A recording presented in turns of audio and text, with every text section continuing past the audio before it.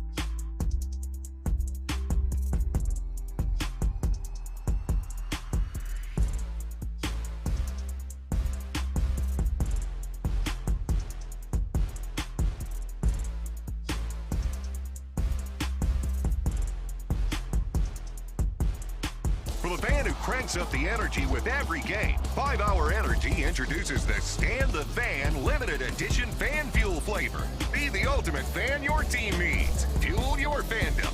Only at 5hourenergy.com.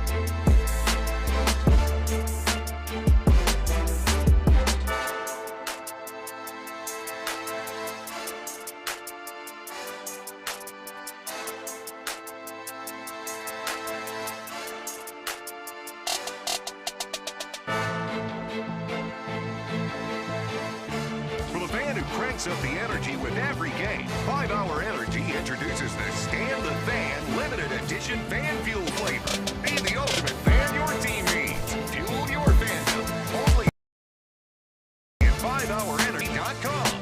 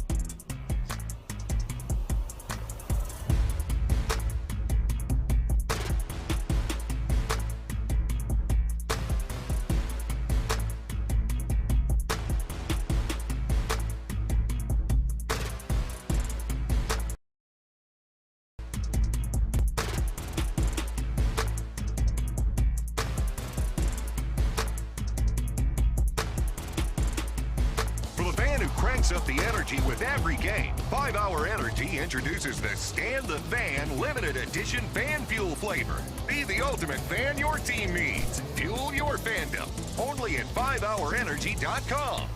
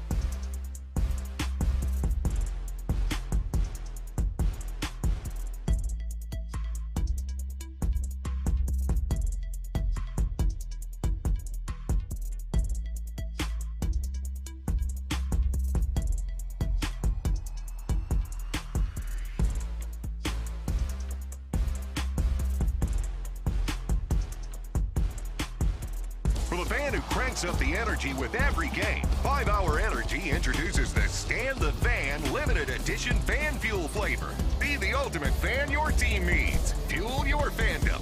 Only at 5hourenergy.com.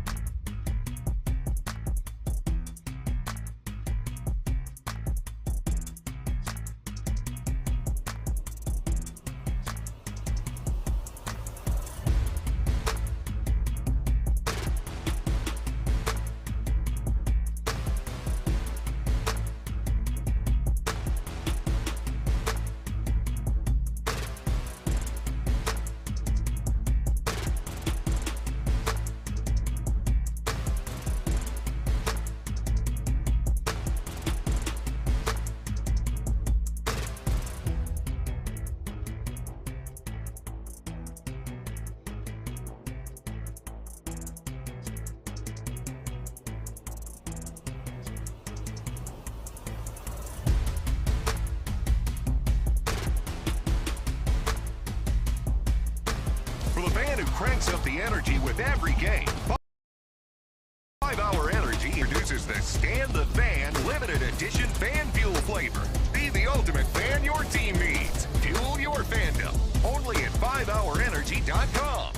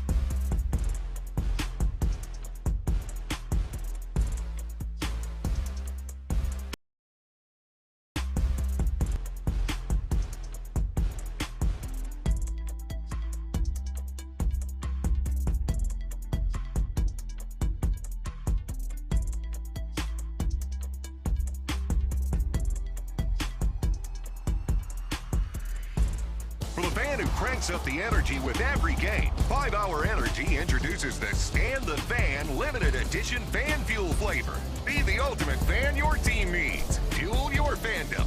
Only at 5hourenergy.com.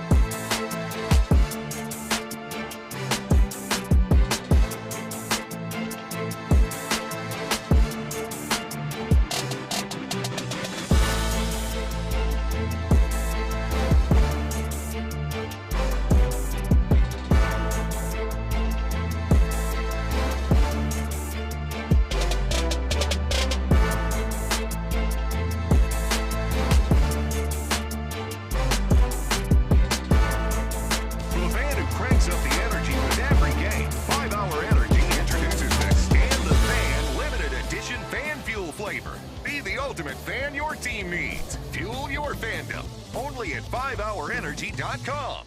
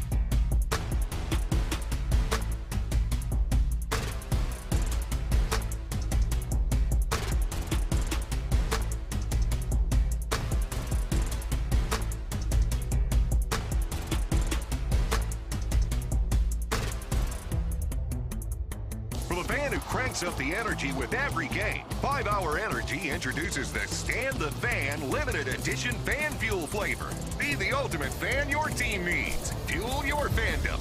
Only at 5hourenergy.com.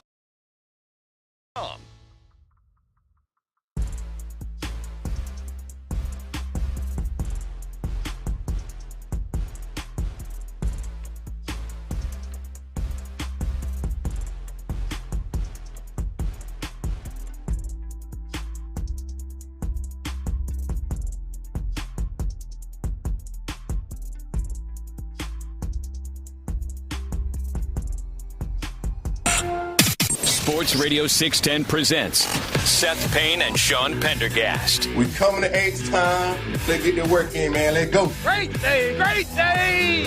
Oh, give me some juice, baby. Oh, yeah. And we're going to do this. We are going to do it's a football Friday on a Monday is what it is. You take it down a little bit, Byron. There you go. Perfect. Right there. Right there. And here we go, man. Monday Night Football for the first time in years. The Texans on Monday Night Football. Ooh. Coming off of a nice Sunday on the couch of watching. Boy, you know what, Seth? I can see you don't get to do this. I don't get to do this very often. I can see the appeal of sitting on the couch and watching football all day Sunday. I feel physically sore from sitting on the couch. I feel rejuvenated. I feel rejuvenated, but I'm not used to reclining for as long as that. That's true. And my neck I got a little bit of a crick in my neck now. Yeah. Especially good matchups you wanted to see, as you laid out so eloquently on Friday. I mean, you had the Ravens and the Steelers, followed by the Chiefs and the Bengals and the Chargers. Yeah. I didn't have to flip around. I wasn't all that interested in watching the rejuvenated and now professional Anthony Richardson or anything like that. Nope. I just wanted to watch those three games, and I got to watch those three games. It was great. It was a scouting Sunday is what it was if you were a Texan fan, because you could have argued going into that day yesterday. By the way, welcome in, everybody. Hope you had a great weekend. It's Payne and Pendergast. We are with you for the next 4 hours. Cuatro. Yeah, I know that Monday you've probably gotten into a routine of it's me and Seth from 6 to 8, and then it's John Harris and Mark Vandermeir from 8 to 10 a.m. They are up in Dallas getting ready for the game. So Seth and I are recapturing the magic of 8 to 10 a.m. for a day. Now, it'll be a lot of the stuff they do. You know, we'll have both of them will be on during it. We'll talk to Andy Colu, but we'll be Texans heavy. We'll be Texans heavy all day long today here on the station. It's Texans. Big shock. Texans and Big Cowboys. Programming change. Texans and Cowboys, by God. So, but going into yesterday, I think you could argue that if the Bengals were to have gotten their act together and beaten the Chargers. Yeah, which they almost did. They almost did. They came back in this game. They were down 27-6. They came back to tie it at 27. The Bengals are the most dangerous 4-7 team on the planet.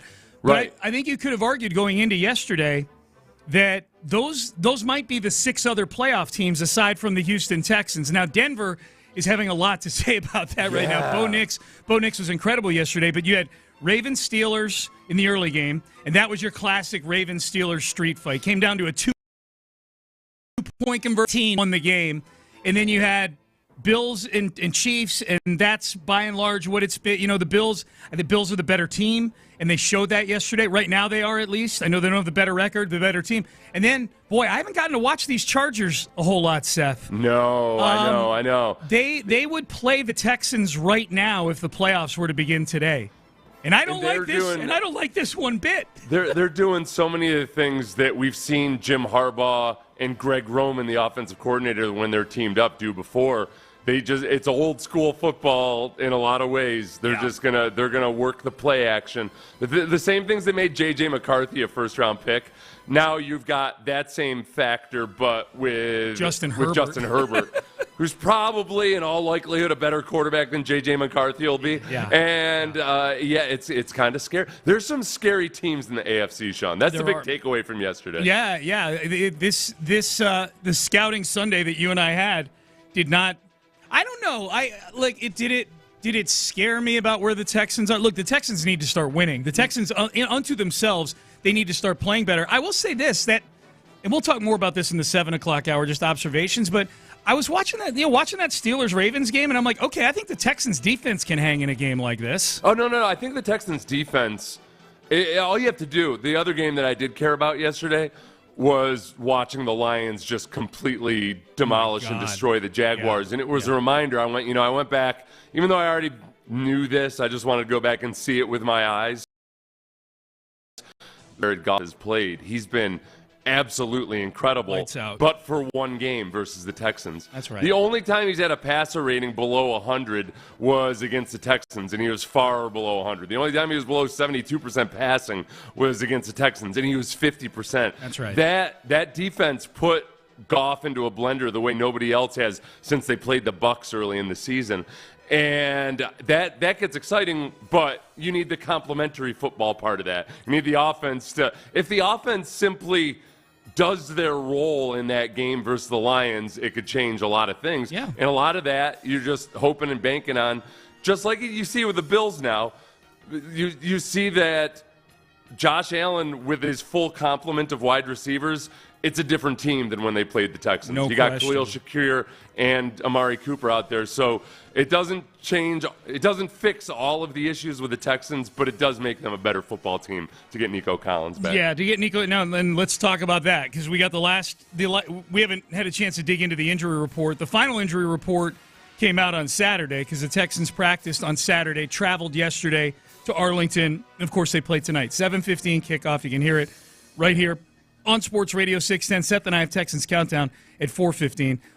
Out for the game tonight will be Will Anderson, Foley Fatukasi, and this Blake Fisher concussion is going to keep him out. Now, what's interesting, two things, is that, yes, Nico Collins, not only is he going to play, he's off the injury report. He's good to go. Like, he's not limited with a hamstring.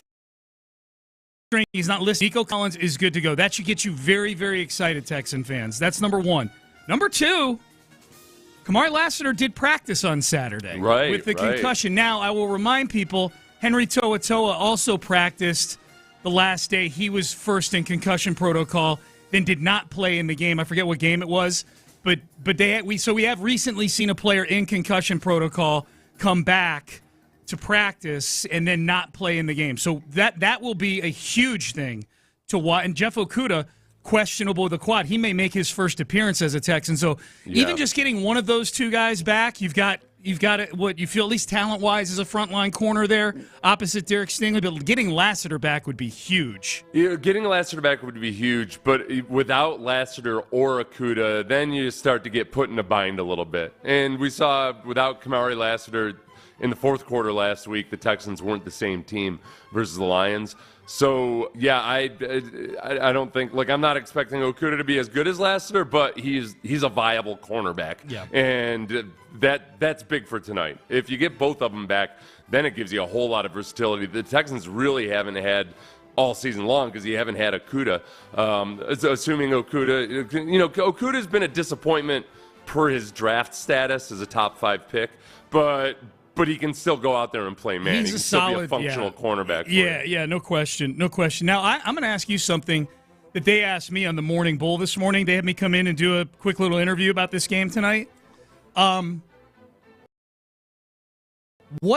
had a very basic question, like, what happens if the Texans win tonight? And I feel like, obviously, they hold serve against the Colts, and they keep their 2-game lead. I almost feel like the Texans have to they've got to take the Cowboys out back Old Yeller style tonight. You know what I mean? Like this, put them out of their misery. This is a chance to put them out of their misery. This is a chance to create the caption tomorrow on Get Up, should Mike McCarthy be fired? All of those things. If they win, they win, and it's great, and they're 7-4 on the season with 2 pretty easy games coming up, 2 very, very, very winnable games coming up. But I almost feel like for the sanity and to get people back where they were, when the Texans were 4-1 or coming into the season, they've lost 3 out of 4. So some of the starch has been taken out of this season a little bit. Destroying the Cowboys tonight, not just winning, but destroying the Cowboys tonight could be a very feel-good thing for tomorrow. I think also, if you're on the Bull, and I'm guessing they didn't want your Morgan Wallen takes or anything like that. They did not. I tried. They did not. The other real basic answer to that, I guess, would be, all right, where does this put them? If they win tonight, aside from all of the projection and emotional import and all that, it turns them into a 7-win football team. and you're up there with you're tied with the Ravens in terms of your current record, behind those other teams that we talked about earlier this segment. So it's in terms of just keeping in the bulk of that playoff race and potentially home field advantage at some point, either in the wild card or what. Well, the wild card is going to be. But your point is valid, and that's where I know where you're going with that. Like even getting the 2 seed and guaranteeing a home game in the divisional round would be great. And from that standpoint, yesterday actually played out not great. It would have been better if the Ravens had beaten the Steelers. Now the Steelers have 3 losses. It would have been better if the Chiefs had beaten the Bills. Now the Bills have 3 losses. You kind of concede that you're not going to catch the Chiefs for the 1 seed, but it keeps you within a game of everybody for the 2 seed. So that could have worked out better for the Texans yesterday. But for right now, Texans just need to win a football game right now. There's not look at those teams we talked about. Which one of those teams do you want to go up and play up north in January? Yeah.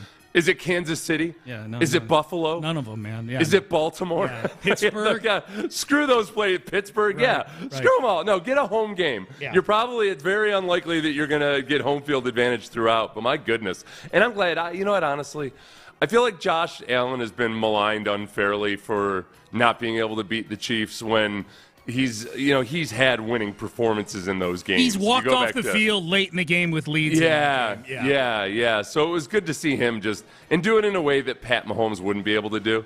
Two things really. By not throwing a boatload of interceptions like Pat Mahomes has done so far this year, and then by running. On runs. Yes, Pat Mahomes can run, but not like Josh Allen. Well, no, and he's the favorite right now for MVP of the league. That was one of those plays when somebody's vying for the Heisman. And I'm talking about the 4th and 2 touchdown to kind of seal the deal for that game. 4th and 2 in Chiefs territory line. They go for it on 4th and 2, and Josh Allen runs it in from 25. He breaks 2 tackles at the goal line. He was awesome yesterday. He was fantastic. I'll tell you the other thing I'll say. One thing I'm prematurely grateful for ahead of Thanksgiving. What's that? Early season Kaimi Fairbairn. Because I'm watching these games yesterday be decided by a field goal. The Ravens, for instance. Okay, are the Ravens worse than the Steelers? I don't know. If it weren't for Tucker.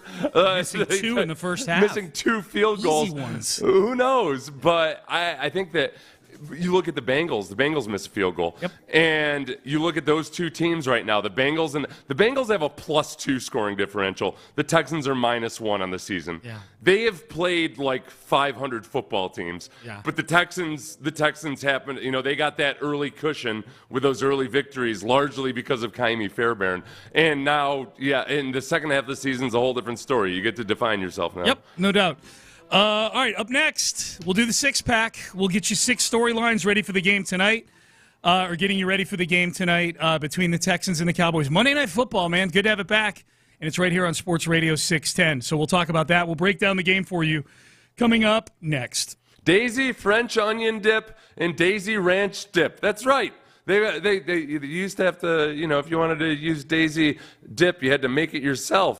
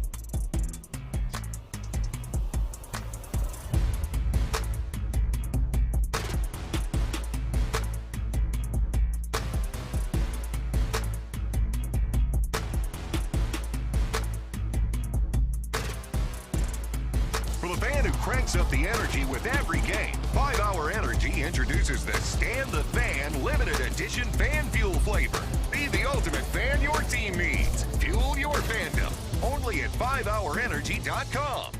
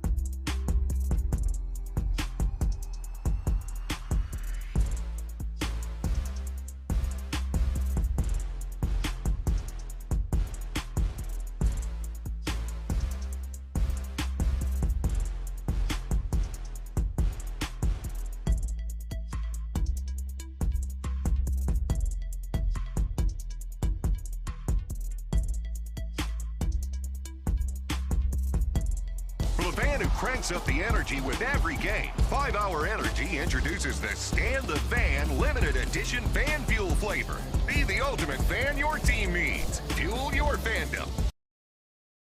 Only at 5hourenergy.com.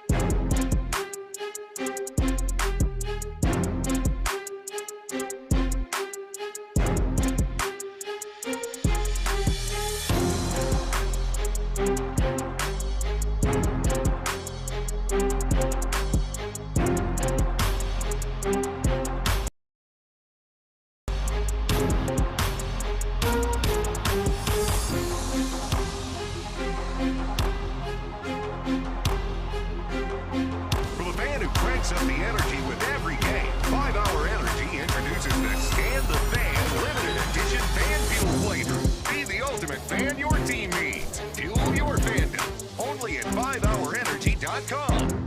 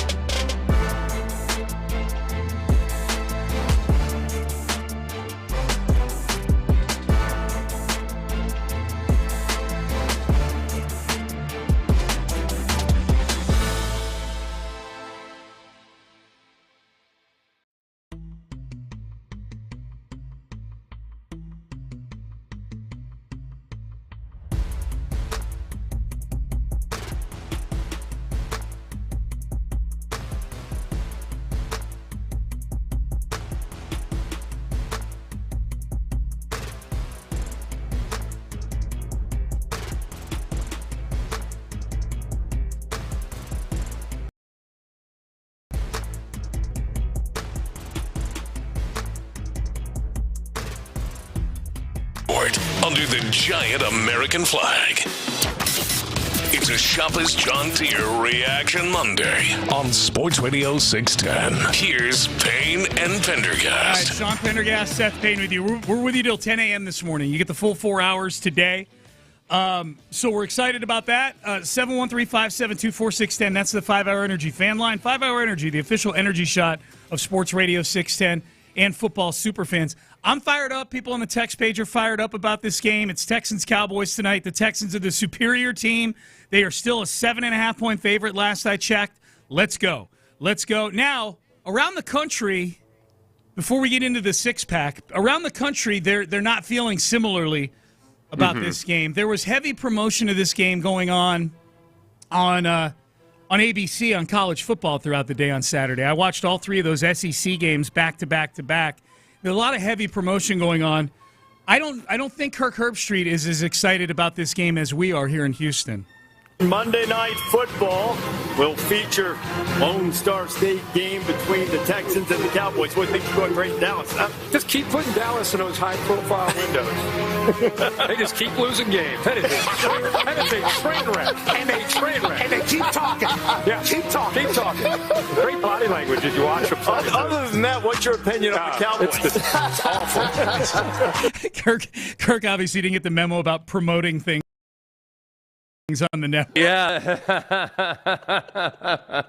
Well, he's promoting it in that he's inviting you to watch the house fire. The Cowboys get their ass kicked. Yeah, no, that's true. Good point. That's what they did for entertainment back in the day, Sean. Back in the day, they'd be like, oh, Lassie, there's a house fire down in the village. Let's go watch and see. Yes, get me some ale. We'll go home and conceive a child.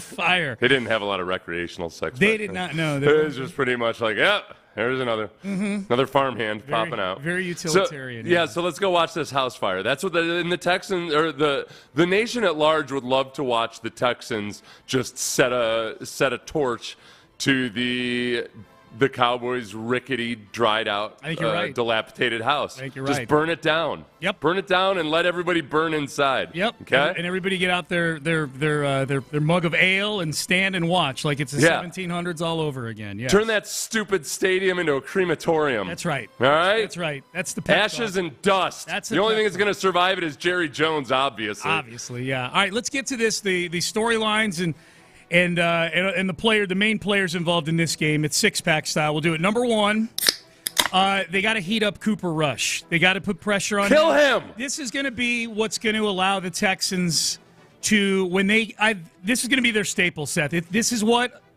kept the game. I know they didn't sack Jared Goff, but the pressure they were putting on him is what led to that 15 out of 30 that Jared Goff had. When this team is playing its best defense this year. Yeah. And there's no Will Anderson tonight, but you've got Danielle Hunter, you've got Danico Autry, you've got a frisky front seven here. We know that D'Amico's not scared to dial up blitzes. I think other than CeeDee Lamb, this is a wide receiving core that you can probably feel pretty good about sending extra guys against. It is not a fearsome group of skilled players other than Lamb at all. So you got to get heat on Cooper Rush, who is 5-2 as a starting quarterback. He was abysmal in their last game, but he is 5-2. He is someone who attention needs to be paid to at least. He is attention has to be paid to. Now, when he won the one season when he went 4-1, right? That was it was a different Cowboys team. It was a better was. Cowboys team. Yes. This is not that team. That was probably back when Ezekiel Elliott was still a good running back. Might have been, but he's not anymore. He's not even their main running back. So he is, but he shouldn't be. So, my biggest concern really is that Cooper Rush last week got rid of the ball really quickly while he was in the game, and they're gonna try to dice you up with a bunch of easy stuff underneath. You just got to be disciplined and sound and not let those short passing plays turn into explosives. Yeah, so discipline is the word of the day today defensively. Yep. Number two, they got to smother CeeDee Lamb, whatever that is. He is we always talk about the Belichick strategy. Take away whatever it is you do best. He is what they do best. CeeDee Lamb is the one guy on offense for the Cowboys that can wreck the game for you if you're a Texan fan. Here's D'Amico Ryans last week on the challenges CeeDee Lamb presents. Yeah, CeeDee, man. So exploding with just him in the slot, like his ability to just run after catch is he's an exceptional player, right? He can align everywhere on the field. Like, he aligns outside. He can take the shot outside, the go balls, but he also gets inside. They move him around a lot. The coaching staff does a really nice job of just putting him in a lot of different spots where you have to have great eyes for where he is at all times, because he is their top playmaker, and he's proven even when eyes are on him, he can still make plays. So it's a big task for us, stopping CD, but it's going to take everybody. It's not going to be about one person stopping him. It's going to take everybody on the defense. And I think that's the biggest thing I worry about with CeeDee Lamb. Look, he's only had one game this year where he's had more than 100 receiving yards. He's got the lowest yards per catch in his career right now. And yet he is still an explosive threat. Oh, yeah. So as you're looking at Cooper Rush, and if they have a steady diet of super efficient, quick passing type stuff, don't get lulled into this hyper-aggressive state where you're coming up attacking and everything, and give CeeDee Lamb a chance to break one on you. That's right. So that's like, and I'm not worried that the Texans are going to be sleeping on that. I mean, it's the one thing about losing 3 of your last 4 games. There's no danger of a trap game based on the expectations, I think, here. You look across, you see it's CeeDee Lamb, you're in Dallas, it's Monday night. Just don't lose track of CeeDee Lamb, please. Well, yeah, and the Colts won yesterday. I mean, these guys all have phones. They know that the Colts won, and you've got to, you know, a 1-game lead, just the optics of a 1-game lead right now would be Texans walk out of this thing 6-5, and the Colts are 5-6. So yeah, you got to smother CeeDee Lamb, and then there's one other guy that can wreck this game for you, and it's can number 3 here in the 6-pack, and that's Micah Parsons. You got to find wherever he's at. Here's C.J. Stroud. What do you see on film from your buddy Micah Parsons? Man, he's relentless. Like, he's what I see in Will and those guys. I'm like, when I'm watching on the sideline, I'm like, man, I'm glad I ain't on the other team. Like, he's that guy where you be like, okay, we got to do something for this dude. So yeah, he's definitely talented, and I think he has a motor where he won't stop, and he's like that in everything he does, like eating food to playing basketball to video games. Like, he has a motor, and I love it. Like, something that a lot of great people I've been around, from artists to players to different sports, anything that I've been around has been great. That's how they are in everything. Like, they don't want to lose, and that's motivated me to be better. Any little thing that I do, if that's tying my shoe, if that's playing basketball, like, I'm doing it to win, and I'm doing it for the Lord, so I should probably flip those. I'm doing it for the Lord, and I'm doing it to win. So yeah, appreciate it, y'all. Oh, one more, sorry. It's a good catch there. Yeah. The Lord is like, okay, yeah. No. I got you. I was a little bit confused at the beginning. I've listened to that a few times now, where he says, glad I'm not going against him. I'm like, well, but you are. Yeah. He said watch him from the sideline. So I don't know if they're watching highlights while they're on the field or something. Yeah, you are. You have had an offensive line that's the best at protecting you from guys like that. This is what I worry about with Micah Parsons. I'm not worried about him versus Laramie Tunsil. Laramie's kind of handled Micah Parsons. Their games match up to each other pretty well, because Laramie's extremely athletic and Micah's more of a threat of an athlete than a power guy. So Tunsil does well against him. I'd feel good enough about Titus in pass protection. What I worry about is how Micah got his 2 sacks last week, which was on games slanting down inside and rushing against guards, rushing against centers. That's where the Texans have had issues, and that's where Micah Parsons has thrived. So it remains, okay, the interior 3 offensive line, those are the guys we're watching. I thought they made some progress last week in pass protection, not so in the run game, but in pass protection. That's the big one tonight. Those guys when Micah Parsons decides to come inside. Yep, agreed. Number 4, 7's not 3s. If you get in the red zone, you got to score 7, and it's not because the Cowboys are this big threat where if we don't get 7 here, we know Cooper Rush is going to come back and get 7. It's not because of that. It's because this is a horrible red zone defense. This is one of those defenses that, if you're not scoring touchdowns against this red zone defense, who are you going to score touchdowns? They are the worst. They're the worst in the league at allowing touchdowns converted in the red zone. They allow the 31st best passer rating, or 31st worst, however. They're the second worst team when it comes to passer rating in the red zone, the Cowboys. This is defense. Horrible. They're really they're bad. in the bottom 5 in almost everything right now. Whatever your issues are running the ball, they're allowing 150-plus yards per game against the run. I'm not sitting here acting like, oh, yeah, the Texans are definitely going to win, because it is the NFL. Yes. I never predict any team's definitely going to win on any given Sunday, but it would be an extreme disappointment, disillusionment, collapse if you don't win this game after losing 3 of 4 and playing on national television now tonight. It would be really, really bad if they lose this game. Yes. This would be you deserve every bit of criticism that will be heaped upon you. No doubt. Especially as America is waiting for you to burn their house down. That's right. Don't let down America. Don't let down America. Get out the torch and burn this house. So that's number 4. Number 5. This is going to sound weird because this is a team, the Texans, that have had horrible, horrible struggles in the second half of games. So you would think I would say, hey, get a touchdown in the second half. And that kind of goes without saying. We need to see them start to score. I think getting up early in this game is a big key. I think one of the reasons why I think they lost that Jets game a couple weeks ago is they had a chance to smother the Jets. They literally had the Jets fans chanting, sell the team at halftime. But they didn't build a big enough lead in the first half to where the Texans could overcome just how poor they play in the second half of these games. This is a crowd and a fan base that is ready to turn on this team if they've not already. I'm talking about the Cowboys. And so get up early on this team. Squash their will to live. Do not make this game close if it doesn't need to be. Okay? Texans have a horrible habit of doing that. Get up early, steal their will to live, run the ball down their throats, and go win this thing by multiple scores. It is ripe to do this right now. I know, and I agree with you wholeheartedly on that, but I need a second half performance. Me too. I'm almost in a spot, as irrational and unreasonable as this might be.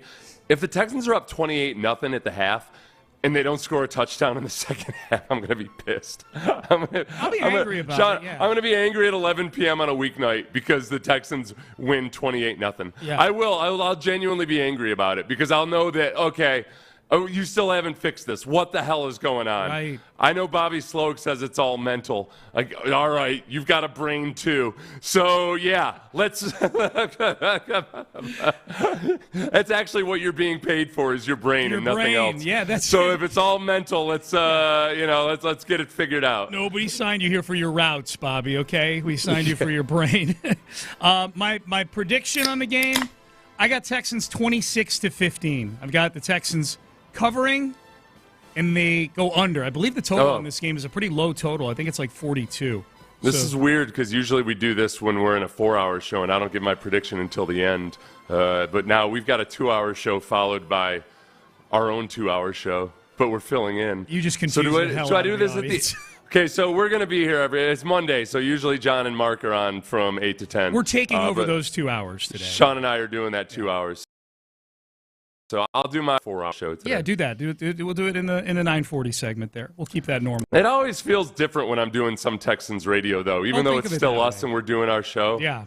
Don't think of it that way. I feel like I'm sleeping with my. Well, never mind. I almost made an analogy that's not appropriate for us this moment. 6:34. Yeah. I feel like I'm hanging out with my best friend's wife. And I'm just I can have a conversation with her, but it just doesn't. It doesn't feel like. Can I talk about this? Don't make that analogy. Don't make that analogy now. Save it for the. Can I talk about her there? Yeah. Does she want to talk about this like that? Up on a standing up? Sitting down? Save it for the 9 o'clock hour when we're on Texans radio. Yeah. Turn away from me while I talk to you. Let's try that. Okay. Yeah. You've practically given out the analogy. We're just having a conversation. All right. Let's get to headlines. We got an injury report for the Texans. Big results from yesterday's game that impact the Texans in the standings. Hey, the Rockets, we got an actual good basketball team here, too. We'll get to that as well. We'll do that all in headlines coming up next. Zadok Jewelers.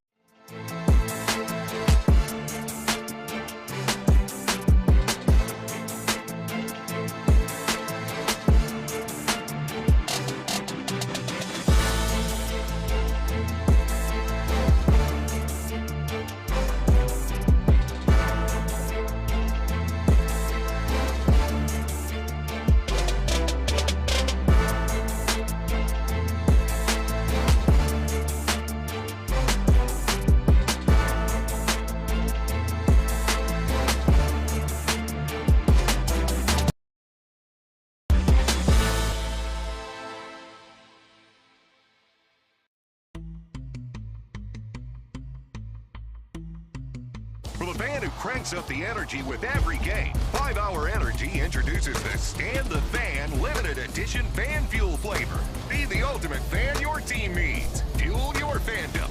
Only at 5hourenergy.com.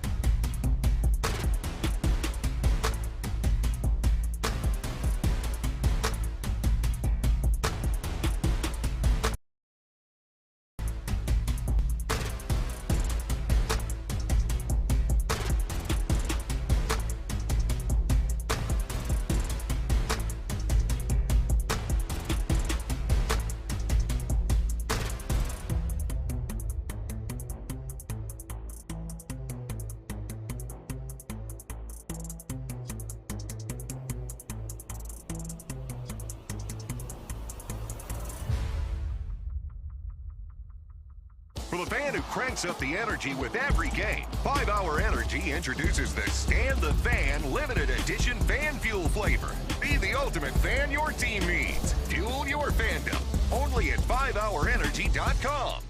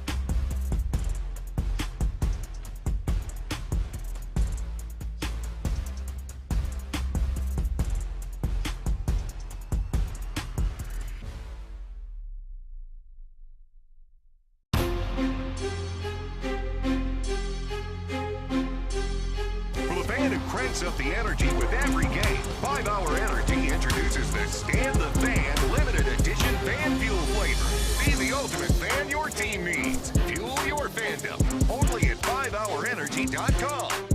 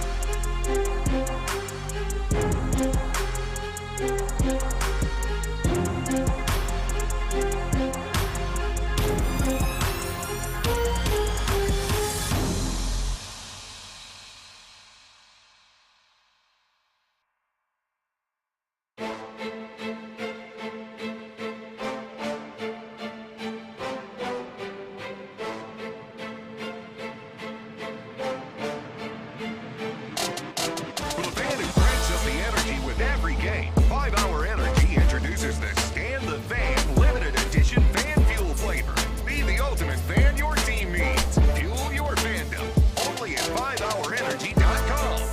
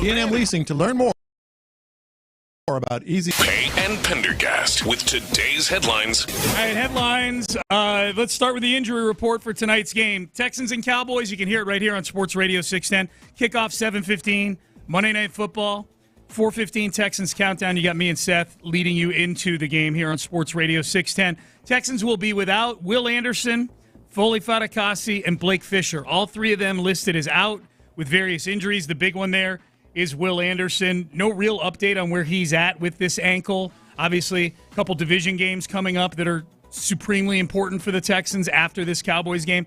So we'll see, but no Will Anderson tonight against the Cowboys. Probably the biggest news, the two biggest news items on the injury report. Nico Collins is full go. He is healthy. He's not listed as questionable. He is off the injury report, as is Dameon Pierce, Derek Stingley, and C.J. Stroud. They were all on the injury report earlier this week, or I should say late last week. They are not anymore. Kamari Lassiter, Seth, did practice on Saturday. He's at the late stages of getting through the concussion protocol. Because he practiced on Saturday does not make it even close to a lock that he plays tonight.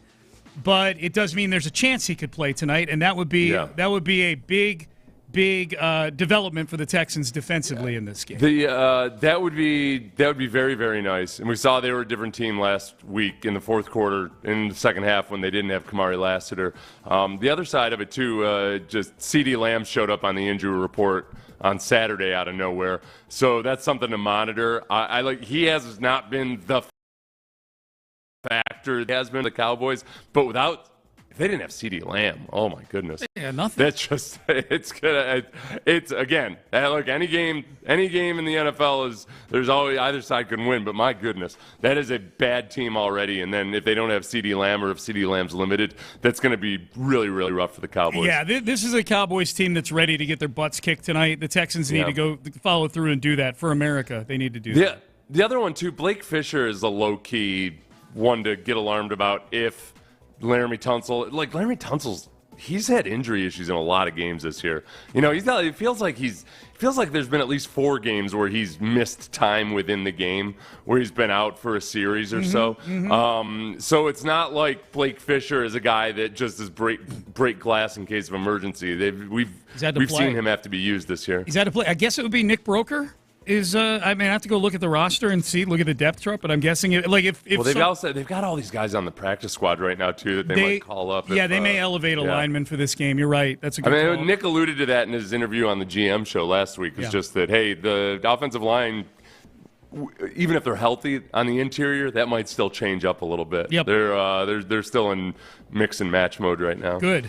They should be. Yeah. So that's your injury report. Again, 7:15 kickoff tonight for Monday Night Football. Meanwhile, around the NFL yesterday, the Colts won. They beat the Jets on a late Anthony Richardson rushing touchdown. Had easily, Seth, I'm guessing, without going back and looking at his game log, that had to be his best game as a pro.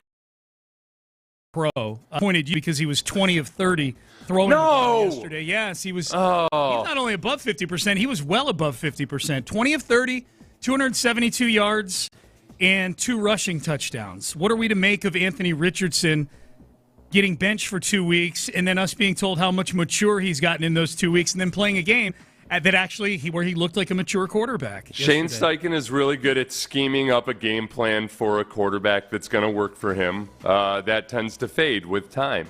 So, there's the initial, like, oh, look at what we got for you. And then teams realize, like, oh, this is what they got for us. So he is still he's at 48.5% completion percentage on the season. You're still tracking it. I love it. He does have a 4-3 record. I mean, we do have to give him credit for being a winning quarterback. And he's got a 48. He's pushing. He's pushing to get up above 50% on the season. I'd love to be able to just say, well, it's the Jets. I mean, they beat the Jets, but... Right. 2 weeks ago. Can't do it. Can't do it. I mean, it's the Jets. It's just basically openly in rebellion about the fact that Robert Saleh was fired. Their defense. I mean, they're just openly. I mean, it's the Jets. Only the Jets could screw up being bad even worse than they did, in that they fired a head coach who wasn't responsible for Aaron Rodgers or Nathaniel Hackett or any of that fiasco. And yet the one thing that he was totally responsible for was still, when Robert Saleh was still there, still a very good Jets defense. Yes, and it's fallen off a cliff. Yep. Yeah. Yep. As far as other games around the AFC go yesterday, the Steelers have a fairly commanding lead in the AFC North. So the Ravens right now, the season ended today, the Ravens would be the 6th seed in the AFC. The Bills beat the Chiefs. That's the battle of the top 2 teams in the AFC. They beat the Chiefs in Buffalo. We've seen this movie before. They've beaten the Chiefs in the regular season. I give Josh Allen a lot of credit. He was not basking in the glory of this win afterwards yesterday. When he was the best player on the field, he was not basking in this. He's like, I'm paraphrasing. He's like, we're probably going to see these guys again. That's the game we need to beat them, So, maybe if our kicker can handle the weather was nice last night. Yeah. No issues out of Bass last night. Nope. I don't think anybody in Buffalo feels good about him, though. No. I get nervous for the kid. Oh, those Buffalo Bills fans are crazy, man. Like they'll flaming tables and everything. So okay. I feel like this is one time I really wanted Deion Sanders to be the coach of the Steelers, because I feel like after yet another Russell Wilson deep strike to George Pickens, that Deion Sanders would be in the press conference saying, "Do you believe? Mm-hmm. Do you believe?" Mm-hmm. Demanding fealty and loyalty from the writers who are in there. Oh, yeah. Do you believe that Russell Wilson is the chosen one? Look good, man. I mean, they got a nice little Justin Fields package in there too. Yeah. I mean, he didn't look good in the red zone. They kicked 6 field goals, but Steelers did what they're going to do in that game, man. Like they forced turnovers. They don't have turnovers handed to them. That interception that Peyton Wilson had deep down, that deep shot Prescott down the side. They forced a fumble on the very first drive with Derrick Henry. They forced another fumble later. Patrick Queen did. I forget who fumbled it for the Ravens. But, man, that is a tough team, man. And you're going to probably have to go through Pittsburgh if you want to get to a Super Bowl. I mean, they're a tough team, but also like Justin Tucker was awful. Justin Tucker lost the Ravens that game. I mean, butterfly effect and all that. Who knows how it would have played out in the second half? But if you make it just the simple two very makeable field goals that he missed, that's the margin right there. Yep, it's a different game for sure. Rockets beat the Bulls last night, 143-107. They've now won 5 in a row. They've won 9 out of 11. They're 10-4. And in sole possession of third place in the Western Conference, and they're 10-4 off of a 1-2 start. So I mean, they're a good basketball team, man. Alperen Şengün, back-to-back triple doubles over the weekend. Triple double against the Clippers on Friday. Triple double again last night in basically like 20 minutes against the 24 minutes he played, something like that. He was done by middle of the third quarter. Only the second player in league history under the age of 22 to put together back-to-back triple-doubles. Nikola Jokic is the only other one to do that. I mean, and I'll tell you what, the other thing, too, just in a nod of respect and credibility to where they are right now. It's early in the season, yada, yada, yada. I mean, they're the third seed in a conference where the 11th seed has a 7-7 record. It's a good conference. It's the Clippers. The Clippers, the 11th seed right now. They're a 500 basketball team with 2 of those losses coming via the Rockets. This is impressive, and it's impossible not to get excited about the fact that they're still young as hell. Right. They still a lot of their future are nominally backups right now. I think that I think that the biggest reason is the defense. I think that's, to me, is the biggest reason to get excited is that. I saw a graphic somebody put up yesterday, Seth, of the progression, like the 4 big defensive metrics, efficiency, field goal percentage, actual scoring points, as you like to point out, all those things.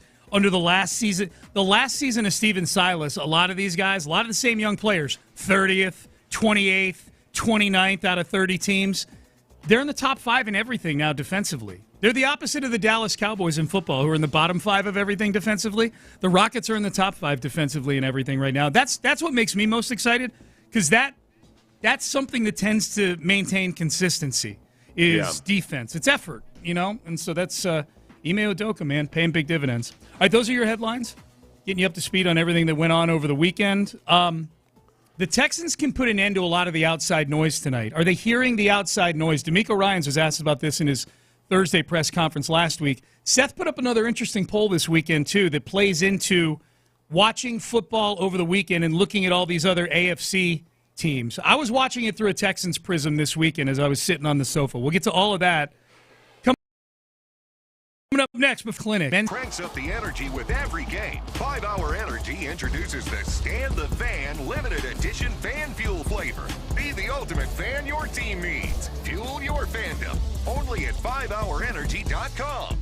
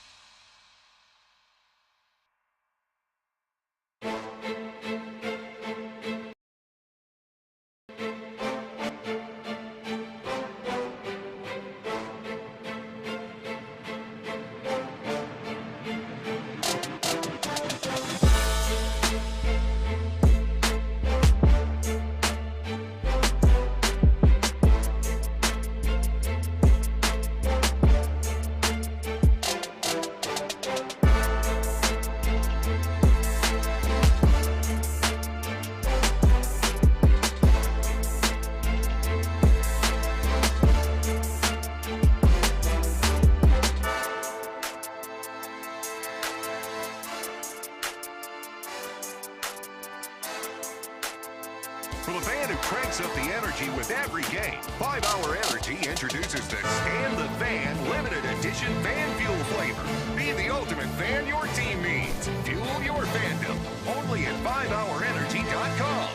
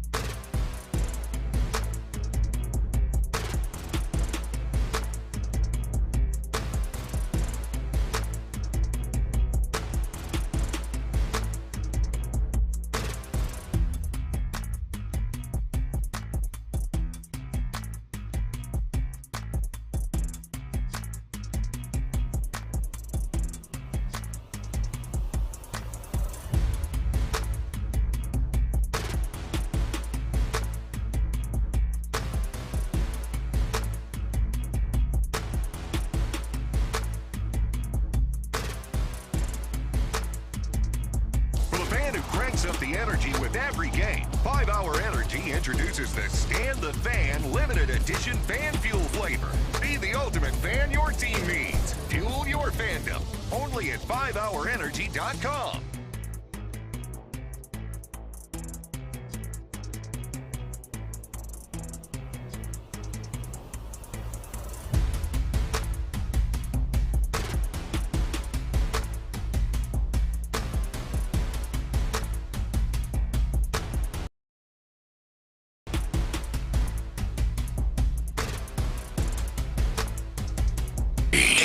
FM HD2 Houston. Insider access. Exclusive content. Sports Radio 610. The Texans play here. An Odyssey sports station. It's a Shopper's John Deere Reaction Monday on Sports Radio 610. Here's Payne and Pendergast. Big opportunity for the Texans here tonight. Big opportunity for the Texans. We'll get to that. We'll get to Acknowledge Me at 7:20-ish, thereabout, a little later on. It is a Monday. It feels weird because it's a game day, but it's a Monday.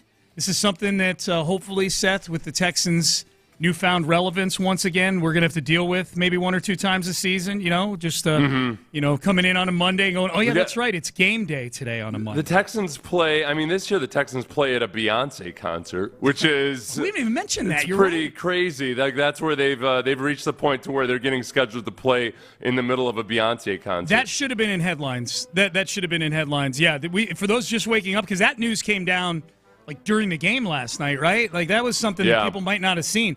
Halftime of the Texans' Christmas Day game against the Ravens, Beyonce is playing. Yeah. I'm legitimately wondering, I haven't looked this up yet, I'm legitimately wondering, that has to impact the cost of tickets on the secondary market for that game, right? That you're getting I don't know. Yeah, you think people are going? That you're getting 1/5 of a Beyonce concert at halftime? Hell yes. Oh. Yeah. You know what? Yes. That actually, especially for people that might have been on the fence about okay, is it a holiday? I don't want to go to bed. All of a sudden, your teenage or preteen girls or whatever. This ain't nothing. You know? Yeah, what I mean? yeah. That's actually no. I think that might flip it completely into being something you got to make a decision about. To oh yeah, this is a great family thing to do because everybody, even my wife or my family members that might not be football fans might love Beyonce. This is, as you and I are talking this thing through, this is a really good thing for the Texans that this Beyonce halftime performance is happening. And I don't know how well the Ravens travel. I know that they are considered one of the great cultures in the NFL. They're one of the best teams over the last 20 years. We've not played a home game against the Ravens that's had an audience in a long, long time. The last time the Texans played the Ravens here was during the COVID season. And I don't even know, I can't remember if that was a 20% fan game or a no fan game. I can't remember what it was. That was early in the season, I don't think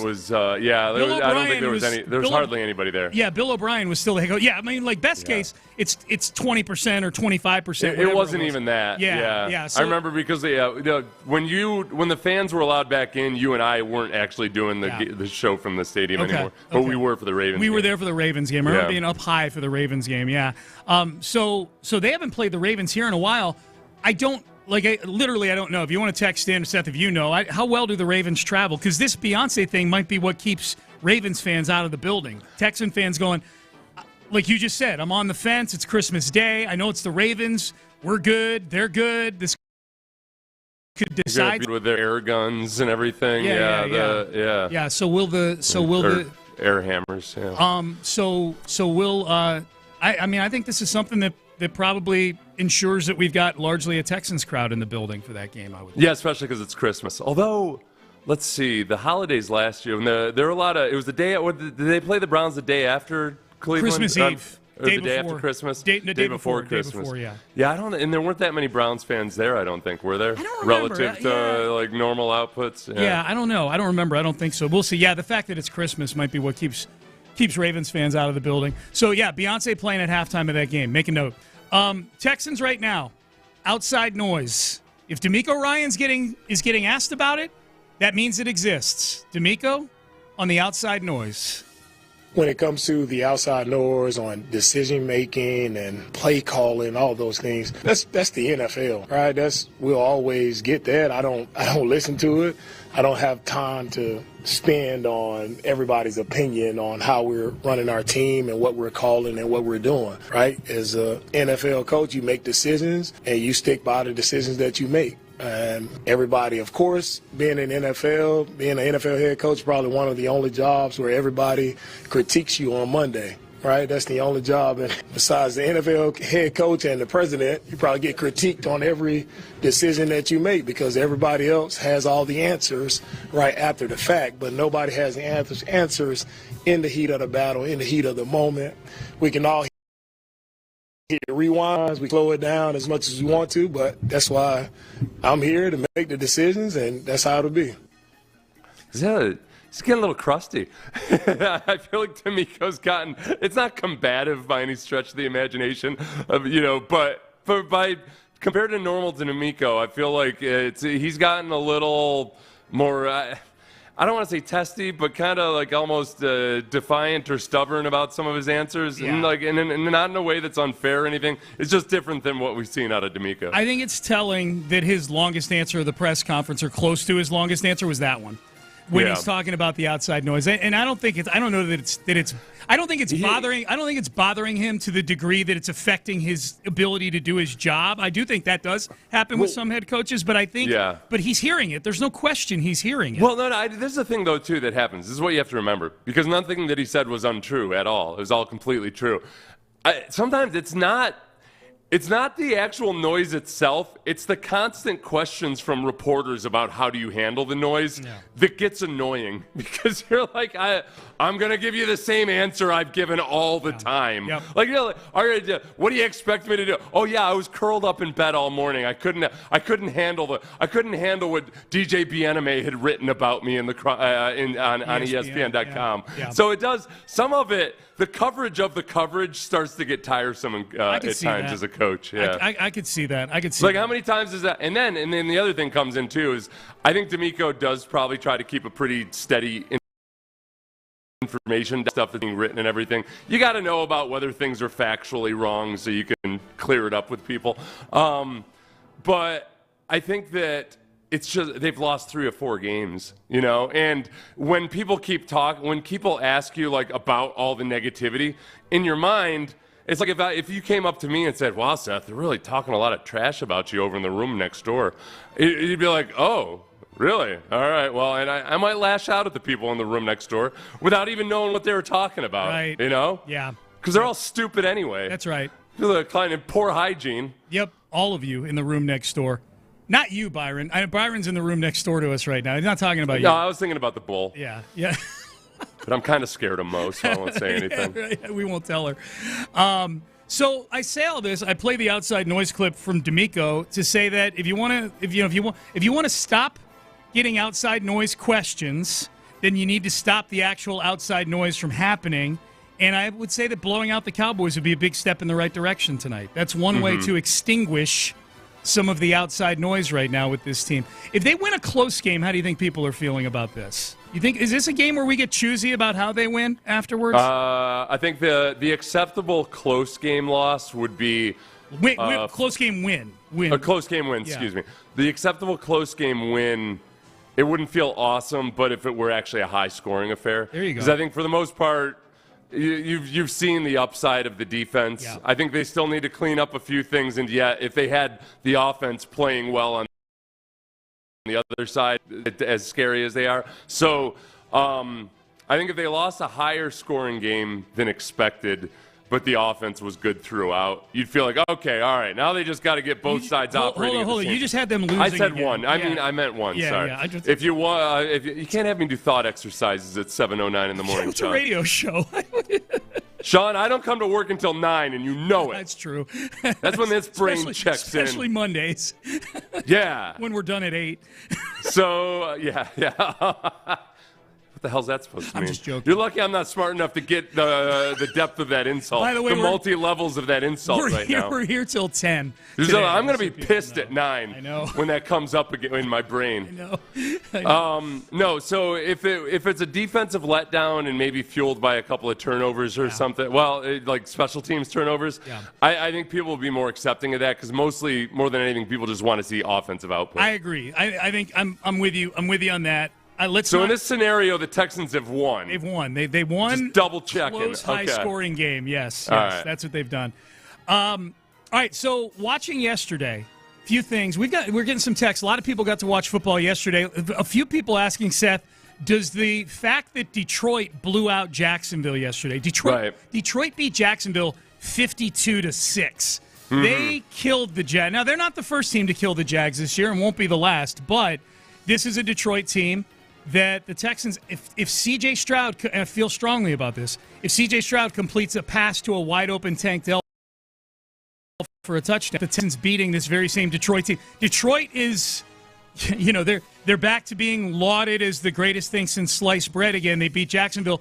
Do you feel better about the Texans and the way they played against Detroit the week before because of what we saw again from Jared Goff in Detroit against Jacksonville? Or are you like me where you're like, ugh, what a missed opportunity that was. I think I feel better if I step, from 5,000 feet, I'm still angry. From 35,000 feet, I feel like, okay, that was without Nico Collins and Will Anderson. It's funny because the defense is still performing well that I'm trying not to use Will Anderson as an excuse or anything. But you didn't have Will Anderson or Kamari Lassiter in the second half of that game. It's easy to play the what-if game, and those guys are in there, and Nico Collins. But yesterday's game doesn't do it for me as much as when you look at the sum total of Jared Goff's last 8 games. It's just absurd how much worse he was in the Texans game than in any of the 7 other games. Like way outlier. Like not even close. Yeah. His lowest completion percentage of any of those games was 72%. He completed 50% versus the Texans. His lowest passer rating in any of those 7 games was 100.3. Versus the Texans, he was 59.7. He threw 5 interceptions in that game. That's more than he's had the rest of the year. In one he game. hasn't. He threw 1 in the last 8 games. He's thrown 1 interception, other than the 5 he threw to the Texans. Yep. So I had tweeted out just something about how, man, that's a good sign. And some Lions fan got upset and said that basically they could never pull that off against Jared Goff in the O-line again. And I thought, well, all right. Penei Sewell just flat out got beat for the most pressures he's given up in a season. You know, Penei Sewell's a great player, but he had 2 really bad pass protection snaps in that game, but he allowed 3 pressures, and this is by a Texans defensive line that is a league leader in total pressures on the season. That part I think plays, and that was without Will Anderson. So I think that part of it, this Texans defense has the potential to do some really good things versus really good offenses. They just need some help and support from the offense. Yeah, and that plays into a question. 5-Hour Energy fan line, 5-Hour Energy, the official energy shot of Sports Radio 610 and football superfans. Text message, how is it the Ravens caused Josh Allen and Jared Goff to have the worst games of the year, but they allow old man Rodgers and Zach Wilson last year to have their best games of the season? Okay. 2 things. One, that was a different defense last year, so I'm not worried about that. We're far past the point Zach of me. Wilson, but not the Rodgers one. They mentioned Rodgers, too, in this text. No, I know. So Zach Wilson was – sorry, maybe I didn't say his name. The Zach Wilson one from last year, I'm not worried about. Gotcha. The Aaron Rodgers one from this year, the excuse I will make for them, honestly, is that Aaron Rodgers was doing the exact same things he'd been doing all season long. The 2 touchdowns, specifically the Garrett Wilson one, were both actually both Garrett Wilson ones. Circus catches. Were like the circus catch, the shin catch was like a 5% of a catch there. The one to Garrett Wilson, I'll give Aaron Rodgers credit because it was a hell of a pitch and catch, and Petrie just wasn't in position to make the play. He was about a millimeter away. But that was a lot of what he'd been doing all year long. They were real low probability plays. So I'm not giving them a huge excuse for it. I'd look much more to the offense in that Jets game that just flat out did not show up. Yeah. The defense look, they allowed 3 straight scoring drives in the second half, but the offense did 0 to help them out. Yep.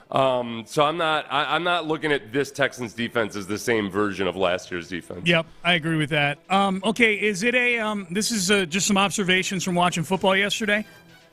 Is it a hot take to say that I think the Texans could get into the type of game that the Steelers and Ravens played if they played one of them in the playoffs on the road, if it were in Baltimore or more likely in Pittsburgh, and they would hang in those games just fine with the defense that they've got? Like an 18-16 kind of game? Is this Texans team? Could you plunk, and I realize that the Texans were plunking all 3 sides of the football into that game, not just the defense. My answer is no. You can stop with all the hypotheticals. No, because they haven't shown that they can play competently on the road offensively. The offensive line especially. So you put them into that environment, no, they're not ready. Like, no. Not even close. Like, they've got to fix that part of it. So, maybe if we can see evidence of that against the Cowboys, as bad as they are, they just this offense is an issue right now. Like, it's been a best offense. In the second half, they're just flat out awful. So, no, I don't think you're going to go up and beat any of those teams on the road without scoring touchdowns in the second half. With Nico Collins back, it might change, and that's the big question. And now, with the shuffling of the interior offensive line. Keep in mind, the Steelers didn't score a touchdown in either half of that game yesterday. Yeah. They scored 6 field goals.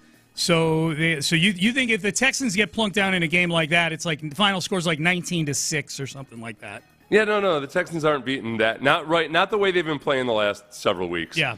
Yeah, they were like, that's great. They didn't score any so we're talking about this Texans offensive line versus that Steelers defense. No, I get it. In Pittsburgh, I don't feel good about him in any situation. Interesting Lamar Jackson stat or tweet from Nick Wright, who is he's a Mahomes guy, and so he doesn't like hearing when Josh Allen and Lamar Jackson get mixed into the Mahomes conversation, so we'll point that out. And Nick words it in a way that's classic Nick. As long as he's not playing the Chiefs, dynasty of this era, the Steelers, his team's hated rival, or in the playoffs, Lamar is as good as any quarterback ever. Unfortunately, in those spots, he's 4-12 with a 75 passer rating, and he's got more turnovers than touchdowns. He's simply bad in those situations. It's a little bit unfair because you could point to the Chiefs game last year. Like, Lamar Jackson made some incredible throws and some great or some routine throws that were screwed up by Zay Flowers. And I mean, watching yesterday, Zay Flowers almost up scoring on the drive, but Zay Flowers dropped the gimme. Literally hit him in the face. Yeah. I mean, it's it's impossible to separate all of that, and you have the Tyreek Hill years, the Travis Kelce presence, all of that. I mean, if Pat Mahomes were a free agent who had signed with the Chiefs right now, I mean, they have a winning record, obviously. I mean, they were undefeated, and then how would they be feeling about Pat Mahomes, the free agent signing? Well, I mean, if Pat Mahomes, the free agent signing, with the body of work does he have the body of work that he'd had the previous 6 seasons? I think I would still feel okay about it because you're winning football games. Like, the fact of the matter is, right now, like, Pat Mahomes is similar to what Russell Wilson's been since he's come back for the Steelers, which is managing games, don't turn the ball over. Except Pat Mahomes does turn the ball over. Like, he's that's the biggest thing. He's got 11 interceptions already. His career high was 24 or 14 last year. Pat Mahomes usually does throw like nearly a dozen interceptions a year. It's just he makes up for it on the other side. But he's got 15 touchdowns and 11 interceptions right now. Like, he's not making up for it on the other side. The biggest thing the Chiefs do really, really well is they're constantly in 3-3. And you almost throw the conventional stats out the window. What do you mean they're constantly in 3-3? They get to 3-3. Sorry, I should have. The offense gets to 3-3. So 3rd and 3. 3rd and 3. Okay, I got you. Yeah. Boy, Sean, I was sick all week. So Texans Radio decided they want to give us an extra couple hours because they need a rest. Right. They're always on. They're in 3rd and 3 all the time. Yeah. It's almost like their 2nd down is their 3rd down. They just got to get to the 3rd and 3, and then you can do whatever you want. And then they're good enough that they can sustain drives that way, and they end up winning the time of the possession, all of that. And it just. I was telling Brandy that yesterday on one of the drives, and lo and behold, it was like 3 straight series of downs in a row. They ended up being 3rd and 1 or 3rd and 2 or 3rd and 3. And they're just a complete functioning football team, even if they're not putting out offensively the way they usually do. No, they're situationally, they're demons situationally, man. Yeah. Like, they're incredible. And getting themselves, to your point, getting themselves into situations where they don't have to, Mahomes doesn't have to put on a cape a whole lot. CJ Stroud is in 3rd and long all the time compared to other quarterbacks. So you're absolutely right. As far as that KC Buffalo game goes, and I'm watching it again through a Texans prism, this version of Buffalo, I'm glad we didn't catch them with Khalil Shakir or Amari Cooper. Those guys are difference makers for the Bills, both those guys. So we were probably lucky about that. Did you see the CBS studio crew breaking tables before the game? Yeah, they were getting a lot of criticism for the tables being so clearly rigged that I got to give them credit. Dude, Bill Cowher is like 70. What the hell's wrong with you? Yeah. How you criticize it? J.J. Watt has had 29 body. Yeah. So he's had a sum total of 437 surgeries. I thought Cowher had the second best one out of all of them. Nate Burleson's was the best one because Nate Burleson literally got hang time going onto that table. He didn't care. Burleson got up there. Got up there. I thought Cowher, for a 70-plus-year-old guy, I thought it was a pretty good table break. I'm not going to. And it was, and clearly, they didn't go in be sure that the little bars were latched underneath to make it as hard as possible. No, right. They were basically cardboard tables. Breakable. I thought JJ's was the weakest of all of them. Like, he just was it? Yeah, he just which might mean that he's preserving himself to come back. Yeah, it's about that time of year. That's true. It's almost the Texans' bye week. The first clip I saw, they didn't show. It was a cut up, and they didn't show JJ doing it. And I thought, well, this is something. Maybe this really is something that he's not doing it. He went because first. Okay. Yeah, he went first out of everybody. So maybe they started that clip late. But he just kind of rolled over. He didn't jump onto it. He just he rolled over it like a bear. You know what I mean? He's not. Sean, you got to understand how much different it is being a big person falling down onto the earth. I get it, but he's doing Peloton commercials now. Like he's doing things. What part of a Peloton workout are you under the impression involves full body contact? I'm with saying furniture? that he did not look very athletic doing it. Is all. If I were the he just didn't look impressive. He didn't look impressive. That's my point. Just looked like a bear rolling over the table. He got zero hang time. Peloton is something that you. It isn't an athleticism involved in, No, I know. Yeah, you watch the JJ commercials. It's hard. Yeah. It's hard cardiovascularly. Right. And JJ but it's not something that I think has anything at all. He looked like a fat buffalo in rolling over the table. Feeling like his VO2 max wasn't high enough to do a 3-second stunt. What the hell it's like is a measure of your cardiovascular fitness. Saying he didn't roll over that table like a very fit individual. That's all. If I were Peloton, I would have liked to have seen him look a little more athletic. That's all. Yeah. That's all. Okay. Yeah, I'm not saying Peloton, he does the Peloton, and he's getting ready to go do the decathlon in the Olympics or something like that. But it is a commercial that implies that you're a really good athlete. Mm-hmm. For him. Not me. It's not me on the Peloton commercial. That would not imply that a very good Do we athlete. have Mike Tyson in the acknowledge me's? We do. Yeah, we do. Okay, I'll wait on my Mike Tyson discussion. Okay, yeah, Mike made it. He made it through a fight at age 58. He's getting acknowledged. He showed us his butt cheeks. He did. That's getting acknowledged for sure. All right, save it for 7:24. Let's do the acknowledgments here. Let's do it now. We'll get to Seth's poll in the next segment. We didn't get to that there. We'll get to Seth's poll in the next segment, but we got to get to the acknowledgments. I'm going to start. You know what? Let's start with Mike Tyson since we're talking about it right now. Mike Tyson, we acknowledge. 60 million viewers for this fight. The fight itself, I would say two things. Disappointed. One, no real spectacles in the fight. It went the distance. It was two guys boxing. One was 58. It looked like, I know. I would say I think maybe the later rounds, it kind of felt like two guys trying to go the distance. Yeah, one guy not trying to brain an old man who might fight his brother for another $20 million at some point. Seemed to be implied. Yeah. That there may have been some chicanery. But look, man, Mike's 58 years old. He made it. Oh, the other story, glitchy as hell. We're not acknowledging Netflix. Buffering. Yeah, buffering. It was buffering all over the place. It was unwatchable. Literally, because you couldn't get it to actually stream. Yep. So some people were. I got this question a lot, so I'll answer it. Somebody had asked, could it be 65 million partly because people had to keep logging in? As I understand it, no. Just because the way they calculate the ratings, it's based on how many total people are watching at peak times and all that. So it's not no. But it's not inconceivable there are 65 million people worldwide. But I can't. It's really surprising that Netflix wasn't ready for it. Not very surprised. And you know what? I'm going to save because we're going to acknowledge me. I want to save. I mean, there's a Texans topic to come out of this Netflix coverage. It's an obvious one. We'll get to that one in just a little bit as well. But good job, Mike Tyson. Good job, Mike Tyson, showing off your butt cheeks in the locker room afterwards, just walking away in what looked like chaps. Was that afterwards or beforehand? It was. I don't know. It's a good question. I assumed it was afterwards, and I thought I saw a caption saying it was a beforehand. Either way, whatever. Mike Tyson's butt cheeks showed up on Netflix, and it looked, as you and many others pointed out, it felt like it's like I'm in the gym, and that's the old guy that doesn't mind anybody. That's the way they did it at the YMCA back in the day. Blow dryer out, with one leg up on the counter, blow drying their grundle down there, and with the community blow dryer. Yeah, that's the part I always get a little weird, like in the steam room. I don't. The people that are totally comfortable being just buck naked without the towel over them or anything in the steam room. That ain't me. Yeah, I'm not comfortable with it still. Not at all.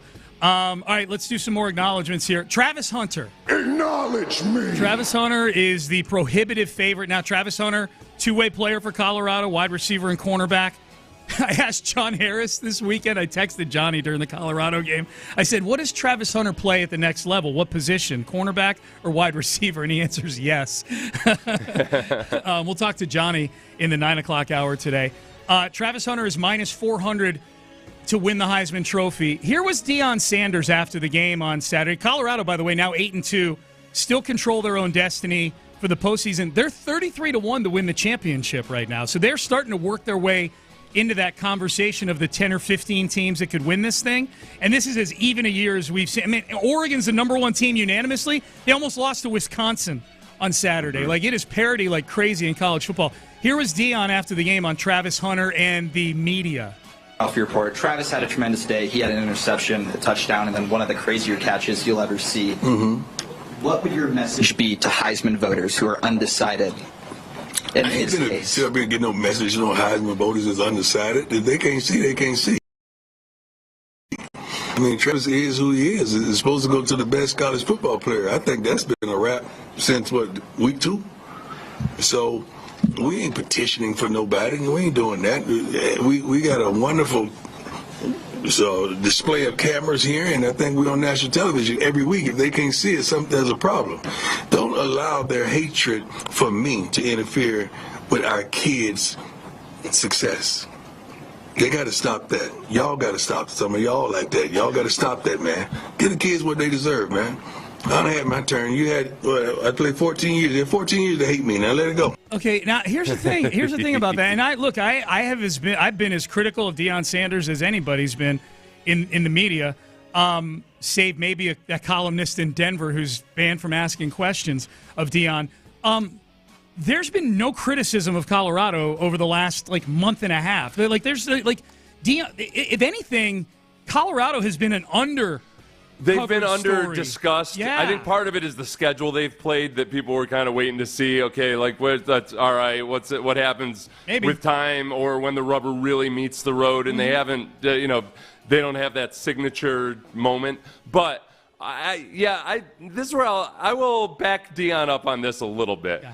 There are 870 media voters and 57 previous Heisman winners who are eligible to vote. Yeah. I think it's fair that amongst those 870 media members, there's at least a few grumpy old crouches that I just hate the way he operates, whatever, that would, mind you, go through your brain and think of various media members you've known throughout the years, especially the crotchety old ones, right. that would let it affect their opinion of Travis Hunter. Here's the thing. If anything, Deion doing what he did in that press conference makes them more likely to vote against Travis Hunter. You know what I mean? The type of media member he's appealing to there gets emboldened in their opinion by Deion doing that, unprompted, by the way. Like, that question wasn't about him. It was about... There's some guy out there with a cigar saying, there goes Deion making it about himself again. Yeah. And I'm not going to let him get the satisfaction. That's exactly what they're doing. Non-unanimous vote for Heisman. Up to and including the 2-finger cigar thing you're doing in front of your mouth right now. Yes. Yes, they are doing that right now. All right, let's keep my voice to be an old man. Dude, it does. Wow. Try doing a Chris I don't know how I'm Berman going to do it. Yeah. Especially, I plan on being a pretty bellicose old man. Bellicose. You're going to know about my opinions. Oh, yeah, for sure. All right, let's, real quick one. The football viewing gods, I want to acknowledge real quick. Within 15 minutes on Saturday, sitting there, we got Brian Kelly losing to Florida. We got Bill O'Brien losing to SMU. And we got cornball cosplay Mahomes kid, Raiola, the quarterback of Nebraska, the one whose entire career is Mahomes cosplay. Yeah. They all lost, and we're all exasperated in the process within 15 minutes of each other on Sunday. Or on Saturday. That's all. I just want to thank the football gods for giving me that adrenaline rush for 15 minutes of all those people losing. I didn't see... Was there a Brian Kelly press conference meltdown? Did he pound the table? No meltdown. He is very forlorn right now. I say meltdown, like in the most Shakespearean of ways. Quotes and everything. He didn't have a fake meltdown in the press conference. Oh yeah, no, it wasn't a thespian meltdown. No, he didn't. He was very matter of fact. I mean, I guess when you're still getting guaranteed your $100 million, it makes you matter of fact. So I just want to thank the football gods for that. Alperen Şengün. Let's acknowledge his 2 straight triple doubles. Only the second player under the age of 22 to get back-to-back triple doubles in a game. Nikola Jokic is the other one. Yeah, this is fun, man. It's a fun Rockets team, baby. This is really a lot of fun. This has got the potential to be a great holiday season. Just as fervor, I think, will build for the Rockets probably much faster and more aggressively than they did when they were bona fide championship contenders, like already established championship contenders. Because we went through a period, let's be honest, 10 years of like, all right, great, let's see what happens when they go, yep, that's cool, yep, I got it. Let's see what happens when they see the Warriors or the Spurs or what have you, where this is fresh and new and completely different, and it feels like it's ahead of schedule. That, yeah, it's going to be a fun holiday season between the Rockets and then with, hopefully, as long as the Texans, hopefully, look like competitive team going into the Kansas City and Baltimore games. Yes. At the very least, we get Beyonce. Let's acknowledge Beyonce, too. She's going to play halftime of the Texans game on Christmas Day. Pac-Man Jones. It wasn't just a fight between Mike Tyson and Jake Paul in Arlington on Saturday night. Pac-Man Jones with a nice, I think like a nice homage to Mike Tyson, old guy kind of recapturing the magic. Pac-Man Jones arrested after the Jake Paul-Mike Tyson fight. Pac-Man, was he for the stream? He was. No. Oh no, never mind. No, you know what? I forgot. It was Antonio Brown. Okay. No. Jones was legit arrested for one count of assault on a police officer. One count of public intoxication. Oh dear. One count of evading arrest. And one count of resisting arrest. He got into a fight at the bar at the Lowe's Hotel about a half mile from the stadium. And according to a report, Arlington police showed up. They were told about the fight. Officer went to the scene where Jones and others had been separated, and he allegedly, quote, continued approaching and yelling at the others involved. Pac-Man Jones did. And the officer stepped in and tried to explain to him, hey, man, this thing's been quelled down now, no fighting. And Pac-Man Jones decided to hit the officer on her arm. She attempted to put him in cuffs. He got free and just started walking away. Yeah, so. I would, if I were the cop, I would hope he would run, because that's one that you're not going to be ashamed of. They're like, oh, he ran. I couldn't catch him. Yeah. I would run until I knew I was out of sight of the cameras and be like, he's gone. Yeah. He's like, what am I going to do? Catch Pac-Man Jones? I don't care if he's old. Yeah, I just watched old man Tyson look older. But no. Former Cowboy Pac-Man Jones. So we acknowledge Pac-Man Jones for kind of like a lot like Mike Tyson, man, reaching back into those younger performance. Pac-Man Jones. Pac-Man Jones, to my knowledge, had not been arrested in quite some time. Is Pac-Man on with Pat McAfee? He has been. I don't know that that's something that's a regular thing, but he had been on it. He dipped his toe in the water with it. He's got a podcast, I guess. I don't know what the over-under is on that thing lasting. This doesn't sound like anything that's going to be, I mean, he's got priors, but, Yeah, hopefully. I don't think it's anything I don't think he's going away or anything like that. Yeah. John Gruden. Acknowledge me. Taking his talents to Barstool.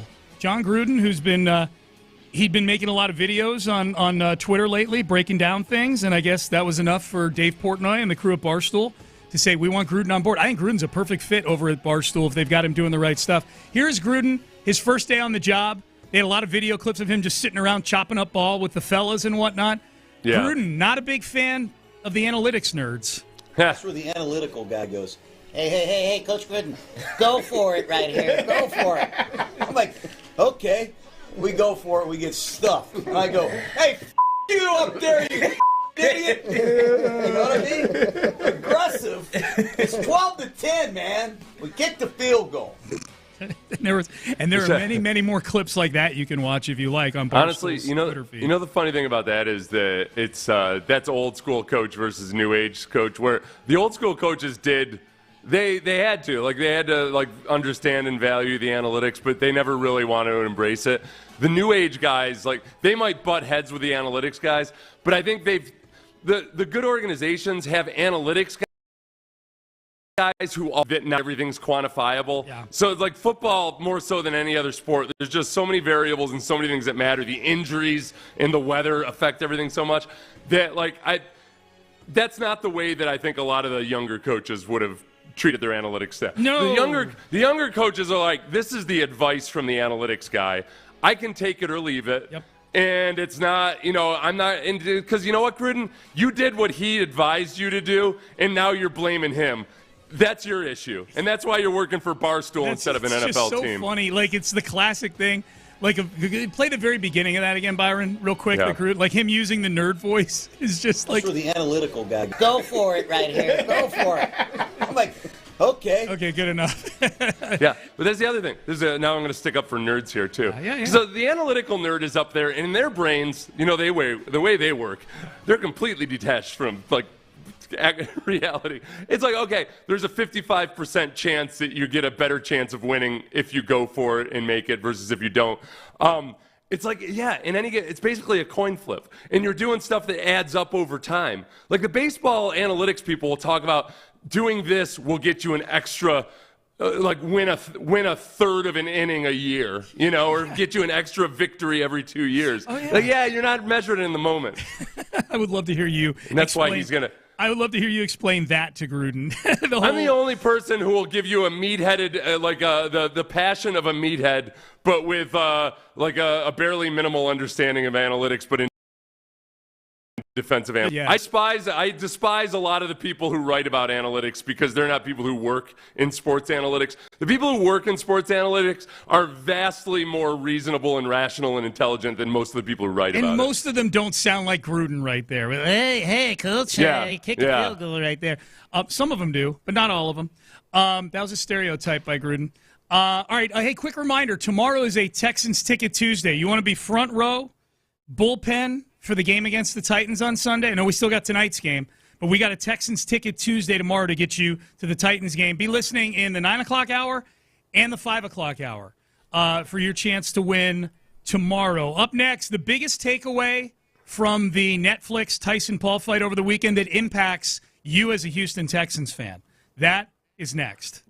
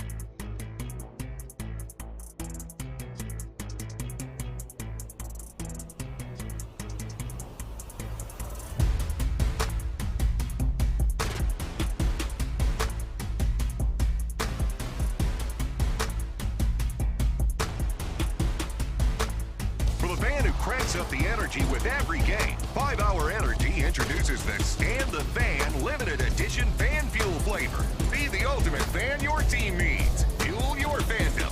Only at 5hourenergy.com.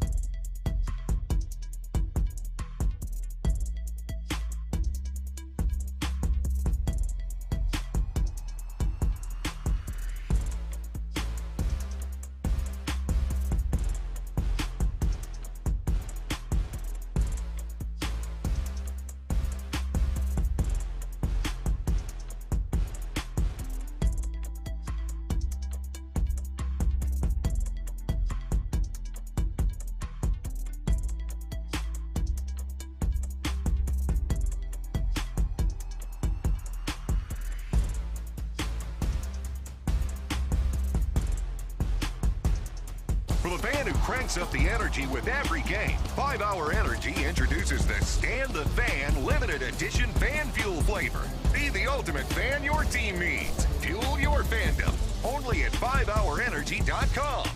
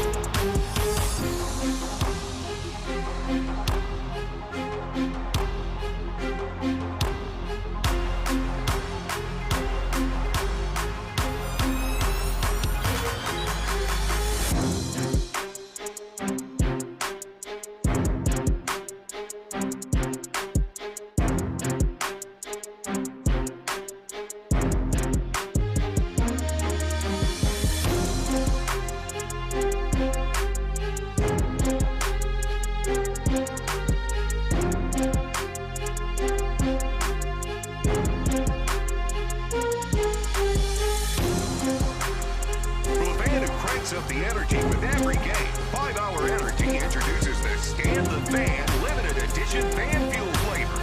Be the ultimate fan your team needs. Fuel your fandom. Only at 5hourenergy.com.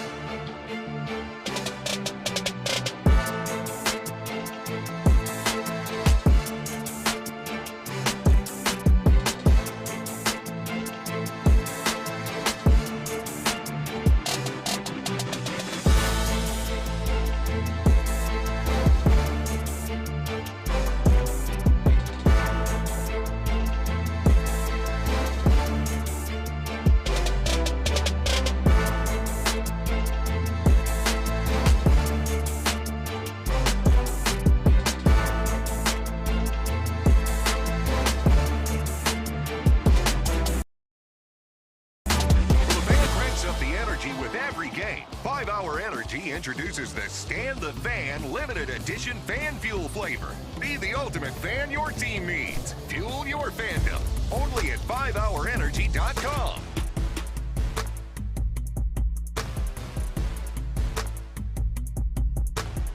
That's 877-WEB-NOW1. This hour is brought to you by Bayway Chevrolet on Broadway in Pearland. Together, let's drive.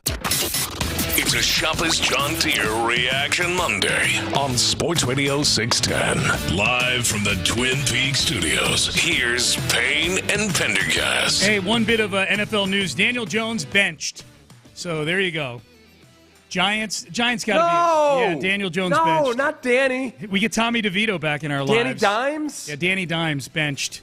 What happened? Why don't they call him Danny Dimes anymore, I guess Sean? he's not throwing dimes anymore. He's just throwing. He's not. I don't know. I do know, but he's the guy who finally turned the dime authoritatively into a useless piece of currency. Yes. It's just, brother, can you spare a dime? Doesn't do a damn thing. You can only buy so much meth. If you wonder and why, likewise, Daniel Jones could barely buy you meth right now. No respectable drug dealer would work with him. Nope. If you're wondering why people keep saying, brother, can you spare a quarter? It's not because of inflation. It's because of Danny Dimes. That's why. Biggest takeaway from the Tyson-Paul fight, we just got done acknowledge. We do acknowledge that there was a fight going on, but I would say easily the biggest thing that was being discussed both during and after the event, Seth, was the glitchy nature of the technical side of the broadcast. And look, as Texan fans, should we be concerned? The Texans game is on Netflix on Christmas now. It will be on local TV as well. I don't know which channel. The Amazon game was on Fox 26. I don't know. I'm sure I'll get a text from somebody who would be in the know that'll tell me what station it's going to be. It's a month away, so who really cares right now? So locally, if you live in Houston, you don't need to worry about the Netflix stuff. But this is what I would say is, A, there's a lot of fans who don't live in Houston. And B, it is a day on the calendar where a lot of fans who do live in Houston wouldn't normally be in Houston. They might be at relatives watching the game. I put up a poll real quick before I get your thoughts on this, Seth. I put up a poll just to ask people after the fight, like, if you're a Texan fan, are you concerned about the buffering and everything else? Like, this was a bad look for Netflix for a foray into a massive sporting event. 77% concerned right now about Netflix inability to handle the load right now. Okay, here's the thing. So that was 65 million or so viewers internationally. I don't know if that matters at all or not. But the Christmas games last year, there were 3 games. They all had between 27 and 29 million viewers. So any one individual stream had about 27 to 20. Well, that's how many viewers there were overall. Yeah. So because these Texans games are probably not going to be nearly 30 million. The Texans-Ravens game, so because most people locally will be watching on their stations. Yeah. So I'm not overly concerned about it. Yeah. I think, and because it's also. It's a more conventional sporting event that they've got some experience. I'm not as worried about it, but maybe I'm naive. Well, they are, as far as, not to get too down a rabbit hole with this, but they are outsourcing all of the production of the event. Yeah. I believe it's CBS that's producing it. The announcers are Noah Eagle, and I forget who's doing color for the Texans. Everybody handling the actual execution of the broadcast itself are professionals who do this on a weekly basis. I guess the concern would just be get more routers. I don't know. That thing may have been broadcast perfectly for all we know from a X's and O's. And aside from hiring Rosie Perez to be part of the broadcast team, I don't get that, but whatever. I wouldn't be surprised if they're in some kind of deep battle with Amazon Web Services or something, and this was an AWS v Netflix thing or something. I don't know. I'm deep in conspiracy. Oh no! As far as the streaming issues, I'm deep in conspiracy mode with I've taken my cue from the Zoomers. Yeah. Now there's nothing you can tell me that I'm not convinced there's a deep conspiracy behind, Sean. It's a healthy thing to do. Hey, the other poll that was put up by this show over the weekend came from Seth. And this kind of plays off of what we were talking about in the 7 o'clock segment about watching we got to scout all these other teams, the Texans. 2 of them, the Texans are going to see. But any of these 4 teams they could see in the playoffs. They could see multiple of these teams in the playoffs, actually. KC, Buffalo, Pittsburgh, Baltimore.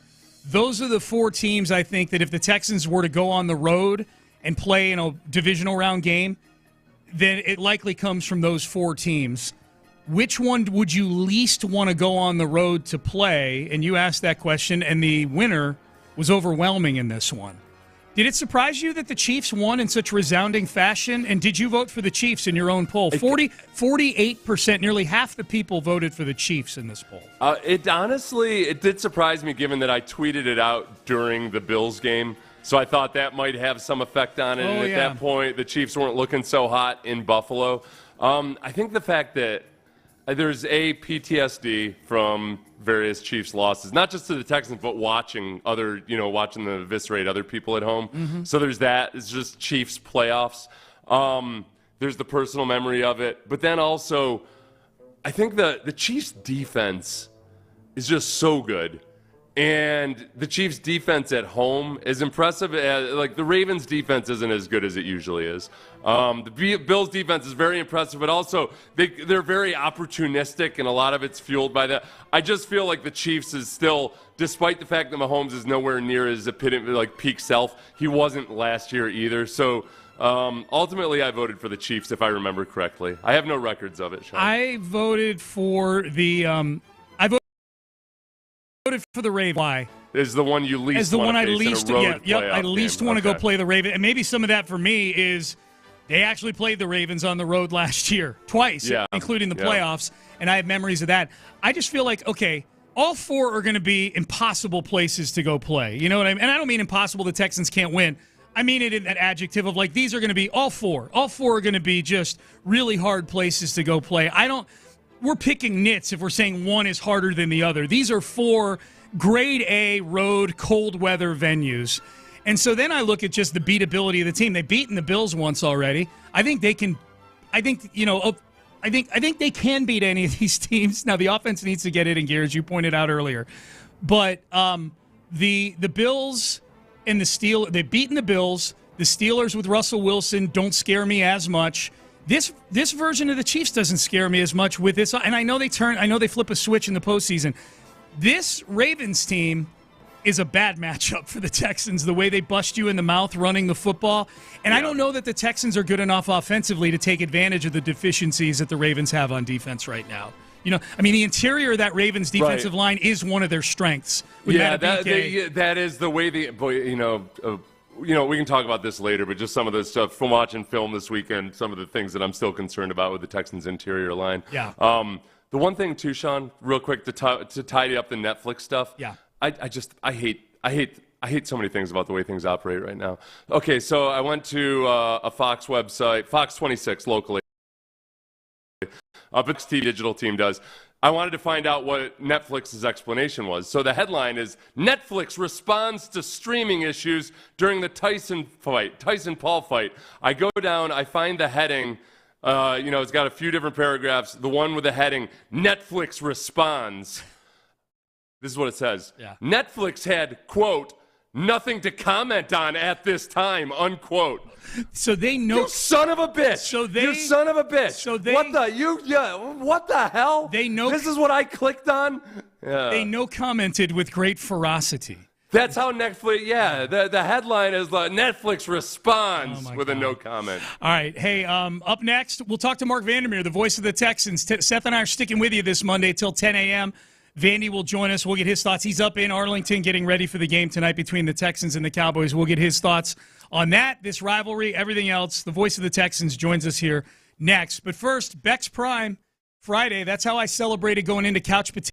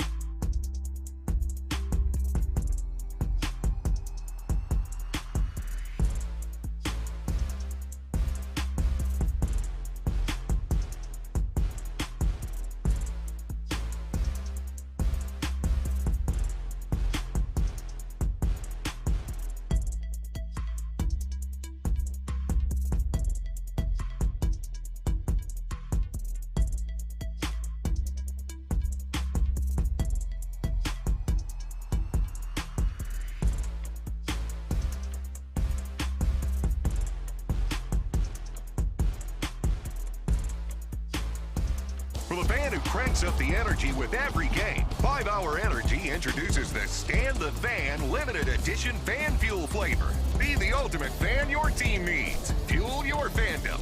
Only at 5hourenergy.com.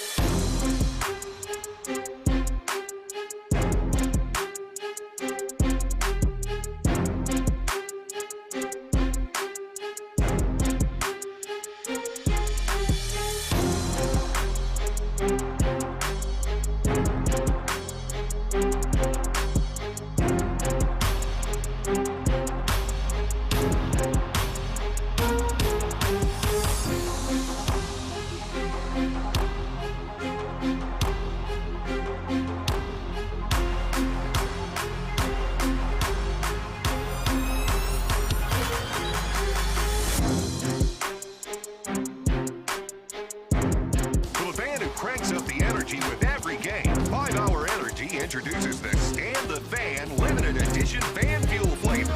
Be the ultimate fan your team needs. Fuel your fandom. Only at 5hourenergy.com.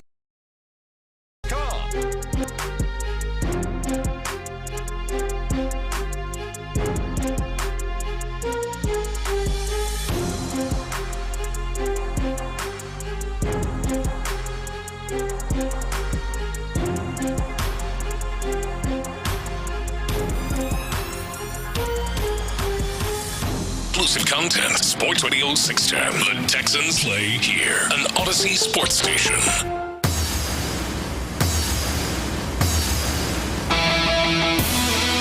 Now, time to dig in to what happened. It's Texans Monday, presented by Houston Methodist.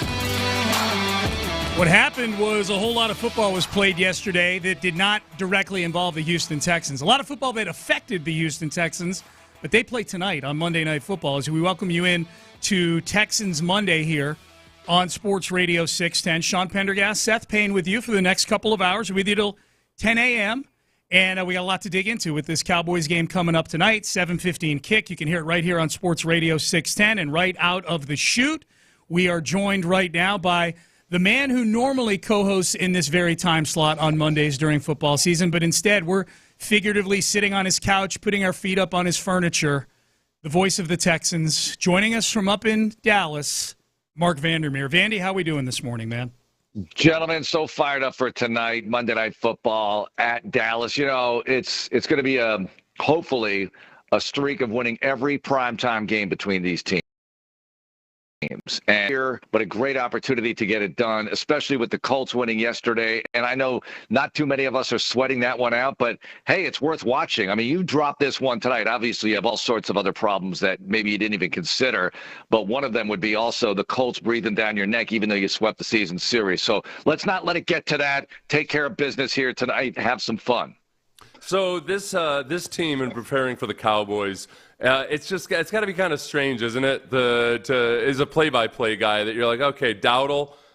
Their leading rusher has 347 yards, and there's a groundswell of excitement over him possibly being better than Ezekiel Elliott, who hasn't been good in like 9 years anyway. Give me some sizzle on this one, Mark. I need sizzle because I've watched them. I've not been sizzled. All right, the sizzle is you've lost 2 in a row, you've lost 3 of 4, and you have Nico Collins back. During those 4 games, you haven't had Nico for any one of them, obviously. During the last 2 games, both losses, no Nico, no Diggs. And I think that's a factor. It's not an excuse, but it's a factor in this offense not going as well as it can. Because think about them at their peak last year, the way they were going good. They had outstanding performances from a lot of different wide receivers, right? I mean, Nico, Tank, even Noah Brown showed up big in a couple of games. And even though they had that Mechie performance last week and, Tank looked good against the Jets, it still hasn't been the same. There hasn't been that complementary piece, it feels like, to really help them along in the passing game. And with Mixon running well in several games and unable to throw it well as a team, is a study in the Texans getting their act together with Nico back against a team that so many of us love to hate, and I know it's a polarizing team, and even though they don't have Dak and a lot of other guys, it's still the Dallas Cowboys in their building, and it's going to be a beautiful thing to watch if the Texans can get it done. Well, and we're talking to Mark Vandermeir, the voice of the Texans here on Texans Monday. So, Vandy, the Texans, last I checked, they've been more than a touchdown favorite all week, last week, and through the weekend. I think nothing's happened that would seem to move that over the last 24 hours, I would say. So I'm assuming they're still a 7.5-point favorite on the road, which means if this game were being played at NRG Stadium, they'd be nearly a 2-touchdown favorite here against. I mean, that means this version of the Cowboys in the eyes of the odds makers are like bad, like bottom of the barrel of the league bad. So if the Cowboys, bottom of the barrel of the league bad, are to pull off an upset tonight, like, what are the 1 or 2 things on either side of the ball, like the offensively, defensively? Like, if I'm a Cowboy fan, what's the recipe where I pull off the upset in this thing, and what do the Texans need to do to prevent it? Oh, the recipe is the Texans turn it over. I think the Texans have to help you out. If you're Dallas, how do we win this game? Well, they got to help us out. Texans have to have some untimely penalties. Is there ever a good time for one? But really costly, disastrous type penalties.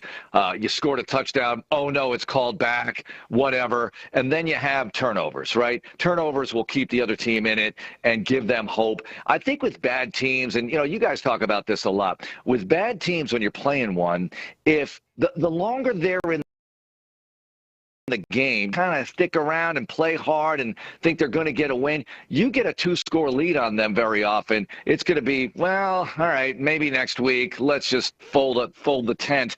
And I don't think they literally do that, but there's a psychological factor there. And I think there's no better inspiration for a team that's a big underdog to try to pull off an upset than the 2022 Houston Texans, who came to Arlington and shoulda, woulda, coulda beat the Dallas Cowboys that day. It was a good Cowboy team that finished with 12 victories, and the Jeff Driscoll Cat and Davis Mills show nearly pulled off the upset. They had 1st and goal late after a Tremon Smith pick, couldn't punch it in. Dallas goes the length of the field. Good night, everybody. But it was still a tremendous close performance by a bad football team who also almost beat the Chiefs, took the Chiefs to overtime, and actually stopped Patrick Mahomes in overtime, something that never happens. Texans did it, but then they turned it over on the next play or two. So that's what it is. Bad teams can get inspired, put up good performances, and you got to prevent that from happening. Mark, so you were up there when Tony Romo had to go to a silent count because of the number of Texans fans and how loud they were in the stadium. How when you've been up there before, what's the tipping point? Like, how many Texans fans need to be there for there to be an actual a silent count situation? That day, it felt like 50-50. It probably wasn't, but it felt like it. And it was a noon kick, and I think that's important because now we have Monday Night Football. People have lives and jobs, and it's hard to get up here. And you have way more Cowboy fans in Houston than you do Texans fans in Dallas. I get it. They're ticked. I mean, they're donating them. This is the year to give them to your favorite charity, to give them to your friends who have never been to a game or don't get to go much, to take care of the mailman, whatever you want to do. If you're a Cowboy fan, that's what's happening here. But can the Texans fans take advantage of it? I think you got to get at least, 25% in the building to really make it a factor with the silent count. That day was phenomenal. That was one of the greatest games I've ever seen, and unfortunately a loss. It's probably the best Texans loss I've ever seen. You took them to overtime. time. It was really exciting.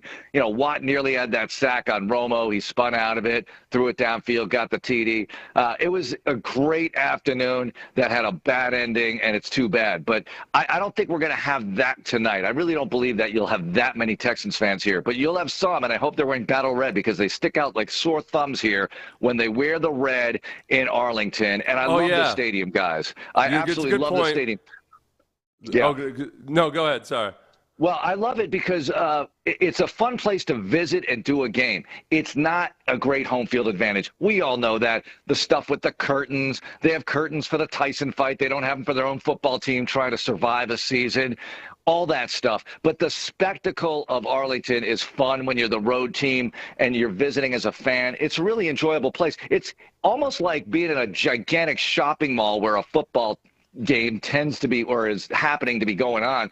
It's that kind of atmosphere, and it's just fun to be a part of it. So it's like you're at the Galleria and people are ice skating down below you, except they're actually playing a football game. Football, yeah. Surprised they don't have I didn't know. Rink. This would be a great opportunity for some of the, medium security prisons and what have you to give some people a nice little field trip. Just a little, hey, we'll just take a trip. Just some halfway houses. I don't know. Just let's send everybody up there. Fans, yeah. Yeah. The orange would stick out, I think, so that might be good for us too, I guess. They'll think they're Astros fans supporting the Texans. Yes. That's right. Mark Vandermeir joining us. He is up in Arlington, Texans Cowboys tonight. Hey, Mark, I'm curious. This is a good dive into how you look at these things and see if you look at them similar to the way I do. Does the Lions' outcome yesterday against the Jags, 52-6, they beat the Jags, does that make you feel better about the Texans hanging in till literally the last second against the Lions, maybe the best team in football, or do you feel like even worse about the opportunity that was missed last Sunday against the Lions? I think it's equal. Both parts are equal. Yeah, because, look, I feel horrible about what happened last week, when that field goal or another opportunity would have made all the difference in the game. It's the NFL. We all know it's hard. We all know the second halves have been difficult for the Texans.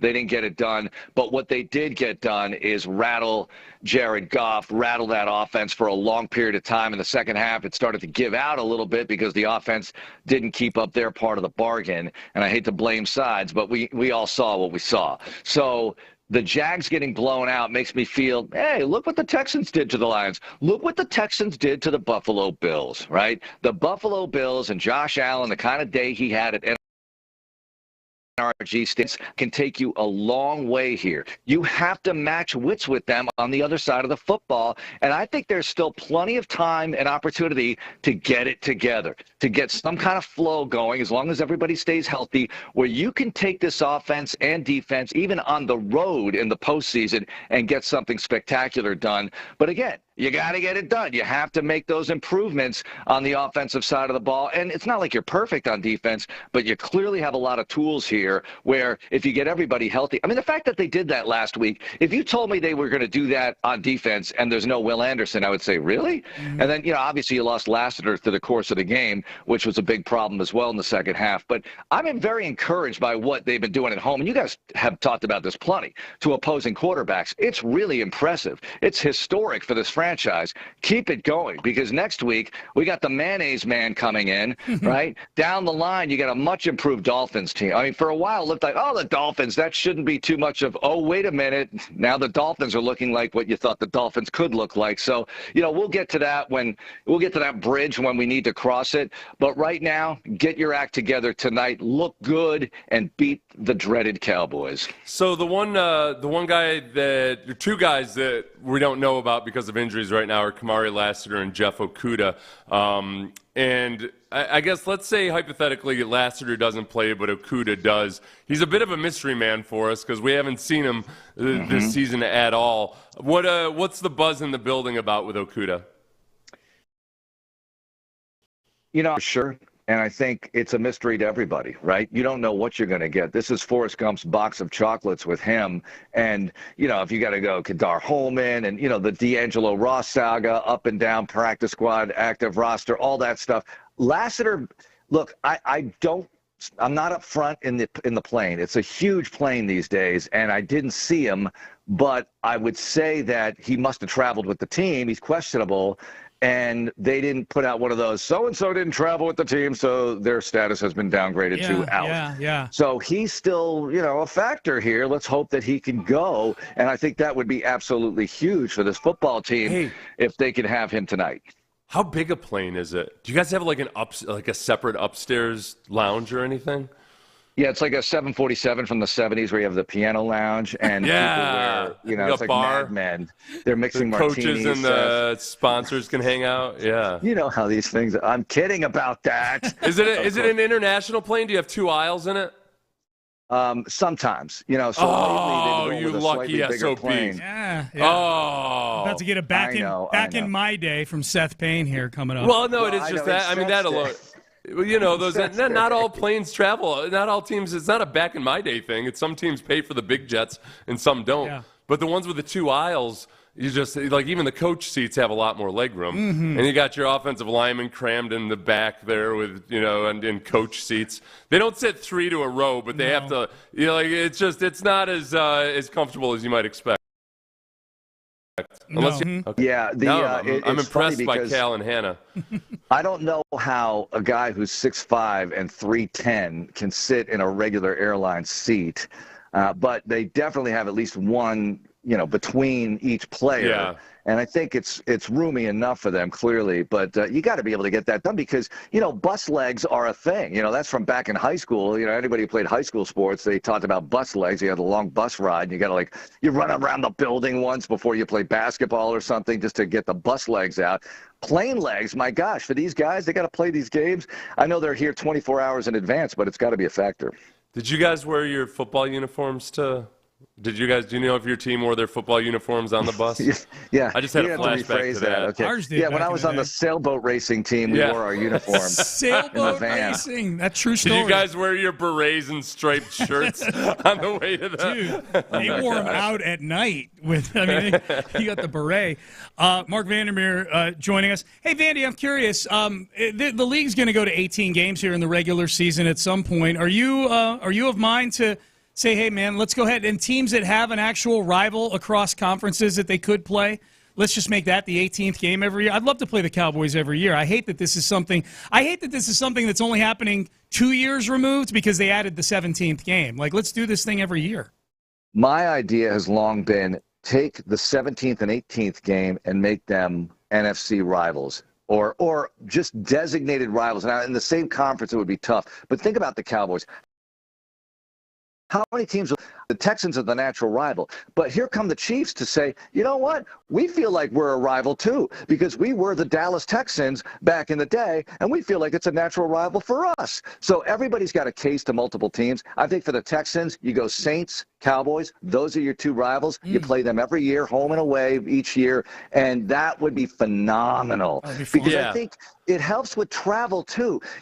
Look, the league won't say it, I don't think, but I don't know if they mind other fans coming into your building because it keeps the tickets moving, it keeps the buildings full, and it's not great for your home field advantage. But again, it keeps the interest high and the price is up, and I think everybody likes that from a business standpoint. I don't think the Texans like it, when other teams, fans come in. So each individual team might not like it, but you have league-wide, a lot of interest in these tickets. So I like the ability for fans to travel to regional games, and the rivalries would really play well in that. Think about the New York Giants, right? Well, it's the Patriots or is it the Buffalo Bills, right?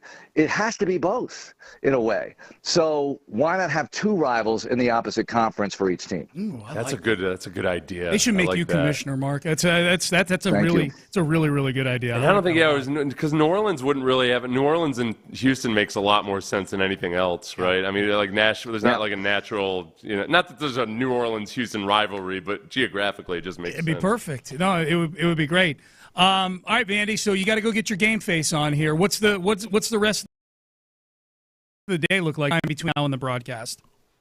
I'm going to do a little work. Sorry to say, I got affiliate work to do. I still have some notes to review, things like that. I try to have breakfast with Andre, and we talk about the game and stuff like that. This is a nice day. This is a super day when you have a primetime game at night. But the flights back are often interesting. Like coming back from the Jets, I got back to my house at 5:30 a.m. And it's not woe is me, guys. I'm blessed to be able to do this. But those are interesting days, right? And when you take the red eye back, this is a much easier one because we're basically in, like the Woodlands is suburban Dallas. We're not that far away from Houston. So let's have some fun tonight. We'll get back, and we'll be back on the air tomorrow night. Sounds good. And we'll talk to you during Texans Countdown today as well. Tonight, we're looking forward to it. Looking forward to it, guys. Thanks for doing the show. Yeah, you bet. Thanks. That's the voice of the Texans, Mark Vandermeir. Vandy, we appreciate you. Good to get caught up. Vandy's got me all. I love the idea of 2 non-conference rival games. That's fun, right? And it makes it is fun because you start looking at Kansas City. And you're like, okay, geographically, the Rams and the Bears right there. That would be a lot of fun. That would be really, it makes, there's a lot more juice to a lot more places where you'd have a geographic rivalry. So, fans of that team that live in your city and everything. I think Vandy's onto something. Yeah, it'd be good.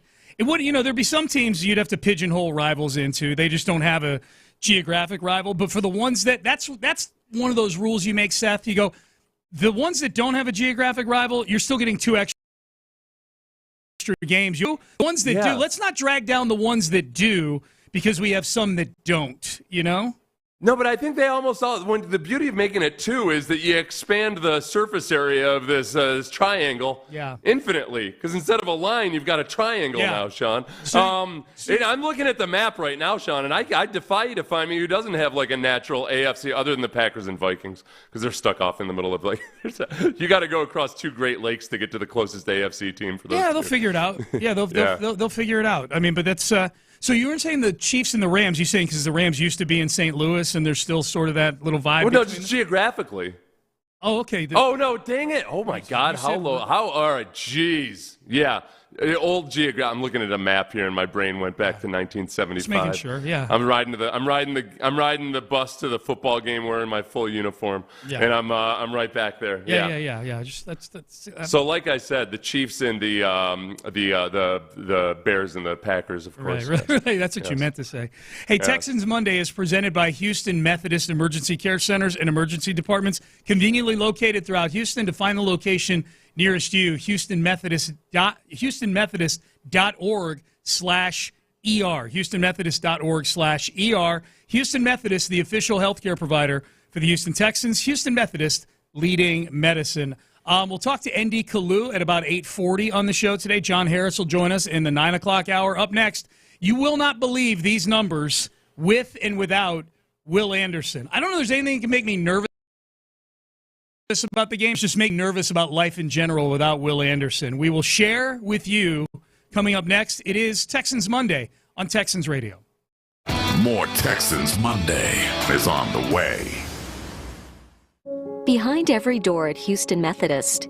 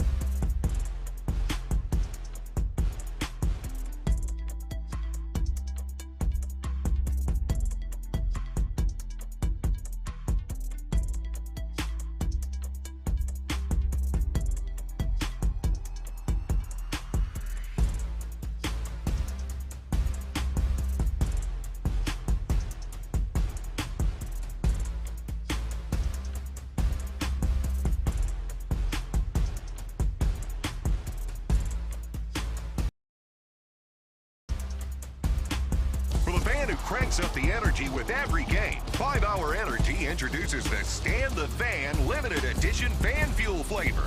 Be the ultimate fan your team needs. Fuel your fandom. Only at 5hourenergy.com.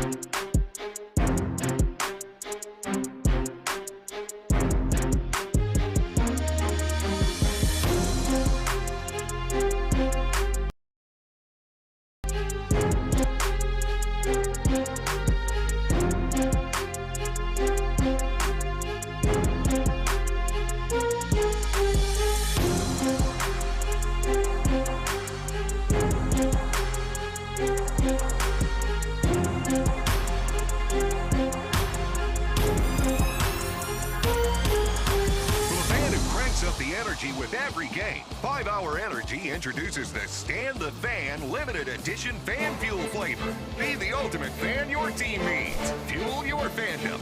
Only at 5hourenergy.com.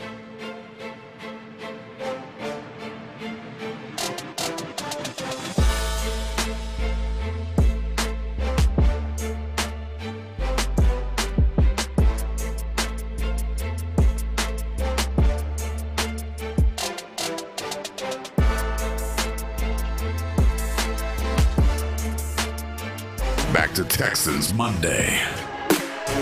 All right, it is Texans Monday on Sports Radio 610. Sean Pendergast, Seth Payne, with you till 10 a.m. Just got done talking to Mark Vandermeir, voice of the Texans. He's very excited for tonight's game between the Cowboys and the Texans, as we all are. We'll talk to Andy Colu, former Texans defensive lineman, Texans legend. We'll talk to him in the next segment at about 8:40 today. Andy will join us on the show. We'll get his thoughts on tonight's game. 7:15 kickoff here on Sports Radio 610. Seth, in going back and reliving some of what happened with the Lions last week, and I was doing a little of that yesterday just because I kept watching the Jags seemingly go up by a touchdown every time it hit the ticker. Like, it would hit the ticker, and now it's 14-6, and now it's 21-6, and next thing you know, it's 52-6. The Lions have done a number on the AFC South, not including the Texans. They beat the Texans, but the Titans they beat 52-14. The Jags they beat 52-6. They play the Colts this coming weekend. I hope they hang 52 on the Colts as well. That would really be helpful for the Texans. But you mentioned this earlier, and I found myself doing this too. For whatever reason, maybe the fact that the Texans lost that game to the Lions by not scoring at all in the second half, lost in the wash was no Nico Collins and no Will Anderson Jr. I keep forgetting that they didn't have either of those guys in that game. They get Nico back for tonight's game. Will Anderson Jr., we don't know when he's coming back. He's not on IR, so I suppose that's a good sign that he could be back here within the next week or two. If they thought it was a 4-week injury, maybe they'd have put him on IR, where they could call him back. But the numbers, somebody posted, Texans Cap posted these numbers this weekend, and the difference in the Texans defense with and without Will Anderson on the field, this is something you've talked about, just sort of like the impact that he has in terms of how much attention he draws.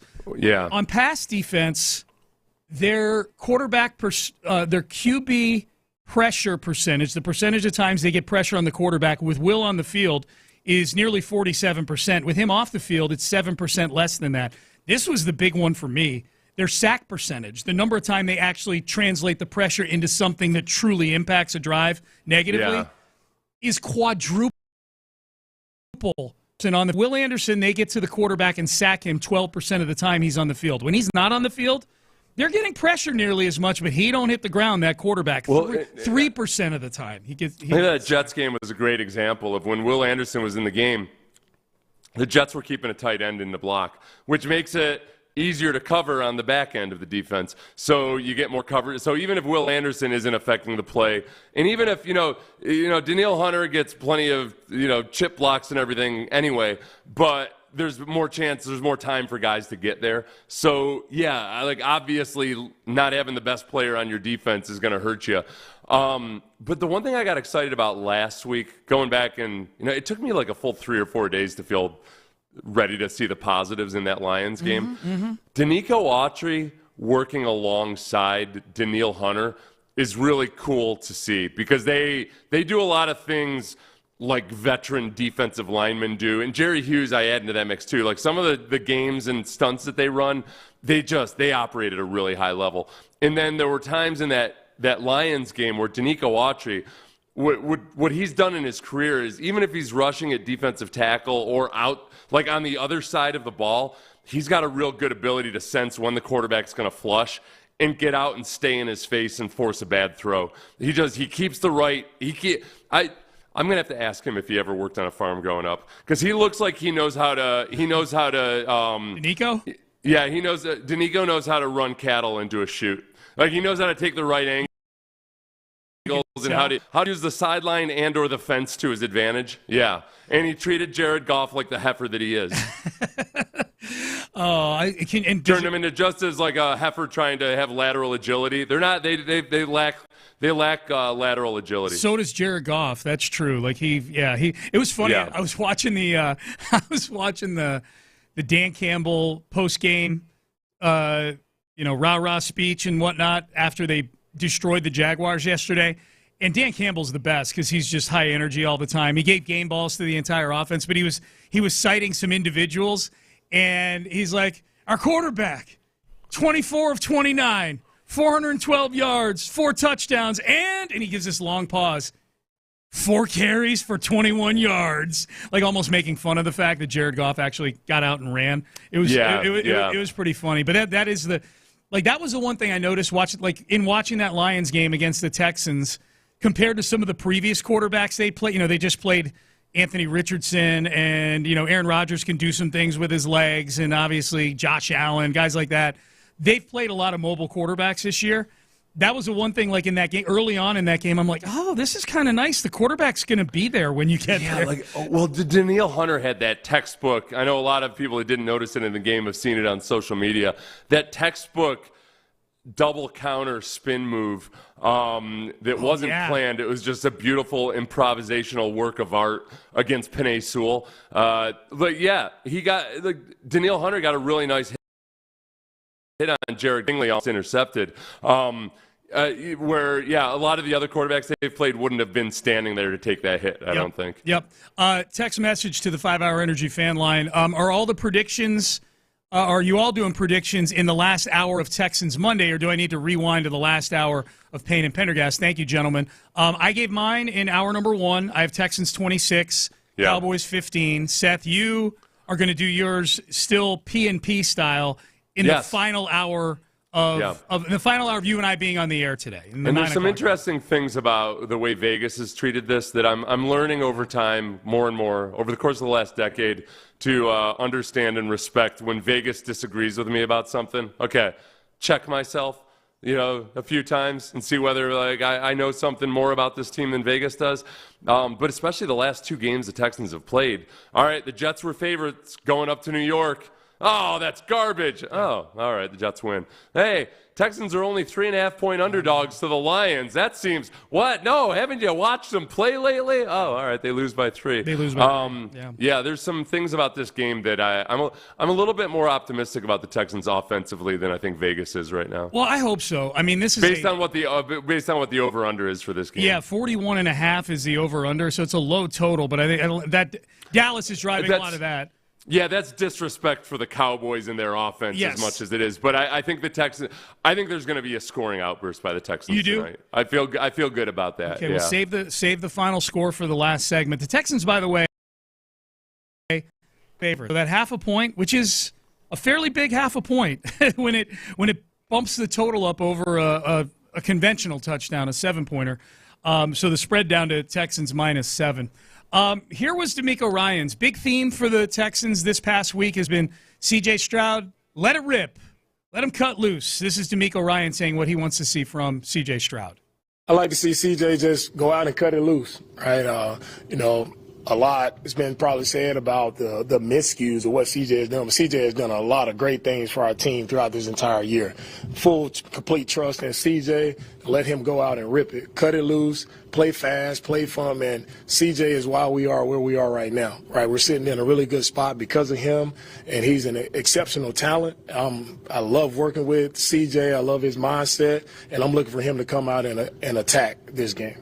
Okay, so the last several games for CJ, I mean, the entire season's been a struggle and not up to what the expectations were. The last few games, though, in particular, it's been rough offensively.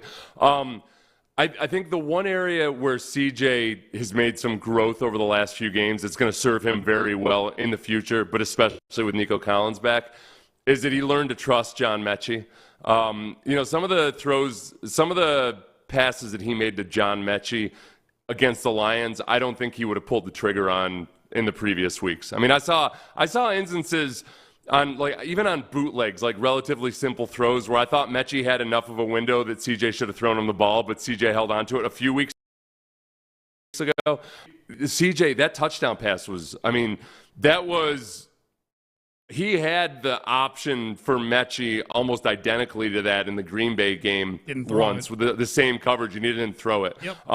That one was a tighter window, and he threw it, and it was a beautiful throw, beautiful catch, and I think he's learned to trust the guys who aren't the A1 marquee guys. Mm-hmm. Text message, and this kind of plays into what goes into my head when I hear D'Amico say, man, he's got to let it rip. Cut loose, man. Do your thing. Hey, D'Amico, CJ won't be able to cut it loose if you keep on letting your OC bunch the lineup. And I guess that's my question, Seth, is CJ playing in an offense or for an offensive coordinator right now that is conducive to a let-it-rip mentality? It's all right. This is where it's so hard because, honestly, I don't want to get into the whole debate of execution versus play calling and all of that. But when you go back, I told you I was watching some of the pass protection, both for the Texans' offensive pass protection, but then also the Texans' pass rush this morning at 3 a.m. And the one, this is going to sound blatantly obvious, but when you watch it back to back to back and you watch all the pressures and everything, this interior offensive line has just they've been so bad. I liked it. They've improved somewhat, I think, in picking up some of the stunts and everything, but it's turned into, now they're just getting destroyed physically. Like they're just getting beat. And they take turns doing it, but man, quarterback, and it's a clear path to CJ Stroud, and it's just crippled their ability to be a functioning offense. And Slowick has tried different things to try to mask it and to make up for it. At the end of the day, this interior offensive line just has to get their act together if they want to be a viable offense. There's only so many things you can do to cover it up. And Slowick's trying all of it. Some of those condensed formations are part of it, but it's always a double-edged sword. You invite more people to the inept party.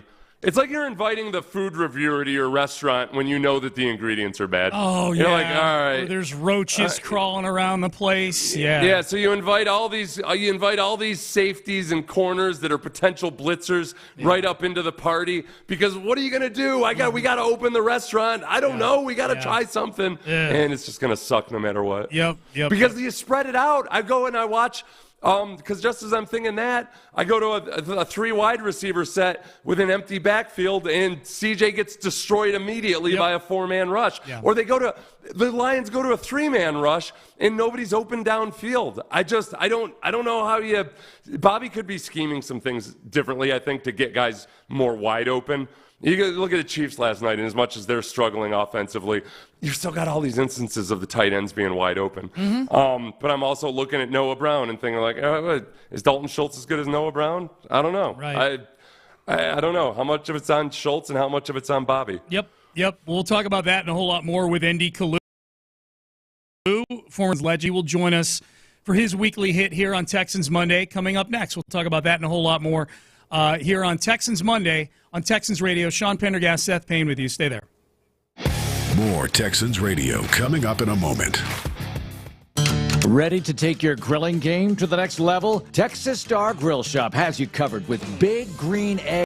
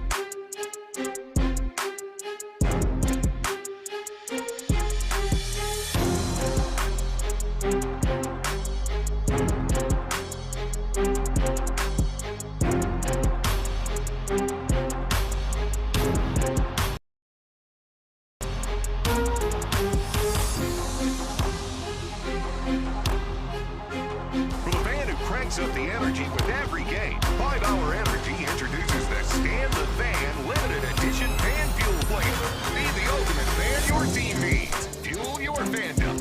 Only at 5hourenergy.com.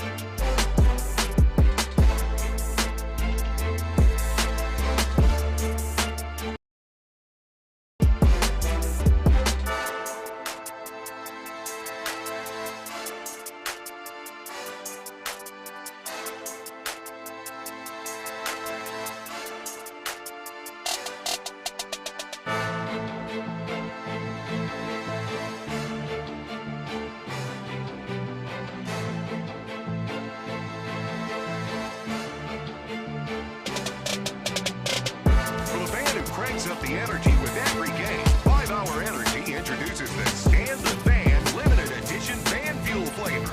Be the ultimate fan your team needs. Fuel your fandom. Only at 5hourenergy.com.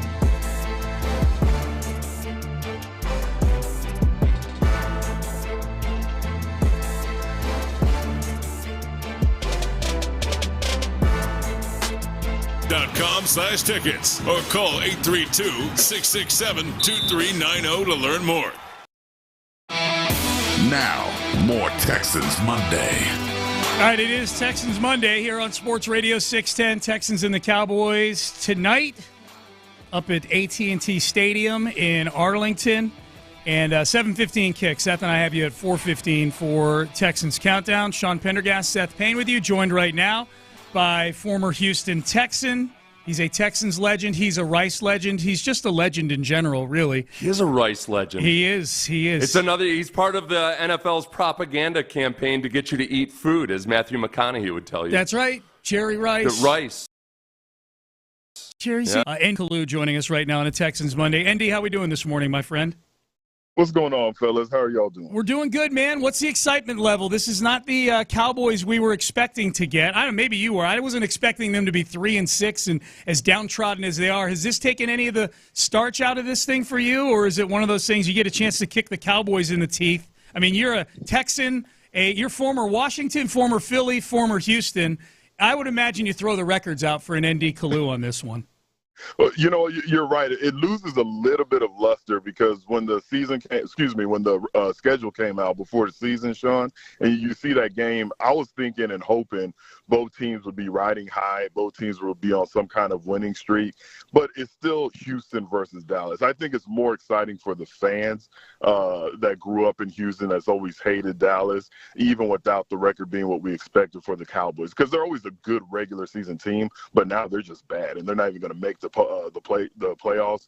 But this is one of those matchups where you throw the records out. I think the fans, the Larry and Staffords and all those guys are going to get so excited about it because you have a chance to just stick it to the Cowboys one more time. You know what, though, Andy? I'm glad we get the chance to talk to you this morning because I feel like you and Ted Johnson are probably the best guys I know in terms of really remembering and being able to convey the emotion of things, much more so than I can remember. Andy, I messed up multiplying something by 10 earlier this morning. That's where my brain is right now. So when it comes to playing the Cowboys, I never asked you about this back when we were players. Part of playing against the Cowboys when you're on an NFC East team, but then also just even if you're with the Texans or anybody else, just facing the Cowboys in general, what do you remember about it being different as a player playing in that stadium, facing that franchise? Well, it hit a little different for me, Seth, because I grew up in San Antonio, and unfortunately, that's Cowboy country. So it hit a little bit different, and I hate to admit it, but growing up, I did have the Emmitt Smith posters on my wall, the Troy Aikman posters on my wall. Hang up on him, Byron. Get this fraud off the airwaves. So anytime I had a chance to play against Dallas, it hit a little special because I have my good friends of mine, like dudes that, I would consider my brothers who are lifelong Cowboy fans, and that's the one time they're not rooting for the Cowboys. So I wanted to make sure it was worth it for them. So it was a little different, but I will say this. When I was in Philadelphia, and the Philadelphia fans, they absolutely hate the Cowboys. And always that week leading into Cowboy week, you get excited, but a lot of the players on the roster, they're like, man, it's just another divisional game for us. We're excited about it, but they don't seem to have that same hate for this particular team as the fan base does. I can tell you, I honestly, and now that I'm thinking back to it, I do remember the first time I played as a rookie in Texas Stadium, and I can just remember being like, oh, I'm in the NFL. This is different. This is different. This is way different. And I don't know. Especially I get excited for the young guys that go up there and you feel like, okay, it's not going to feel totally like the Cowboys experience because of their fans don't care right now. I know and then there is something from the fans where you almost do feel that extra little bit of pressure. Like, oh wow, these people this feels like high school. Like people are coming up to me at the pizza shop telling me I got to win this week. giving up their daughter from fifth period class if you get the victory. I actually had that happen to me in high school, but we'll talk about that later. Okay. Somebody tried to betroth their daughter to you? Yeah, I had no idea what was going on. And Priest Holmes, he was my high school teammate. He was all, you know what he was trying to offer you, don't you? And I was like, no. And he was all, you stupid little square. But anyway, well, that might be a nighttime show. There you go. Yeah. Man, things are different in San Antonio. No kidding. I got Jeez. So sad I didn't grow up there. All right. That's the Texas I want. Yeah. Texas football rules. Andy Colu joining us here on Texans Monday on Texans Radio. All right, Andy, the Texans offensive line. We know the issues in pass protection week 7, 8, and 9. Seemed like it was a little better against the Lions, but maybe the trade-off was Joe Mixon ran for less than 2 yards a carry. Give us your idea, your thoughts on just the direction. They made the change, obviously, now with Patterson and Scruggs. Do you think is this who they're rolling with now, and how are you feeling in general about the offensive line moving forward? I actually think they're scratching their heads as well, and with this lineup, it's a wait-and-see approach. If it's going to be better when it comes to the run block and the pass blocking, Sean, but I don't know if they're like sitting there saying, you know what, we solved the problem. This is who we're rolling with. I think it's a little bit of musical chairs. Hey, let's see how this works for a couple of weeks, because it's bad. For this team to get where they need to get, they have to protect CJ. They have to open up holes for Joe Mixon. Joe Mixon has proven to be one of the best backs out there, still very productive. And you have a chance to do it against a Dallas defense that has not been great against the run. So you can get that confidence. You can get that confidence back in Joe Mixon. But I still think protecting CJ is more important than anything. Yeah, and I guess that's where we were talking about this in the previous segment, ND, and I get frustrated like trying to have answers for people because, yes, there's things that I think Bobby Slowick could probably be doing differently, but at the same time, when I watch the interior offensive line in pass protection, I mean, there's only so many things you can do to help them out. And, you know, early in the season, they would try to use all these full turn protections to protect the interior offensive line, but smart defensive coordinators know how to scheme against that. So you try to just get them up and line them up and get them ready to play and block man on man, and they can't do that either. So I mean, is it way too simple for me to just think, all right, well, look, when you've got both Mixon and Nico on the field together, all right, if they want to load up at the line of scrimmage, then we can hurt them with Nico Collins. And if they try to play coverage, then it makes it a lot easier to run and pass protect. Like, can Nico Collins have just an even bigger effect and improvement on the offense than it feels like he could? I think he can, because with his route running, with his eyes, I think you feel more confident letting the ball go a little quicker, so you're not sitting there back in the pocket giving your receivers time to get open. I think he kind of has, and I'm not calling him DeAndre Hopkins by any stretch, but he has that DeAndre Hopkins effect where, you know what, he's not wide open, but I'm going to throw that 50-50 ball, and he needs to use his 6'4" frame to come down with the ball. Because I'm with you. When people have asked me about the Texan offensive line, and I love watching the trenches. Like when I watch a football game, that's all I watch. And there are plays against Detroit. Number 54, I forget his name, but he's a stud defensive tackle. He literally picked up one of our interior. Yes, thank you. He literally picked up one of our offensive linemen and drove him back to C.J. Stroud. And I was like, I don't even know how to tell you to stop that. Like, that's the way you stop that. Shaq Mason, who's got he's a hard man to lift because he's compact. Yeah, and you know what? I didn't want to put his name out there because he did a podcast with me and I like him, but yes, it was. Hey, it happened. McNeil's really good. Yeah, it happens. Yeah, but I've seen that even against the run, and I'm sure, Seth, you've seen it, where they just changed the line of scrimmage, and, you know, I don't know if it's technique. I don't know if it's, you know, where you have to double team and do a combo block to help each other out, but I've seen too many times where it seems like the opposing defensive line interiorly have just been dominating our offensive line. See, this is where I feel bad, like, for a John Mechie here, because I'm going to ask Andy a question about John Mechie, but I feel like the answer with anything having to do with any of the skill guys is like, it doesn't matter if they can't block up front. You know, like, it just doesn't matter. But I'm going to ask the question,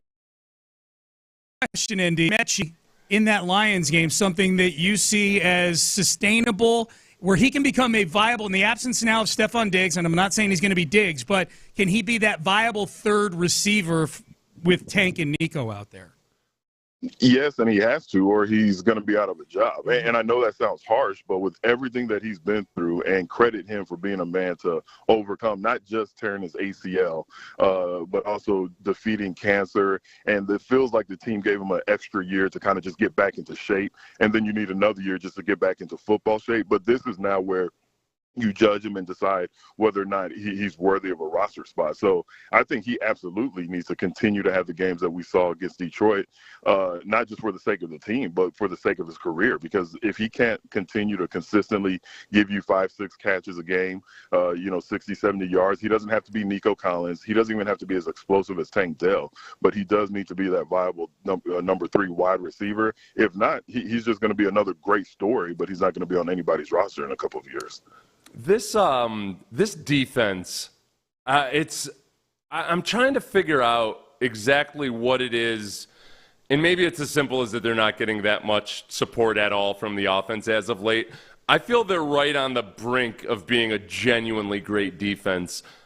Is it as simple as just getting more support from the offense, and then also obviously last week they didn't have Will Anderson, and at the end of the game they didn't have Kamari Lassiter, so they couldn't really seal the deal the way they had been playing against the Lions? Like, what are the couple of little things that make them much better? We may disagree, but I love this defense. Like, it's. Oh no! I absolutely love them, but I mean, I feel. Look, yeah.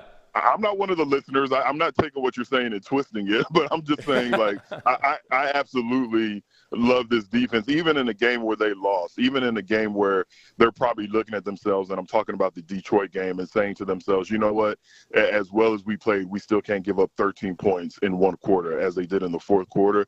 But I just, if they play the way they played against Detroit, you're winning, 9 out of 11 games, 8 out of 10 games in that case. What I really like about this defense, it feels like every week we're talking about somebody else having a big game. I mean, whether it's Henry To'oTo'o, Denico Autry, he comes off a suspension, then he has some big games and big plays.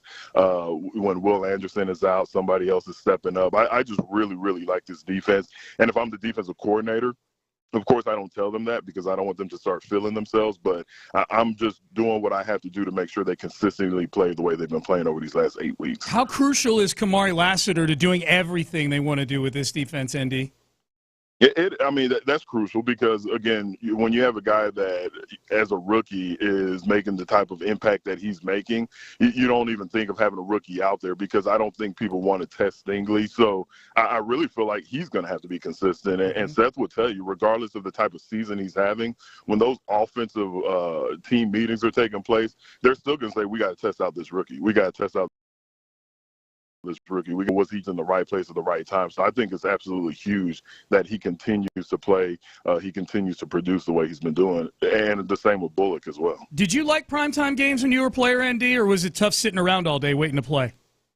I hated them because of what you just said. Mm-hmm. And I think I'm in the minority, but I like to wake up, get my omelet and stretch, get on the field and just go to war. I don't like the sitting around watching other games, a bunch of people texting you, asking you a bunch of stupid questions.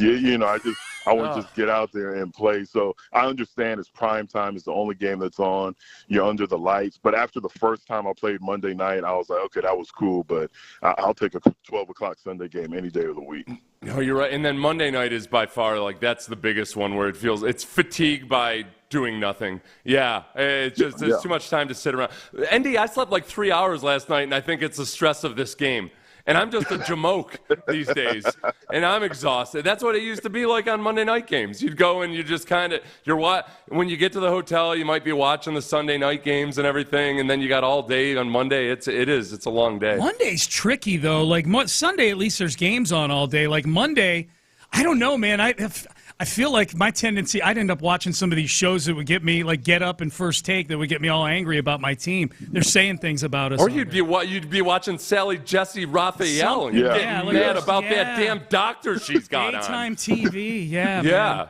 Yeah, brutal. Yeah, I'm showing my age, but yeah, that's right. We're watching Jerry Springer, and Jerry his brother was paying for child support for 18 years and it wasn't his kid. So I would take that anger with me onto the football field. So, yeah, you just have to figure out where you're going to get your anger from. Andy, who do you attribute this game to? Jerry Springer and the injustice done to Bob. Yeah. The Dallas. No, not Bob. You're being politically correct, Sean. It's Tyrone. I'm doing this for Tyrone and those 8 kids. Let those you 8 say kids. that.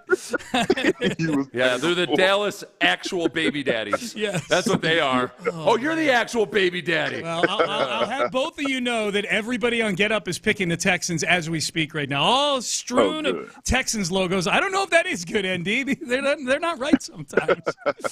Oh, yeah. I didn't know this. Did y'all know this? I was doing a podcast with Henry Toto the other day, and apparently Monday Night Football is not the big game anymore. It's Sunday Night Football.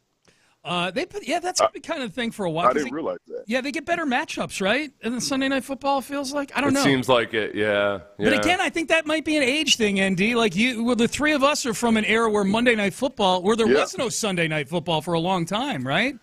You know? No, that's what I was explaining to him, and he was like, I mean, obviously he was saying he's very excited about playing Monday night, but he and Mark Vandermeir were like educating me that Sunday night, that's like the premier game. I was shocked to hear that. There you go. And ND, we try not to, we don't like to get into political things here because we like to be a respite from safe all haven. of the other. Yeah. So let's get racial instead. This is a. I tell you. Okay, so there were quite a few. There were players, a lot of players doing the Trump dance, the YMCA dance this weekend. I gotta tell you honestly, I was kind of shocked by how bad a lot of NFL players were doing the Trump dance.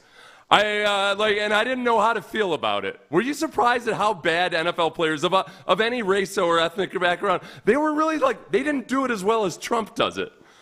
See, well, I thought the whole point of it was to mimic a dance that appeared to be a bad dance. And it's like when Dave Chappelle does the white guy thing. Okay, exactly. All right, okay, I get it. All right. Like when I saw John Jones do it, I was like, "Ooh, that's bad." Then when I realized what he was doing, I was like, "Oh, he's paying homage to the next president," and that's how he looked when he did it. So they're dancing arrhythmically even better than I can dance arrhythmically. Dang it. Well, because to Seth, Trump looks like Fred Astaire, apparently. This guy's got it going on. No, I think they were doing it exactly like Trump, but I expected it to look better than like when Trump does it. Right, we gotta get out.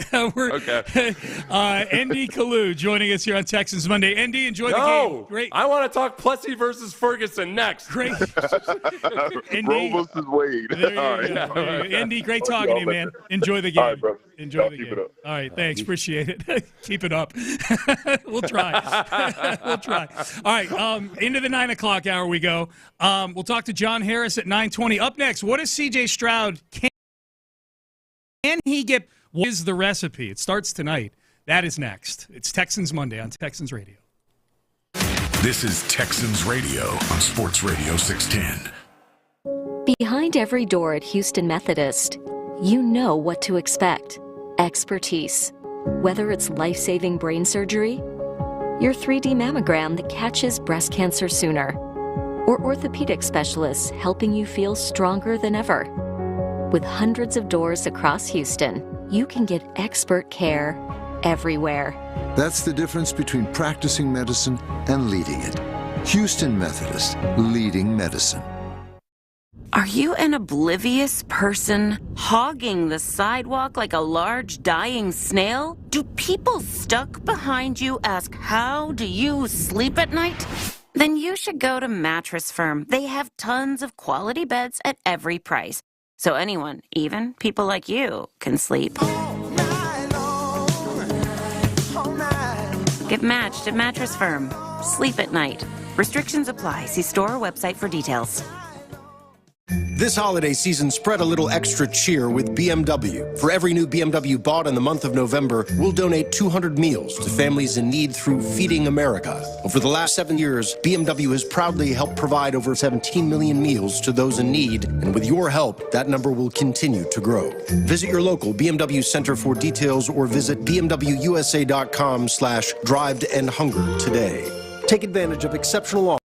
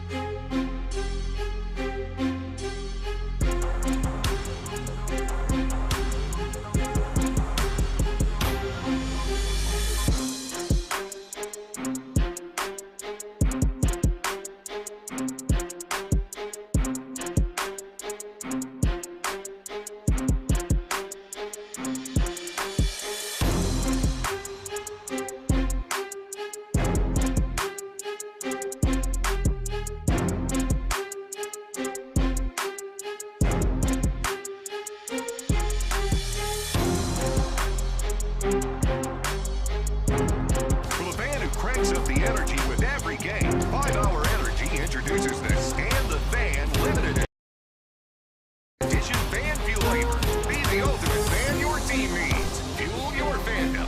Only at 5hourenergy.com.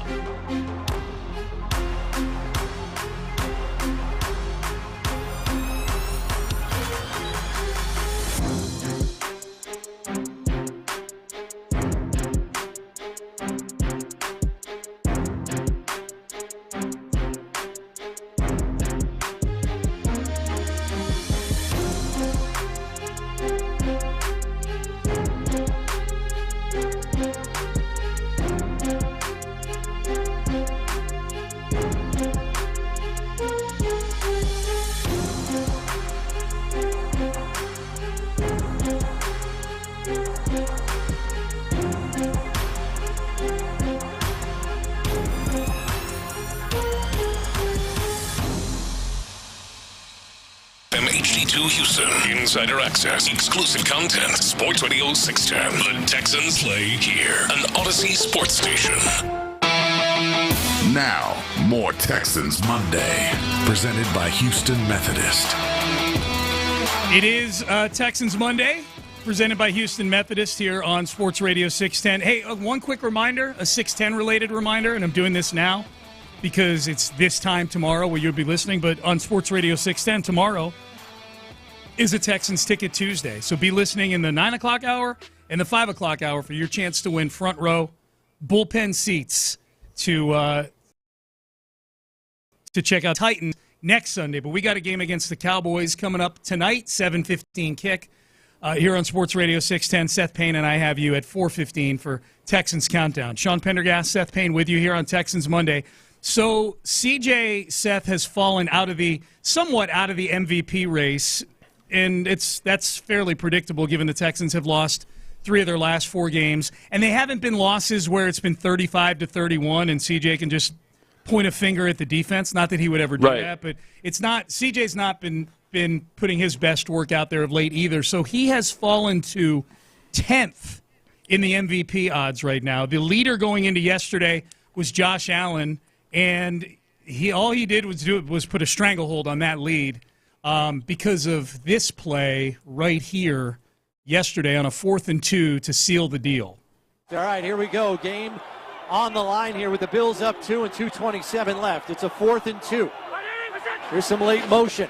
Fakes the throw. Allen going to step up in the pocket. Now he's going to take it and run, and he's got the first down and more. 10, 5, and muscles his way into the end zone for an unbelievable 26-yard touchdown run. All right, so that gave the Bills a 30-21 lead. They would go on to hold that lead, beat the Chiefs. Big late window game, huge play, had to have it. He doesn't make that. He doesn't convert that.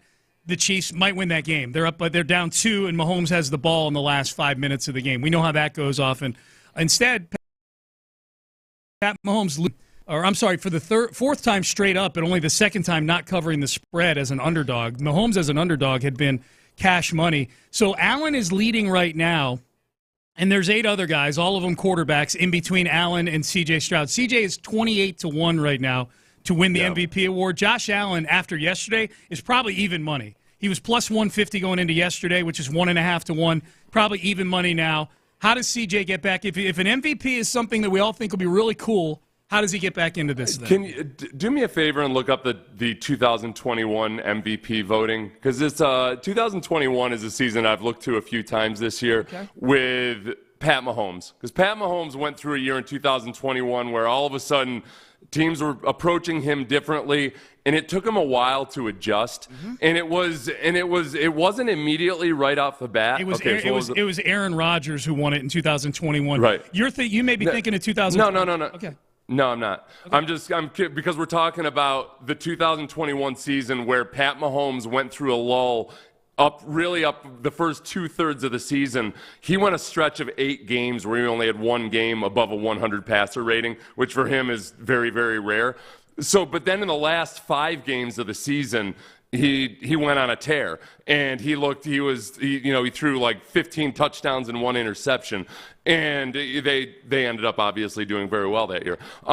So I guess the question is, all right, like, was Pat Mahomes able to pull himself out and be an MVP that year? No.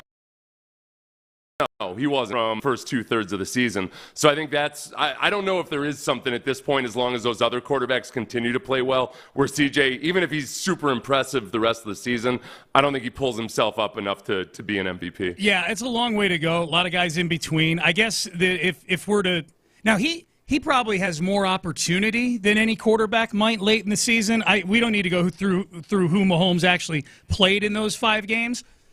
I bring that up because CJ plays Patrick Mahomes and plays Lamar Jackson in 2 of his final 3 games of the season. I had said before the season that one of my fearless predictions was that if CJ Stroud beats Mahomes and beats Lamar Jackson in those 2 games in 4 days, he'll win the MVP of the league. Now, what I didn't foresee happening was the Texans getting off to a 6-4 start, not an 8-2 start where CJ looks at me. I was not counting on CJ having already thrown 6 interceptions so far this season with half the season to go still. I was not counting on there being narratives on Get Up and First Take where it's like, is CJ Stroud having a sophomore slump? So now the other games factor in too, right? Like now he's got to, at a minimum, probably go like 6-1, if not 7-0 down the stretch.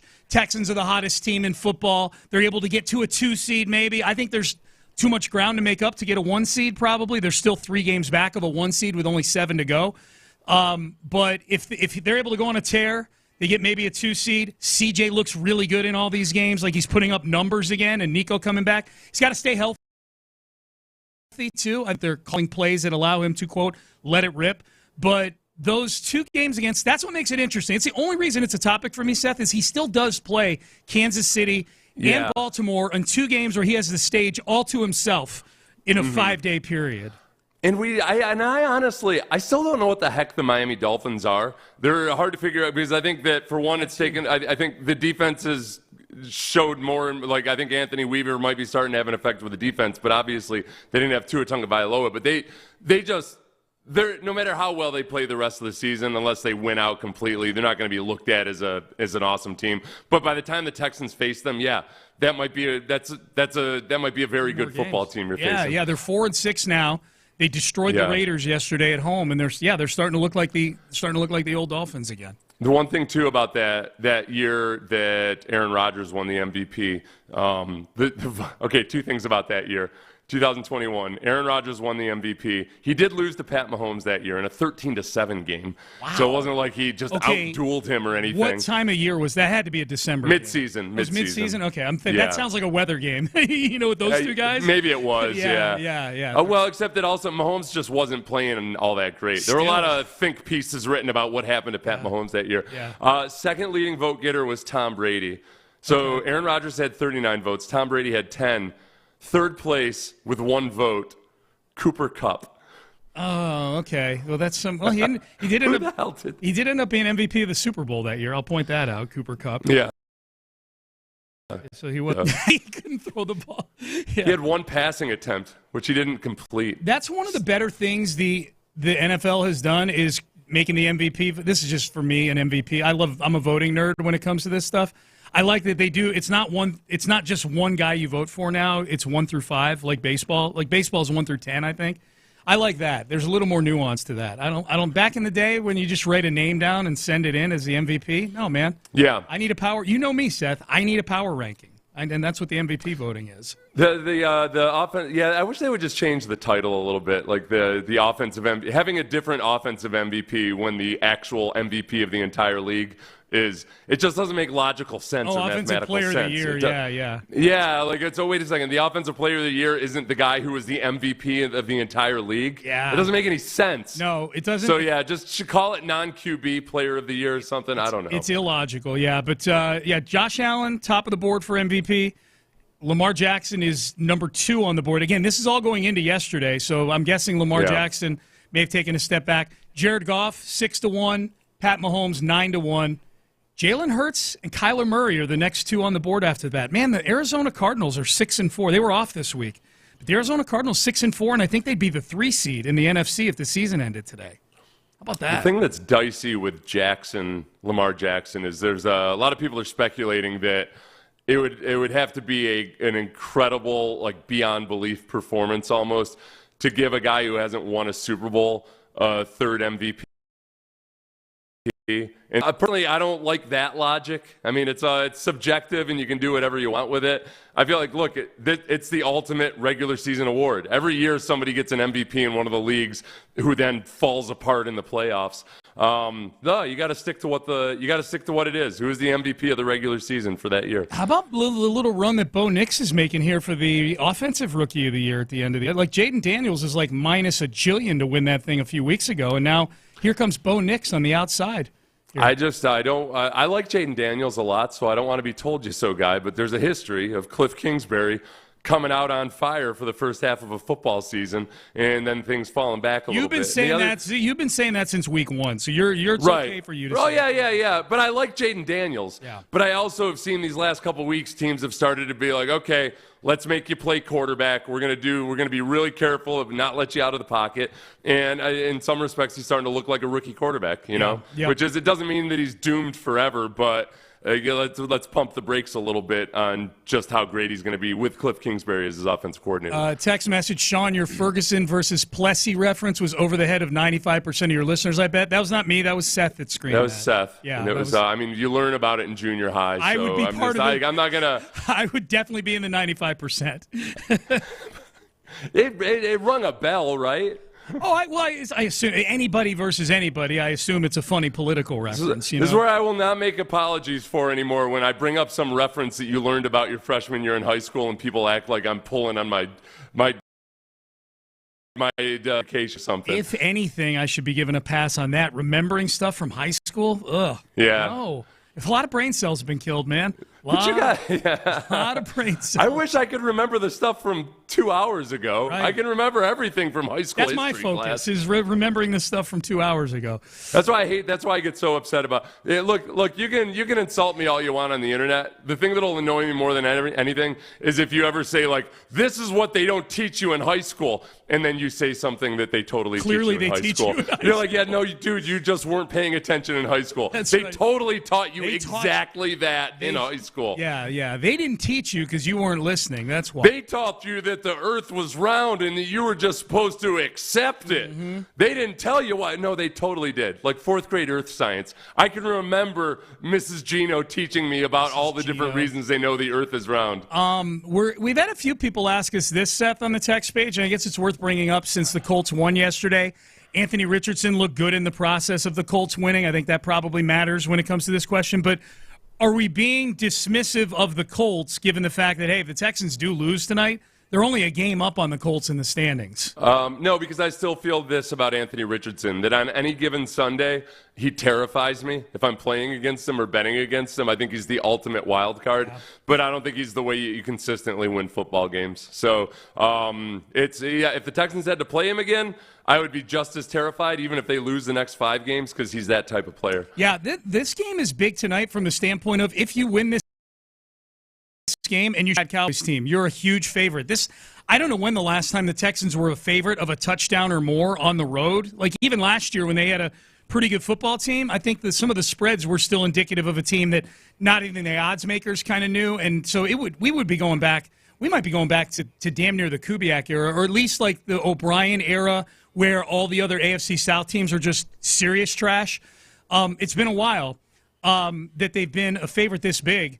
But this is a big game tonight because if they win this one, Seth, if you just take care of your business in the division, you will win the division, period.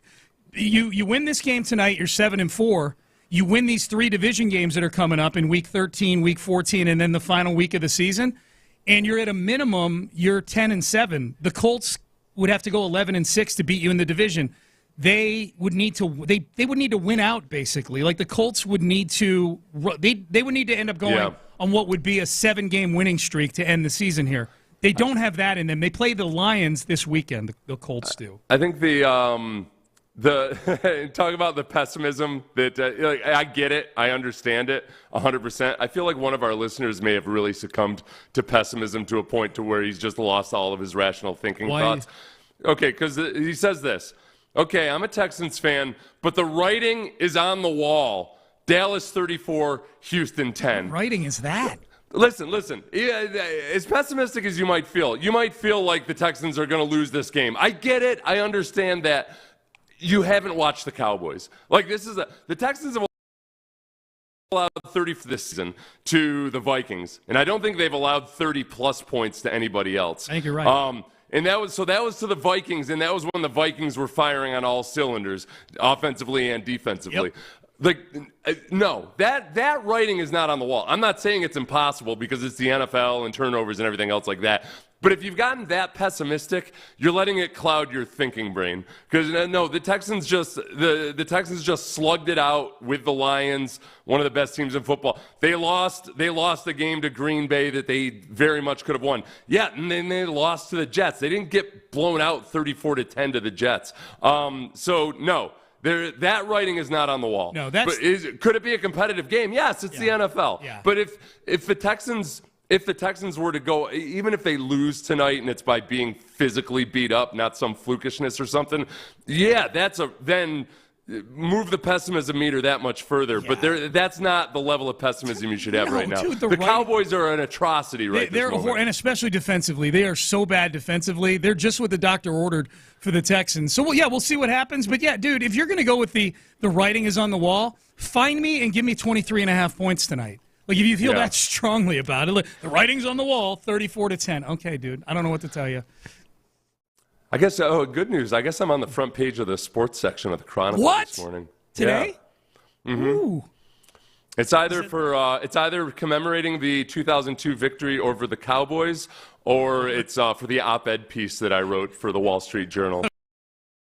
Okay, maybe they synopsized that. I'm going to go check during the break. We got to find if it's a piece Jonathan Alexander and Sam did. Yeah, we got to go find your quotes and see how you did. Okay. Yeah, we'll go find it. I did the thing I do where I pretend like I'm drunk when I'm telling a story. Yeah. And so I think I gave him some good stuff. We'll see if it got some quotes in there. We'll see if it got in there. All right. Sean Pendergast, Seth Payne with you. John Harris, Texan sideline reporter, joins us next. We'll get his thoughts on tonight's game between the Cowboys and the Texans. It's Texans Monday on Sports Radio 610. Stay there. More Texans Monday is on the way. Behind every door at Houston Methodist, you know what to expect. Expertise. Whether it's life-saving brain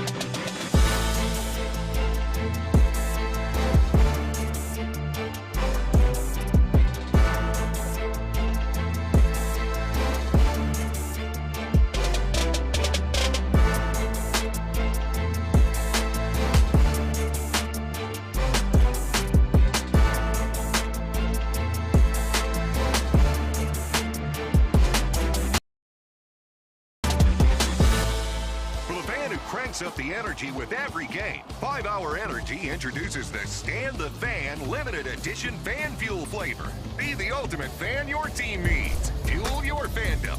Only at 5hourenergy.com.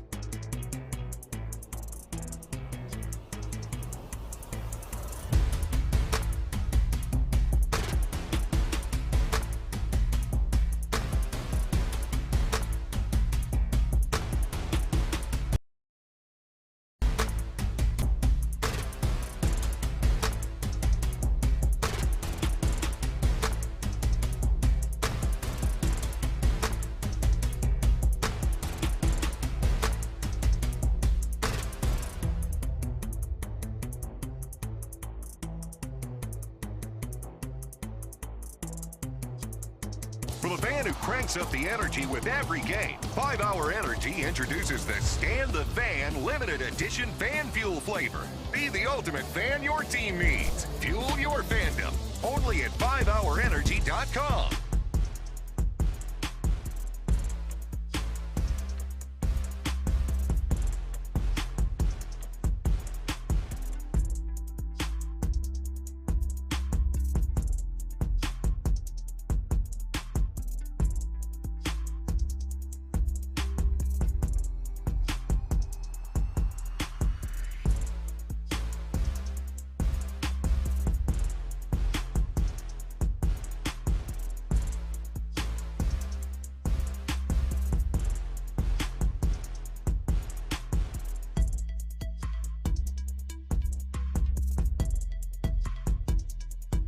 Sports Radio 610. Now, back to Texans Monday. All right, it is Texans Monday. Sean Pendergast, Seth Payne with you. We talked to Mark Vandermeir a little bit earlier. He is the voice of the Texans. He would normally be on right now, and he would be sitting right next to the great John Harris, Texan sideline reporter. We are technically, metaphorically, sitting on Johnny's couch and getting our feet up on his furniture and all dirty as well. Johnny joins us right now live from Dallas. He's going to be on the sidelines for tonight's game between the Cowboys and the Texans. Johnny, how we doing?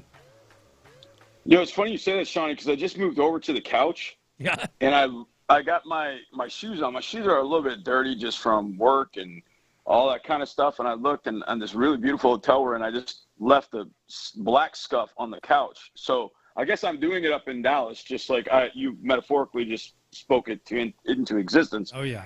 Because I just did the same thing, moving over to the couch and got it all dirty. So yeah, hopefully you're like Rick James. Care of mine. Yeah, you're like Rick on Charlie Murphy's couch. Yeah.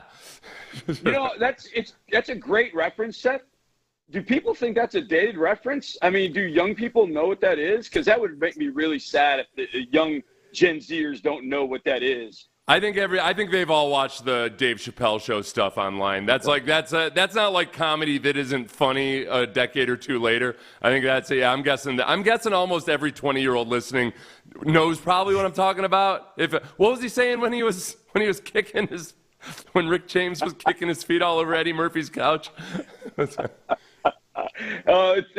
of the great scenes ever. Dave Chappelle was so good. But I mentioned something the other day to one of our younger employees, and he just looked at me. I remember it was because it's such an icon. I think it was someone from the 80s, and just looked at me like, yeah, I got no idea what you're talking about. I'm like, man, damn, dated reference. So, don't worry. Probably a Rockford Files reference. It doesn't even crack the same century as the most dated reference made on this show this morning. Seth dropped a Ferguson versus Plessy earlier. Plessy versus Ferguson. What the hell, Sean? You trying to be all politically correct?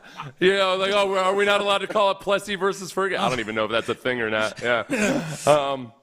Johnny, let's talk football. Let's talk some football. John, we were talking about this earlier, and we were talking about it with ND. I'm like anybody else. I'm looking at the offense and I'm trying to figure it out. And like with any offensive coordinator on any game, you're always like, well, I wish he had done that, or I wish he had done this.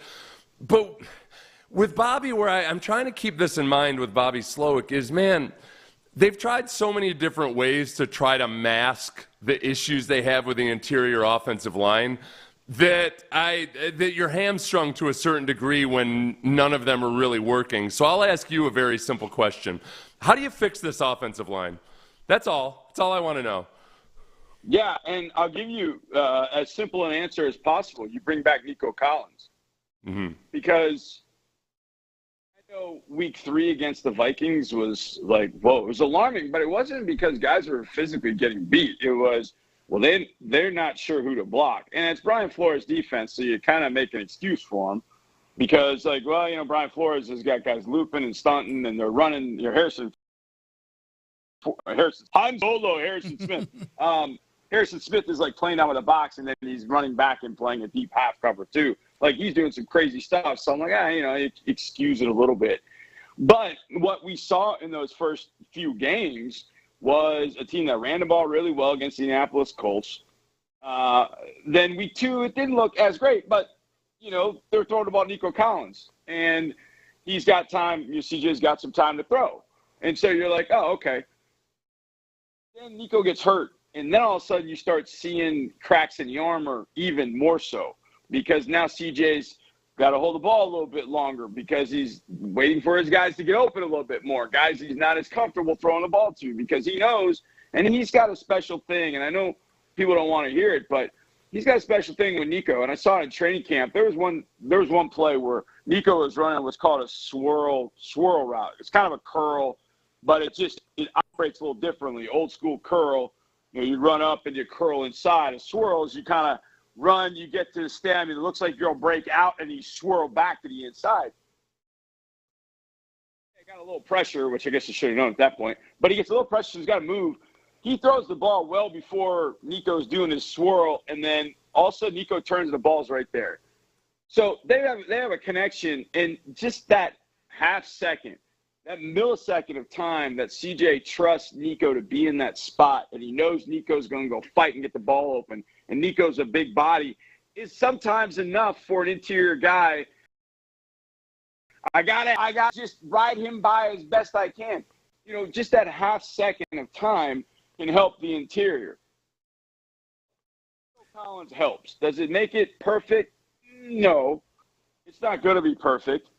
But Bobby's got to keep searching for, all right, what can help these guys? And I don't know that there is a great answer for that because, as much as I like Jared Patterson and I like him at center as opposed to guard, he's going to be overmatched at times just size-wise, strength-wise, all that. But he knows who to block, so let's start there. I think that Juice Scruggs moving over left guard, I don't think that's Juice's best fit. I know he's doing that for the team, but he's got to be a little bit better. And this is where Juice has got to be a little bit better. Juice is really good the first 2 seconds, and I saw this against Lee McNeil. Lee McNeil is great, but Lee McNeil understood how to go against Juice because he knew if he just would kind of not get into his move early, but just get Juice on him, Juice would kind of relax a little bit. And then he would throw his move, and Juice would struggle. And McNeil did that to him a couple of times, where it looked like, well, Juice is initially in good position, and then McNeil threw late hands. Now, if you put it all together, we're talking about Juice can hold up, and then the guy throws his move, but the ball is gone, well, then it's a wasted move. The ball is gone off to Nico Collins. So if those things can help, if Juice can be a little bit better hold, CJ can throw the ball a little bit earlier, then I think you got something. Now, against these guys up front, they're probably a little bit quicker than they are bigger.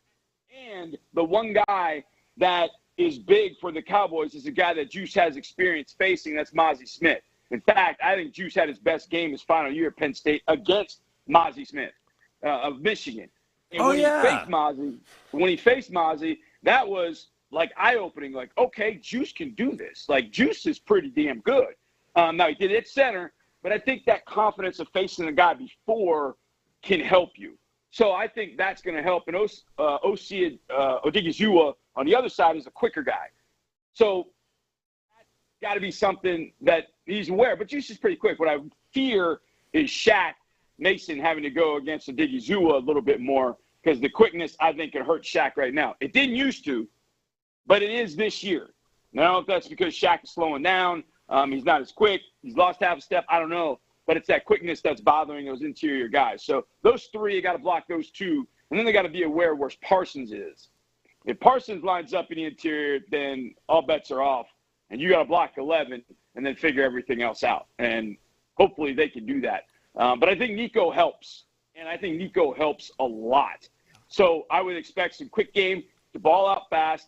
And hopefully Micah Parsons has a game like 2022 where he had 4 tackles and no impact plays beyond those 4 tackles. Yeah, that would be big. We're talking to John Harris, Texans sideline reporter. Johnny, let's flip over to the other side here. And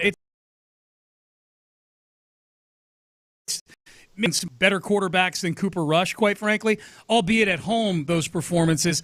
I have a hard time envisioning the Cowboys scoring a lot of points tonight, and yet I ask you, what could go wrong defensively for the Texans tonight and allow the Cowboys to stay in this game? Well, they get CeeDee Lamb cooking. And that, I would think CD's as good a matchup for Derek Stingley as I think could possibly be. He's a little like Amari Cooper in the sense that CD's not blazing fast, but he's fast enough. He runs good routes. I don't know if he runs tremendous routes. He's got great hands. But that's where Stingley can really be a factor, because if Sting does travel with 88 tonight, then, okay, it's best on best. And Sting will get got, but CD will get got as well. So I just think that's a good matchup for Stingley, man-to-man wise. It's not like facing Tyreek. Tyreek is a bad matchup really for anybody. It's not like facing a guy that's 6'7" that can just go up above you and take it from you. I think CD's he was my favorite receiver coming out of his draft class. I thought he was the best receiver coming out of that draft class. I thought he's tremendous. And I think he's lived up to that. But CD needs a lot of targets. There's no Sun to keep him from catching the ball this week, though. But there is a Derek Stingley, and so I think that's going to be a great matchup. But if CD does get hot, that does start to worry me a little bit. If they start Cooper Rush kind of dinking and dunking, throwing the ball to Jake Ferguson, okay, that starts getting 7 yards on little choice routes and things like that. And you start getting frustrated, like, dang it, we need to bring pressure. And now all of a sudden somebody gets matched up man-to-man on somebody that shouldn't be, that isn't CeeDee Lamb or Jake Ferguson, and you get beat and you look up and go, well, dang it. They just have their Amari Rodgers moment, 2022, where we're not even supposed to be in that game. And there's Amari Rodgers catching a deep ball for Jeff Driscoll. We take a lead. And I guarantee you they were looking around going, what the hell's going on, guys? They're 11-1 at this point. How is this happening? And that's the kind of thing that can snowball. Cooper Rush has got confidence, and then the building's kind of going wild, and all of a sudden the offense has got to now, all right, let's get out of our slumber and carry this team because the defense is off kilter, and then they start stressing and pressuring, and the whole thing goes to hell at that point. So play your game, get some pressure on Cooper Rush, get a lead, make them chase you, and then tackle well. When they've played well this year, haven't missed a lot of tackles, and they have played the run like Ted Wynn from the Athletics said, like a bunch of kamikazes, and that's the way they played the other night against the Lions. This is a damn good defense. I told that to Kay Adams when she visited in Ohio, and she looked at me like I had 4 heads, and I said, trust me, this defense is going to be all out. Tonight is one of those nights where they get to show it off to the country, but they can't get beat by stupid stuff, missing tackles, blowing coverages, and then letting any semblance of Cowboys running game develop against Cooper Rush and then make life miserable for Cooper Rush. What, with Cooper Rush himself, that we're ignoring, other than everything else you just talked about, is it as simple as, okay, if he can be a good ball distributor and be efficient and everything like that? I mean, is there any kind of a superpower or anything he does special that we're ignoring? No, I don't think so, Seth. I think he's just a solid backup and can go in there, can run the offense. He can get them out of bad plays and get to good plays. And he knows this offense. He's been there, for how many years. And I know it's now Mike McCarthy's as opposed to Kellen Moore's and all that kind of stuff. But, Cooper knows it. And I think just being able to go operate the car means you can get it from point A to point B. That's really what he can do. He can get it from point A to point B. And if you don't put a bunch of construction roadblocks in front of him, he's going to be able to take a pretty smooth ride from point A to point B. And that's what you've got to avoid. You got to put potholes in there. You got to take away his run game. You got to close down one street. I mean, basically, you got to make the game for Cooper Rush like Houston traffic. You got to force him up 45 where you close the road at certain points and force him to the GPS to go, okay, what do I do now? And then make that difficult. And I think that's kind of got to be the game plan. It's Houston traffic night for Cooper Rush. And if you get pressure at his feet, look, he's not going to beat you. Dak could get out and beat you a little bit. Cooper's not going to beat you much with his feet. The one thing that I'm always worried, though, about this defense is the Lions kept looking. It was like they went down this board of stuff like, okay, we want to try this, we want to try this, we want to try this, we want to try this. And finally they got to the last one that was screens. And they're like, oh, okay, the screen. They can't stop the screens. And that I think the Cowboys will go to at some point, and they'll run screens because the Lions then hurt us with Jahmyr Gibbs on the screen. They then throw the touchdown to Amon-Ra St. Brown on the screen. And that is when the Lions started getting a little bit of offense going when they got to their screen game. And I think that's one thing that I don't want to say it's the defensive package, but if they are running screens, then it's imperative that you get off blocks and you run like kamikazes to the football to turn a 3-yard gain into a 3-yard gain, not 3 yards into 30, and getting that building all juiced up. So this offense can put up 28 tonight. I feel good. But with Nico back, that feels like, yeah, you should be able to do that. But it's got to take a little bit more of an aggressive mindset and not settle for field goals, and be, down in the 30-yard line, 25, 30-yard line, or just outside the red zone. Hey, man, let's get this thing in the red zone on first down. Let's go punch in the end zone 4 or 5 times. You watched the Lions did yesterday. I know everybody wants to have the Lions offense, but not everybody can face the Jags in Detroit every single week and have the Jags quit on them. So you got to be able to, against a pretty athletic defense, punch it in the end zone, play clean football. You're favored by 7 for a reason, so go out and make it happen. John Harris joining us. Hey, Johnny, before we let you go, are you going to use your sideline privilege on Christmas Day to get as close as possible to the stage for Beyonce at halftime? Yeah, I saw that yesterday. I mean, I think that's great for the city of Houston. And I love Beyonce being part of the city of Houston. But I have to interview Coach Ryans going in. I don't usually come back out because I'm 52 years old and I got to pee. So I got to make sure I take care of that. And by that time, the NFL halftime, the concert's over. So I think I'll probably just watch on the TV screens with Austin down in studio. Don't they extend it, like for these big games? Like I feel like the Thanksgiving halftime is longer when they do. They got like Zach Brown band out there doing the Detroit game or whatever. You know what I mean? I feel like they extend it like special occasion. I don't know if it'll be like an HBCU halftime. My quarterback many, many years ago, he played at Florida A&M, and I went and visited him at a game. And he's like, yeah, because we had homecoming last week. Our halftime was an hour. I was like, oh my gosh. Oh, what? It was an hour. But I bet it was awesome. I bet it was amazing. Listen, I haven't had a chance to go back to an HBCU game, but I went and saw North Carolina A&T and Florida A&M when I was living in North Carolina. My quarterback was playing for Florida A&M, and he was in a hot streak, so I really wanted to see him. So FAMU's band didn't show up, so I was a little disappointed. But NC A&T's band – incredible. So we get to halftime, and I'm hungry. And so I'm like, I get up. I'm standing up at the very top. And so I start to kind of make my way through the crowd, and I realize the crowd hasn't moved. Yeah. The crowd hasn't moved. Like, no one. Not a person has gone to the club level. Nobody's gone anywhere. And NCAA's band went on for like 25, 30 minutes. It was fantastic. And I was like, oh, I get it now. I absolutely get it. So, I don't know, maybe Beyonce will go on for 20 minutes or so. I might sneak a peek. But they always go through a different tunnel. So I'm like, I might have to not fanboy too much and just like clap for her and, listen. But I think it's for Christmas Day. I just hope that Netflix can handle it. Yeah. Can Netflix handle the 100 million or so that are going to watch that game and watch Beyonce at halftime? Okay, I know that people are going to talk about viewership for a football game versus viewership for Tyson and Paul. Beyonce does increase the level of interest at least one juncture in that game. That's where a lot of non-football fans are going to be for that chunk of time. You're right. The Beyonce part, agnostic. It'll be people all over the world. The numbers, we went over it last year. All the Christmas games got about 30 million viewers on normal television. So because they broadcast it locally, it's like a lot of that 30 million it's not gonna be on Netflix. But the Beyonce thing does change things. Changes the calculus. Yeah. Hey, Johnny. Johnny, we're going to cut you loose. We're up against it. We know you got a ton to do, and we're going to talk to you again later. Keep him here. We're going to talk to you again later on today. Before the game on Texans Countdown. So go do your thing. We look forward to talking to you, man. All right, boys. I'm going to hang up and listen. All right. Sounds good. Appreciate you. That's John Harris. Did he just drop the mic? It sounded like he did. It was a thunk. Yeah. It's either that or he fell and hit his head on the toilet. I mean, either one. Someone thinks they just had a really good interview with us, I guess. I'm just joking, Johnny. You were great. HBCU halftimes. Sounds like when I used to go to my teammates' church services sometimes. I'm like, isn't it? Hey, tapping my watch.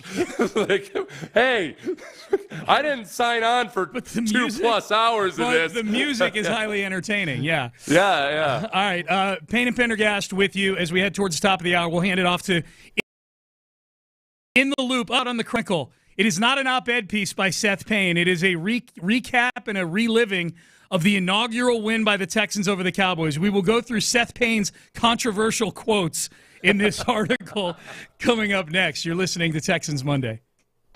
More Texans Radio coming up in a moment. Community Coffee is proud to be the official coffee of the Houston Texans. For over 100 years, we've served communities like yours with rich, smooth coffee crafted right here in the USA. And as a company that's worked to bring people together since 1919, Community Coffee celebrates the uniting power of fandom, especially for Texans fans in Houston and beyond. We're grateful to be part of the Houston Texans family on game day and every day. Community Coffee, strong as our roots. Ashley is proud to present the Kickoff Kid this season. Each lucky winner receives 4 tickets to a home game, a Texans jersey, $500 Ashley Home Store gift card, and will be featured on the video board as they run onto the field to pick up the kickoff tee. Sign up your child today by texting Texans to 797.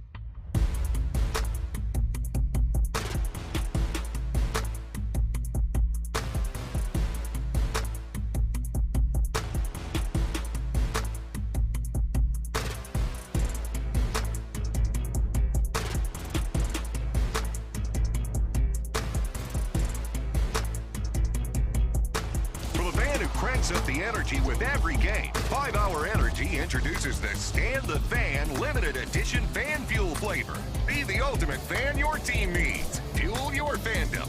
Only at 5hourenergy.com.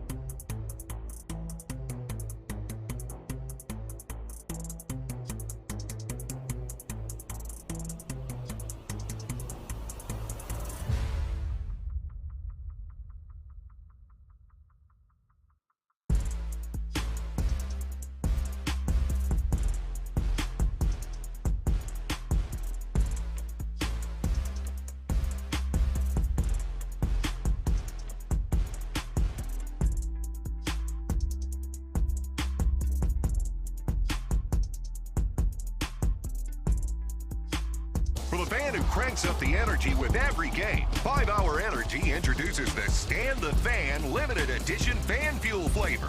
Be the ultimate fan your team needs. Fuel your fandom. Texans Monday. All right, it is Texans Monday. Oh, wow. That's juicy. I'm looking up at First Take. Jamar Chase responds to question on why Bengals can't finish games. Quote, ask Zach, ask the coaches, don't ask me. I just play football. I don't call the plays, end quote. That's Jamar Chase. Oh, we haven't gotten to that stage yet with the play calling, where it's, hey, above my pay grade on the play calling thing here. That was that's an aggressive boy. That's one. Yeah. I hear that one. Yeah. That's a classic. I've learned, man. I've been in this game long enough, Sean, that I know, man. There's a lot of transcripts that look way worse than the actual. True, and if it can be made to look bad, it will be on First Take on a graphic at the bottom of the screen. Read it again. Ask Zach. ask the coaches, don't ask me. I just play football. I don't call the plays. I tried to read it in as antiseptic a way as I possibly could. I could see. I would do it in the tone of voice where, like, okay, I'm frustrated after a loss. I'd be like, ask Zach. Ask the coaches. That's above my pay grade. I'm not. That is how you maybe followed it up in the next answer by saying, I'm genuinely telling you. So I'll give Jamar Chase the benefit of the doubt there. There we go. So there's an article in the Chronicle, and by the way, we'll get Seth's prediction before we get out here at the top of the hour. On the game. I made mine earlier today, 26-15 Texans, but Seth has been spot on with at the very least, the total in these games. Yeah, the total and the nature of the game and just the game close flow. ones I've called close and what have you, Yep. Yeah. So there's an article. I mean, I've damn near been close to nailing it right up until, these teams all have 2-minute offenses, it turns out. Yeah. Getting into 2 minutes, and I'm like, look at this. I'm perfect.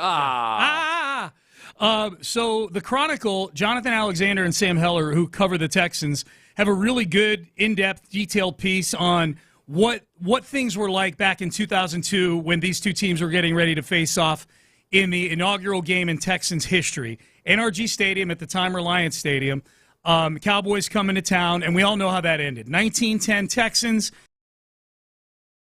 It was sphere, and they interviewed a few of the people involved in that game for this piece. Mark Vandermeir, I'm looking at a quote from Mark Vandermeir. It was a big deal. You have a national game, and everybody knows that everybody knows about the Cowboys. Everybody wants to beat the Cowboys unless you're a Cowboys fan. It talks, Seth, in this article about how you guys, Texans and Cowboys, had gone against each other in joint practices during the preseason, including a scrimmage at Robertson Stadium at U of H. Yeah. And it sounds like you guys got your butts kicked in that scrimmage. We got our butts whooped. I'm curious because they put in Dom Capers' kind of description of that whole affair. Yes. And Dom doesn't shy away from the fact that we got our butts whooped Kicked in our that. butts. That's exactly what he said. He showed footage of it the week of the regular season game to motivate us. The part that I don't know if they put this in the story or not. I skimmed through it during the break. Dom, to his credit, maybe he didn't want to point this out because it was a shrewd coaching move. He did not have hardly any of the starters play in that scrimmage over at University of Houston Stadium. So, yeah, they rolled all over us, but it was almost completely backup. So it was the Cowboys starters versus all of our backups. And I felt like we were watching on Hard Knocks the Cowboys after that scrimmage talk all kinds of smack about how awesome they were as an offense. And I'm watching Hard Knocks and thinking, like, this is bogus, man. Yeah. That wasn't even us. I have a quote in here from nose tackle Seth Payne, now a morning drive host for Sports Radio 610. I listen to that guy. He's good. Here's the quote. There was a scene after the Cowboys head coach got on the bus. He said to Emmitt Smith something along the lines of, they're just a rolling ball of butcher knives, huh? Because they had talking about the Cowboys offense. Yeah, because they had such an easy time against our defense. This is you talking here. Quote, I think we were just all agitated that the Cowboys really thought they were that much better than us, end quote. Yeah. They could all go die, which they almost did. I thought we're lucky we didn't have a cardiac arrest on the field with one of their fat offensive linemen that night. They were old and out of shape, right? They were. They looked like they wanted to be anywhere except right there, right then. At that game. They were the opposite of a Harbaugh at that moment. Mm-hmm. Mm-hmm. They got quotes in here from Billy Miller, who scored the first ever touchdown for the Texans. He said, quote, fans were there early. This wasn't like normal NFL games that fill up in the last 30 minutes or the first 15 minutes. That's me adding it. Warm-ups, he said warm-ups, it was full. It felt different. It was different. It all mattered, end quote. It was awesome, man. It was a really cool environment. It was honestly, you joke about me being a sports radio host here. It was like a pivotal moment in my life in a lot of ways because it was an experience unlike anything I'd ever had. And it was, with a brand new team, and I was a veteran guy on this team as opposed to in Jacksonville, I was a younger player, wasn't a leader and all that. And it was just a really unique moment. And I actually just scanning through that article, I got kind of emotional looking at some of the names because the offensive line from that first season gets talked a lot about. David Carr took so many number of sacks, But like Steve McKinney was playing the offense, and he was a very good NFL player. But he was attached to and tied to that an offensive line that I think started 3 rookies in that game. They started 6 rookies on the offense overall. I mean, it was not ready for the NFL. Yeah. And they embarrassed the Cowboys in a bad way. So that was the Texans, who were double-digit underdogs in that game, beating a team that was supposed to be good that year. Whereas now you've got an opportunity to be a team that's supposed to, hasn't played like it lately, but the Texans are a team that's supposed to be a Super Bowl contender, going up against a team that everybody looks at as a laughingstock. And you can just squash them into the turf and ground them underfoot and set fire to that damn stupid spectacle of a stadium up there. There's an opportunity to just come completely full circle on it. It talks about the fireworks that were set off during intermission and the smoke in the stadium. Halftime. You've talked That's about what we call this it before. in the biz. You've talked about the smoke in the stadium before. It says that you likened it to a Boston Celtics game with fans smoking cigars in the stands. Yeah, you see those old pictures of baseball or basketball games where everybody was smoking and it's just kind of hazy on the court. Yeah. It's got a quote from you here. It says, it was just that hazy, eerie filter on everything that made it that much more dramatic. It was so loud in the second half, too. So it felt like something out of a war movie. We're getting vintage Seth here. I wish you named which war movie. Then it would have been vintage Seth. The Cowboys offensive lineman, or one of them that was going to pass out from heat stroke or something. They looked out of shape. They couldn't handle the firework residue in the air. They looked like they wanted to be anywhere else except Reliant. End quote. That quote checks out because you just said that 2 minutes ago. They did. Yeah. They were all glazed over. They looked like tranquilized heifers, except fatter. Heifers are relatively lean, That's true. They'll jump around a little bit. That's true. All right, we got. That was a good time. That was a good time. That was a damn. And it's a good article. If you want to go relive it, they quote Steve McKinney in here. They've got Chester Pitts in here. They've got a couple season ticket holders that they're quoting in here. It's a really good piece. A lot of old signs, not signs, pictures. Some with people holding signs. Back in the day, it's a fun, really fun reliving of that night. Picture of me on the article where I'm jacked. You're yoked in this picture. The pythons on that. This isn't me just trying to gas you up. Like your bicep is. I showed it to Brandy. I used to be somebody. I don't know if you remember that guy. No kidding. She's like, yeah. I used to bench my body weight at least. Yeah. Dude, that's pretty badass. Benching your body weight. Never been in that town before. I used to be able to bench twice my body weight. I'm saying, yeah. One time for me. Nope. It's gotten bad, man. It's gotten real bad. Yeah. So prediction for the game for you. I have 26-15 Texans over the Cowboys tonight. What does Seth see, Payne? I have, hold on, I did some scratchings I was trying to figure out whether to give the Cowboys 14 or 17 points. And I was up at 3 a.m. watching the Cowboys this morning. Mm-hmm. I can't give them more than 14 points. Good. I think that Nico Collins makes a big difference. It doesn't fix some of the systemic issues that will remain a problem versus the really good teams. And I think they can fix some of those issues, but Nico's going to make a big difference. I've got the Texans 34, the Cowboys 14. So that's a comfy over, too, in that game. It's the first over you've picked in a long time, I think. It's the first over I've picked in a long time. Yeah. And it's the first time that I've, with utmost seriousness, predicted a blowout. Yeah. So I do feel that way. And Nico, like I said, it's not going to necessarily make you feel better about some of the issues on the offensive line, but this Cowboys defense is not the team that's going to expose those issues. Nico's going to make a big difference. There's the presence of Joe Mixon and Nico Collins. Leave blocking out of it. Leave everything else out of them. It gives the Texans a 1-2 capability that they just haven't had with Nico out. That they've had in one full game this year. The Colts game's the only game those two have played from beginning to end together. I'm with you on that. I got 26-15. Seth, antibodies to you. I'll see you later today for Texans Countdown at 4:15. Antibodies. Buenos tardes. There you go. All right, we are done. We are out of time. No, I'll see you in the TARDIS. It's still buenos dias, whatever. There you go. All right, we're done. We're out of time. In the Loop, John Lopez and Reggie Atatula, they are up next. You've been listening to Texans Monday on Texans Radio on Sports Radio 610.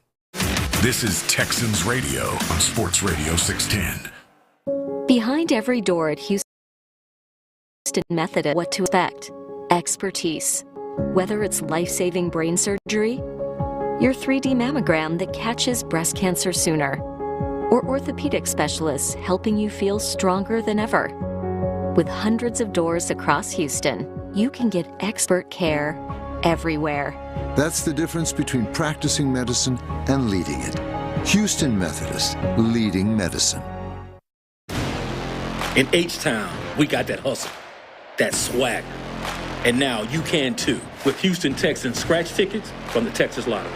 Play for a shot at $100K and enter to win wild Texans prizes like away game trips with the team, luxury VIP suite experiences, and a chance to win up to $1 million on field. Because with Houston Texans scratch tickets, winners really are H-Town made. Must be 18 or older. Play responsibly.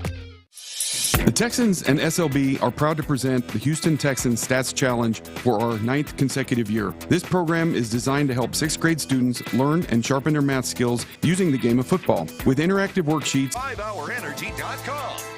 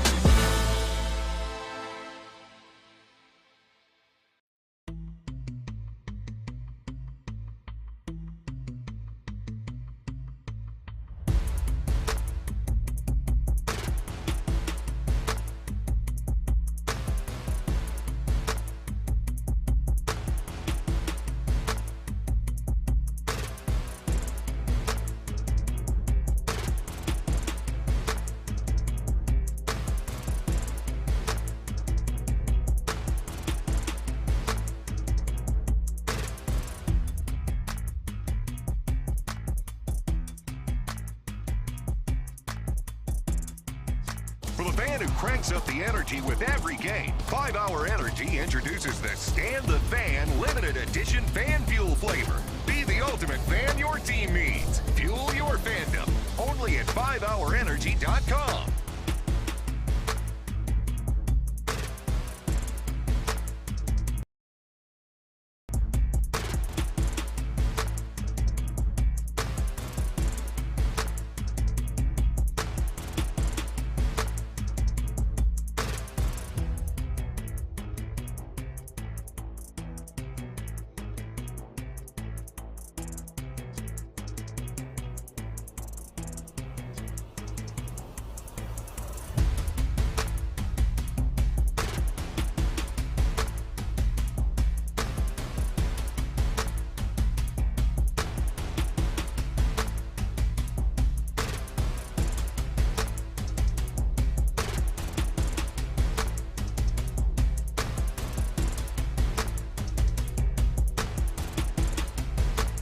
Sports Station.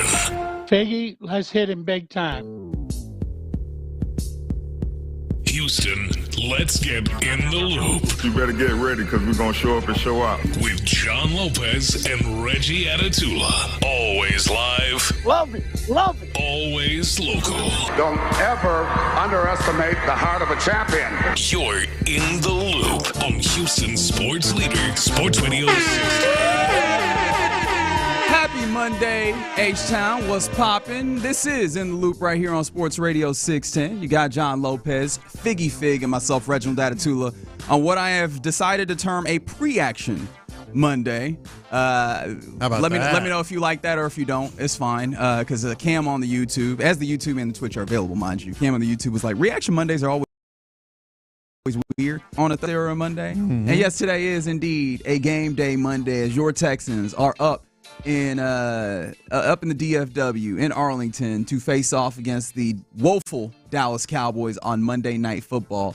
And I just want to know, what's the excitement level just to start with that? Again, let us know on the Twitch and the YouTube. Twitch is YouTube is Sports Radio 610. Twitch is 610 Houston. But also, thanks to 5 Hour Energy, the official energy shot of Sports Radio 610 and football superfans, we have the 5 Hour Energy fan line, which goes all day long. 713-572-4610 is the number to text. What is your excitement level, Lopez, for this one against the Cowboys on Monday night? Nobody lie to yourself, okay? Whoa! That's some different energy to start with. Okay, Figgy, don't lie to yourself. Reggie, don't lie to yourself. Listeners, don't lie to yourself. A lot of listeners in their vehicles right now driving to Dallas. Don't lie to yourself. Ooh, drive safe out there. Yeah. That's a straight shot all the way up 45. Getting windy too, man. It's really windy. That's neither here nor there. That's the fisherman and me talking. But anyway, don't kid yourself. You're excited. You are very, very excited. It's Cowboys and Texans. Only done it 6 times in the regular season. This is the 7th. Cowboys have a 4-2 lead on that, but they've all been pretty darn good games. And the Texans have won the 2 primetime games. Yes, they have. In that. Absolutely, they have. You're excited. I'm excited. Well, we have our expectations. You know, we will be incredibly disappointed if it doesn't work out the Texans' way. But this is Dallas, man. Let's not kid ourselves. You know, I know not good, and we'll get into that in a little bit. Wait, what? They're not good. You're telling me. Wait. You're telling me that the team. Thank you.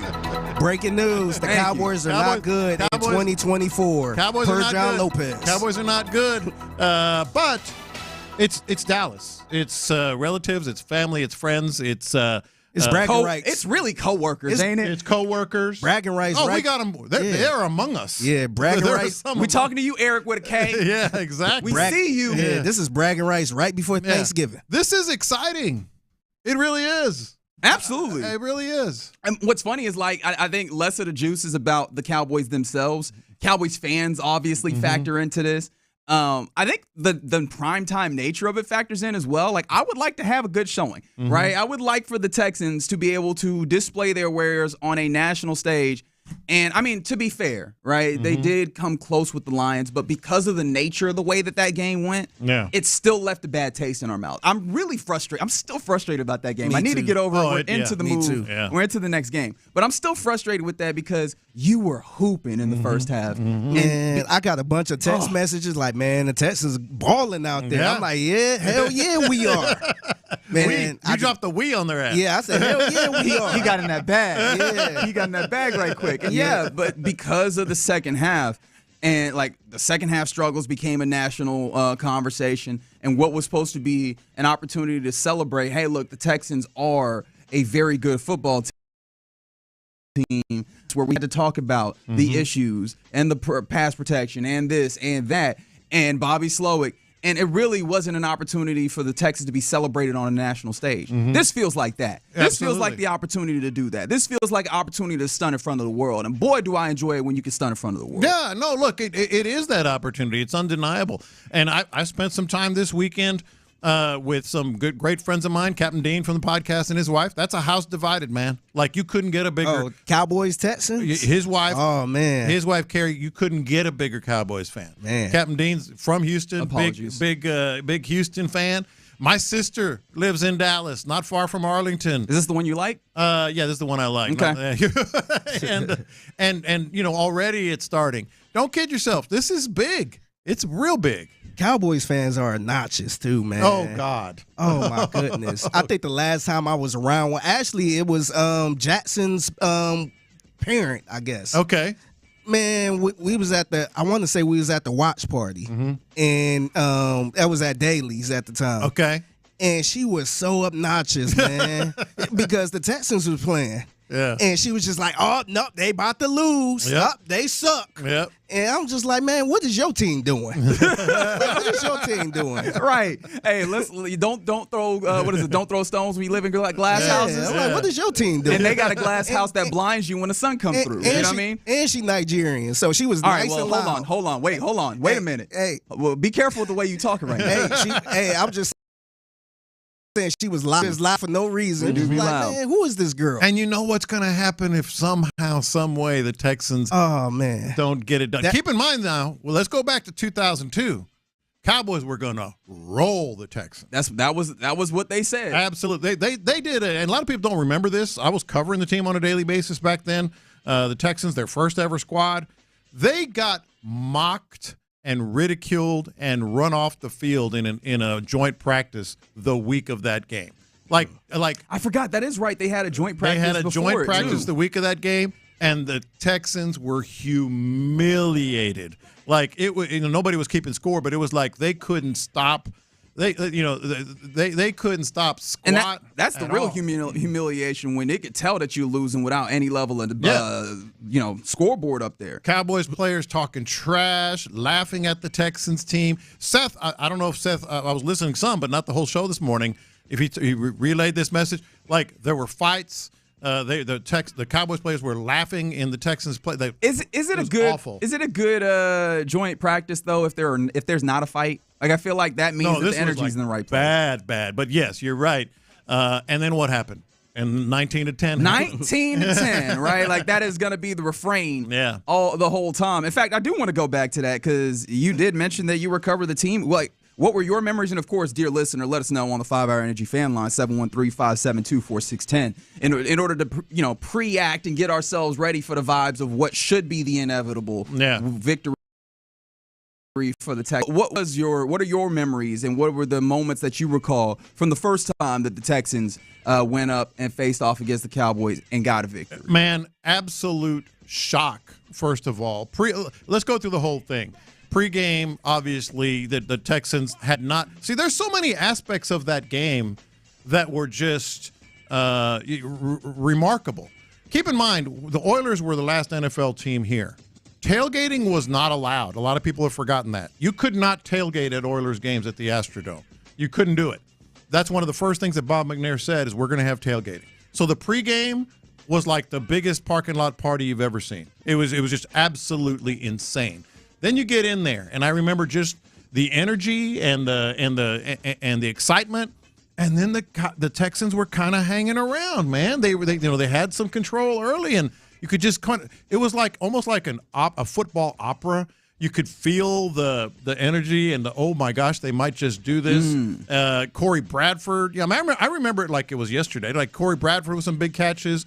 Obviously, Seth Payne. I'm not trying to pander here. Stud. Man, he had a great game. Gary Walker. Didn't he get the first sack? He got a safety. Apparently, that's under debate every time those guys meet up. I don't think. Did he get the credit or somebody? Yeah, ultimately he got the credit. I think Gary got the credit Walker, on the day. On the day, yes. And then when they reviewed the tape, they were like, Seth got there.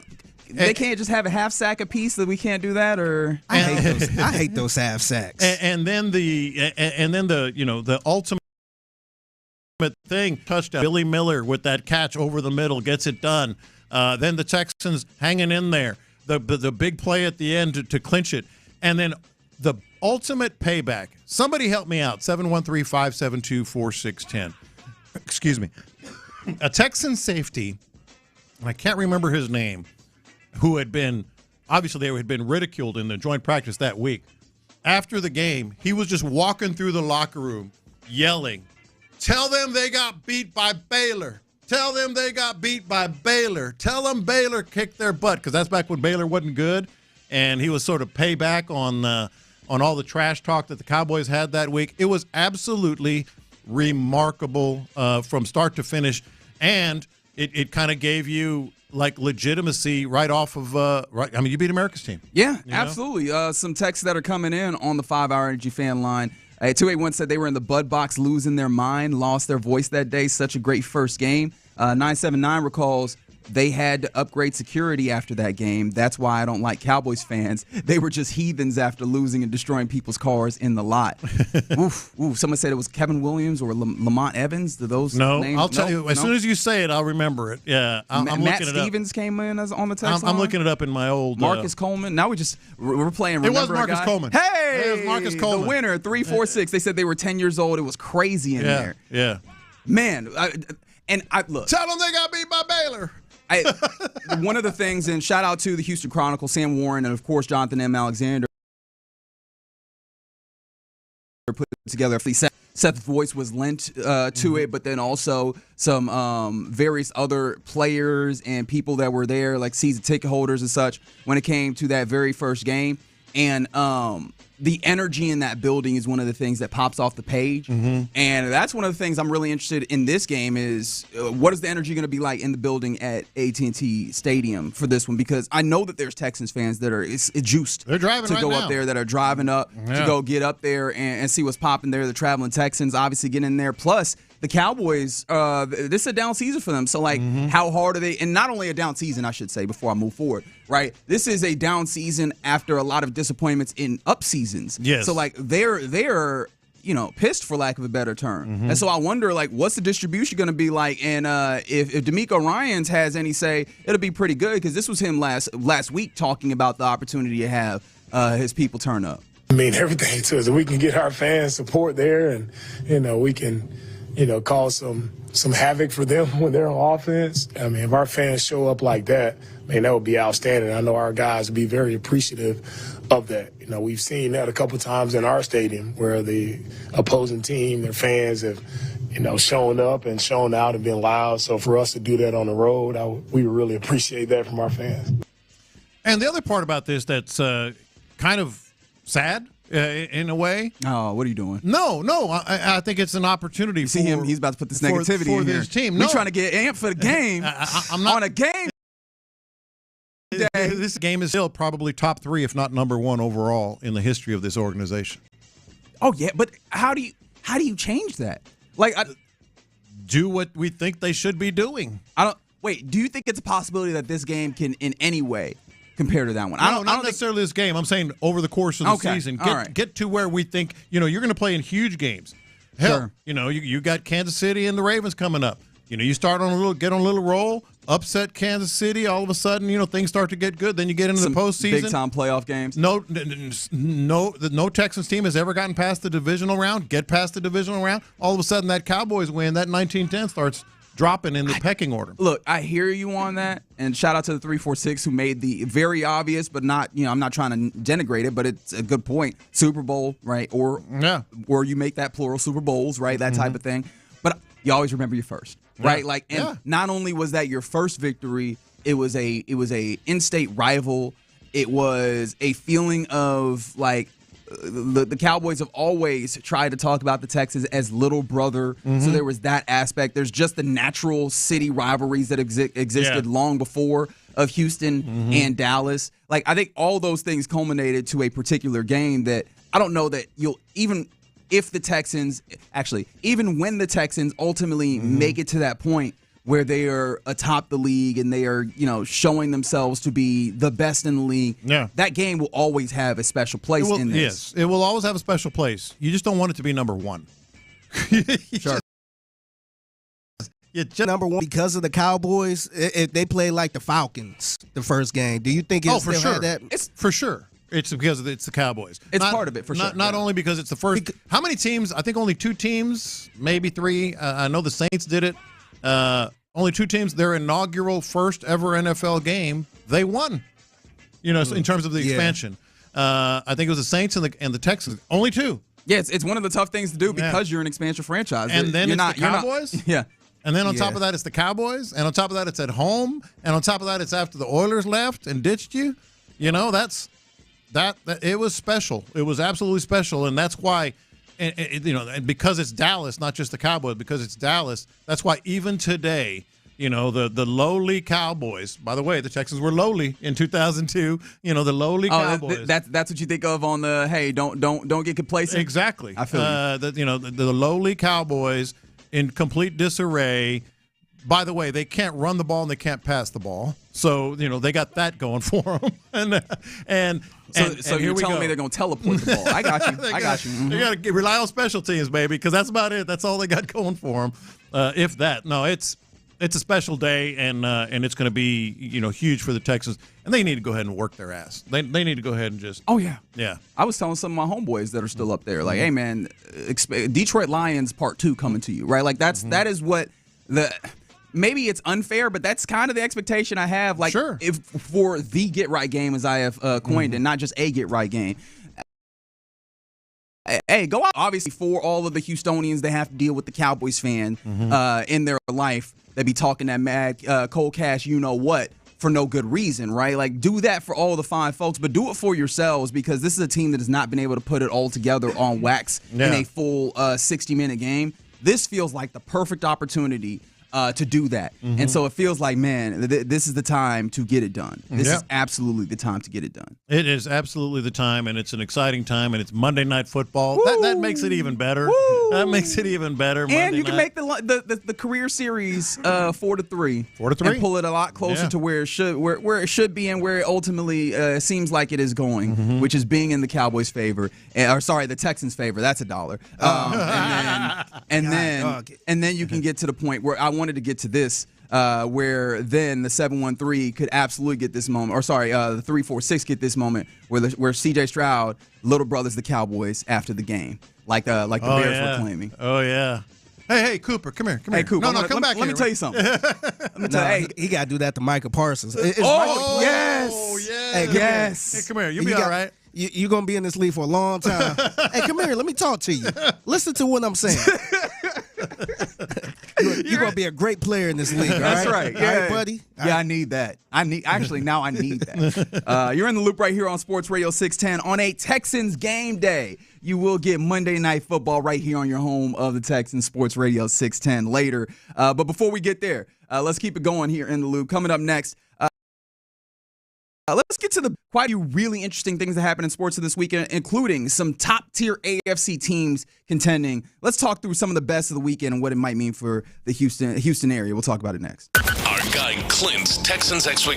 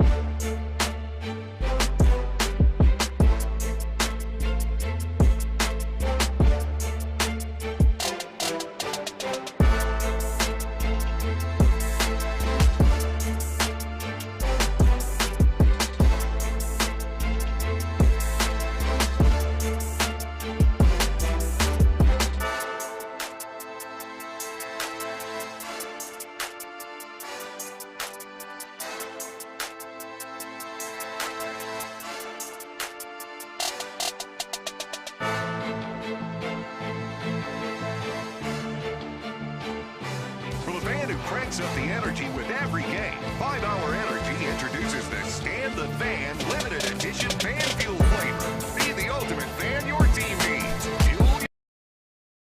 Fuel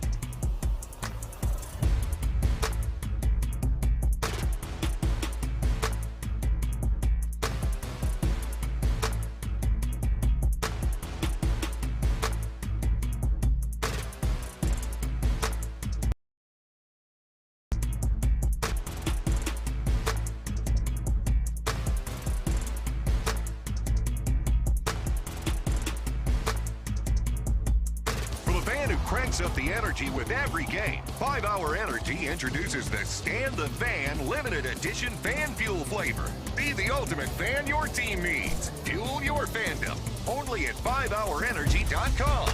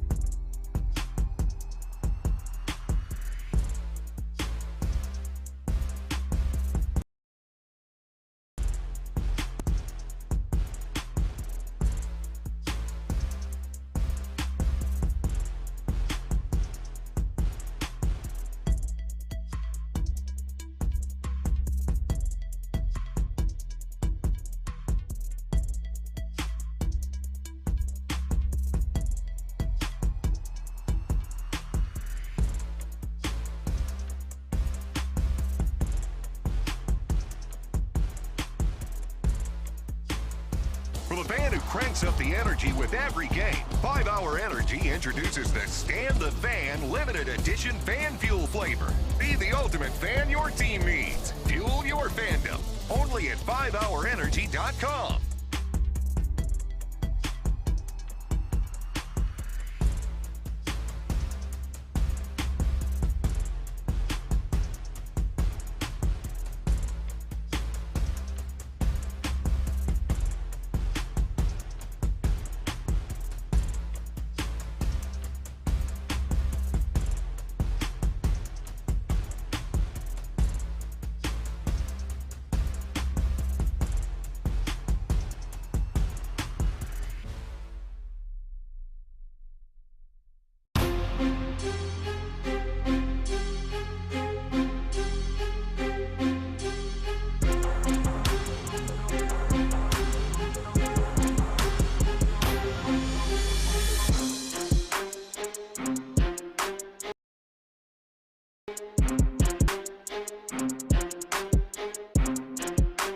Sports Radio 610 video stream. A new way to experience Houston's sports leader.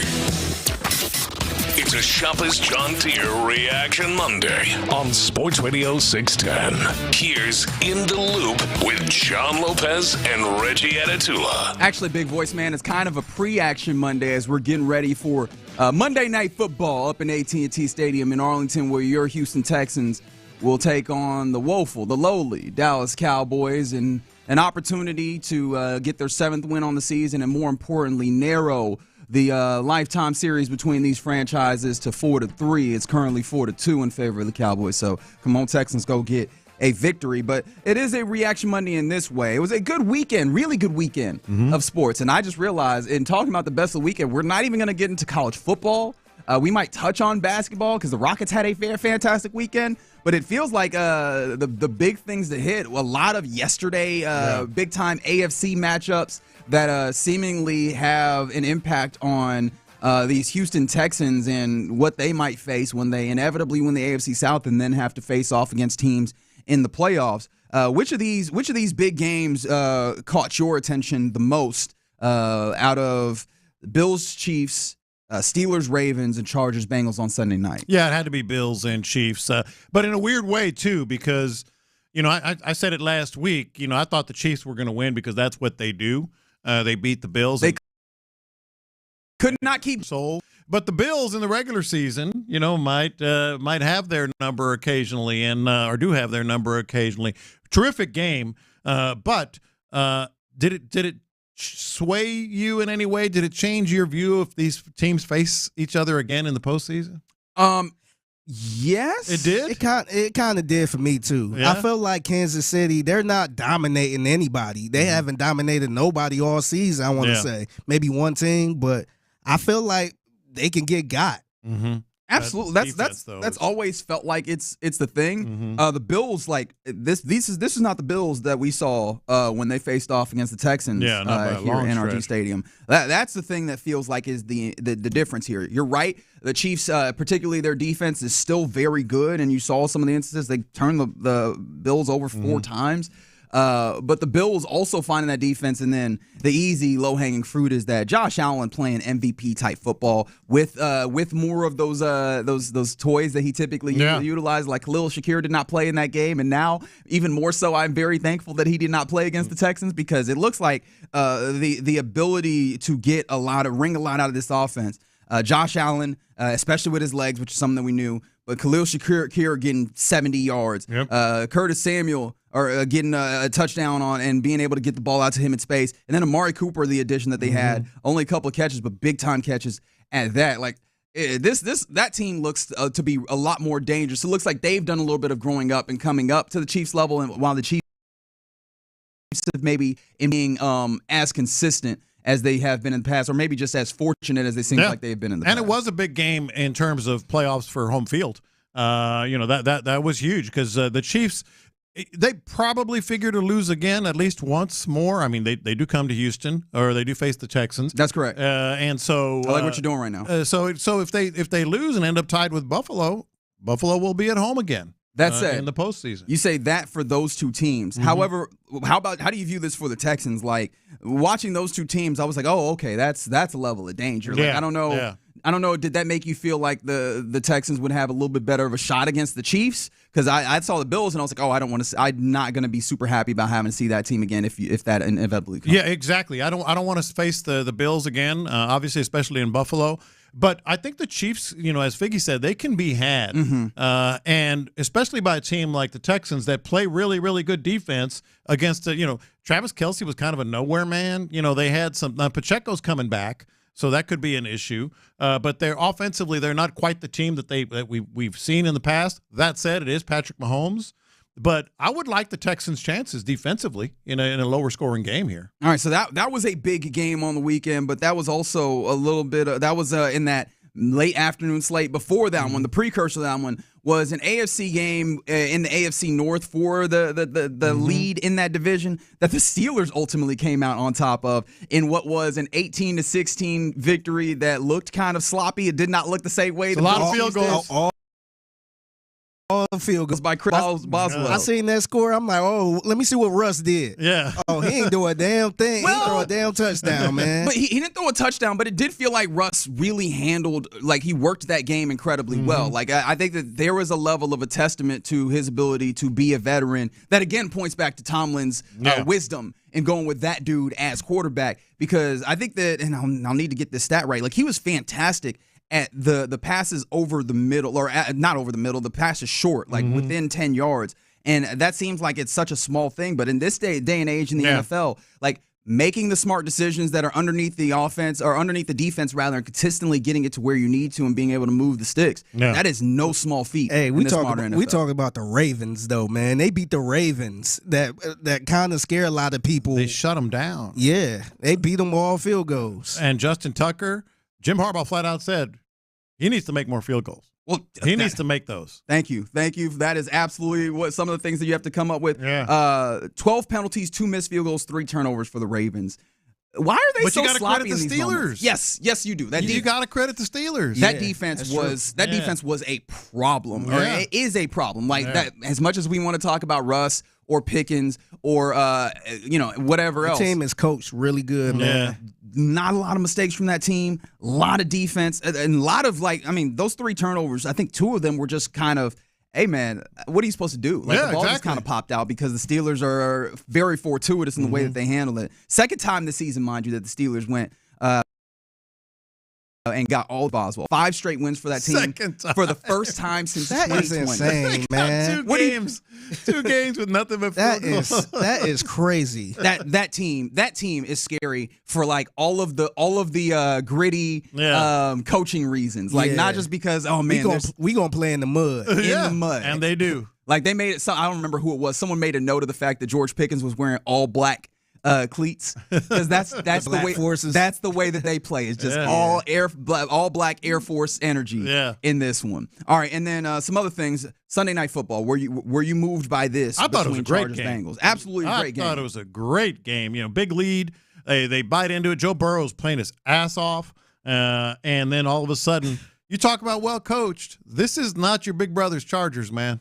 These are not your Big Brother's Chargers. They are getting it done, and they did try and charge her though. They let the Bengals get 3 straight touchdowns. I thought they was playing the Jags for a minute in that playoff game, but the way they blew that lead. There's a big difference. I mean, they also got the benefit of some missed field goals. Hey man, I need to go back and do the numbers on this. It was a lot of easy field goals. What happened to all the kickers? Hey, Kaimi. Yeah. Don't be out here with your kinfolk, right? Don't be out here with the rest of the kickers. You knock your field goals. Let's start off tonight as a new week. Yes, it's a different week. That was the weekend. This is the week. You know what I mean? Don't do that, because kickers were missing all of the field goals this weekend. Where do the Texans? Well, maybe we can get into this later, but what's the pecking order now in the AFC with the Texans? Maybe after tomorrow. After tonight. Yeah, and that's absolutely a good point. And I don't know the Cowboys the way you view them, but if they handle up and do what I'm calling for them to do, something that I have started referring to as a Detroit Lioning of the Dallas Cowboys, where you just go and you put it on them for 4 quarters, and you put up something like 50 points. It doesn't have to be 50, but you get what I'm talking about. Yeah. If you do that, I will feel a lot more comfortable that the new offensive line situation gives you an opportunity to put up points where you're getting past the mental hurdles that are the second half, and now I can maybe take you more seriously in the pecking order of these teams. But it looks like, man, the top of the AFC is tough. Yeah. If not like perfect, right? Every one of these teams you could point to and you go, oh man, there's weakness, but that's the nature of football and the parity that is engendered. But man, you look at all these teams and you go, wouldn't love to see them. Like I don't love that matchup. Steelers and Chargers, and it ain't like none of these teams are like playing sexy. It's like a defensive type of teams. Like when the Ravens aren't playing against the Steelers, they just throwing that ball over the field this year. But it seems like the Chiefs are pretty much a defensive team, which is wild to say. The Steelers are a defensive team. They winning based off of their kicker. Yeah. So it seems like none of these teams are really sexy, but you don't want to see them in the playoffs. It kind of scare you a little bit. Oh, yeah.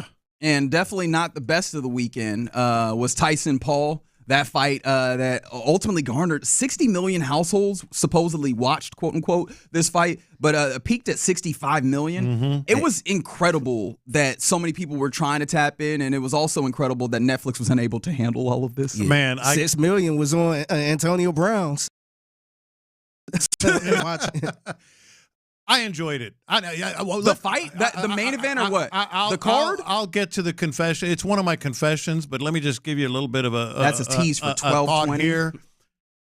I enjoyed the moment, the spectacle. It wasn't. Did you expect a great fight? Did you expect a great fight? But there wasn't spectacle. That's the problem. It was absolutely a spectacle. It was like the crowd was just cheering for Tyson like crazy. Nah, man. Look, we'll get into it at 12:20, but I enjoyed it. Other than having to go back and reset my Netflix every 30 seconds or whatever it was, that was ridiculous. Well, a couple of things. The Serrano-Taylor fight, that was the co-main. Now that was a fight. That was the real fight. The ladies where Serrano's eyelid was hanging open because of the crazy cut that was there. Cut me, Mick. Man, that was the thing. Like first stars of the whole card. Serrano's cut man that somehow kept that thing from bleeding all over her face all the way through that fight. And then also those two women just throwing punches and eating them. Like, why? Who needs defense where you could just throw a whole bunch of punches? They had a round where they threw 200 punches. That's correct. Hey. Which would seem like it was more than that's how it should be. More than Tyson Paul in its entirety. Yeah. And then one stat to let you go before we move to the question of the day. There were 9 arrests at AT&T Stadium for this one. That actually seems kind of low. Yes, yeah. I can give you the breakdown. 4 of those arrests were for public intoxication. Okay. 1 was for illegal gambling. Oh wow! Interesting, right? How you get caught doing that? I don't know. Were you trying to solicit? Hey, cop, takes? I'm on the app right now. Raise your betting hand. on it. All right, who's got Tyson? Yeah, Who's got exactly. Paul? Right, like at the Garden or something. I'm a bookie. One arrest for solicitation of prostitution. Where did you think he thought he was in Vegas or something? I guess. One arrest for harassment of a public servant, which means you was probably fighting the cops. You're talking the yellow windbreaker guy. Like one arrest for criminal trespass, which you was trying to sneak in the locker room, trying to sneak in somewhere, Probably and then one arrest for resisting arrest. So shout out to the people at a fight night, because it's not a fight night if somebody ain't fighting in the stands. Yeah. Hopefully we keep it clean tonight. Well, it's not a fight night. We don't need to see no fights tonight, man. Good luck with that. They might get mad, especially if you Detroit Lions. I don't want to see nothing in the stands. I don't either. Okay. Shade your eyes. But if it's necessary to fight, the one thing I will say is please win, Texans fans. Yeah. All right, you're in the loop right here on Sports Radio 610. Coming up next, let's get into our question of the day. Why make it difficult? What do you dislike most about the city of Dallas? 713-572-4610. Or I guess the general area. We don't want to leave out Fort Worth and all them other people that we can hate. 713-572-4610. Let us know. We'll do it next. All right.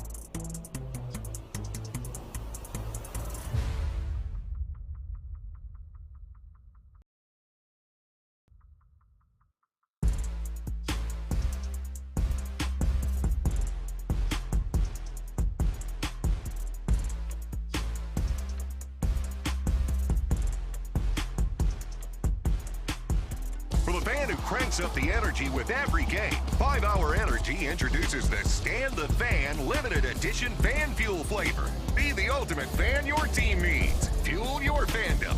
Only at 5hourenergy.com.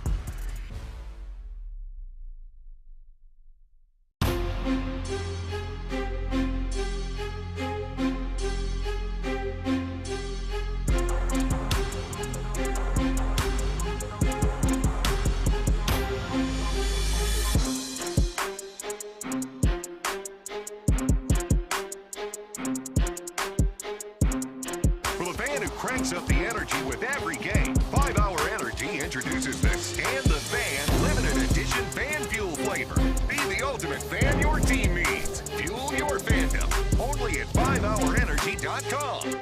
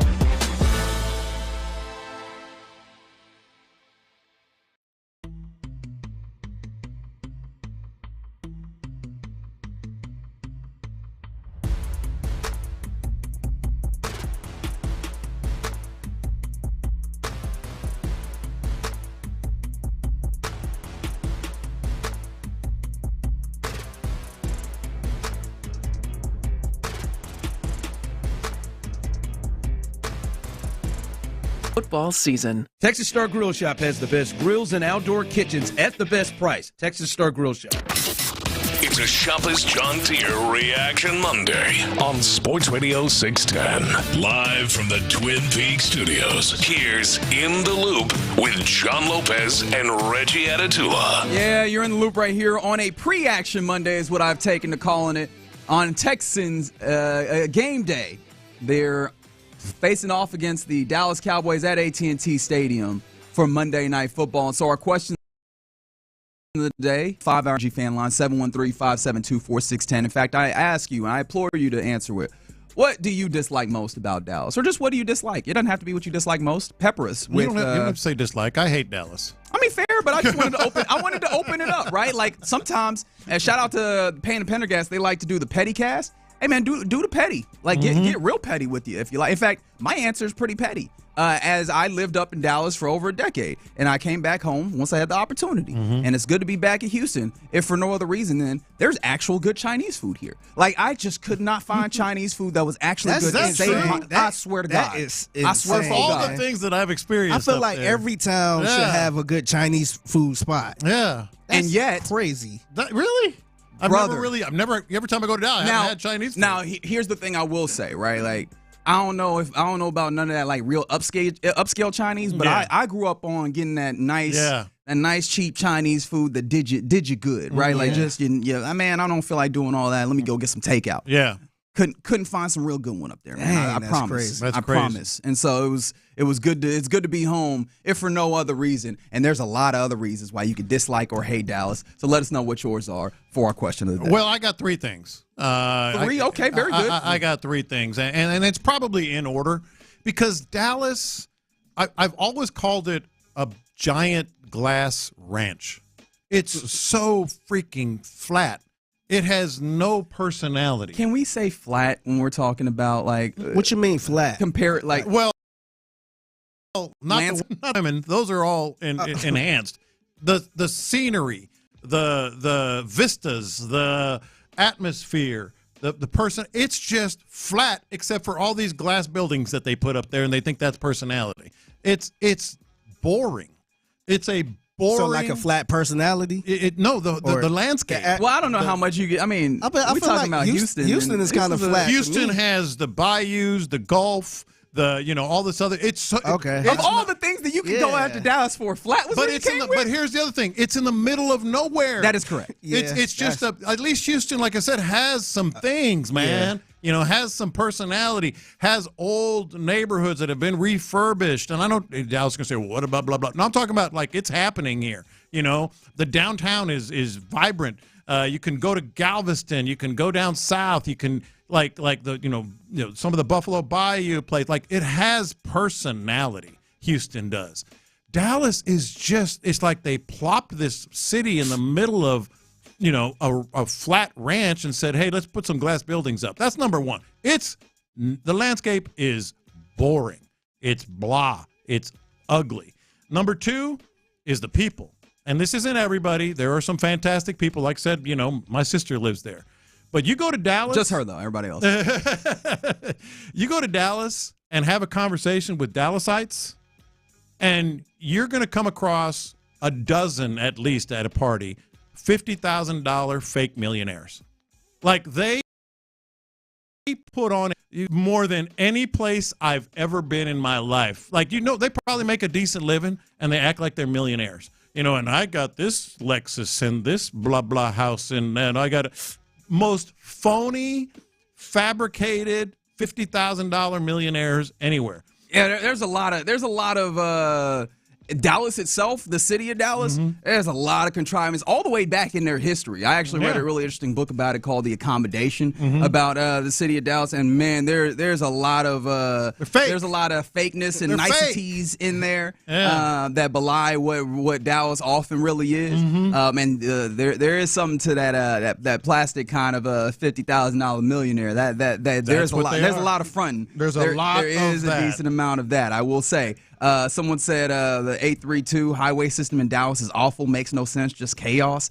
There really are a lot of there's a lot of tollways going on there. And then one of the things that I absolutely hated when I got up there. All these damn circle back entrances. Oh yeah. These loop-de-loop entrances to highways. Why? For who? For what? Right. Right. Why can't you just have the on-ramp like a normal place would have? Why am I having to have this circle back entrance to get onto something? It don't make no sense. The 832. Dallas-Fort Worth has plenty of hills with beautiful scenery. You are on mushrooms. Where? Where are the hills and beautiful scenery? Where? And then the other He might be talking about Austin. I don't know. He must be talking about Austin, Hill Country, San Antonio, something like that. I thought they did have. I thought that. Hell. And the man-made, maybe some man-made hills.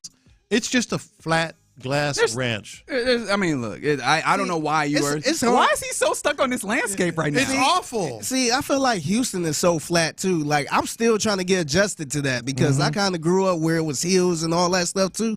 But Houston is flat as the day old beard. Oh, I'm not going to deny that, but I'm saying like there's things that are like give it some contour. Give it some contour, give it some life. I got you. Yeah, I got you. It's from 281. Cowboys fans are delusional, like there's something wrong with them upstairs. Cowboys fans born and raised in Houston are just straight up weirdos, can't be trusted. Okay. That person is speaking about one or two very particular people. Not to say that does not also go very far, but yeah, that definitely points to something. Somebody said the traffic, and we got traffic. I was like, I don't know that we can really point to that one. There's. DFW really is, though, indifferent than the Houston. It's just it's a big place with a whole bunch of little places in it. Yeah. Like, it's just there's an Azel and a Flower Mound, and I'm just like, well, how many places are in this place? Yeah. That's one of the things about Dallas that's mildly annoying at the very least. Oh, this one came up from the 832. They have stupid-ass dry areas with no alcohol. They do. Like, you go through some counties. Is it West County? No, West County is the wet one that you drive to from some of the dry counties around Dallas. You're driving to Dallas and you stop and get some beer or whatever. Sorry, dry county.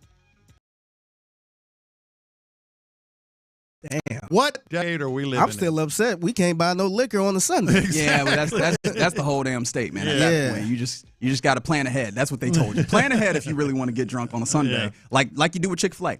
Yeah. First, I don't know if it's the first time, but not a lot of times that people equate getting their alcohol with getting Chick-fil-A, I imagine. From the 832, only thing I hate about DFW is the colder winters. I feel like that was mine, man. I feel like we not really. I feel like we at this point. Does cold winter exist anymore? Yeah, but they have the weather fluctuations. Yeah, nah, I was up there one time, and honestly, I don't have a huge beef with the city of that. Maybe I ain't been there as much, but the places I've been, it was actually pretty nice. I was kind of in the Grapevine area. Yeah, they got this big old building. I forgot the name of it, but it's like some type of big facility, like. People had conferences there and all that. Oh, are you talking about, what is that, Great Wolf Lodge or one of those? It's not that, but it kind of reminds you of it a little bit. But, man, I was up there, dog. It got down to like 20 degrees. Oh, yeah. Remember the Super Bowl? I was there for that one. My car almost didn't start because it was so cold. And then I'm like, man, I ain't know it was snow on the windshield.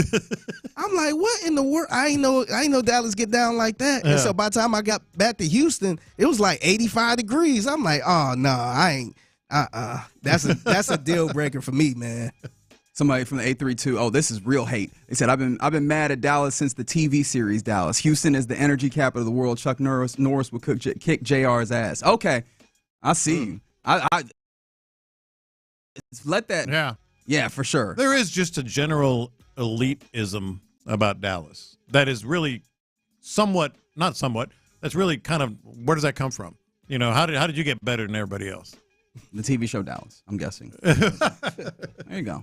Question of the day: what do you dislike most about Dallas? Keep those coming in. Why not? Somebody said that they'll find out as they're on their way up. They stopped at Buc-ee's. A whole bunch of Texans and Astros fans. There we go. Are up there. So they're heading up. In fact, Astros fans got a little bit of news today. Yeah, they did. You might have to come up with. Did they announce it at the juice box? We might need to start calling it the ice box. There was a little bit of news that. Minute Maid Park is no more. Welcome to Dyken Park. I'm sorry, what? Dyken Park. Okay. Yeah. Yep. Yeah, I said it. Dyken. There's 2 syllables there. Yeah. But that is where your Astros play. Same building, different sponsor. We'll talk more about that and what's popping later on in the show. But coming up next, let's get into Around the NFL, where obviously there were some big games, but there was also some other really big performances in the course of this weekend in the NFL. We'll talk about those next. All right, let's talk about tomorrow and Texas.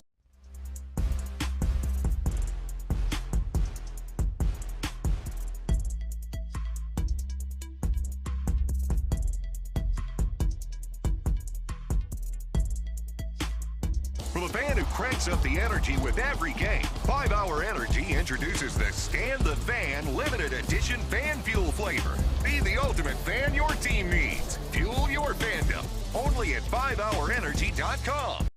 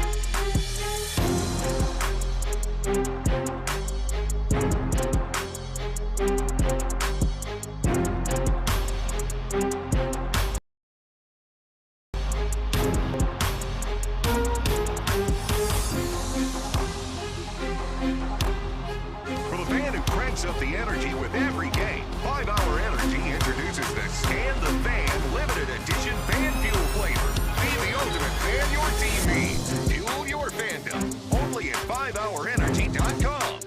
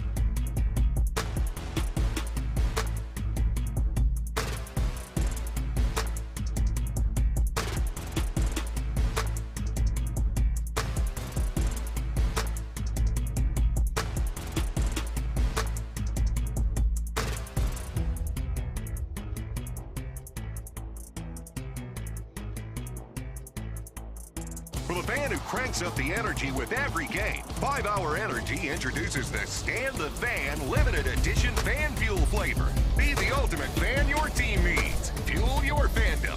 Only at 5hourenergy.com.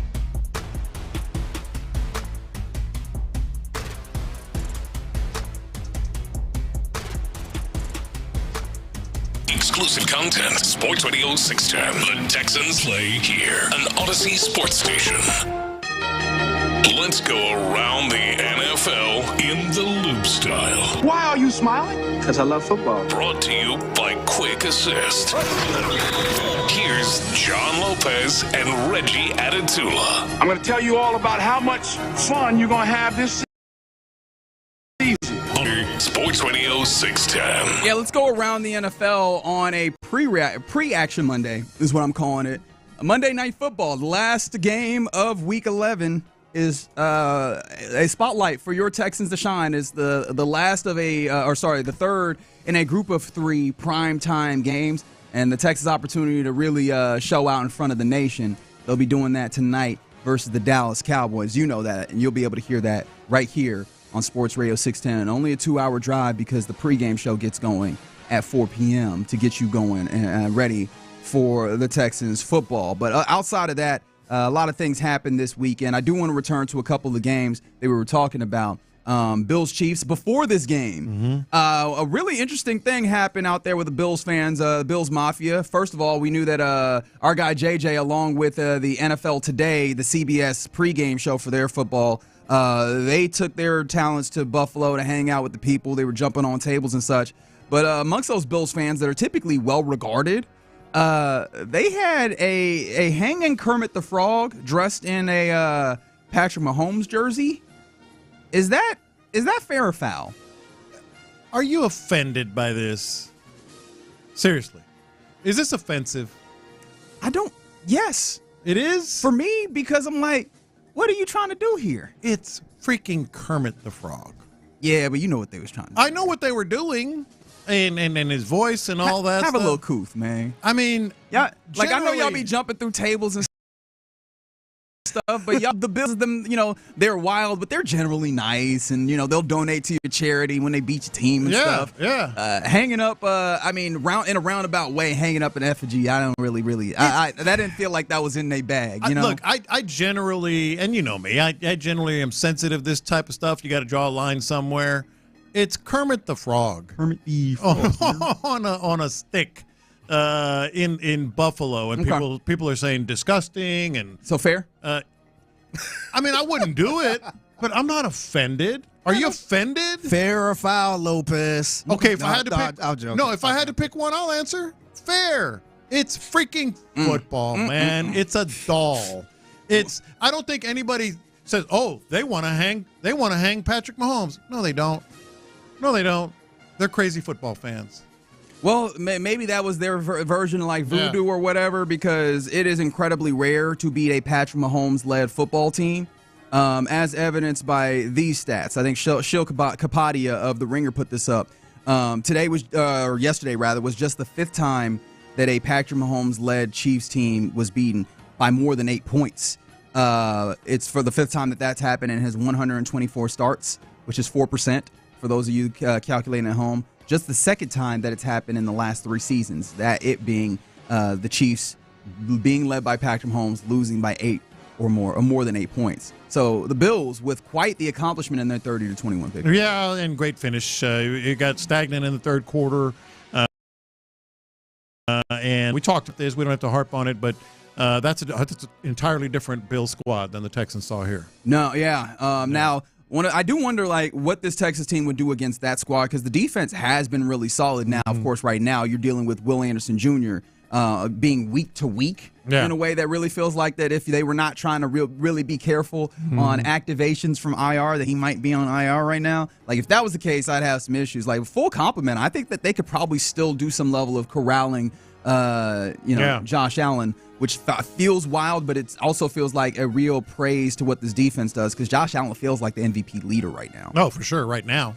Some other things that happened around the NFL. We also mentioned a big-time victory for the Steelers over the Ravens that was somewhat helped by a falling apart, it feels like, of what was previously the most accurate kicker in football. In fact, the moment where he became not the most accurate man in football happened on one of those broadcaster jinx. Ian Eagle mentioned the fact that he had been Mr. Automatic through his career and all those things.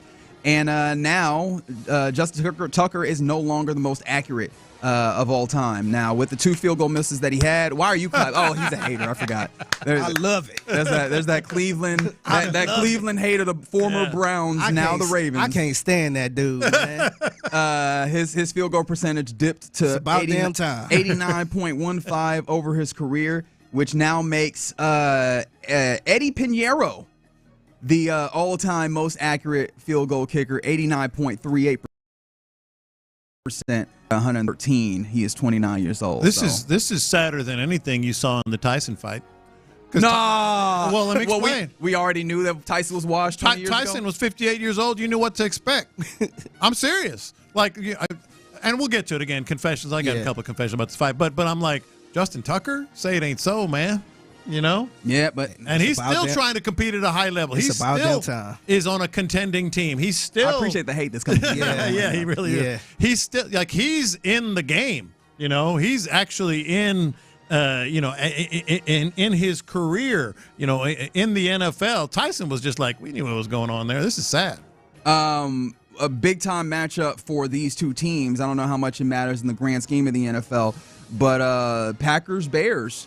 That it felt like the Packers got away with one, as the Bears offense really came to life without one Shane Waldron. First of all, shout out to Thomas Brown, who apparently should have been given a lot more opportunity to be an offensive play caller. And secondly, hey man, Matt Eberflus, what were you doing, right? Like they got rid of the last 2 dudes that we mentioned this last week. The last 2 dudes that you had as offensive coordinator got fired within a week of each other. Yeah. And the dude that you previously hired didn't make it through a full season, and immediately he goes, and your rookie quarterback looks like he's wheeling, dealing, finding space, and running freely, picking up yards, and only was a blocked field goal away from beating your hated rival, the Green Bay Packers. Certainly looked more comfortable.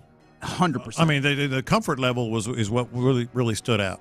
Yeah, for sure. But unfortunately, they is the Packers, and that makes it 2,162 days since the last time the Bears beat the Packers. That's so sad. Talk about sad. They are being owned in a way that I did not believe possible. 2018, December of 2018 was the last time. That was Mitchell Trubisky. Do you remember him? You remember him playing football? I vaguely remember Mitchell Trubisky. Is he still around? Yeah, I still remember him. What do you mean? When you say around, what do you mean? Yeah. Is he around the NFL? I think he is in the league, but if you ask me to remember. No, I think he is in the league, but I'll have to do some research on that because I couldn't tell you. He might still be. Last time I remember, he was like a backup for the Bills, and that is where he is. He is the backup for the Bills. Yeah. So he got a victory this week in your face. How about that? But not, the Bears did not. The Packers continue beating them up. A team that will continue to not get victories, I have a strong feeling.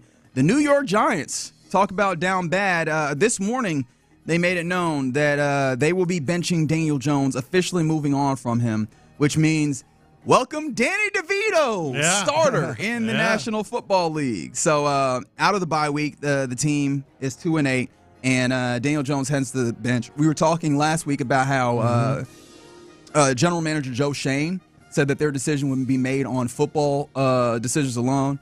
Now that they have actually benched Daniel Jones, do you believe he was telling the truth that this was a decision made on football decisions only? Sell. We'll get to that Thursday, but I just couldn't imagine that was the case. You ready for next Thanksgiving? That Thanksgiving dinner? Oh, that's gonna be a nasty little one. Danny DeVito against Cooper Rush. Throwing the movie at that point. Yeah, so it's Tommy DeVito. I said Danny DeVito. Tommy DeVito and Cooper Rush. Might as well be Danny DeVito. Yeah, I'd rather watch Danny DeVito at this point. Give me a Danny DeVito movie. Shout out to the 713 who also caught that. But yes, Tommy DeVito, because it's Giants Cowboys on Thanksgiving, and you know what just happened? What I realized earlier this morning.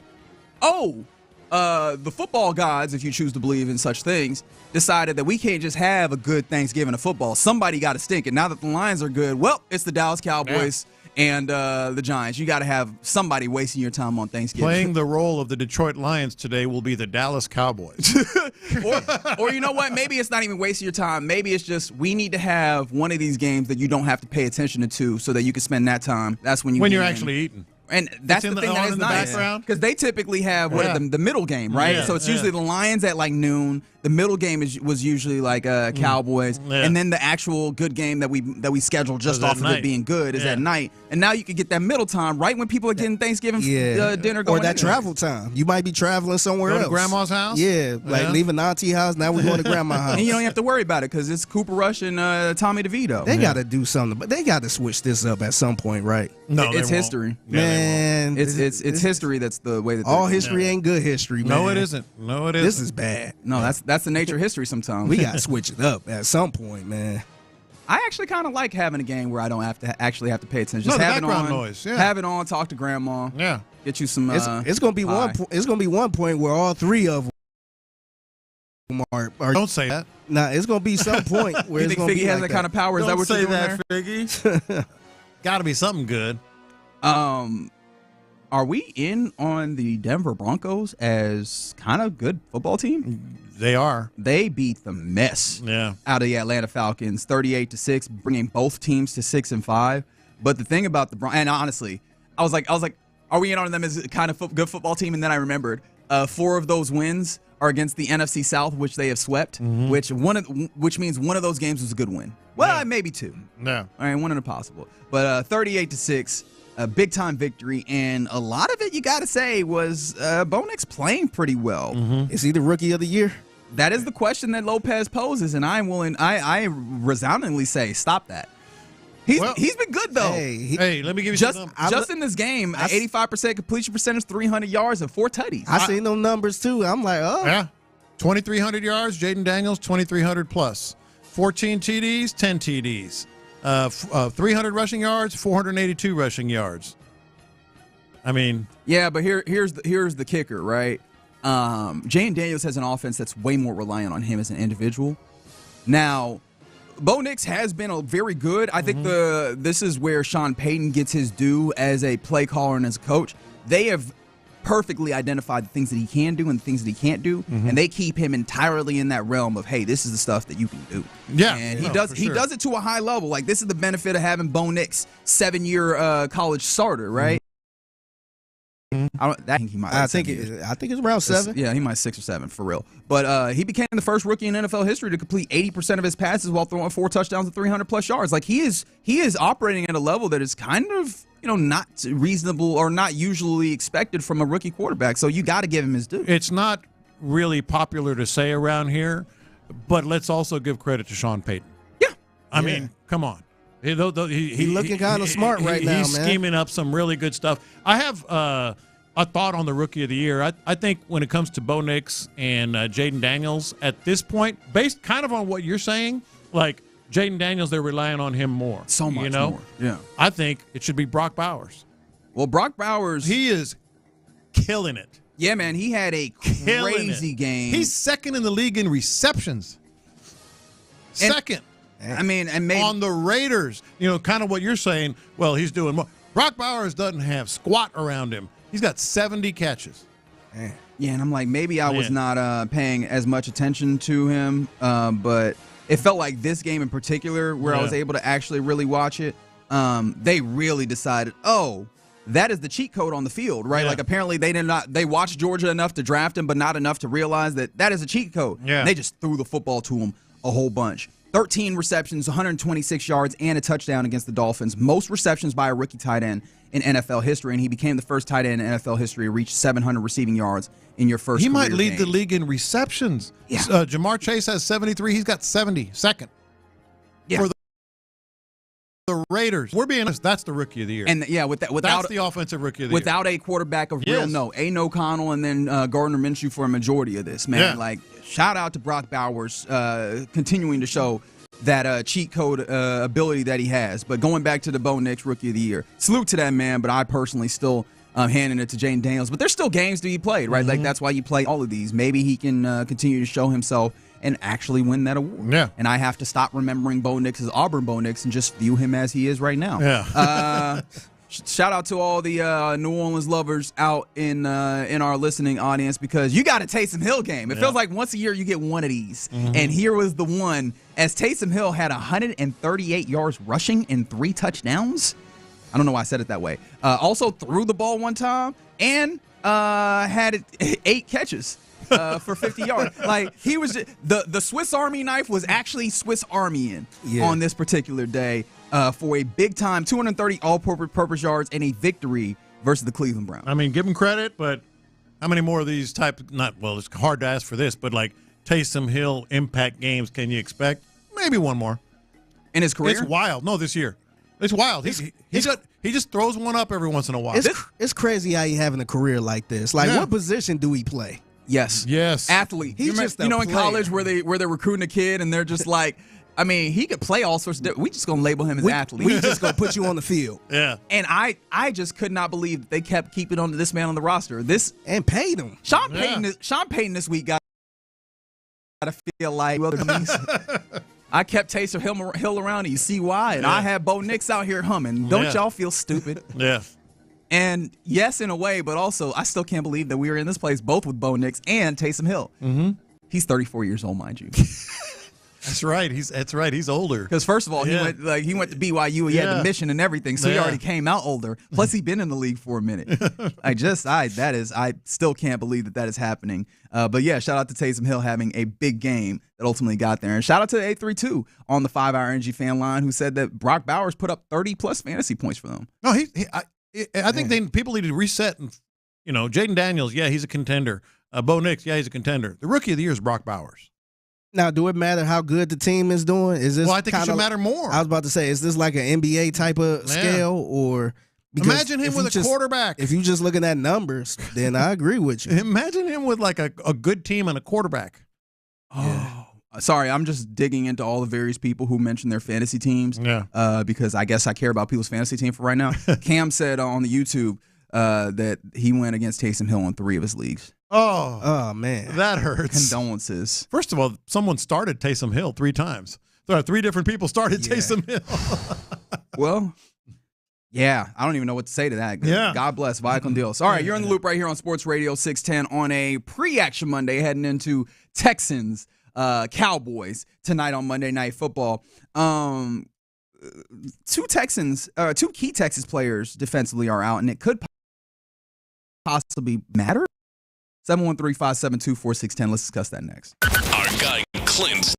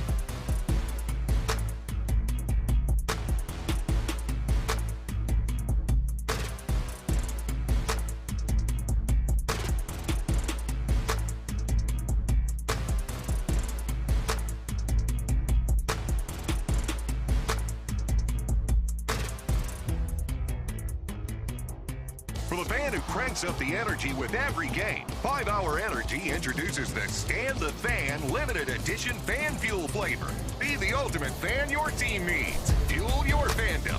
Only at 5hourenergy.com. It's a Shopper's John Deere Reaction Monday on Sports Radio 610. Live from the Twin Peaks studios, here's In the Loop with John Lopez and Reggie Atatula. Yeah, pre-action Monday is what I'm calling it. Reaction Tuesday is what it will be for us tomorrow, in fact, and we'll be on the road as well. We'll be at Texas Star Grill Shop in the Woodlands. Hanging out with right the off people. 45, hard to miss. It's actually great timing for me because I need to refill my OG sauce. That is not me. Like I got you. Oh, you got me. Okay, so I'm not even going to worry about it. Figgy, how you doing on it? I'm good. I'm good on it. All right. As long as I just had some recently. All right, I'll bring some. I made some wings this weekend. Yeah. Watching some of that college football, but also it'll be a Texas Ticket Tuesday, so we'll also give away some Texas tickets for I believe the Titans game. Game coming up. It'll be a great day, especially if the Texans handle their business tonight at AT&T Stadium, and if they do it in a big way as well, that'd be fantastic for me. But there's a couple of things that could possibly stand in the way of that. And there's a couple of Texans defenders that are going to be out. The vaunted Texans defense that various metrics will point to and almost give you an indication that they're probably actually even better than some people are giving them credit for. I was just looking at something earlier, and damn it, I can't remember where it is. So well, while you're doing that, you're talking about Will Anderson and Folu Fatukasi. Yeah, man, those ones absolutely. Well, Will Anderson is one that I think we should have understood and expected with that ankle. Going back to it, when the day that it happened, the games that it happened, you were like, yeah, it didn't just look funny. It looked funny. It just looked funny to me. And there's not any way to quantify look funny, but it seems like the way that we're quantifying it is missed games. Yeah. He's missing time, and he's been designated. And designations are always interesting because they kind of tell you something while also not really telling you much at all.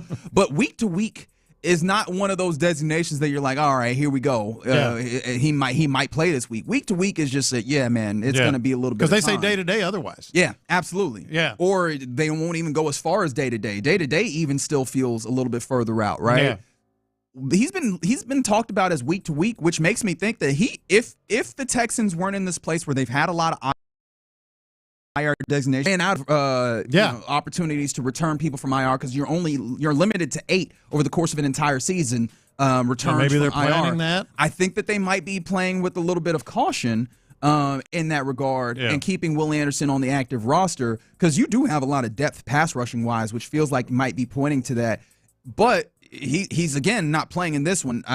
Without this one, it's one of the benefits. Before I move forward, one of the things that I think is beneficial about the way that the schedule has now stacked up, where you have these next 3 games that I don't feel like are as challenging no, that's as fair. as other games. I would say the same thing, right? To put it as kindly, and so Will Anderson Jr.'s clear benefit to your defense isn't deathly necessary, but it does feel like he's going to be missing for quite a few of these next Well, games. with that in mind, Figgy, I want to give Reggie a hall pass here on the whole Dallas thing. Okay. Because I was talking about those 2 guys missing, and really Foley's a big one though, and really Lassiter. He was limited, but in concussion protocol, so that it's kind of up in the air. So you might have 3, pretty much, on key players on the defensive side.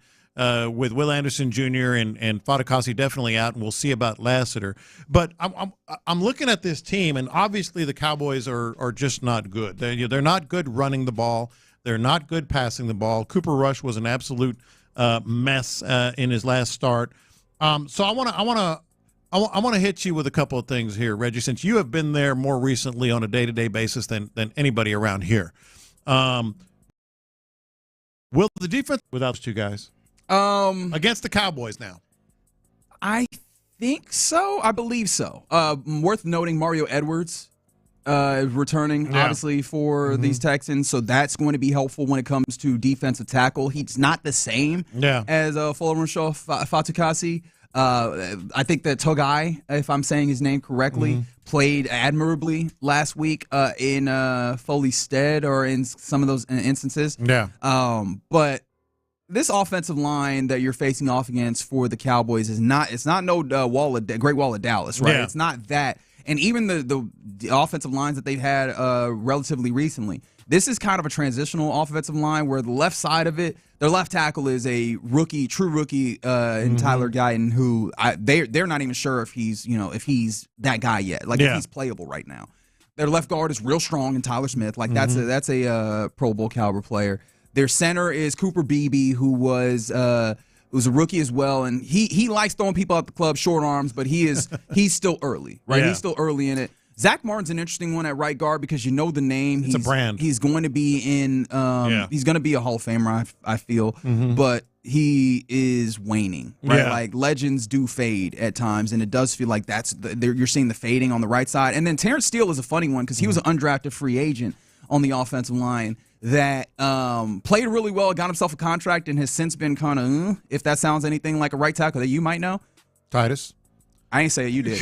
And so, like, there's play on that side, which, hey, doesn't that sound great for a certain Danico Autry and Daniil Hunter? Yeah. So I do think that'll be great, especially going up against a quarterback in Cooper Rush who's a don't-mess-it-up quarterback. Like, he is a guy that just kind of operates the offense well, and if you have stuff around him to work, he can get wins, as evidenced by the victories that he's had on his schedule. That is not the Dallas Cowboys team that you're facing, so I think you can get pressure and heat him up.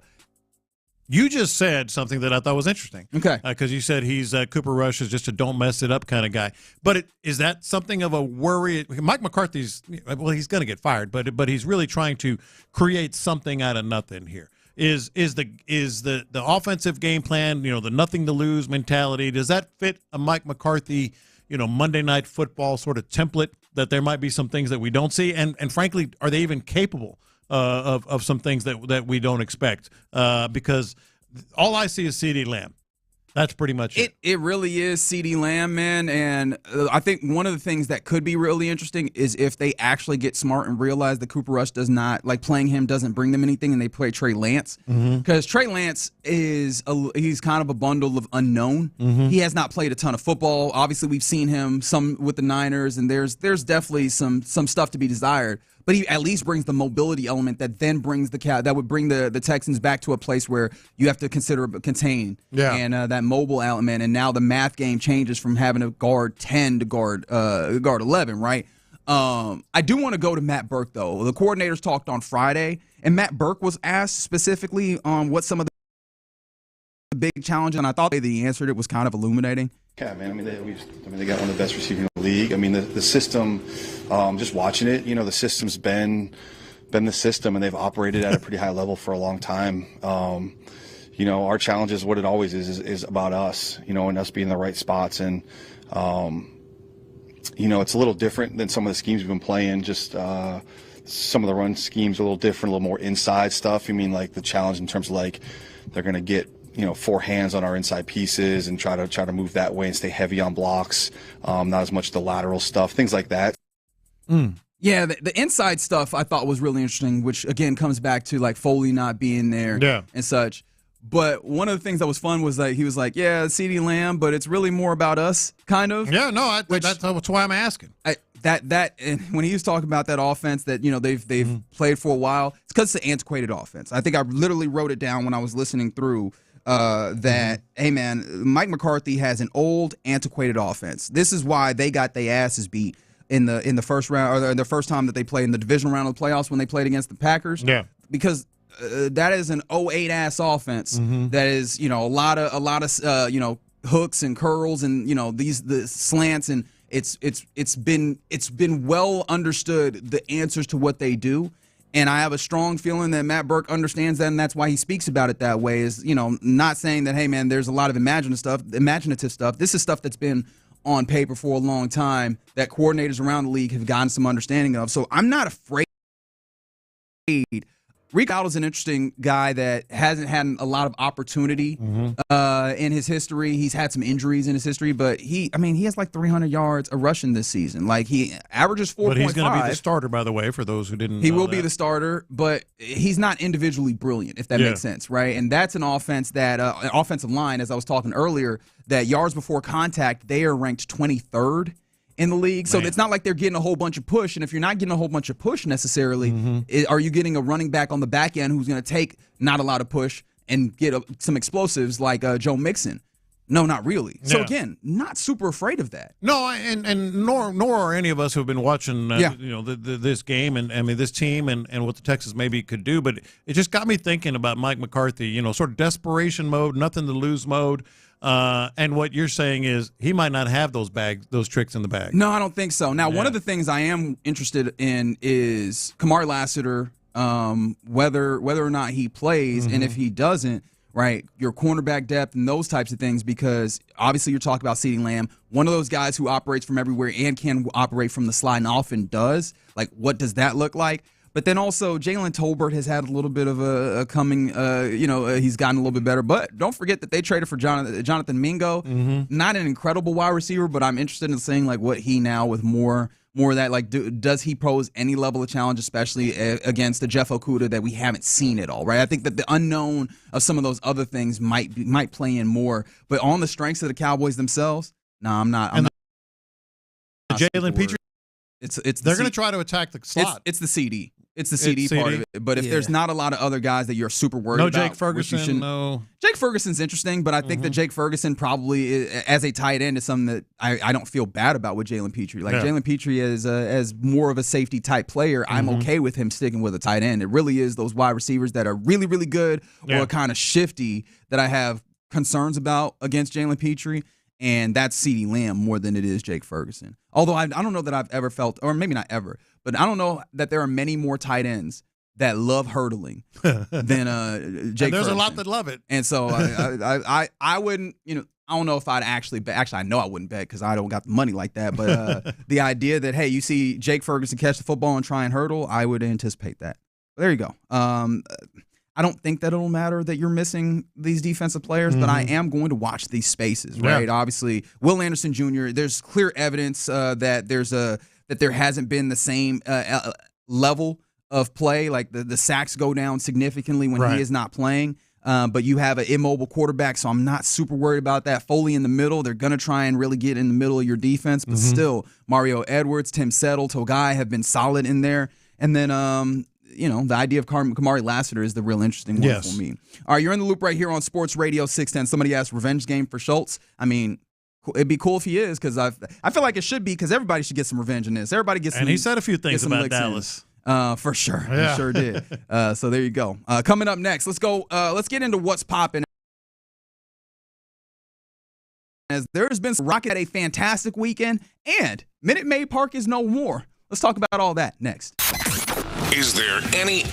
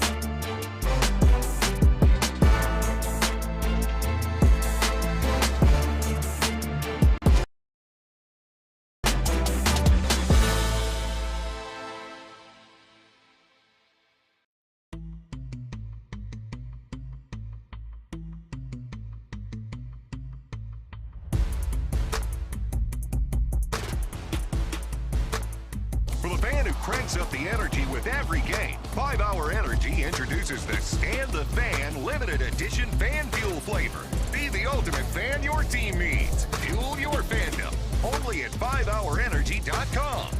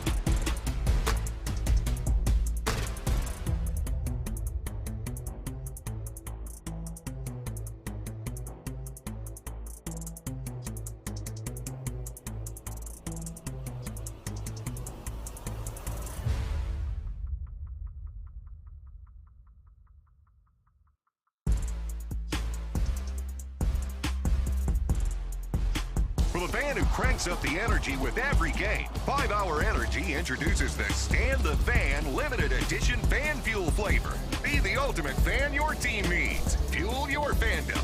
Only at 5hourenergy.com.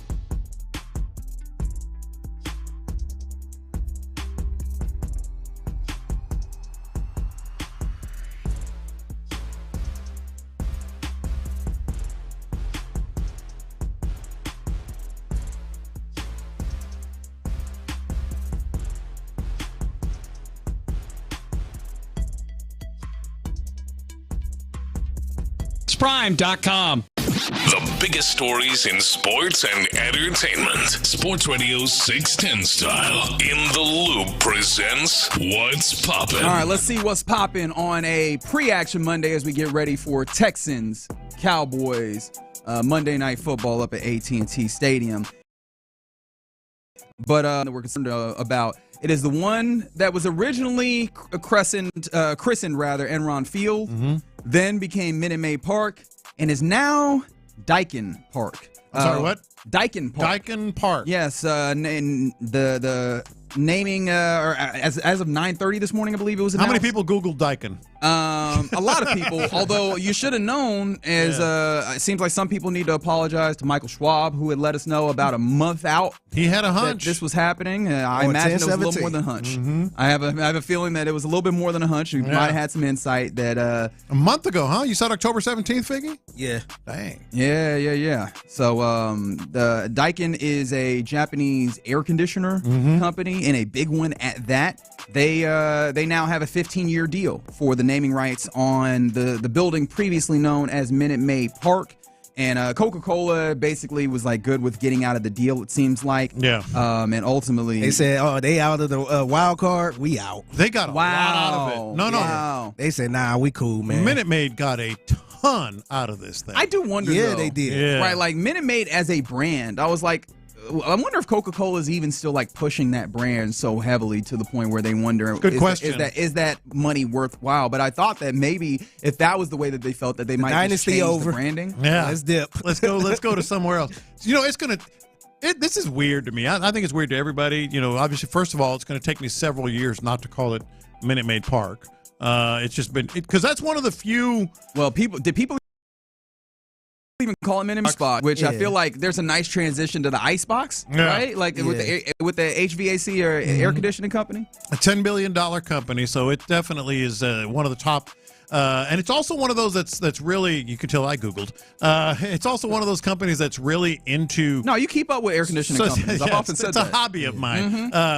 Sustainable use of their power and then AC units and stuff. So it's a good, strong, healthy, rich company. All I'm saying is, how many people know this? How many people gonna, like, outside of Reggie Atatula, who seems to know the actual everything. Government name of most stadiums? How many people are gonna say, oh yeah, Houston, Daikin Park? It's awkward. It's hard. I think the real question is that stadium going to be cool now? That is the stadium. Yeah. I was like, because a lot of people was complaining last season how hot it was. When that summer comes around, it'll be a real bad look. It better be cold as ice box. It better be. Right, because that's the funny thing is you think about the naming rights, and that's really just to slap your name up there. Of course, there's a little bit of a partnership between yourself and the organization, but like, it'd be a real bad look if it's hot in there, right? So Daikin got to come through with the AC units, right? Yeah, y'all better hook us up too. They cannot fail on like this. We can't go to another AC company to fix our AC. Y'all got to hook us up. This has to be like one of their big points. We cannot fail on a hot stadium. That's like Lopez endorsing Billy D. Trees, but Billy D. Trees not cutting his backyard. Exactly. Nah, they got to hook you up too. They got to hook it up. Is it a good win for Daikin? I honestly never know if any of these really are all that useful, especially like the insurance companies or whatever. Yeah. People like, yo, MetLife, that's right. They own the name of the stadium. Let me go look at them for my insurance. I think it depends what you want out of it. If you just want your name out there, then sure. But how many people looking at, Dykeman? Let me see what this is. Did you just make them a street in New York?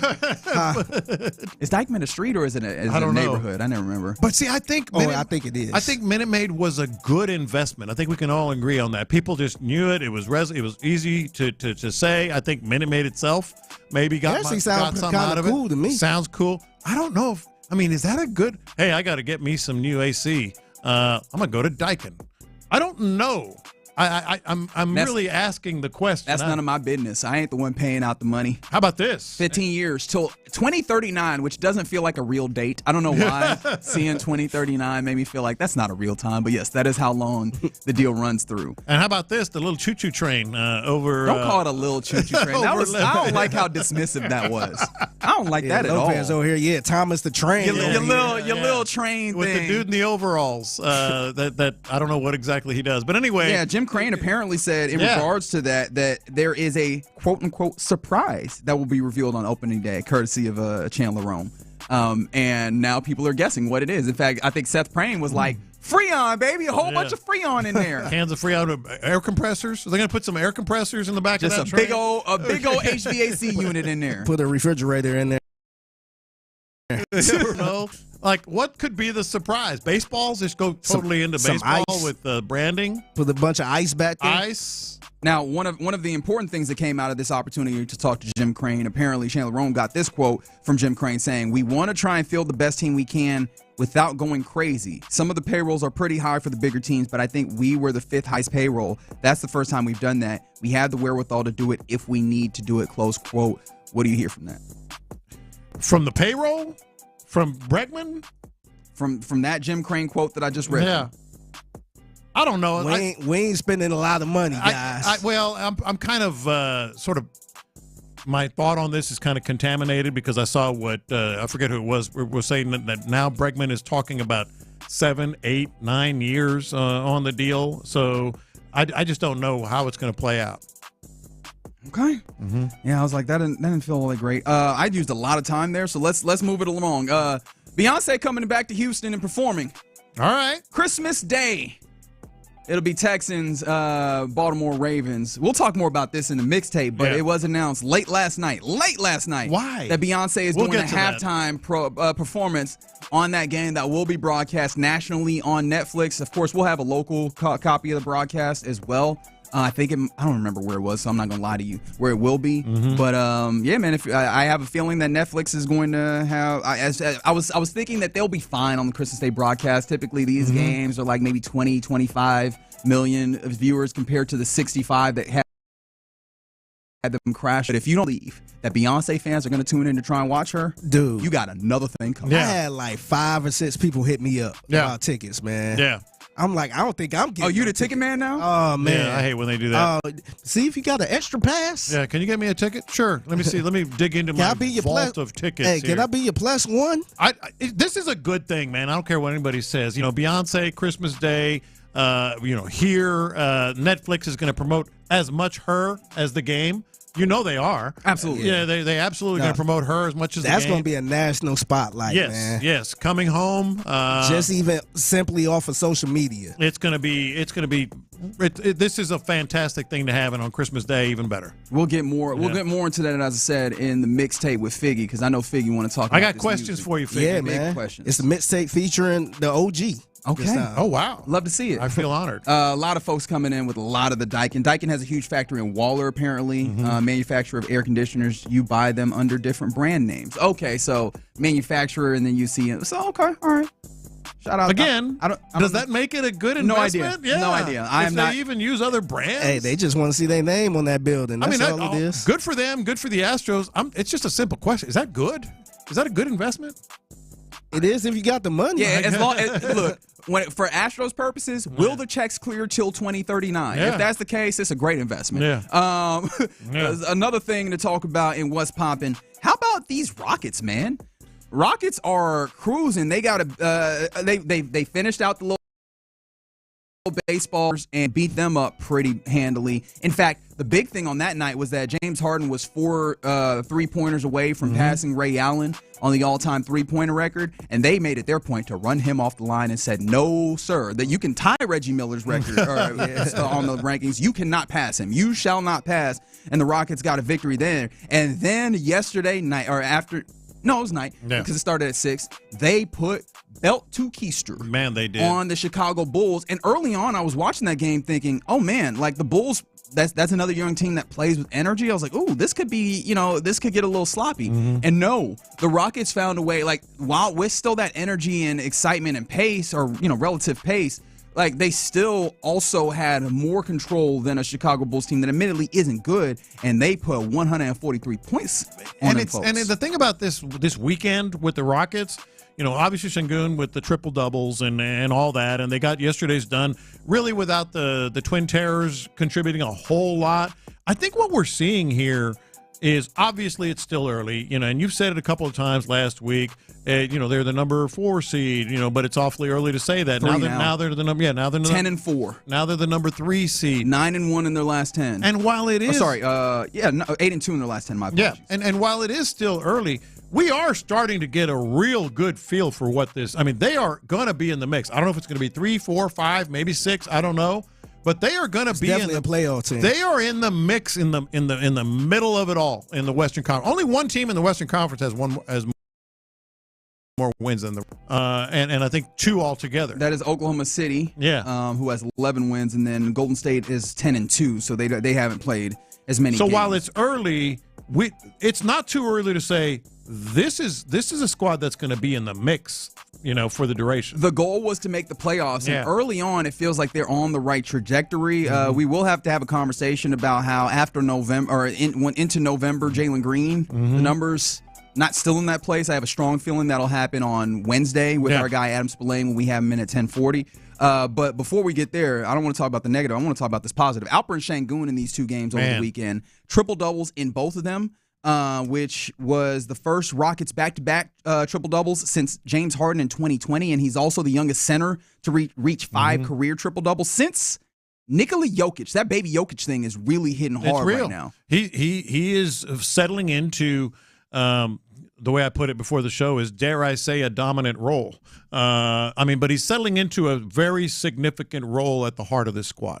Yes. Very, very significant, and you said it, I think as much a part of this as anything, Fred VanVleet is just comfortable, man. Absolutely. He is just pulse on the offense, knows when and where to whether it's drive, dish, whatever it may be, just has a great feel, which is what a point guard's all about. Absolutely. And one of the things that it's nice that he is not a point guard is Reed Sheppard. They've taken him out of that role of having to handle the ball. Yeah. And one of the things that was nice against the Bulls, everybody got points. He got some shots. Cam Whitmore didn't play, but everybody else scored 3. All those catch and shoot. I was like, this is what I wanted to see. It felt like there was too much responsibility on him trying to get his own shot and get people involved. Off ball, catch and shoot. That's what you got him for, and that's what he is doing. There's a lot of things to like about what the Rockets are doing right now. All right, you're in the loop right here on Sports Radio 610, and I just realized that I didn't even get to this note that got put down. You said Rockets monitoring Giannis according to Mark Stein.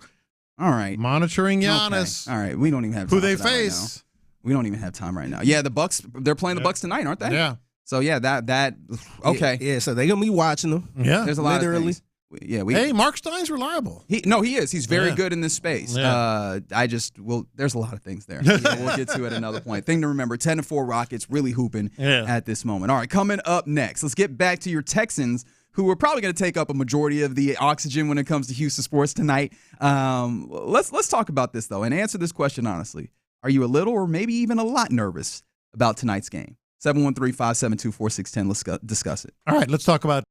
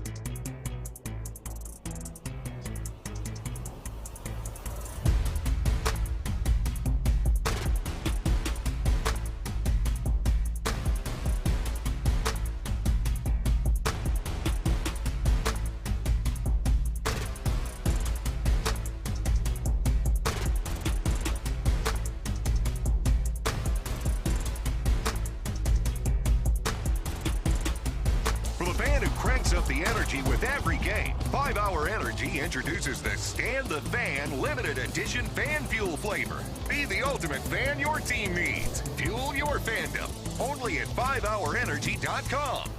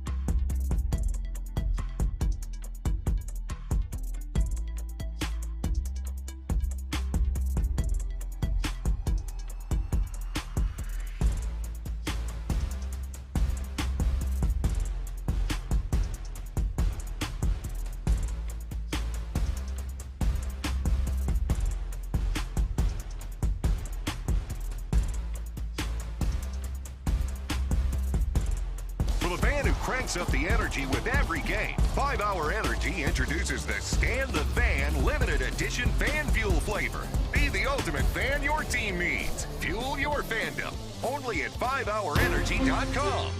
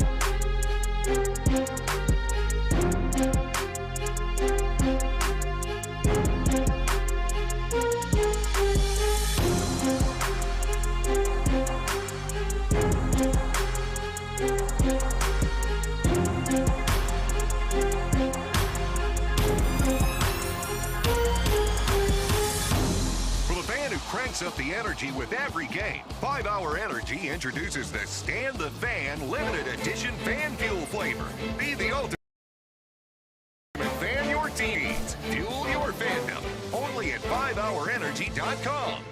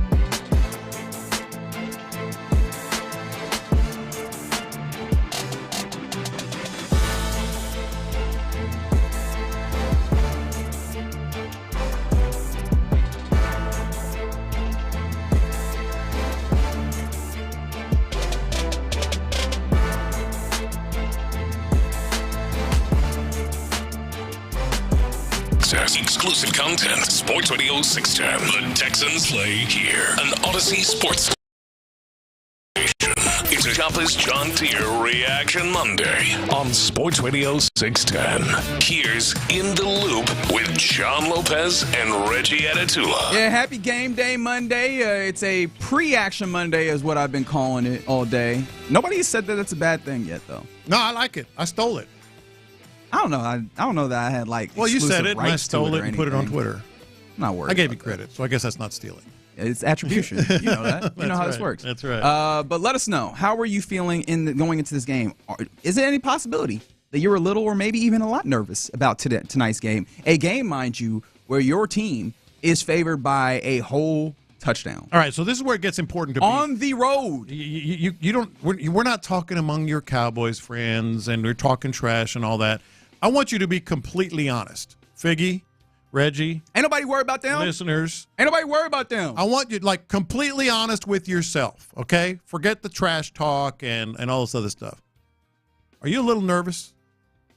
I am a little nervous. Really, Fig? Yeah, because not only I'm not nervous that they're gonna lose this game, but I am nervous how the offense gonna look. If it's gonna be a close, is it gonna be 20-17 type of game? Is it gonna come down to the wire? Because this game should not come down to the wire at all. 713-572-4610 or Twitch or YouTube. You can comment. That's the 5-Hour Energy fan line. The 5-Hour Energy fan line. Yes, sir. You're better at that than I am, but even though it's just like right here in front of me, I can see it. It's hard to forget because I always remember that 5G out of Sports Radio 610 is football superfans. You know what I mean? I said you're better. You don't have to rub it in. I don't know what you're talking about. All right, so here's the thing.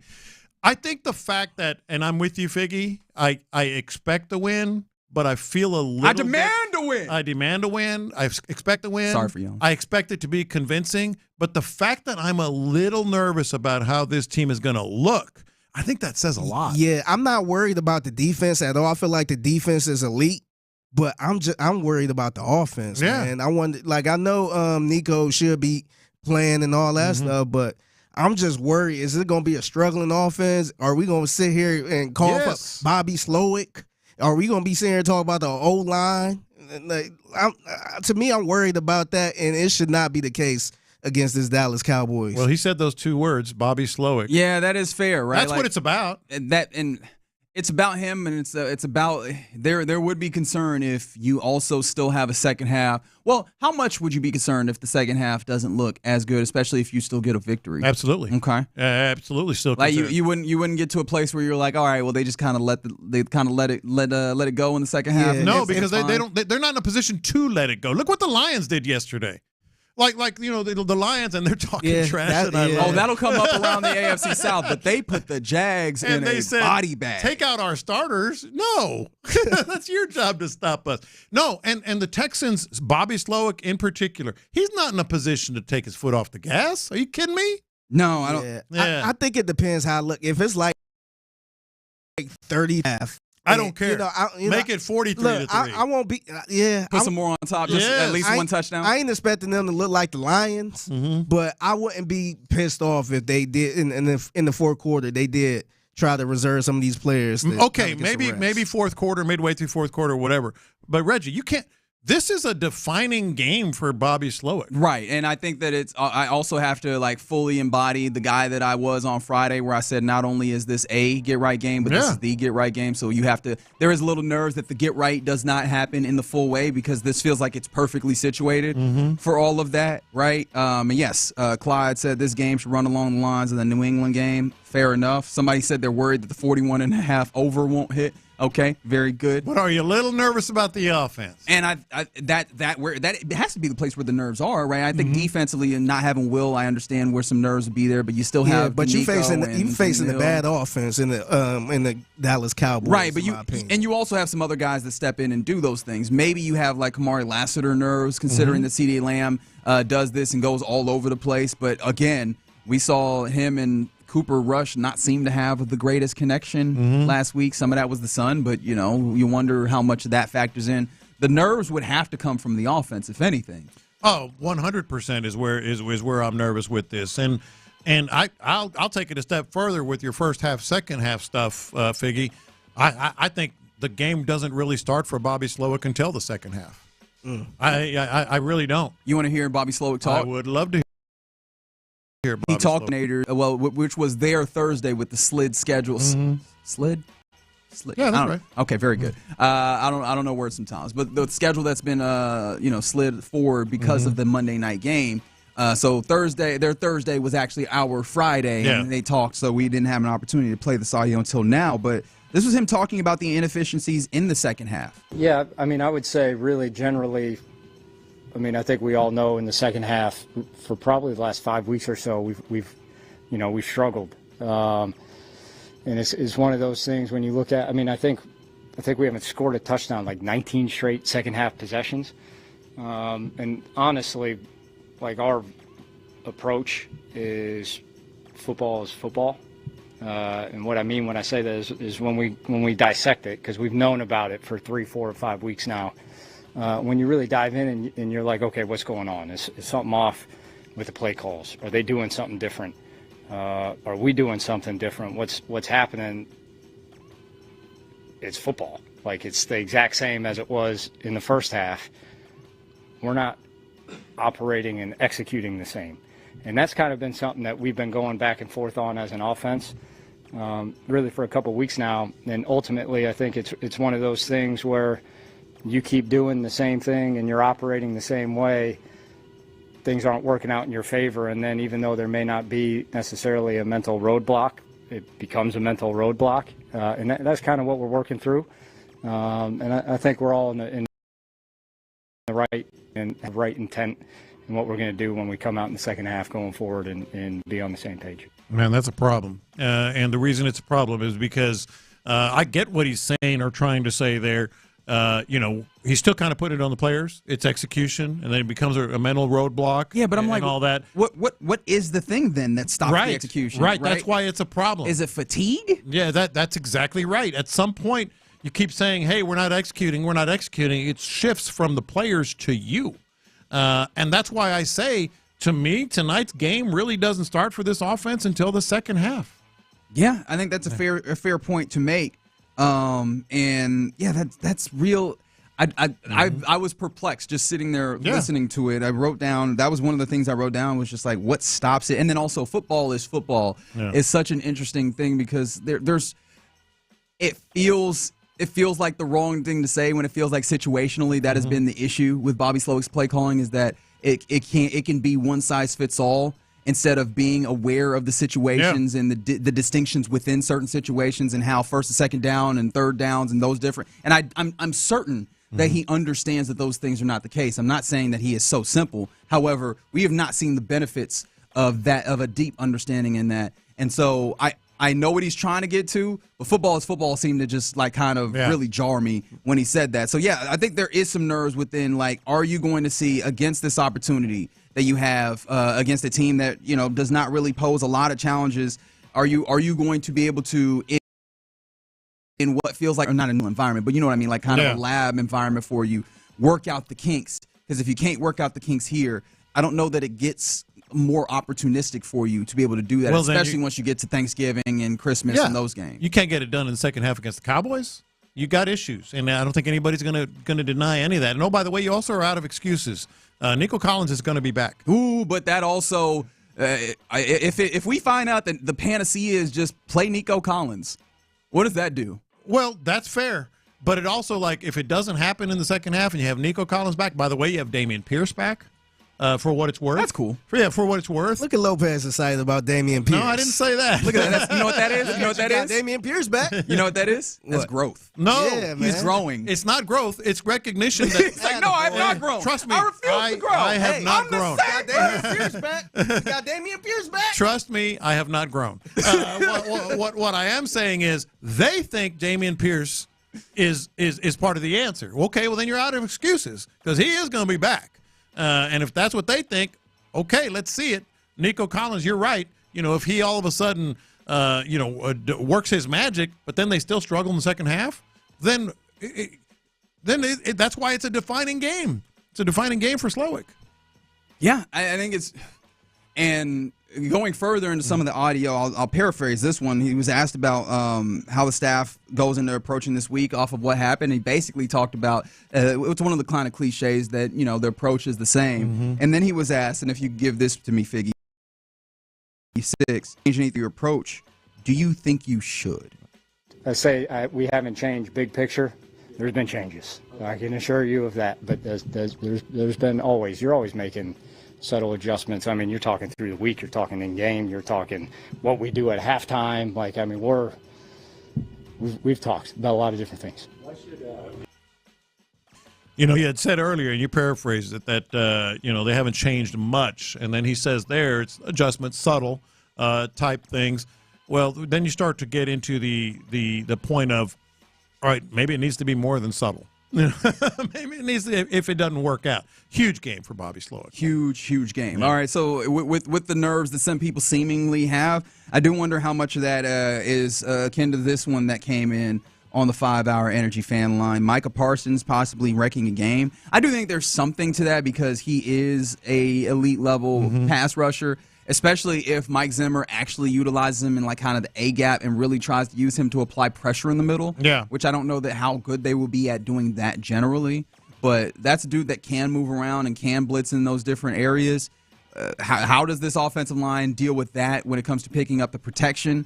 And are they able to just not get, not just get speed rushed by him, right? I think that'll be an interesting thing. But I don't know how capable he will be of just wrecking a game single-handedly, so that'll be something interesting to watch. But you also have to, point out they're going to try to find the weak spot in that line and use Micah and others to exploit that. So offensive line is still a story. Bobby Slow in general is part of the story. Because you can't emphasize enough how bad this Cowboys team is playing. Yes. And if it doesn't happen now, then you've got three bunnies, after that in terms of your schedule. So are you really going to be? Are we going to be talking about this all the way into mid-December? Because after this, I shouldn't say 3 bunnies. You got Tennessee and Jacksonville, then a bye. Yeah, this is one of the 3. Yeah, this is one of the 3. Then you got Miami. All of a sudden, Miami's showing a little life. Who would have thought Miami having their starting quarterback would make them look a lot better? But the point is, for me, if it doesn't happen now, we're going to be December 15th against Miami, wringing our hands, wondering if there's anything happening. At some point, you have to believe what you see. Yeah, right? That would be ultimately the question. So this is the beginning, as you mentioned, of a run of 3 games that you should have opportunities to really show some things, particularly as you line up really well against the Cowboys team that is floundering. That also. CeeDee Lamb is questionable because he has some back issues as well, right? He popped up on the injury report last week dealing with the back, and he'll ultimately go. But all these things line up in such a place where you should be able to show out, and you should also be able to answer all these questions on this low level that exists against the Cowboys. But one more thing I want to ask you: is there any concern that you get through this game and you have to question D'Amico's ability to be a killer at the end of games? I don't know, man. I would hesitate to say yes on that, just because I think it's a thing with the offense, and this team. Can't forget they did close out some games when the offense wasn't playing well, So, maybe, but I'm not quite there yet. I couldn't see that now. In terms of D'Amico, sort of. Kind of shuffling aside from real criticism of players and stuff. I think people are already tired of that, and I get it. That's the way he's wired. But does that count with the play calling and the coaching staff? That's another thing. The reason I'm a little nervous is all of a sudden, if it doesn't happen offensively, we're going to have real discussions about so-and-so needs to be taking over the play calling. He's going to have to answer real questions. So-and-so is going to have – is so-and-so going to still – is Bobby Slowick still going to be calling plays? Man, that feels so far outside of the realm of It's next week. Yeah. If it doesn't happen. That feels so Those far. Those are legitimate questions next week. Better not be. This week. Better not be. Man. Forget next week. This week. I don't like all that negativity. What I'm looking at is a bad Cowboys team and a Texas team getting back Nico Collins, the boogeyman. This is the time. Yeah. This is the time to do it up big. And maybe cover the over by yourself. Yeah. Right? The 41-point over. Should be. Yeah. Maybe do it by your lonesome. Go ahead and put up 42 for me. How about that? Yeah. Right? 2-1. You saw what the Lions did to a bad team, right? We will be fine tonight. Rest in peace, Cowboys. I hope so. That is absolutely the way that I'm viewing it, that it should go. Those are like maybe the nerves that are had, but I feel like that is just the neuroses of the Texans fan. But I don't know that exists in the reality of what this team is capable of. Now, of course, I've said that many times, and they've not always been just like it should be there. All right, you're in the loop right here on Sports Radio 610 on a Texans game day, a pre-action Monday, as I've called it. And coming up next, it's about time for us to do our lunchtime confessions. All right.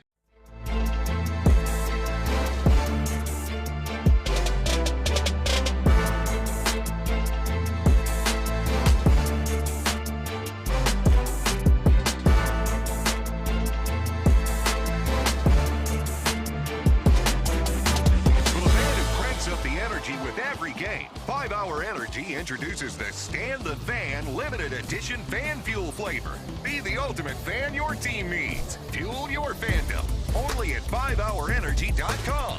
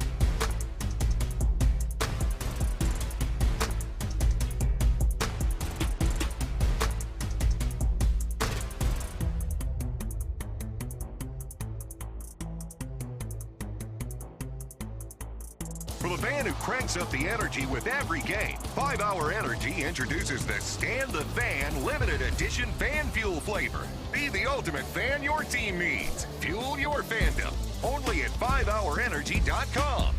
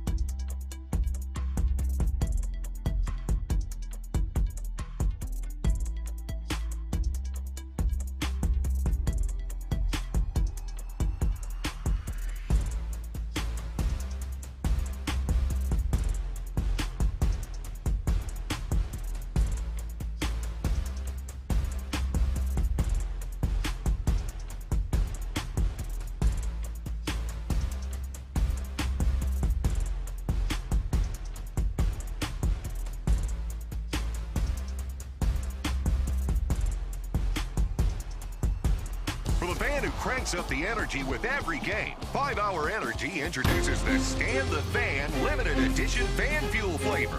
Be the ultimate fan your team needs. Fuel your fandom. Only at 5hourenergy.com.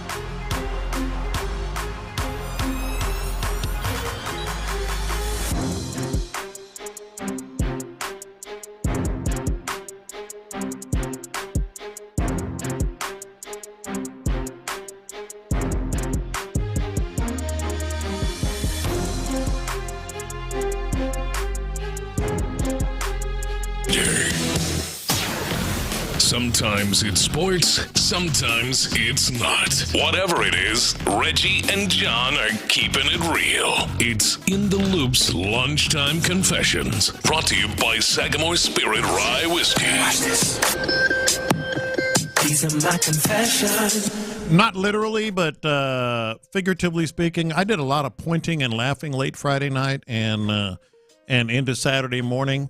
It was I know you guys saw this because it was all over. I enjoyed the Tyson and Paul fight. Maybe not like the true fight aspect of it. It was enjoyable. It was a spectacle. It was why we watch. But the thing that really made me sort of, like I said, point and laugh at the hypocrisy. How many people were out there saying, boy, if you guys watch this, boy, did you get taken, or this was an embarrassment, or it was staged, or it was a scam. Every one of those people watched it. Every one, because all these tweets were coming in like right after the fight or late in the fight or, the next morning. Boy, you know, what a scam that was. You watched it. You watched it. It was a spectacle. If you went in with the right mindset, I'm curious, like we all were, maybe Mike Tyson can do something. We all thought that. Maybe we were all wrong.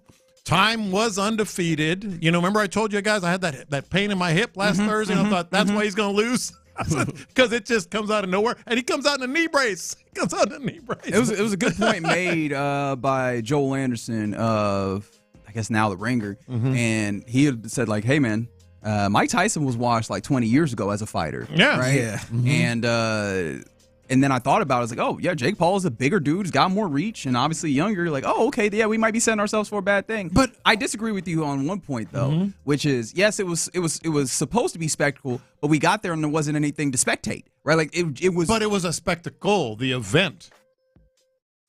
And then all these people, I know you guys saw them, and I know our listeners saw them. Oh yeah, I can't believe y'all fell for this. You did. There were some people that didn't. I will say there was a small selection. See, my mindset was a little different because I knew Mike Tyson didn't have it to fight. He's 58 years old, man. So my thing was I just didn't want him to come out looking embarrassed. Right. I didn't want him to get knocked down. I didn't want that to be a bad moment where it's just like, man, just stop the fight type of moment. But like you could tell Jake Paul was kind of in it too, where he wasn't really doing nothing either. And that's the thing is like they sold us that fight, man. And this is where I have. But we watched. Yeah. Well, yeah. I had no problem with that. Like I didn't want to. That's the problem. That's my confession. Like all these people that I can't believe y'all did this. It was a scam. And I had that question about myself. Don't lie to me. Don't lie to me. I had that question about myself. Is like, okay, how should I feel about this? That they clearly were going a little. They weren't going as hard as they needed to. Like Jake Paul, obviously, was not trying to sit that man down. Nah. But then at that time, like, how do I feel that I went into this knowing that there was no win for him in sitting that man down. And if he hey man, I saw a fight where it felt like they did not actually go and try. But if he had tried, I don't know how I would have felt about that either, right? It actually sat that man down. And so ultimately, who I am mad at is a little bit myself, but majority the Texas State Athletic Commission. Because why did you sanction this as an actual fight? Yeah, I had an issue with. I seen a couple people bet money on this fight. I'm just like, why would you do that? It was the most bet fight in. I saw it earlier, and I can't remember, but a long time. 67% of the money was on Tyson. Yeah, I was upset with the people act like, first of all, on Netflix. So okay, you got ripped off, and I would still like my money back. You got ripped off from $7.99 or whatever. But no, it's more than that now. But this ivory tower feeling that people were, especially people in the media, like, it was a scam. Dude, you were plugged in. Don't lie. It was just good seeing Tyson walk out and all that stuff. Like, I kind of looked at, to me, I felt like it was a win for him just going 8 rounds for 2 minutes. Like, I just didn't want him to get embarrassed or fall down or just look out of it. For the simple fact, he's 58 years old and he was just sparring pretty much with Jake Paul. I felt like that was fine. I wasn't looking for 1988 Mike Tyson. I wanted to have a moment of 1988 Mike Tyson, just like a split second where you were like, "Ooh, look, there's a little bit," and then you're right, it was all gone. Yeah. Watch this. These are my confessions. This is not a new thought that I had this weekend. It's one that I've had many a times. We were talking earlier about how Brock Bowers is a cheat code for the Raiders. His former backup at the University of Georgia, Darnell Washington. As I was watching the precursor to the earliest part of the really fun games, we had a really fun AFC matchup in all 3 of the Sunday slates. Yeah. And in the early slate, it was Pittsburgh, Baltimore, and Darnell Washington, tight end for Pittsburgh. We shouldn't make those. We should not make. That dude is the size of a tackle who has the speed and the elusiveness, I guess, or the movement of a tight end, and they was just hitting him, and I was like, we shouldn't make those. He's a backup, man. There's so many. He was a backup. That's right, and I think he still is, because Freiermuth is their number 1 tight end. I'm just like, why are there so many of these dudes that we just should not make? No, there's just so many of these dudes in these leagues that how did we build a 7'3" shooting guard? How did we build a big ass tight end who actually looks like an offensive tackle? Why do we have so many of these? This just in, that Georgia team, good. Was very good. Which also, I guess, sub confession is I don't know why I forgot, but I went back and looked at that 2019 LSU team, and that was just an embarrassment of talent. Yeah. They had it was Jamar Chase, it was Justin Jefferson, and then they had another wide receiver that went to the league. They had Clyde Edwards-Helaire, obviously Joe Burrow, and then on defense, Patrick Queen was on there.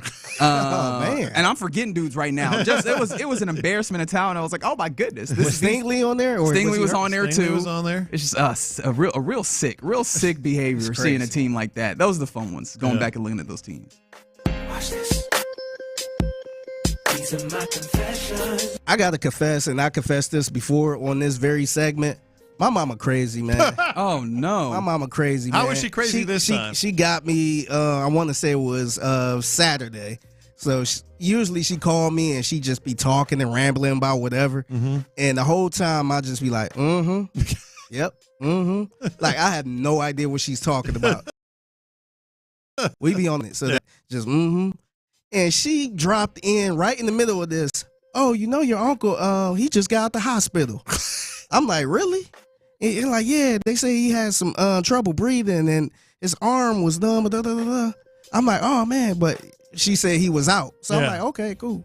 Later on that day, my sister called me like, yeah, Uncle, did you hear about what happened to Uncle? I'm like, no, yeah, mommy told me he went to the hospital. They say he got prostate cancer. Oh my God. Oh, I'm like, no. Really? And I'm like, I talked to mommy. She told me he got to the hospital. Yeah. And she's like, oh, maybe she don't know. Yeah. So my mother called back later that night. Yeah. Just rambling again. And then I dropped in like, hey, did you know Uncle had prostate cancer? Oh yeah, I knew about that. I forgot to bring it up. What in the world? I'm like, that's the most doggone important part to bring up. Don't bury the lead, man. Yeah. I'm like, she made it seem like it was nothing. I'm like, Ma. Got a little touch of the prostate cancer. Yeah, she like, That's wild. no, her response was, oh, yeah, Yeah. I forgot about Yeah, that. It's not a small thing. Not a small thing. I'm like, all right, let me call my uncle right now then. Yeah. I'm like, dang, I was thinking like I'll call him in a couple days, see how he doing. I'm like, dang, now you left the most important part out. Yeah. My mother, man. That's why. Like that. At this point, it don't even need to be a confession. Just bring us the stories. Yes. Yeah. We want to hear Mama's story. Just forgot to let you know about that. Yeah, I wish I could just record these conversations. You can. Yeah. I'm going to do it one day without her doggone consent. So one more on the Tyson Paul fight that frankly, the confession is I was wrong on this because I speculated. A lot of people were wrong, but I speculated. Is there any way that Jake Paul could actually win here? You know, if he beats him, he loses. Like not winning the fight, but winning. Win the court of public opinion, whatever you want to call it, the marketing, the brand strategy, or whatever. He won. No, 100%. he won. I think the combination of the reverence that he showed Mike Tyson, especially there at the end with the bow, bringing us Katie Taylor and Amanda Serrano. That was an incredible fight. That fight wouldn't have happened without Jake Paul. He demanded that be the I read the story. He demanded they were originally going to plan some other fight. I don't know who it was, but he said no. I want them on the card. It was his card. It was his event, his promotion, and his promotion. And like I said, just the way he kind of handled it, beginning to end, Jake Paul won. Yeah, I think, and see, at the very beginning when he first started doing this, I felt like he was kind of being the mockery of boxing and all that stuff. But the more I've been thinking about it, I'm like, man, he put 20 mil in Mike Tyson's pocket, man. And it wasn't nothing where he just got his ass whooped and he just mocking Mike Tyson. He did set him up for a good, nice little 20 mil and made bank off. But also winning the branding, the self, whatever you want to call it. But I mean, he was a winner as he walked away. Yeah, and look, I don't know if it's gonna be. I know a lot will be rolling their eyes at this. Yes. But, I think, honestly, people in boxing probably would want to get into this. They want to get some of that money, too. So I wouldn't be surprised if you see other boxers trying to get in with Jake Paul so they can get that 20 mil, too. Continuing the degradation of the sport. I do think that you probably can get this rematch of Serrano-Taylor without this particular, card. No, but not with this market, not with this that many eyes on it. Which is fair. I think you could get it now. I think other people will probably try to get this matchup again that's not Jake Paul. And I think that what you're trying to get to is something that I will agree with you on, and that just literally came in on the text line as I was about to say it. From the 832, Jake Paul is becoming one of the better promoters in this time with his ability to sell a fight. Yes. Now, I really hate the headline or the co-main has to be what the co-main has to be, but I would like it if he leans into building really good fights. Being a Dana White or something like that. Well, not a Dana White, because you should probably pay your fighters. Yeah, that's true. No, he actually a Don King. No, he actually go out again. You should probably pay your fighters. And this is the other thing I appreciate about Jake Paul. He actually going out his way to make sure women get paid. Yes, for their fights. No, I'm with you. I get it was it could have happened. The vast majority of people watching had no idea who those women were. Right, and now they do. And it was good for the sport. And the people that did know, did appreciate that. And, of course, everybody got a chance to enjoy Jake Paul that fight. Got my respect, man. I didn't think that was going to happen. Yes. And I'm held up on the fact that I think he could be a much better fighter than he gives himself an opportunity to be. But you think he need to step in the ring for real? Well, not just that, line up some good fights. They don't have to be against big time boxers, but again, that's the tough part. It's you're not generating. Yeah. You're not going to get a chance to generate all that money. But if he treats the discipline with the level of respect that it feels like it deserves, that's the tough part. You're right. He's making these people money. He's creating a showcase for people that deserve it. But it feels like he's also doing that while making a mockery of what the sport has been. And that feels like something where it's is that worth the balance? But if he doesn't do it, squeeze? I don't know. Not as many people watch. It seems if he doesn't do that. But see, it seemed like this time wasn't as much of a mockery as it been in the past. Because I agree, in the past, I'm like, what is this YouTuber doing? He fought a 58-year-old man. Yeah. No, I get it. But if he didn't do that, the sport wouldn't have benefited. Yeah, I think it's almost like the balance you got to get. And I think the way he did it, it kind of made me respect him a little more, because if he would have just gotten there, whoop his ass and bragging and all that stuff, it's just like, dude, come on, man. Yeah. No, I agree. But you could tell they had some type of agreement, like no knockdowns. Let's just get this money. Mm-hmm. Y'all got it, fam. Y'all I'm not. You ain't buying in? I'm not buying in, but I can respect the things that he has done that have been helpful. I came around to it. I was on board with you. I came around to it, though. Yeah. I'm not getting there. All right. You're in the loop right here on Sports Radio 610. Those are our confessions brought to you by Sagamore Spirit Rye Whiskey. Coming up next, let's go around which saw a beatdown involved in it. We'll talk about that and more next. Is there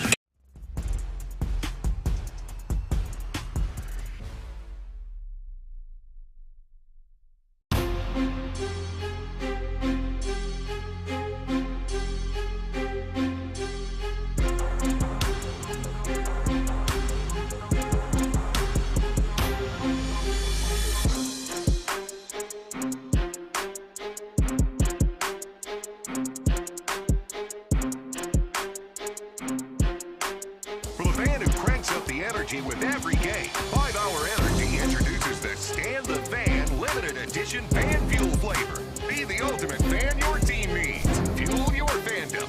Only at 5hourenergy.com.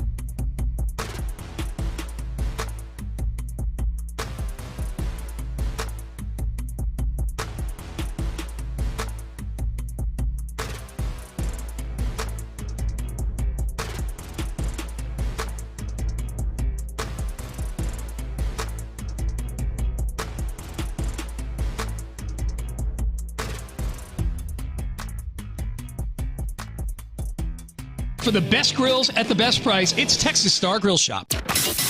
It's a Shopper's John Deere Reaction Monday on Sports Radio 610. Live from the Twin Peaks studios, here's In the Loop with John Lopez and Reggie Atatula. Yeah, happy Monday to you. It's a pre-action Monday as we're getting ready for Texans Cowboys to finish off Week 11 and hopefully give the Texans their 7th win of the season. And hopefully also give them a return to the 2-game lead that they should have in the AFC South as we go around the AFC South. All 3 teams playing yesterday and getting their jobs or doing what they were supposed to do, or at least playing the football game. Yeah, maybe not what they were supposed to do. No, maybe not what you're supposed to. As soon as I said that, I was like, well, yeah. I mean, I was about to say, it didn't even work from any perspective because they didn't even do what they were supposed to do in regards to for the Texans. So we'll go around the AFC South, and as always, it is a choose-your-own-adventure type of deal. So, fellas, where we going? Ooh, that's a good one. Hey, let's go see a dead body. Okay. Let's go to Jacksonville. You ever seen a dead body? Yep. We go to Everbank Field in Jacksonville, where the Detroit Lions faced off against the Jags, and they did that thing that Dan Campbell likes doing, which is beating teams to a pulp. 52-6 was the score. And before we go any further, yes, friend, that is a scoregami, baby. Man, I saw it this morning. I'm like, he's going to know this, isn't he? It is a scoregami, the 1,088th original final score in NFL history, if you did not know what a scoregami is. So never before in NFL history has a game ended 52-6 because not often do people score 52 points. But there you go, Detroit Lions doing exactly that. The 46-point loss is the Jaguars' worst loss in franchise history, which passed a 44-point loss in 1995 to the Detroit Lions. All right. I'm just glad we didn't get embarrassed like that, man. No, not at all. I mean, it was still embarrassing the way the Texans lost. Yeah, way the loss, but Texans fans that looked at the way that this game went with the Jaguars getting absolutely demolished and said that it gave them a little bit more perspective on that particular game against Detroit. Mm-hmm. What say you? Not really. I mean, maybe a little bit, but not really because first of all, the Jaguars are just awful. They're probably going to fire their coach. 2-9. What time is it? Hell, they might fire him today. That's a good point. I should be. They're talking about Bill Belichick taking over. I'm sure you saw that. That is one of the notes here. Yeah. As apparently, in fact, can we go to Mike Florio here? Mike Florio of Pro Football Talk. He works with NBC and all that, and so he was on Sunday Night Football, and he gave this report about Trent Baalke, the general manager of the Jacksonville Jaguars. In Jacksonville. Well, Maria, before the season started, team owner Shad Khan said, "This is the best team the Jaguars have ever assembled. Let's prove it by winning now." So here we are, 2-9. Worst loss today in franchise history. Bye week coming up. Doug Peterson was asked after the game about the possibility of being fired. He said, if it's going to happen, it's going to happen. And it could happen soon. Now, what about the guy that put together the best team ever assembled, general manager Trent Baalke? I've talked to several people throughout the league, and there's a belief in some circles he could potentially survive into next year as part of a package deal that would reunite him with someone he worked with back in 1998, 1999 with the New York Jets. That coach is available. He's won a few Super Bowls. His name is Bill Belichick. Oh, you don't say. How was that GM survive? Exactly. He clearly. Goodness it's gracious, very obvious. He has compromising material on people in this league. That's the only way. Gotta have naked pictures of somebody in that organization. Correct. I mean, something. I don't Goodness, man. There is no way that he should survive. No way. Don't forget, being the dude who hired Urban Meyer. Well, I was just going to say Look at the product he drafted. He drafted a lot of... oh, my goodness, You was about man. to say BS, weren't you? Yeah, I was. Gotta confess. He drafted... was it Trayvon Walker? Over Aiden Hutchinson? Which, that one looks awful. Even though Trayvon Walker has started to come into his own. Come on. That ain't good enough, man. Yeah, number 1 overall, you gotta hit a home run. That. Contract to Trevor Lawrence, drafting Walker, and to me, you just hiring Urban Meyer, and that's just Urban Meyer. Don't forget, he got on his CV that he was the one that couldn't get along with Jim Harbaugh. Yeah. In San Francisco, and when that thing fell off. And then San Francisco, lucky enough, they weren't in the wilderness that long. They had Jim Tomsula for a year, Chip Kelly, and they circled around Kyle Shanahan. But yeah, man, Trent Ball could be out here messing up, man, and yet he might have the opportunity to still stick around. He might get a contract extension. He's got a lot of job responsibilities, but his number one job in his view is, how do I protect me? And apparently he's been doing a good job. Yeah. Although the Jaguars didn't do a good job of very much of anything. They've lost 4 consecutive games for the second time this season. Mm-hmm. And they are 14 of their last 17 dating back to last year. Mm-hmm. So that's not very good. But Cam Little opened and closed the first half with field goals. And now Detroit did the entirety of the rest, including 161 yards for Amon-Ra St. Brown, 124 for Jamison Williams. 5 different Lions players scored touchdowns. A couple of them scored 2 of them, as there were 7 offensive touchdowns. And this is the most fun stat for me on the night. The Lions picked up 38 first downs in this game. That's a lot of first downs. Man, 30. They was wearing their boys' ass out. They was wearing them out, brother. And So, they yeah. will run it up on your ass. We knew that already, but and I love when Dan Campbell gets asked about it, like, hey, we're just trying to play and we're worried about ourselves. And he's right. I don't know what he was supposed to do. Mac Jones is not a good quarterback, McCorkle Jones, and Trevor Lawrence and Tank Bigsby missed this game. Like, that's 2 of your better players. Like, I don't know what they were supposed to do. Yeah. Coming up next, as you heard Mike Florio say, they have a bye week, and then they face off against the Houston Texans in Week 12, December 1st at NRG Stadium. Ooh, boy, it's going to be bad for them. It is going to be ugly. That is 2-9 Jacksonville Jaguars after losing to the Lions. All right, the teams that did not have nearly as bad of a day, of those 2 teams, where do we want to go next, folks? I thought the Titans were interesting. Yeah, the Titans now Vikings undefeated against the AFC South. Yeah, they ran through it. 2-8 are the Titans now after they lost to the Minnesota Vikings 23-13. The Titans were penalized a whopping 13 times for 91 yards. That's not going to do it when you're the worst team in a situation. You got to play a lot more clean football, but there's absolutely clean football was not to be found for the Titans. Will Levis was sacked all of 5 times, and even when he got the ball away, he had pressure in his face. And the Titans are just, this division, we know that. We've known it for a while. Just an absolute mess. We say that about a lot of teams down here. But, hey, Sam Darnold, nice little bounce back game. He for needed him. it so badly, right? Like, it was starting to look like, ooh, is the carriage turning back into a pumpkin? And the answer is not quite, but they probably need to make sure to maybe, I don't know that O'Connell can be as open with the offense as he previously wanted to be with Sam Darnold. You might need to be a little bit more cognizant of what's happening there.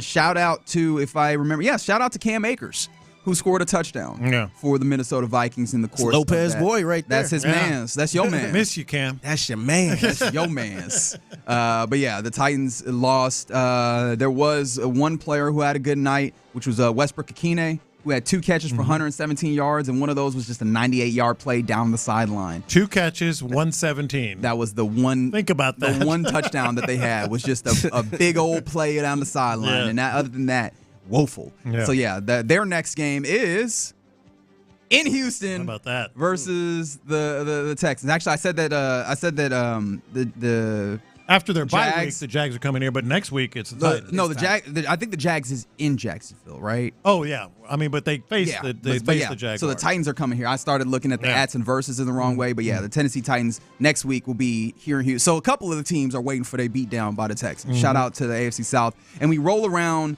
to the other team for the AFC South was the Indianapolis Gray win versus the New York Jets, 28-27, a tight one that brings the AFC South lead for your Texans down to 1 single game. The Colts focused on running the football, had 35 running attempts, 10 of those from Anthony Richardson as he returned to starting. And the Colts scored 3 touchdowns in their 4 red zone trips, which shows the level of progress in what they're doing there. And Anthony Richardson, relatively sharp. Yes. Sharper than he's been. And so, we'll see. He's been prone to have a game like this, and it was against a Jets team that is, got their own problems. Definitely have their problems, but they looked. But he got it done. They looked pretty solid. They were down 24-16, and Anthony Richardson had a touchdown drive, completing 5 of 7 passes for 69 yards, which is nice. And then the Colts defense stepped up And then Anthony Richardson got the ball again, and they went and got a second consecutive touchdown drive, including him using his legs. Like, that is something that we would not have imagined from Anthony Richardson prior to his benching. And I'm definitely not in those first 4 games last season. Like, maybe, just maybe, the benching ended up working in his. I mean, at least maybe, in the short term here, and we talked about it last week. He said, I'm kind of glad, actually, low key glad.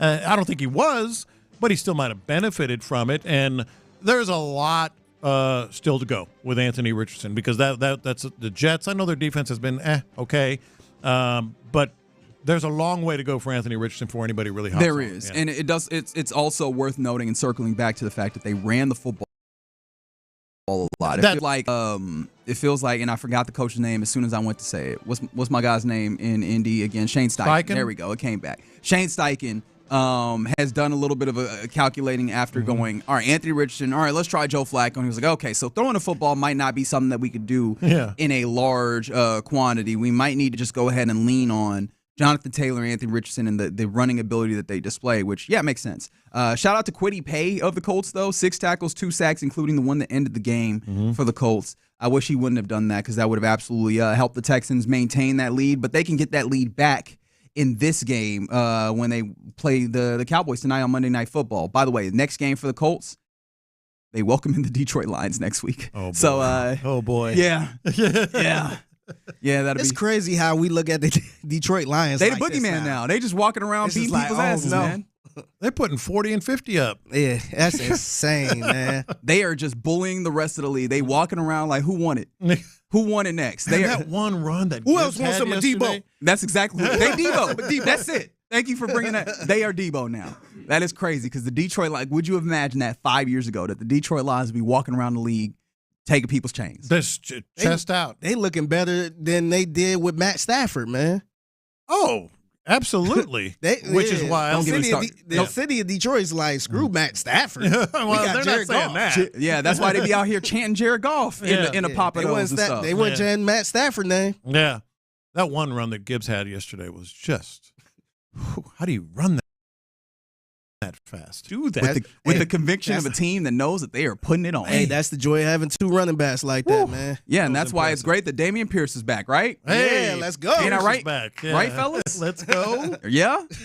Upward inflection. Let's go. We're going to be looking like the Detroit Lions. We love you, Dameon. All right, you're in the loop right here on Sports Radio 610. Let's get to it, fellas.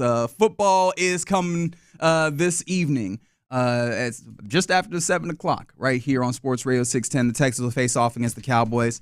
Let's talk about the things that will determine whether or not the Texans win. You guys let us know as well on the 5-Hour Energy fan line, 713-572-4610. Texans win because? Texans lose because? Let us know. We'll talk about it next. All right, guys.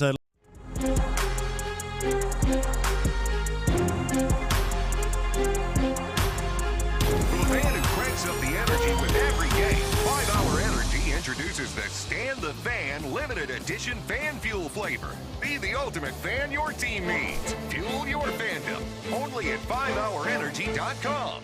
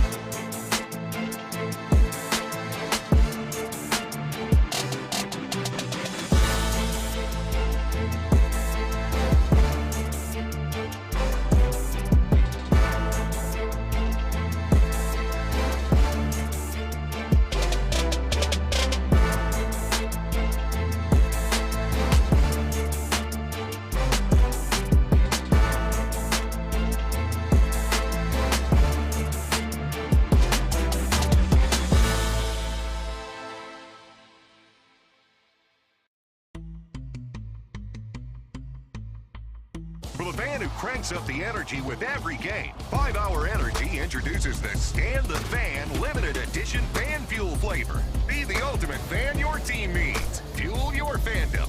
Only at 5hourenergy.com.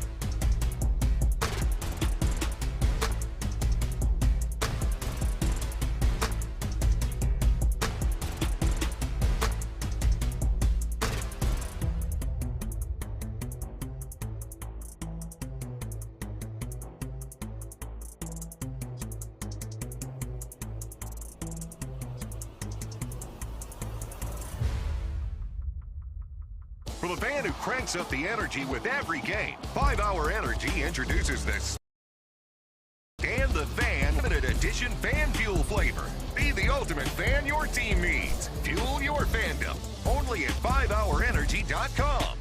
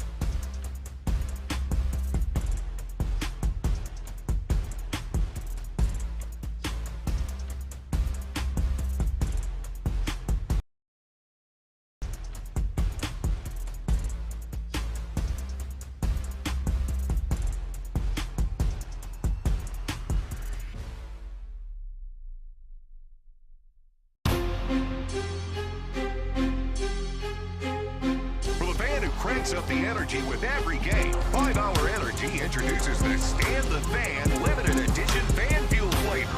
Be the ultimate fan your team needs. Fuel your fandom. Only at 5hourenergy.com.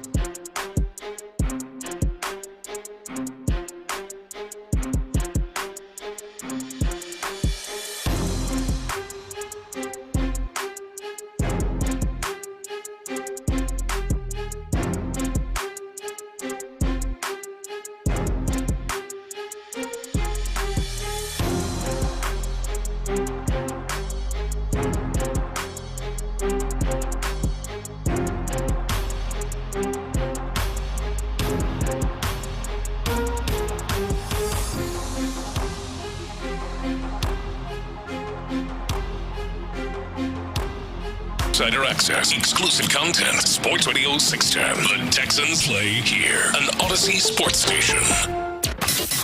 It's a Shopper's John Deere Reaction Monday on Sports Radio 610. Here's In the Loop with John Lopez and Reggie Atatula. Yeah, happy, what did I call it? Pre-Action Monday. I already forgot. That's crazy. We are, quickly moving on Monday Night Football. That'll be after, or that'll be like after 7, just after 7 right here on Sports Radio 610 with Mark Vandermeir, Andre Ware, and John Harris. I don't know what happened in the last segment.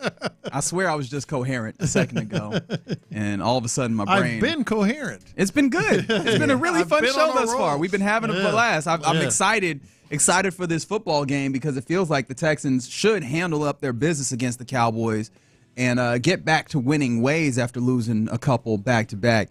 And so let's talk about the ways that'll happen, or maybe the things that would possibly make them not. And a little Texans win because, Texans lose because, and you guys are already getting going with the shenanigans, which it feels like there's a lot of shenanigans to be had in this one in particular. 832 on the 5-Hour Energy fan line said Texans win because Bobby Slowick. Texans lose because Bobby Slowick. That's fair. All right. Okay. That's fair. That's pretty accurate. Yeah, man. It really is. I think. Well, look, and we were talking about are you a little you're a little worried, and we kind of agreed, at least in this room, yes, when it comes to the offense and Bobby Slowick. But let's be real here. The Texans. Let's get really real here. Can we talk? Texans. All right, Tevin Campbell, I see you. Can we talk? Texans win because the Cowboys are awful. I mean, let's not try to be cute about it. I can't believe how bad they are. Like, they cannot run and they cannot pass. Those seem to be relatively important things in the NFL. They'd be good. Yes. Texans win because they should, in addition to being better, like in the regular run of play, they should also win the turnover differential. Like this is a Texas team that is obviously positive in the turnover differential, and we're seeing the capabilities of this defense to turn the football over. Whether it's the pass rush getting in there and getting their hand on the football with a quarterback who, mind you, is not mobile in this one, and can be a little slow with the football at times. And then also shout out to Kalen Bullock, because I was about to say Kalen Carson, who plays for the Cowboys. There's a lot of Kalens in this one. There's a lot. Kalen is becoming a real popular name. Yeah, it is. It's not quite a Jalen, but it's a Jalen offshoot. Yeah, it is. So, but Kalen Bullock, his ball hawk nature and the ways that this team is, kind of picked off the football. I think that there should be some turnovers as well that additionally add to the Texans, possessions. And if you have that with the football a lot of times, it really should be just mowing the Cowboys down, in my opinion. Cooper Rush threw for 45 yards in his last game. That's the whole sentence? That's it. Oh, very 45 yards passing. That's bad. That's what you want Nico Collins to get on one play, maybe the first play, if they go over the top again. Yeah, Nico Collins really could eat that up in a play. Yeah, he could. He could eat that up in half a play. Easily. Texans win because Texans lose because I think that texter was right.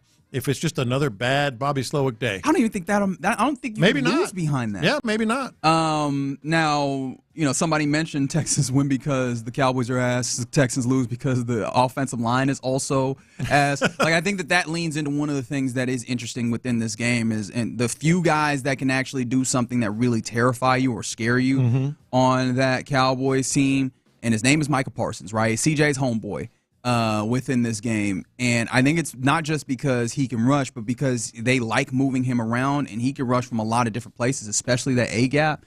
And that's the one thing I'm worried about is what happens when they move him around. I don't know how worried I am about the rest of their defensive line in general, although I will say when you look at the statistics, that is a pass rush that surprisingly gets a little bit of pressure when it comes to the pressure rates on the season. So they do enough of that to get some pressure, which doesn't bode well, as we know, for this offensive line, who is not really pass protected all that great. But I think they are 7th in quarterback pressure rate. So they actually get a decent amount of pressure. And so, is that then going to show up? And is that going to, push CJ into a place where he is similar to where he had been?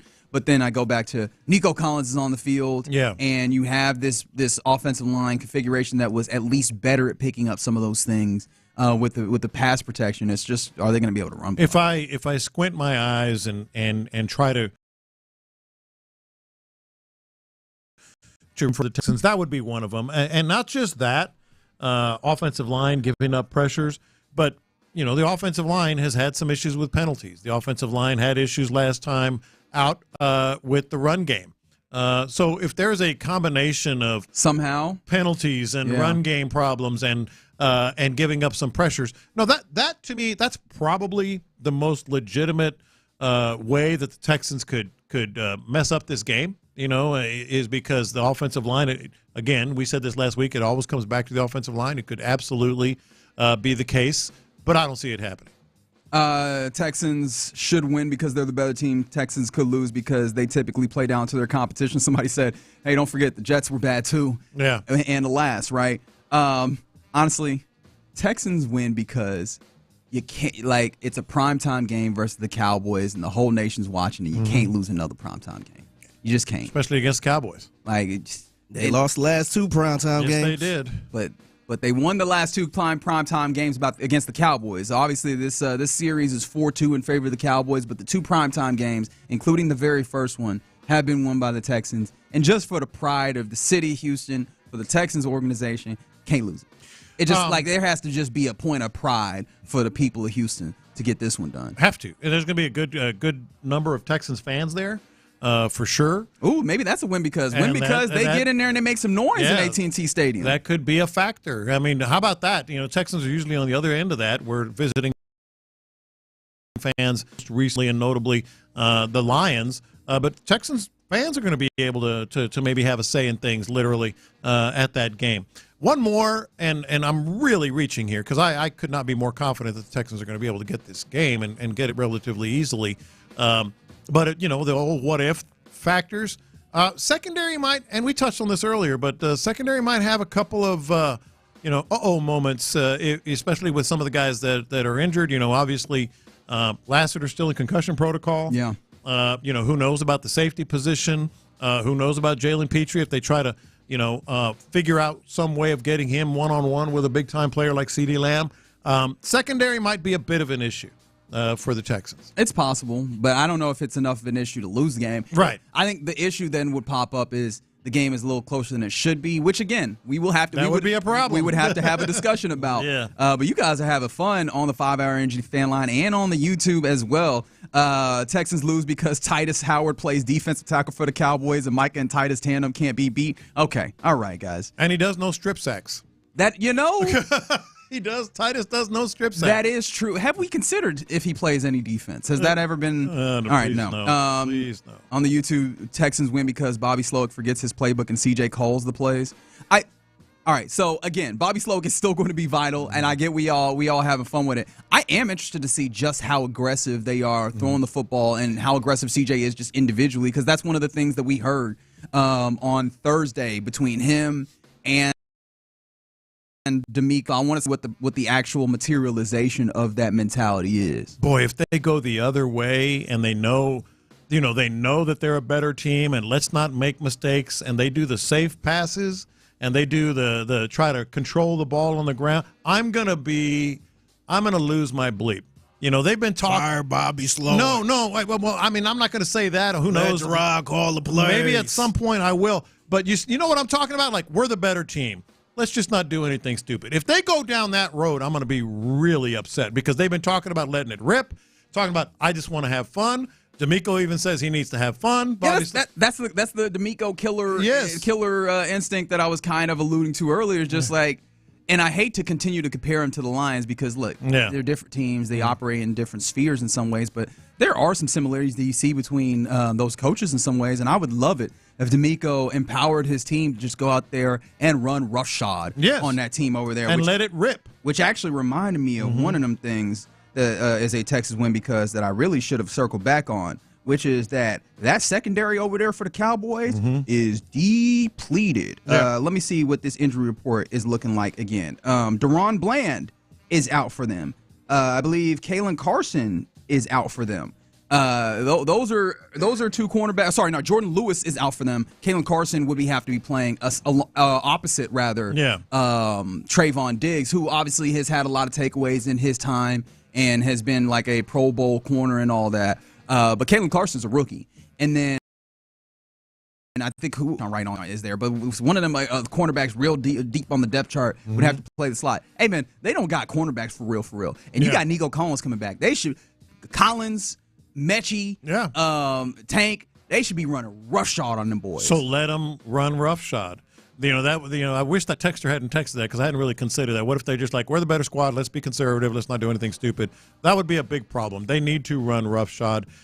Texans, and there's a lot to be said about this from the 409. Texans win because they score in the second half.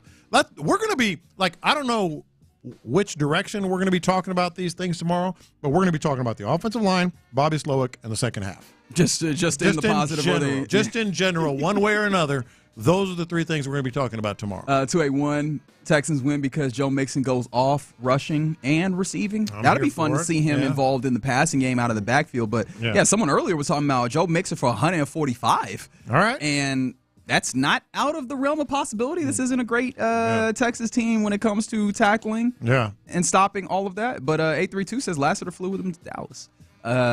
So, look, man, this has a possibility of being fun, man. I'm excited for this one. Interested on Lassiter, how if it plays out where he's able to play. I guess they listed him as limited on the Saturday practice. We'll see. I wouldn't hold out a lot of hope. Texans win because they can't disappoint Stephen A. Smith in an opportunity to embarrass the Cowboys on national television. Oh, he's going to be wearing that cowboy hat.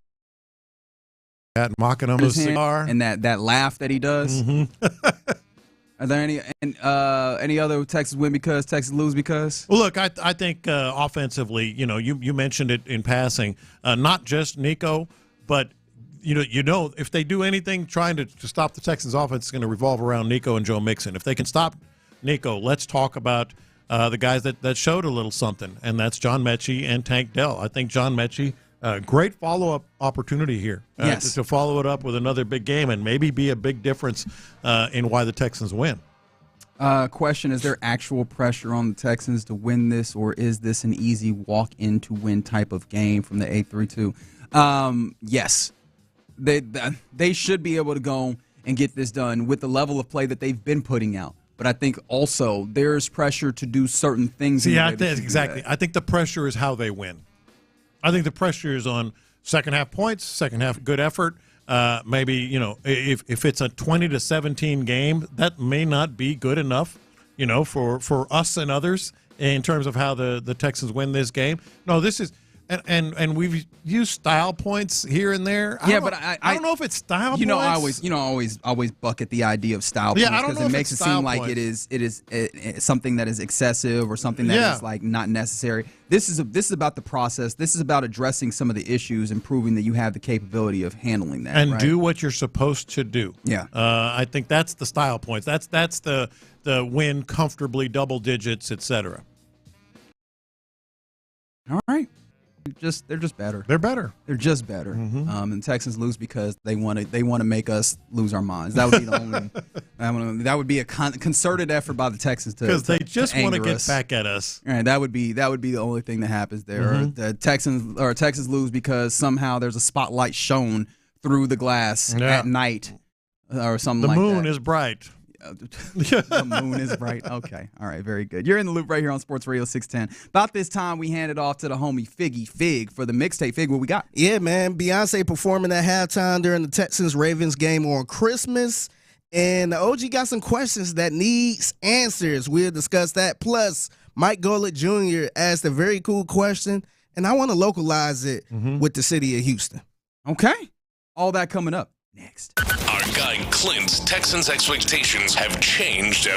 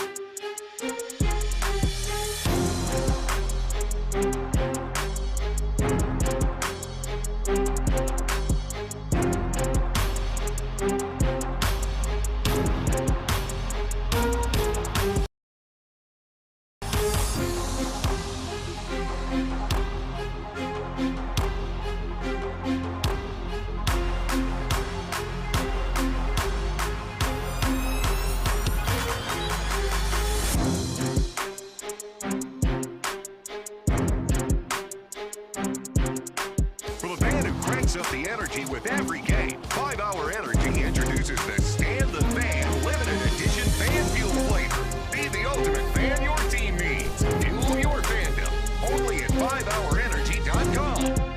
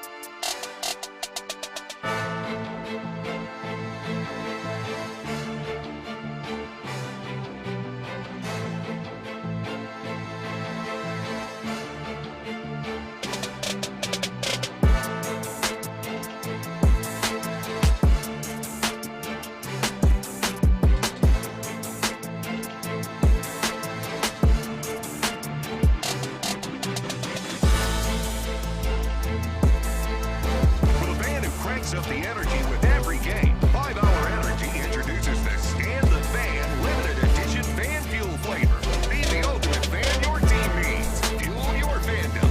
Only at 5hourenergy.com.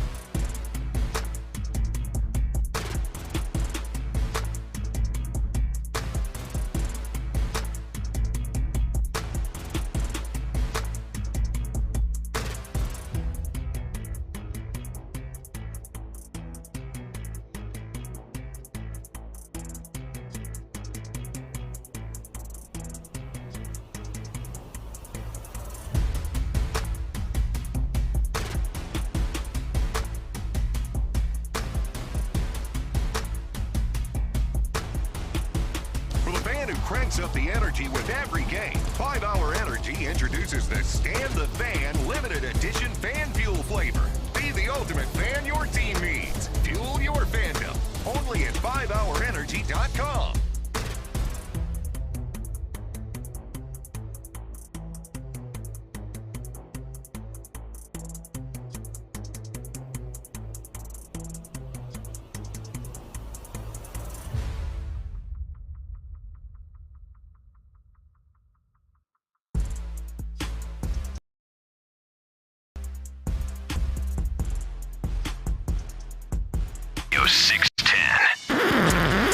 Pass the aux cord and crank up the volume.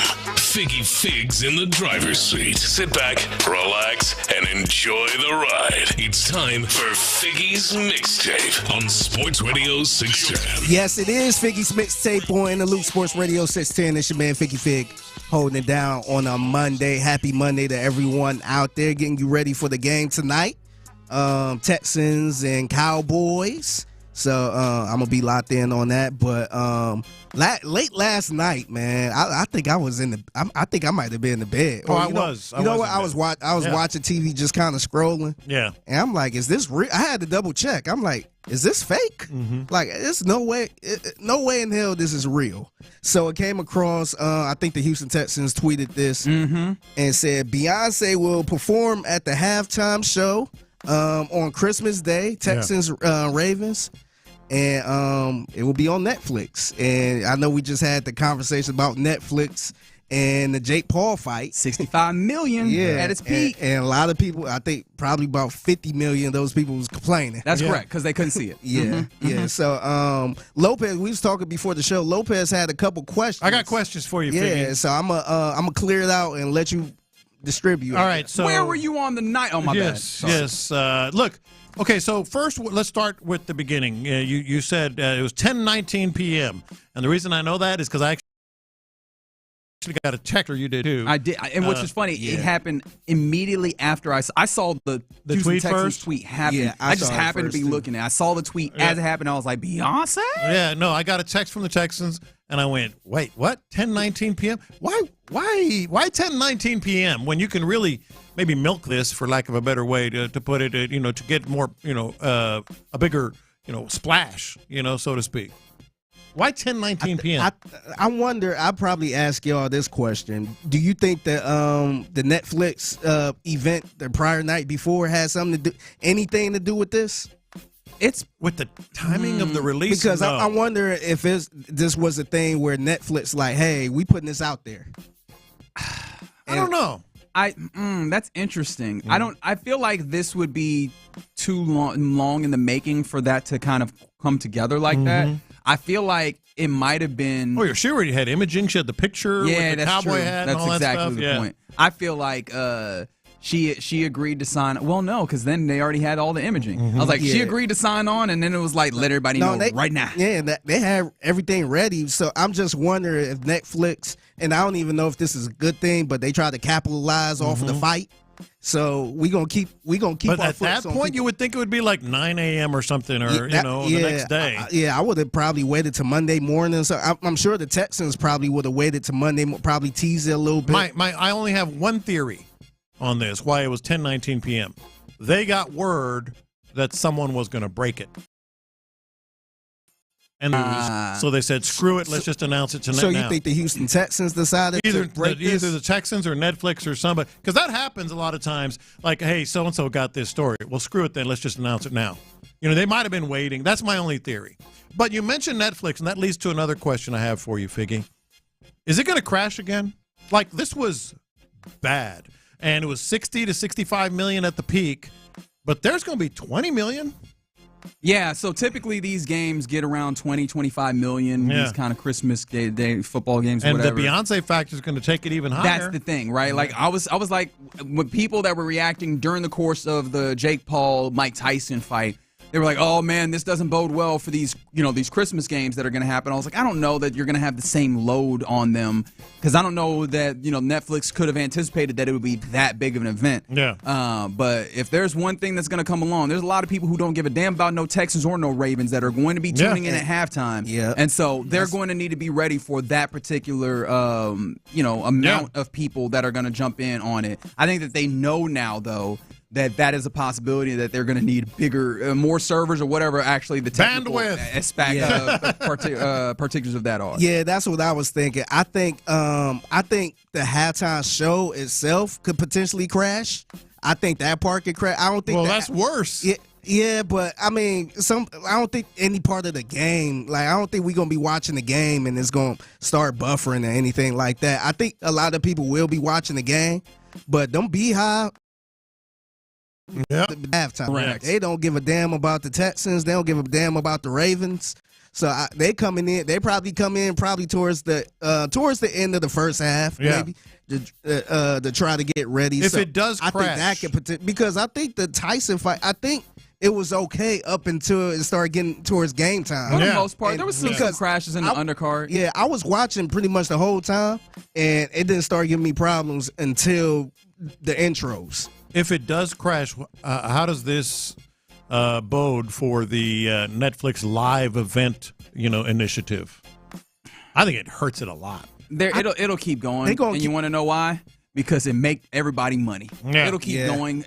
They'll get better as it goes. It's just one of those things where we've moved into an era in our world where it used to be that you got everything figured out and then you rolled it out. Yeah. And now people are all right with just like, hey man, we'll get it figured out as we go. But y'all gonna keep coming regardless. I think that happened a couple times with Netflix. They had the live comedy show. I think Dave Chappelle was the first one to do it. Either Dave Chappelle or Chris Rock. I thought it was Chris Rock. I think it might have been.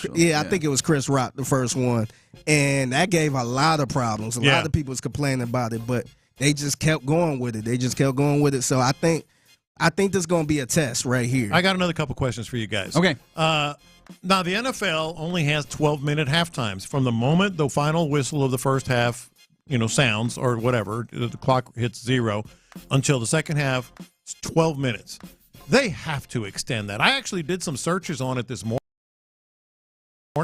Minute half for Beyonce. With the production value and getting it all together, they got to extend that, right? Can they do that?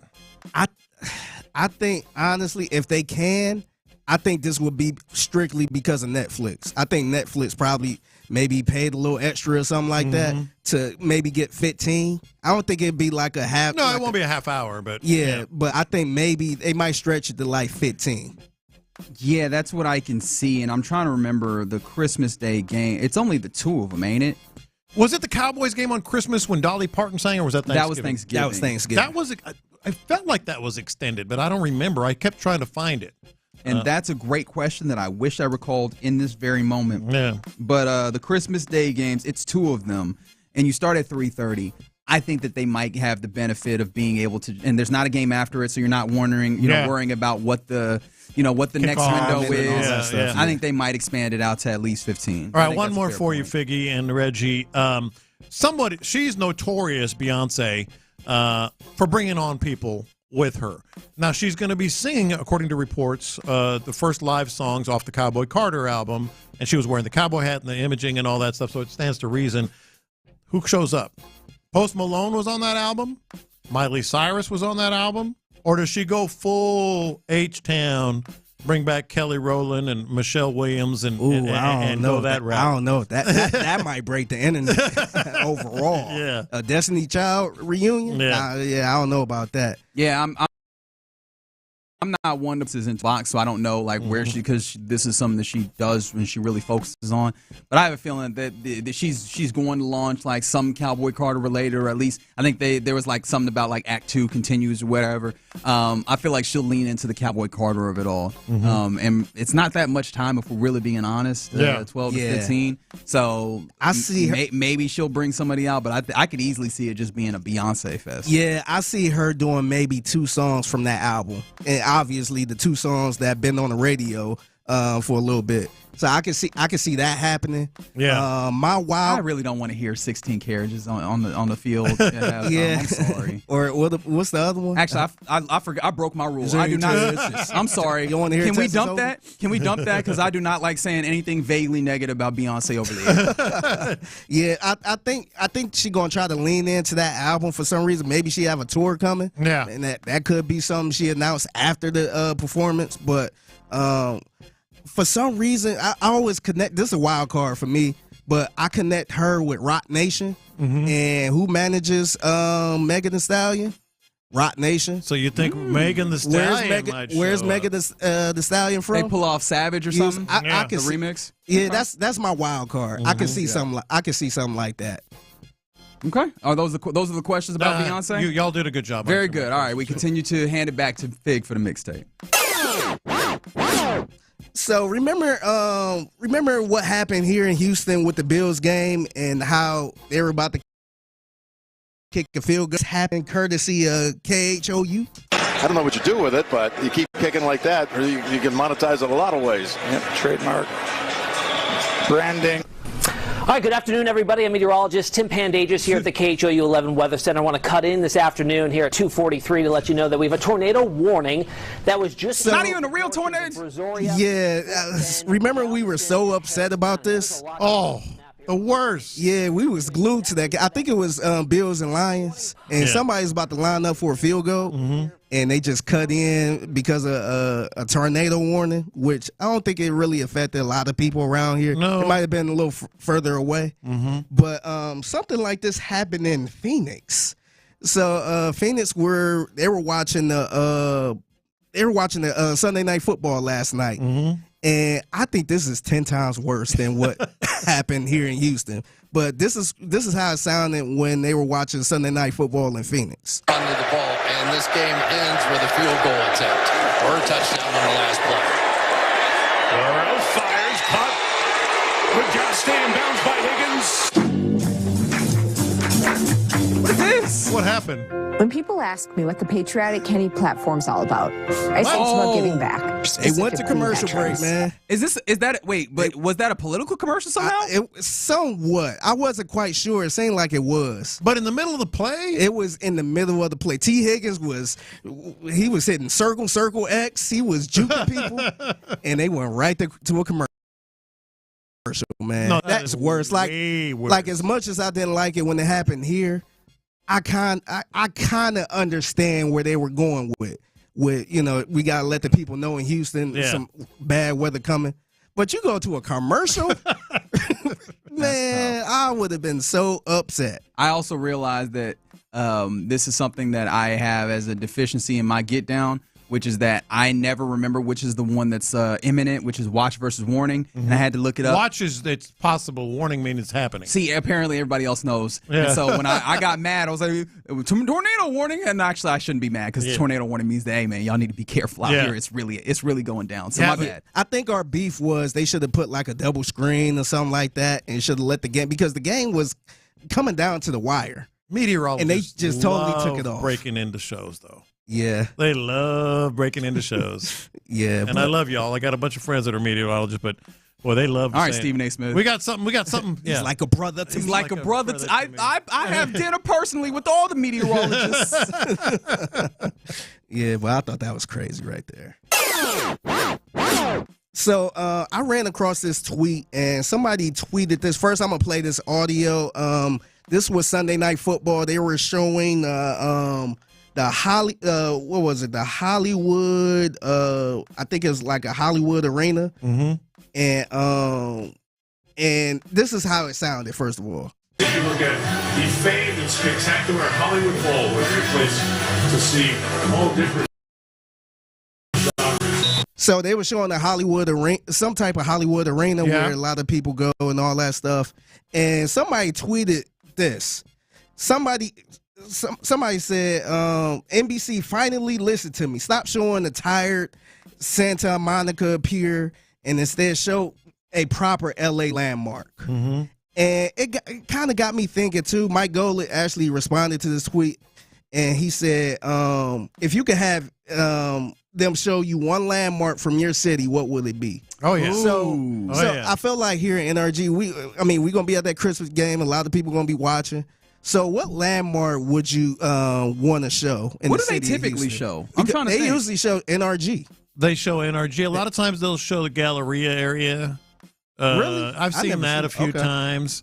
Like, what's that one landmark where you gotta be like, oh, let's show or this part of Houston? Sometimes they always show somebody milking some cows. Sometimes they go down to NASA. Yeah, they'll show NASA, which obviously is not Houston, but it's kind of Houston.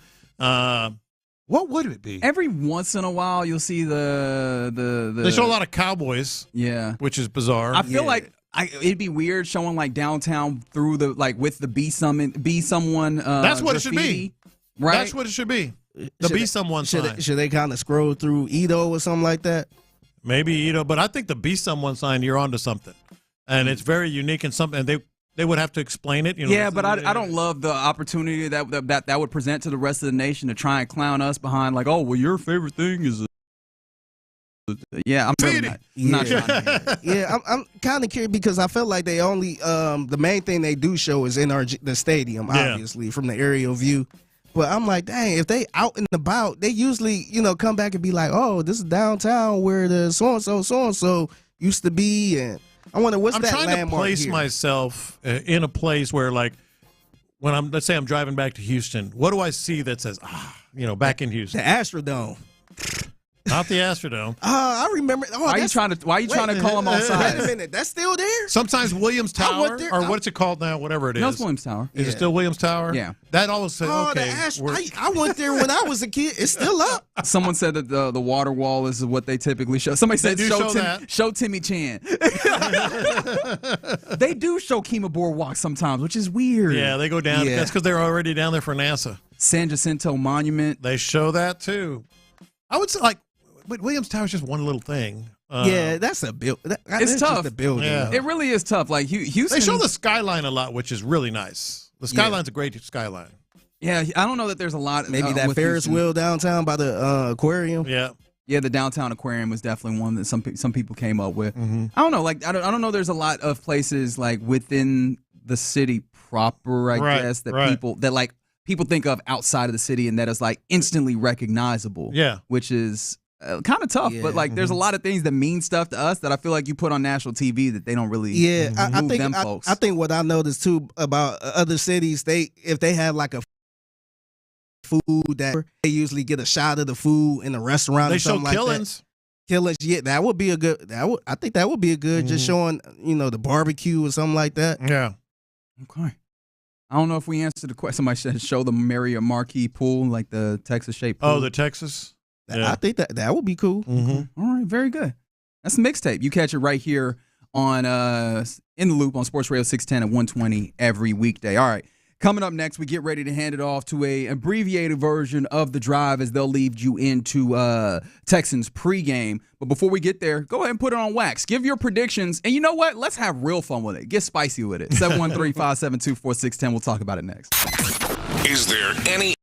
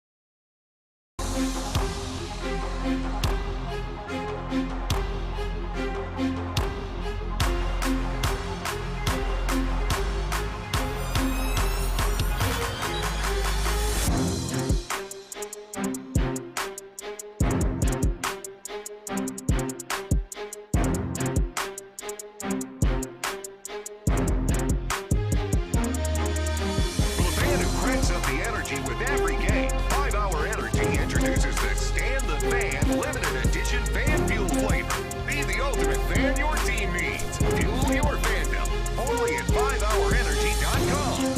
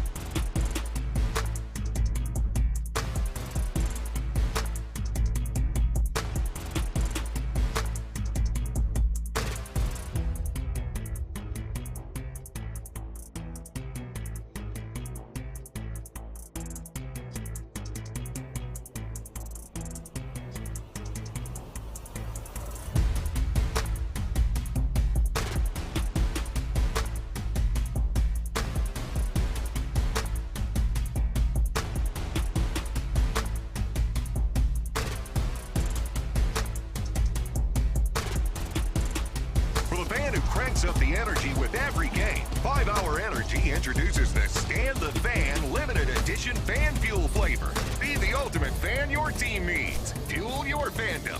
Only at 5hourenergy.com.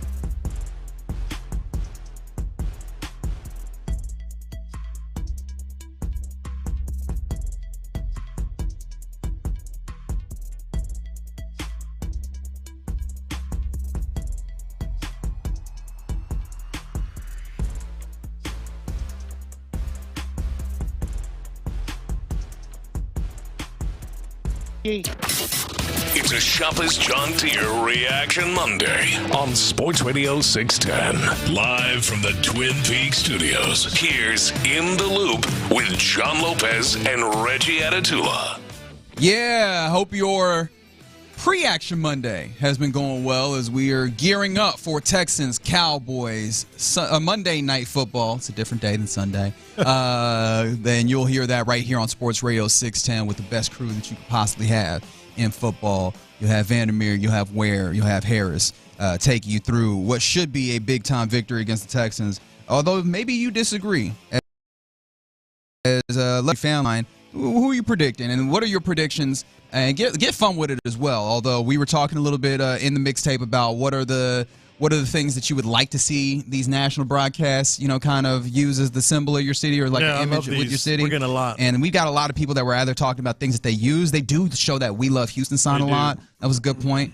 But a lot of people talking about the Sandra Jacinto Monument, Discovery Green. Someone said if you go inside Museum of Science is one of those. And then somebody said Sam Houston statue at Herman Park. And 832 mentioned, how about the Ship Channel? The Ship Channel is not one they show a lot. It's not. That would be sweet. That would be interesting. Yeah. So that was fun. And then I did laugh at this one. Someone was like, hey, bring back Astroworld, and there you go. Yeah. Which, honestly, just bring back Astroworld for my benefit. My grown self will be in there like a child. Stop it. The land that the Astroworld was on is still there. You could just put it back. You know what? Maybe they should show the Astrodome.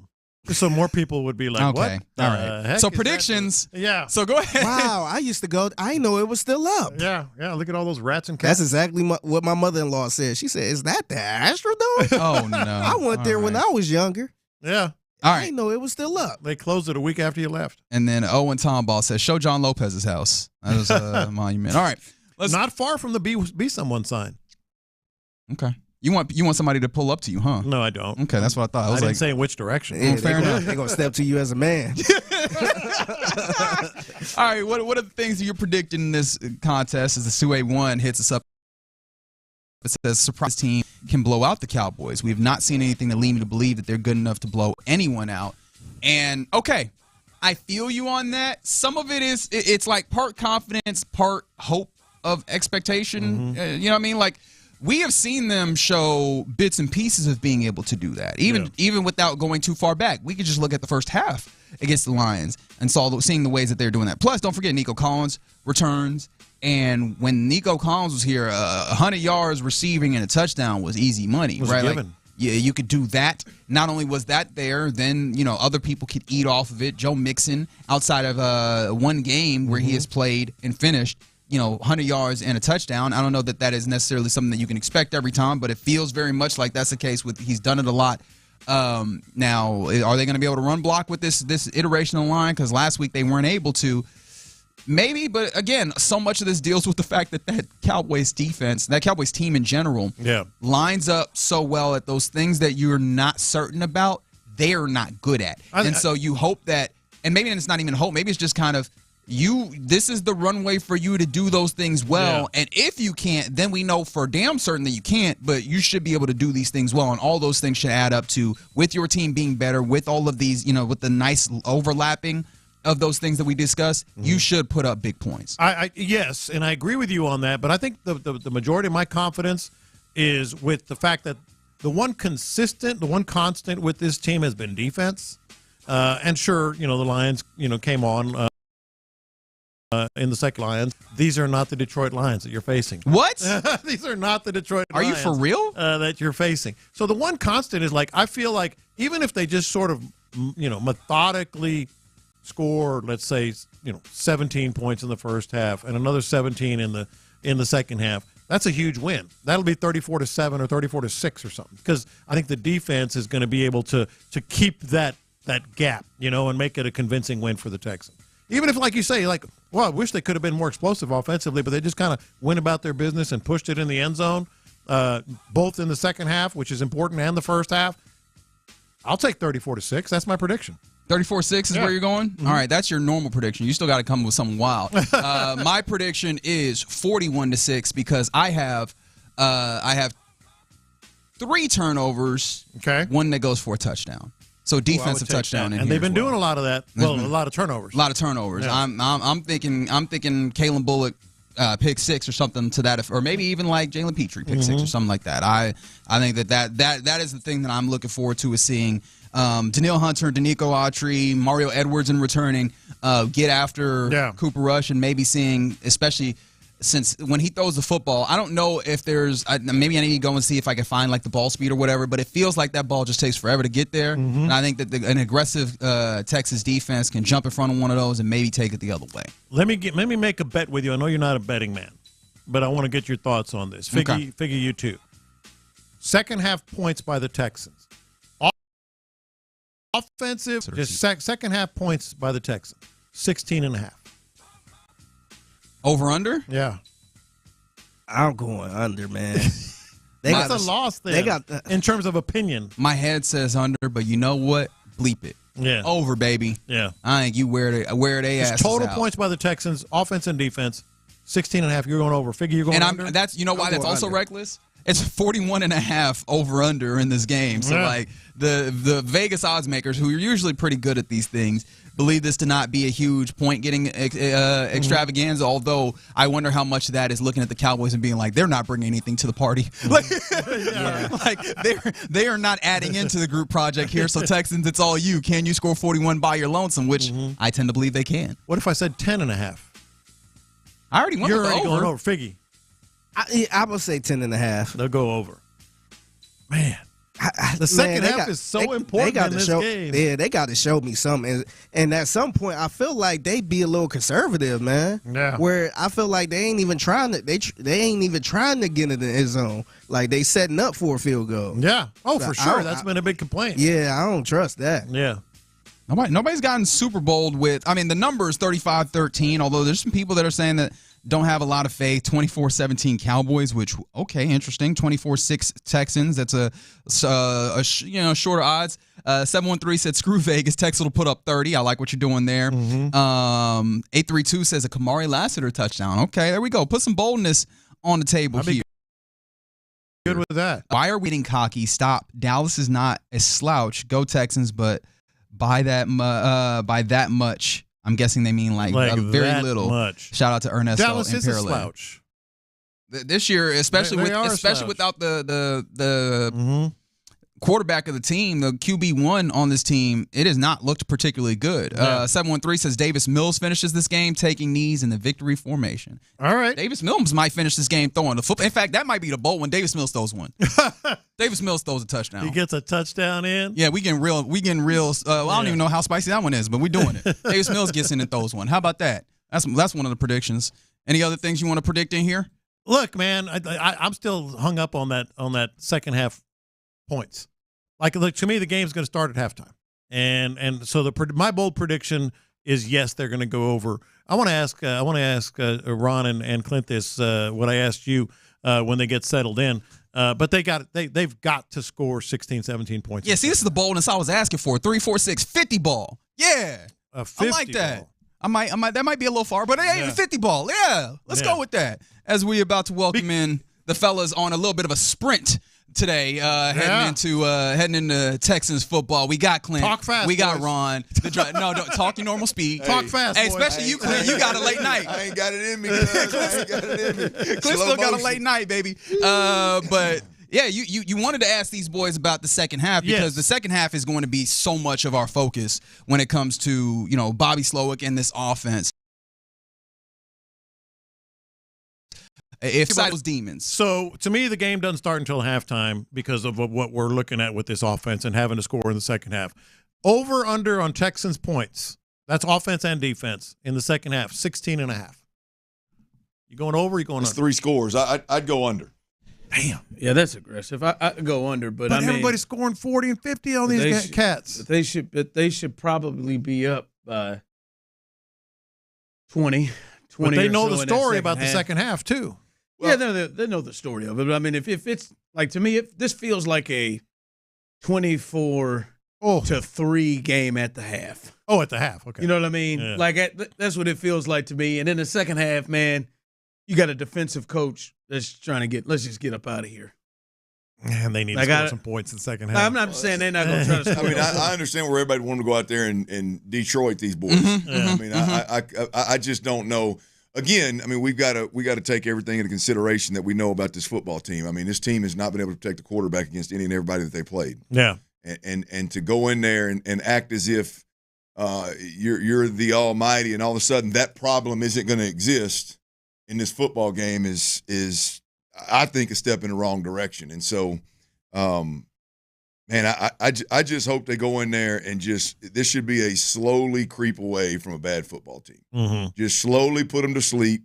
And in the second half, I mean, what I don't want to, the reason I would take the under, more specifically to your question, is I agree with Ron. I think that Cowboy offense is going to have a hard time. It would be reckless for the Texans to go out there and be super aggressive. And the Texans are probably going to run the ball. Yeah. Pretty effectively, which takes time. That is fair. Either way to a bunch of points. But yeah, I don't know. I don't know, man.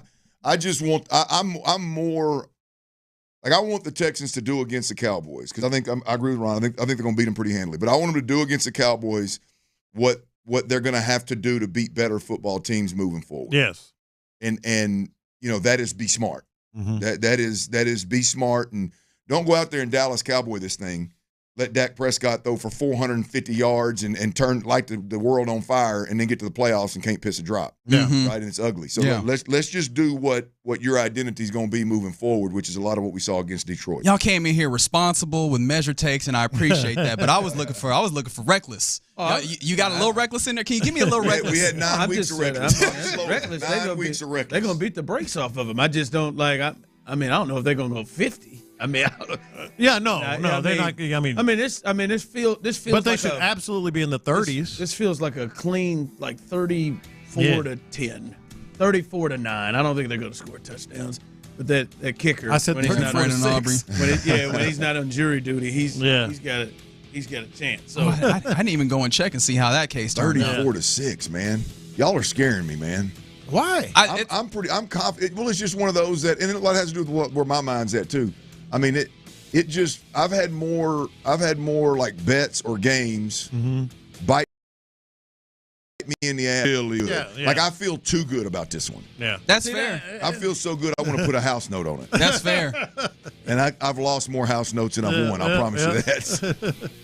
All right, well, fellas, y'all have a fun little sprint to Texans football. We're done here in the loop. We'll be back tomorrow for a Reaction Tuesday, and we'll be live at Texas Star Grill Shop in the Woodlands. Come out and see us, and it'll also be a Texans Ticket Tuesday, so it's going to be a lot of fun. But before we get there, Texans got to handle business tonight. These fellas will lead you up to it. You're listening to KLT HD2 and Odyssey Sports Station, and right now, The Drive is live. That's right, The Drive is live on a Reaction Monday, but it is also a Game Day Monday. As Clint Stoerner is in the building, he's eating lightly salted almonds, so you know what time it is. Blue Diamond. Tyler's in the building. Y'all know what Blue Diamond I'm talking about. It's the Dallas Cowboys. It's the Houston Texans, the battle of the Lone Star State, and we got you covered right here. It is a quick show. We get done just a little after 4 o'clock, so stay with us, and we'll hand this thing off to Vandy and John Harris and the like as they will take over to get you ready for Monday Night Football between the Houston Texans and Dallas Cowboys, where you can listen to it live right here on Sports Radio 610. All right, I wanted to go in a couple of directions here, but the way you just spoke, and I'm seeing it on the text line too, they almost lost to the freaking Jets. The Jets. And then, as you just said, you get a little nervous about how confident that you are.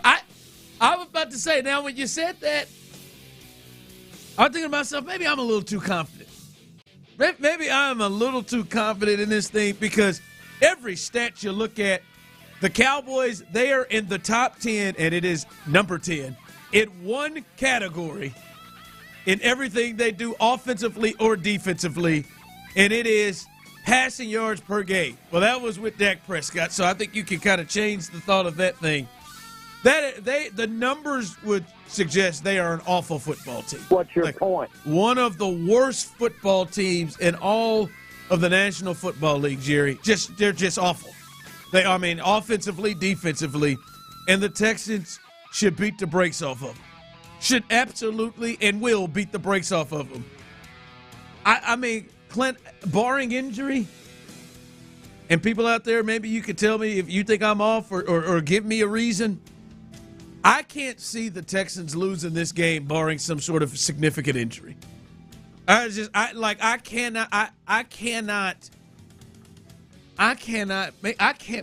watched the Detroit Lions turn the ball over 5 times last week on the road against a quality opponent in the Texans. They still won.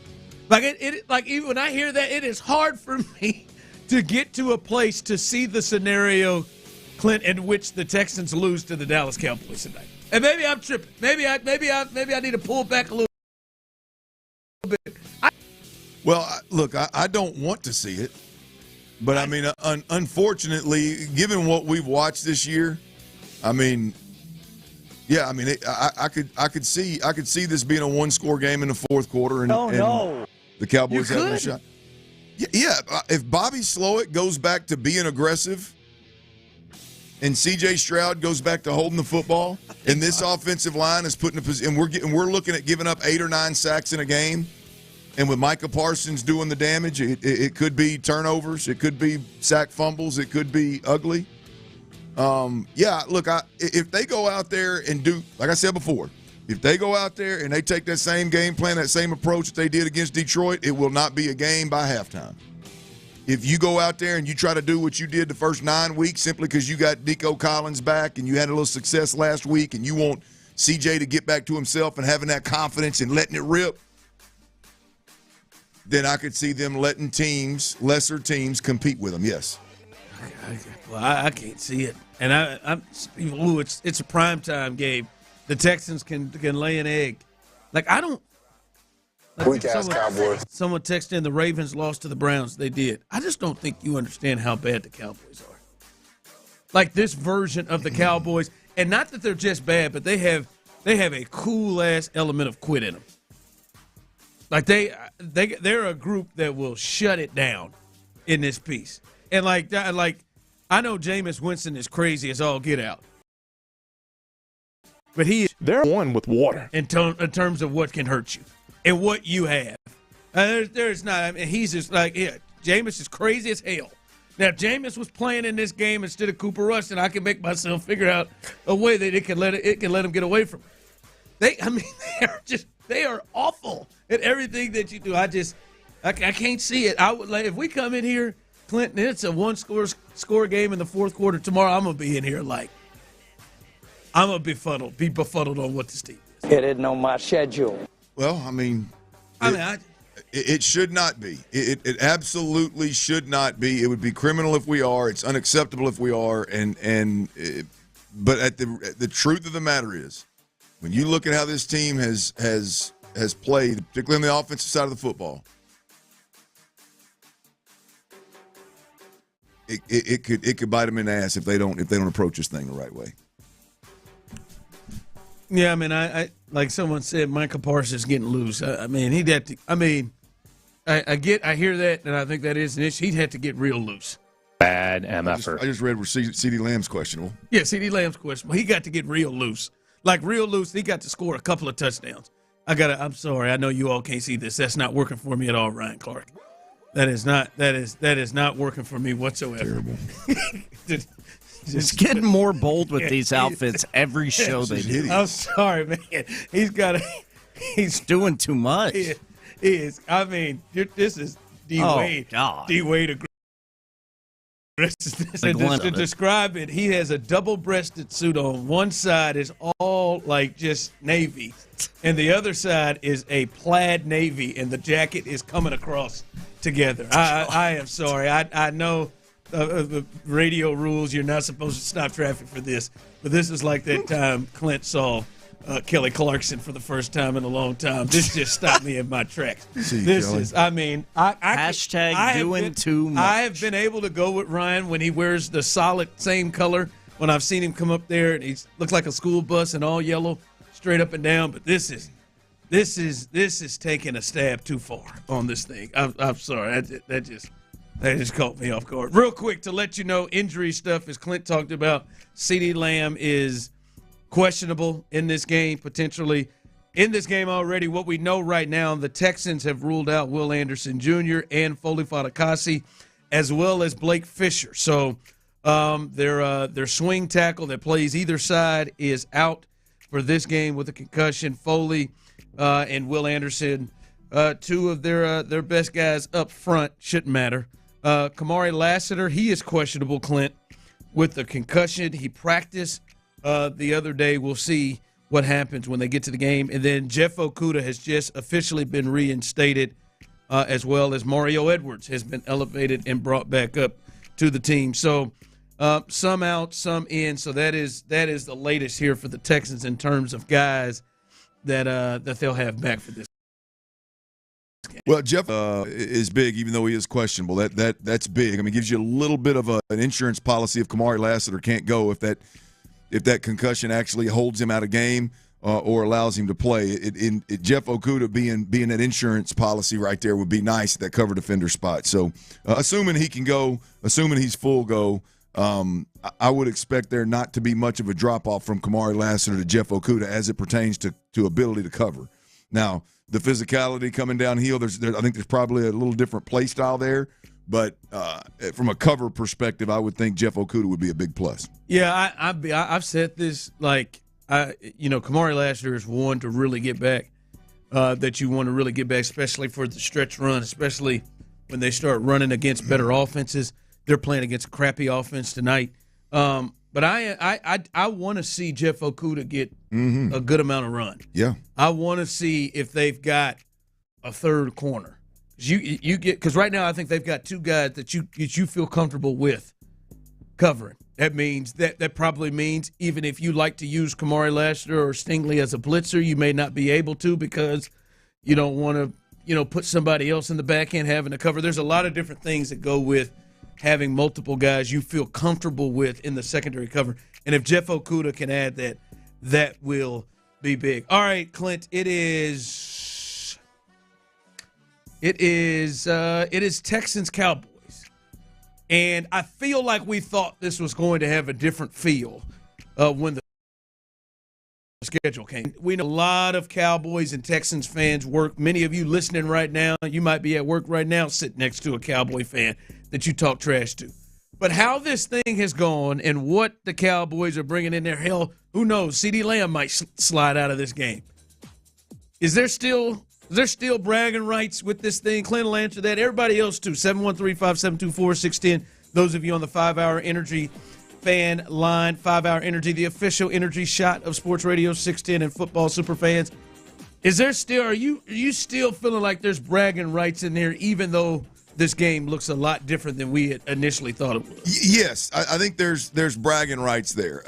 Not near what we thought that it was going to be. I thought there was going to be fights at watch parties types of bragging rights going on. I thought this was going to get physical. Oh yeah, I mean I thought we were looking at one of the best NFC football teams and one of the best AFC football teams squaring off on Monday Night Football, and this was going to be for all the bragging rights in the state. But the reality of it is we're not getting two of the NFL's top teams. We're not getting two of the NFL's top quarterbacks. This is not a potential Super Bowl matchup, no matter which way you look at it anytime soon. And if you look at it right now, this is where it goes to like ultimate bragging rights. Like I think Cowboy fans have already quit on it. I think, and I'm talking about as it pertains to this matchup and bragging rights. Really acting like they don't care about it. Oh, they don't care. You know why? We ain't got our quarterback anyway, man. It doesn't matter. Not you're not a good football team. So the outcome really doesn't matter. So I think Cowboy fans have already quit on it. And if we're being completely honest, the only team that's got anything to play for and any reason to go out and win this football game is the Houston Texans. So I do think they're bragging rights, but I think they're all for us here in Houston. I think it's all about yeah, we whooped that ass. Y'all may have been down, you may not have had Dak, but we whooped that ass and we did it on our way to getting right and making a run in the playoffs. It ain't our fault y'all stink. It ain't our fault that you got your quarterback hurt kind of deal. I just don't think Dallas has much to care about it, to be honest with you.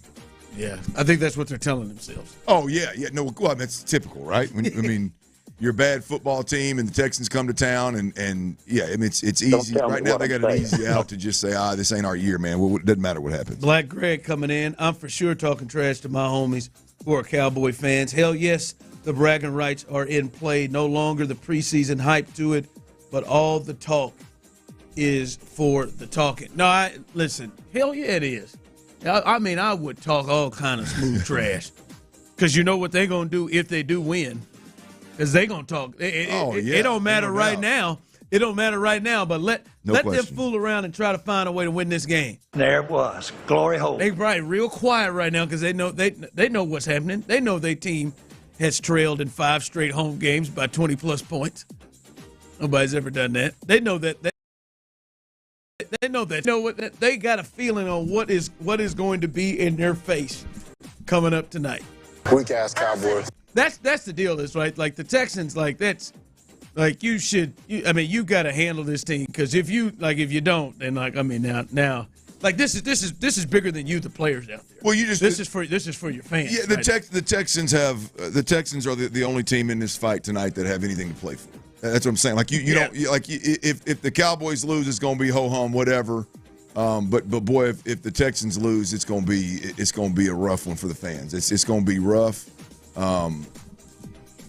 It's going to be rough as hell if this. You ain't lying. It was coming in like, who's got the better quarterback? Sexy, wasn't it? Right. Who's going to have the better quarterback coming into the year? Right. Dak finished second in the MVP race, and CJ was on a rocket going up that quarterback list. Probably both of them have played below the level they thought they were going to play this year. Absolutely. So but Dak worse, and Dak's now hurt with a hamstring off the bone. By the way, he had that surgery, so. Good for him. And then the teams you thought who's going to be the best. Like, we already know who the best team is in Texas, and we already know right now who's got the best quarterback. Right, even no matter what happens tonight, we already know the thing on that. Yeah, so go ahead and talk y'all trash. Must win for the Texans? Absolutely. Tyler, must win for the Texans? Oh, yeah. I mean, I'm going to be in some kind of mood. I guess it's a must win, right? I absolutely think it is. I mean, yes. Absolutely. Technically, it's not. They've been 6-5. It's still in the playoffs. 6-5 for your last 5, and what it means for your young quarterback. But yes, if it isn't like they're done, yes, it's a must win. All right, it's not like the Bengals last night. The Bengals last night was a must win. Ooh. They gotta be sick, man. They're finding ways to lose games. Did you see Herbert for the first time? Yes. Wow. I mean, the beautiful thing about that damn Jim Harbaugh, man, that son of a gun, dude. They got their worst players. But technically, yes, they're not as explosive, and so their quarterback isn't expected to go out there and Josh Allen his way to touchdowns and Josh Allen his way to being successful. Not Josh this year, previously. And so now you're protecting your quarterback a little bit. He's being a little bit more conservative.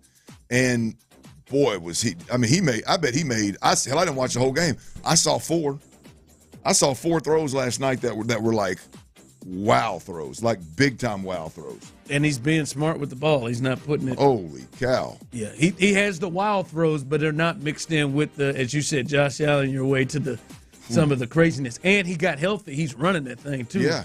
Well, when you get a dude that talented, right, it's hard to not just go out there and overly be aggressive. But that gets you beat. Josh proved that. I mean, hell, Justin Herbert proved that. Look out, man. I mean, that's going to be a tough team to deal with. No, they are. They look good. They held on to Joe Burrow and them. They're just struggling over there. From the text line, I'm hosting a watch party tonight, and I'll be the only Texan fan there. Looking forward to it. You ought to be in there talking mad. I mean, yeah, I'd be. Hopefully, you put a stage right next to the TV so you can stand on that stage and have. Let's get it on, baby. I'm the worst in that, boy. Let me be confident right there. I'm the worst in that. Yeah. Is that my boy Ron? We lost Dan Jones. Is that what you're pointing to? Yeah. Not to death. God, man, I feel like his relationship's on the rocks now. I don't think he cares. Yeah, Kate can't be with some scrub. No, she can't. For too long. You can't. Like Kate can't date Daniel Jones if Tommy DeVito is taking. If you look at them two pictures over there on the TV right now, you got Daniel Jones, you got Tommy DeVito. If you look at them two pictures over there, who do you thinks Kate's going after? I would hope neither. That jaw's got such strength. No, DeVito's got Kate written all over him. I don't think so. She likes the strength of Dan. Dan looks like he might put a sweater and tie it around his neck. Strong chick. Over a button-up shirt. Why is Michael Irvin doing that now? Michael Irvin is really running with he is. The sweater and tied it up. That our guy over here in Mega always does. Yeah. He looks more like a guy that would do that. Mike's lost me with that look right there. But Dan Jones looks like he would do that. All right, coming up as we continue. Remember, tomorrow, Texans Ticket Tuesday, right here all throughout the day. Chance to win front row seats in the bullpen for Sunday's game against it's not the Jags. They play the Jags on the road coming up. I believe it'll be against the Titans. I'm guessing that would be the case there, since they've already played the Jags at NRG against the Tennessee Titans. Boy, y'all trying to Ron Burgundy. You know, I just read what's on the sheet there. I'm gonna read what's on the sheet there.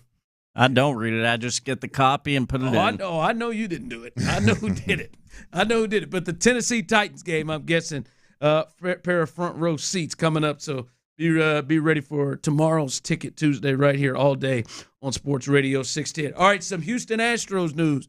We told you last week that they have a big announcement. We'll let you know what that announcement is. And somebody better have a night tonight. We'll discuss that coming up next. All right, fellas, listen up, man. If you've been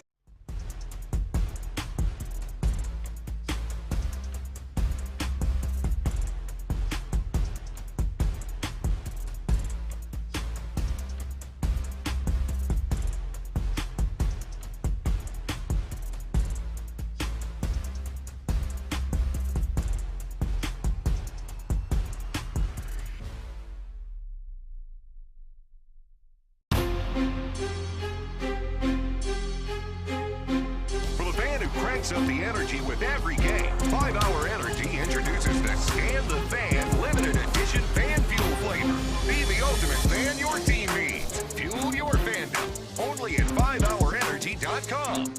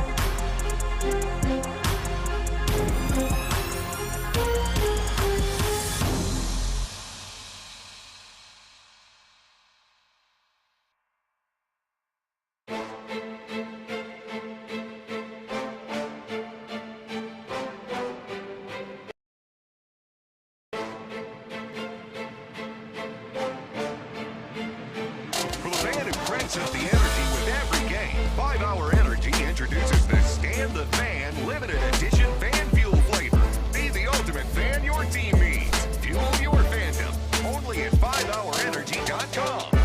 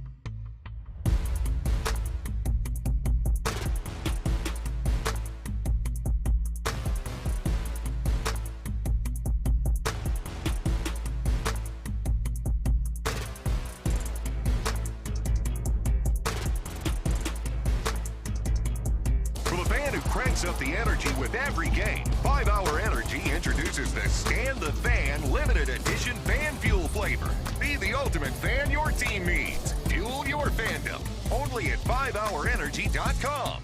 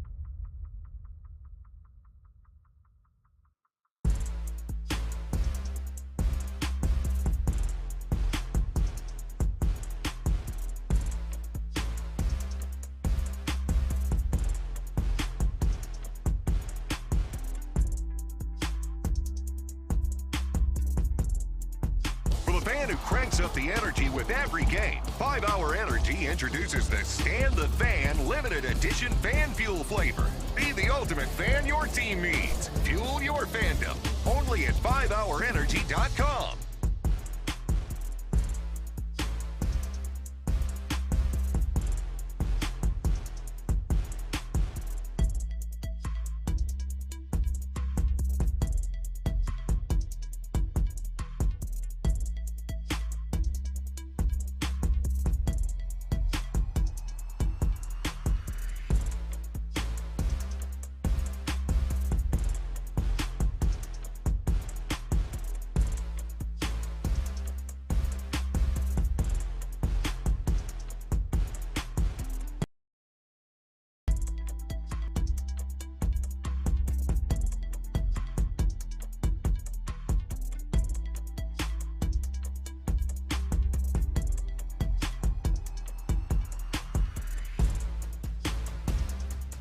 Just load up your phone or smart device, follow our channel, crank up the stream, and enjoy. Energized by 5-Hour Energy, it's the Sports Radio 610 video stream. A new way to experience Houston's sports leader. It's a Shopper's John Deere Reaction Monday on Sports Radio 610. Here's The Drive with Stoerner and Hughley.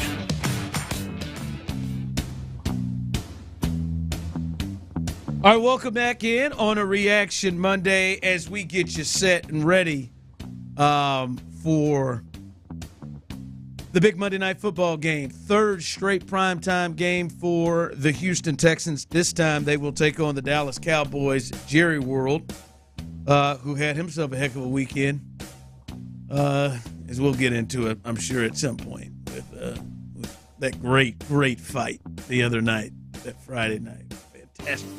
Fantastic day for Netflix and that fight. We'll get to that in a bit. But some news with the Houston Astros. They announced the new ballpark naming rights. Daikin Park. No more Minute Maid. The juice box is done. Now I see a lot of people calling it what, the ice box? The cooler? Ice box. The fridge? All right. I can get down with the ice box. I feel like that's where people are leaning, especially if it was the juice box. But Daikin Park. It'll take some time to get used to. Feel bad. I feel like I'm gonna slip up and say Minute Maid a couple of times. That's all right, man. Everybody know what you're talking about. That's the one thing I obviously I ain't gonna fault them. You making that money. They make a ton of money with these new deals, with naming rights deals. Yep. But I do just miss a lot of stadiums just having the same name, like a name that is going to be there. How many names has NRG just been to? Just Reliant and NRG? Yes. Yeah, and snuck another one in there. When I was in Nashville, Clint, that stadium had multiple names. It was Adelphia, it was LP Field, it was Nissan Stadium. Is it still Nissan? I think it's still Nissan. Yeah. Hey, it ain't been there that long. They just changing the hell out of that thing. But this is the third one here, right? Enron, Minute Maid, and now Daikin. That's just fun to say. Yeah, I can get down with it. I can get down with I think Daikin Park sounds good, and I can damn sure get down with the ice box. I like that. Maybe I'll just shorten it up as the box, but just that way you can get any kind of in the next sponsor, maybe some kind of box. Roll with it. But ice box, I like it. If you said just the box, I'm thinking just vagina. What I was thinking. That's not where mine went. Yeah, I could tell the way you were saying it repeatedly, and I could see your face. It wasn't. You didn't think of the box like I think some other people were thinking of the box. They watched the porn. Some people at text line talking about I still call it Reliant. used to call it, but. That's the news there as the Astros change the stadium name and naming rights go to Daikin. No longer Minute Maid Park. I think they got to change the name of that street too. And I think it's Minute Maid Way or something on the way in there. So might be Daikin Way at this point now. But that is the latest there with the Astros. All right, coming up in this game tonight, Clint. Like there's one person in particular I'm looking at, and listen. I've washed my hands into trying to make this person into something that he is not. And I think I felt guilty. I'm guilty of trying to do it. I think many of you are trying to do it and just doing it just because of, the things that surround him, like him being the highest paid player on the team and him being the most accomplished player on the team and him in many cases while he's been here, been ranked in terms of your best player at the top or one or two. And Laremy Tunsil's not a leader. Hello. That's just not his bag. I know he's tried to. I think he's got that C on his chest. I know he's tried to. But for me, Clint, especially tonight, he may run into Micah Parsons. He may run into whatever. Like, I've understood. He's not going to be the guy that lifts the rest of the offensive line. He's not going to be the guy that is going to be the leader in the locker room or anything like that, or the guy that you turn to pull you through. But damn it, What I do expect is that he handles his business on the field in terms of protecting the passer. And that to me, this game and the rest of the way. Listen, he ain't going to be a leader. That's not who I'm turning to. But damn it, you can't be getting beat by 41 last week. I'm not even going to give him his name. I don't even know if we know his. What'd you say his name was? Parham is his last name. It is Parham. I think. I don't know. I'm not taking the time to look that up. 41s shouldn't be beating you. I don't know if there's a 41 in the league right now that I would say is good enough. Shouldn't be beating you. All right, that's my – and even if Micah Parsons – I watched Micah Parsons multiple years match up against Trent Williams and not do anything against him.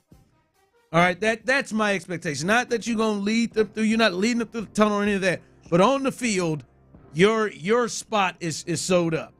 And that Titus Howard in a position of trying to take the ball away from C.J. Stroud because you've just turned somebody loose coming around you. And you can't stay offside or stop jumping offside or lining up correctly. The rest of the way, including tonight, that's all I'm asking for. On the field, be Laramie Tunsil. Yeah, what is Laramie Tunsil? That's the question. That's the question. I mean, we've seen really good Laramie Tunsil. We've seen Laramie Tunsil allow a guy choose to rush over Laramie Tunsil and allow that guy to produce at a rate in which he earned AFC Player of the Week. Defensive Player of the Week, Josh Allen, Jacksonville Jaguars. We've seen that. I mean, it's happened. So what is Laramie Tunsil? Is Laramie Tunsil going to play the whole game, or we going to take 2 or 3 series off? When you stumble sideways and roll your ankle a bit, or are you going to toughen up and stay in there? Even though even with the fact that we don't have our swing tackle that can spell you for 2 or 3 series.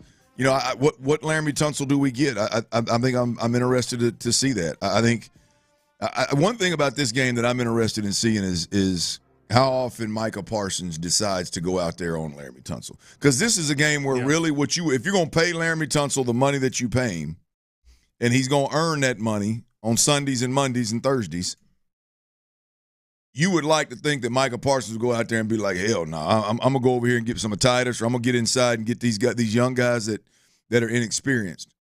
But be honest with you, Laramie Tunsil's play this year, I don't think it's going to run off Micah Parsons too much.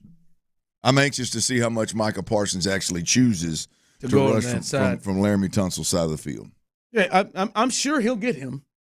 Because, Clint, like I said, he is chosen – or their defense has in the past to go up against Trent Williams when they play the Niners. I've watched him line up on that side and Trent Williams handle him, the best left tackle in the game. And that's just my thing, Ron. Thanks for finally opening up your eyes about Tunsil. I've never been high on him.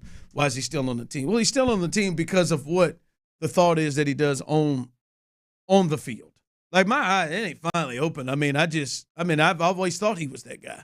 Now the thing is, he is slipping, Clinton, and it's becoming more evident from game to game that he ain't the guy that he was in terms of being able to hold up in pass protection. He ain't the guy that, like Laramie Tunsil, he has had moments, but not just, as you said, that guy's in a track stance and just absolutely. Biggest part of the game, guys in the track stance we ain't never heard of and runs right by him. And then we talking about getting off the ball late. I've had a snap issue. Yeah, like that's the thing is to me that's enough. Like on the field, be the guy, because they didn't pay him the highest. They didn't give him 2 contracts that made him the highest paid offensive lineman in the sport because of his leadership skills. Right. They gave it to him because of what he does off the field, and that's what I need to see tonight and the rest of the way. We shouldn't hear problems coming from the left side of the field. All right, coming up. We get out a little bit early, so let's get our Mad Dog player picks in right now. So it'll be a little Mad Dog Tuesday tomorrow, and I'll be damn sure. I know we drinking Mad Dog tomorrow, but we'll get our Mad Dog player picks in and some other news. The Daikin new naming rights is not the only big news around the city. There is more. We'll discuss that coming up next. All right, shift into high gear, man. Shift into high.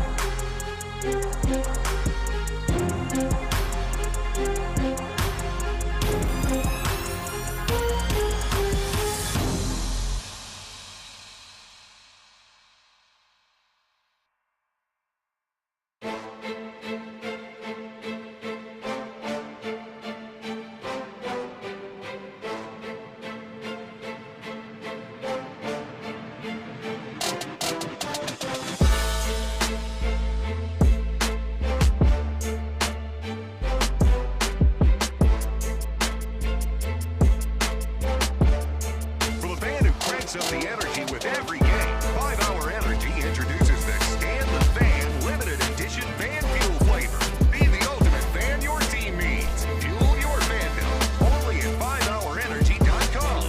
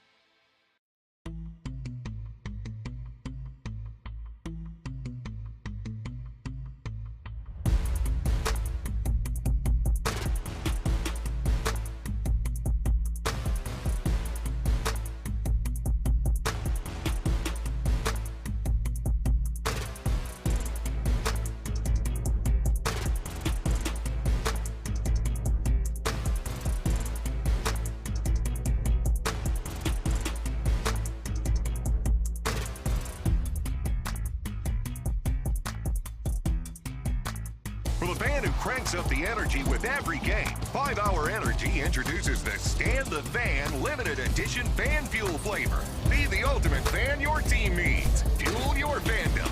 Only at 5hourenergy.com.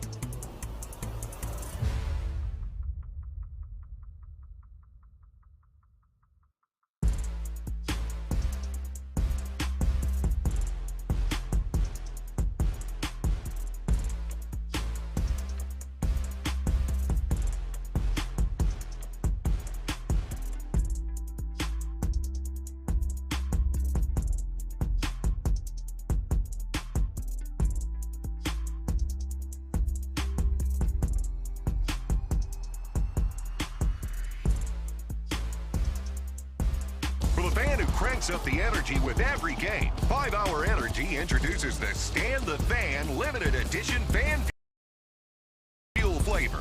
The ultimate fan your team needs. Fuel your fandom. Only at 5hourenergy.com.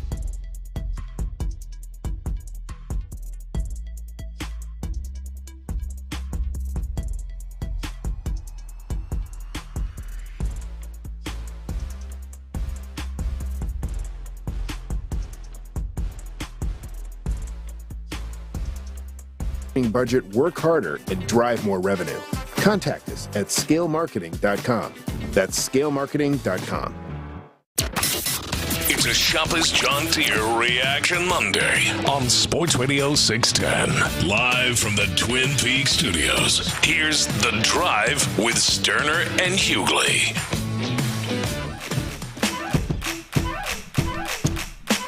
Mad Dog Monday picks coming up. First time we get to do it on a Monday. Let's see, what do we have that people...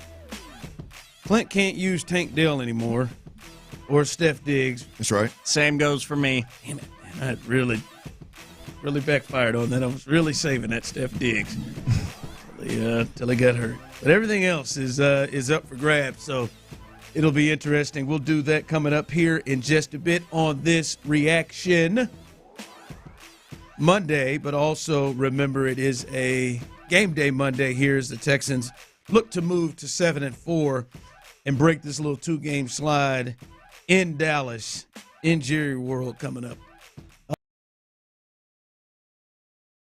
Before we get, it was announced yesterday, Beyonce, that this Christmas Day game on Netflix is not just the biggest game, home game of the season. I would say that before we looked at the schedule. I'd say that that Ravens game was the biggest home game, the team that knocked you out last year and beat you twice, and that you knew probably be at the top of the AFC, although they've lost 4 games now after they lost yesterday. But that's the biggest home game of the year. It's on Christmas Day. Should be a packed house. Strat house. And it's really going to be a packed house now because they've announced that Beyonce will perform at halftime of the game on Christmas Day, kind of similar to Dolly Parton, I believe, performed at the half at the Dallas game on Thanksgiving last year. Beyonce getting that audience, and Netflix is going for it to get up Beyonce there. And I just want to say that Beyonce has kind of messed up my plans. Why is that? I was going to try to, usually the whole fam comes here to me. And we thought, hey, Court's like, I enjoyed going to the game last year. Let me guess, you're going to try to get 10 tickets in the suite. No. Hold on, so 8. But I just but it was the plan. I was literally coming this week. I knew I was really coming this week to try to jump in and see if I can get 8. I can get myself in for free, but Courtney and Ronald and Lauren and Nicholas. And 3 for them coming in. I thought we, get 8 to come in. I feel like there ain't gonna be 8 tickets to spare with Beyonce coming on Christmas Day now. Well, I mean, look. I'm gonna ask. I mean, man, just go and buy some tickets, man. No, it's Christmas. It's your family, man.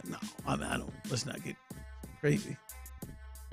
I mean, at it least is the season of giving. Biggest home game of the season with Beyonce at halftime. And this guy's gonna go in there and chew up 8 tickets. At least hit up and see what it is. Closed mouths don't get fed. Now I'm going to at least ask. Now I'm going into it understanding it's a long shot. Here, I just need 8, and I could honestly. It's probably going to be a pretty big client game too. I know, that's what I'm saying. I think she messed up my plans. Now it would maybe only be 7 if Nicholas hadn't grown so much, and we could pass him for 2. But I don't think we can pass him for 2 anymore. Yeah, I don't think you can pass him for 2. I felt terrible trying to pass, which I didn't do it on purpose, passing Liv for 2, and that was damn near a year ago. She felt terrible? She was 25 months on a plane. Oh, that's a win. That's 1 month. She's still breaking the rules, Ron. Yeah, whatever. The showman. No, I paid for her on the way home. I was hot, man. That's silly of you. Damn it. I saw that announced yesterday. I told Cordy, I said, well, I don't know if we're going to be able to get to that game. After that one. I mean, you can buy some tickets. Like I said, I told Courtney, I don't know if we're going to be able to get to that game. I mean, 8's a little strong. I feel like maybe I could get away with maybe 3 or 4. 8's probably like probably what Tony Gwynn did, just ignored me. But, I mean, I'm going to ask. And you never know. You never know. God may have stepped in and said, this is your time, Ron. I got 8 for you. I gotta pump those numbers up. Those are rookie numbers in this racket. You're going to put somebody in a bad spot. You're going to put somebody in a spot to have to tell you no, and you can't take your family. They could just tell me no. But you're right. Most weeks I can't even get 1 extra one. Yeah, well, yeah. I mean. I've been here, this is year 6. I don't think I've used 8 total. In fact, I've only used 2, I think. Oh, I've done it. I've only used 2. I've used 4. I did 10 once. I've probably done it I mean, you take advantage of it and screw it up for the rest of us. I'm sure you will. That's not screwing it up. I'm sure you could do it. I guess I'll just watch this on TV. You could get your wife. I mean, if my wife and my oldest daughter want to go to Beyonce, she's not. They're not going to be able to because you're eating up 8 tickets. You could get Big Draws. Could get a ticket. You could get all them tickets. No. You just don't. You probably don't want to get them. But Big Draws. Big Draws. That's my favorite. That's my favorite Clinton friend nickname. Big Draws. Big Draws. No, I'm go ahead. So. Aaron, if you're listening, 8. How do you do that with a straight face? Easy. Email. No. Email's easy to dismiss. I'm going into with my face. What do you say? Hey, Aaron, just I say the words. Hey, Aaron, just look at man. I know you check out. I just wanted to check. Just want to check, see if I can get a few. Now listen. If you can't, this is the one. If you can't do it, don't break your back. Right? Only if it's possible. But I just like this, my in-laws, my mom coming into town, and kids just, Christmas. We're gonna see if we can just come out to the game. Only if you can. Courtney really don't go out of your way for this. Loves Beyonce. Yeah. Like if you can't, just let me know. If you can't do it seriously, it'll be totally fine. Just let me know. It's no big deal. Straight face.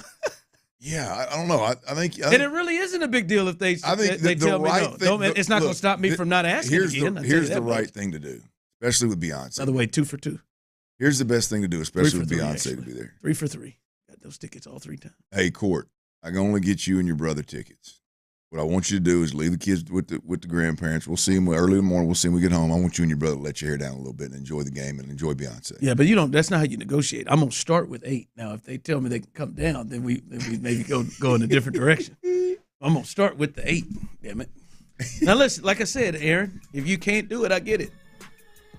Just letting you know. Hold on, so. I understand it's Christmas. I understand it's Beyonce. Sure, people gonna want to go out there now.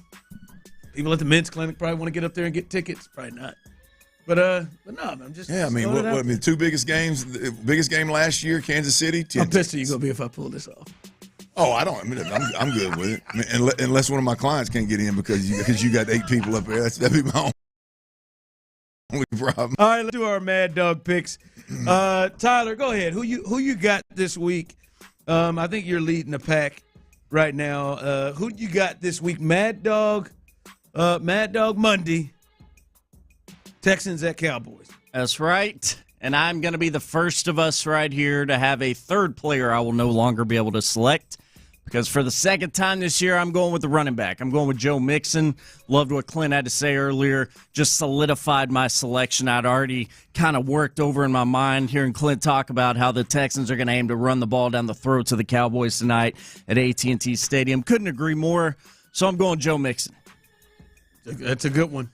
That's a good one, That's Joe. A good one. I thought you were going to go CJ because you've already gone CJ once, hadn't you? Yeah, he has. I thought you were going to go CJ, man. I thought I wasn't allowed anymore. No, you got him one more time. Who you got, Clint? Since I'm going to ask for the 8 tickets, I'll go last. I could get a 9th. I could use the 9th. I'm gonna go out on a little bit of a limb here. Oh, I can't go Tank Dell again, can I? No, you can't. It's a limb you can't go out on. I'll take Nico Collins. Thought somebody was going to maybe go John Mechie today. Thought somebody was going to try that John Mechie. You'll do that against Baltimore or No, I like City. John. I like John. That's got a Damian Pierce kind of a feel to it to me. I'm going to use mine. I'm going C.J. Stroud, baby.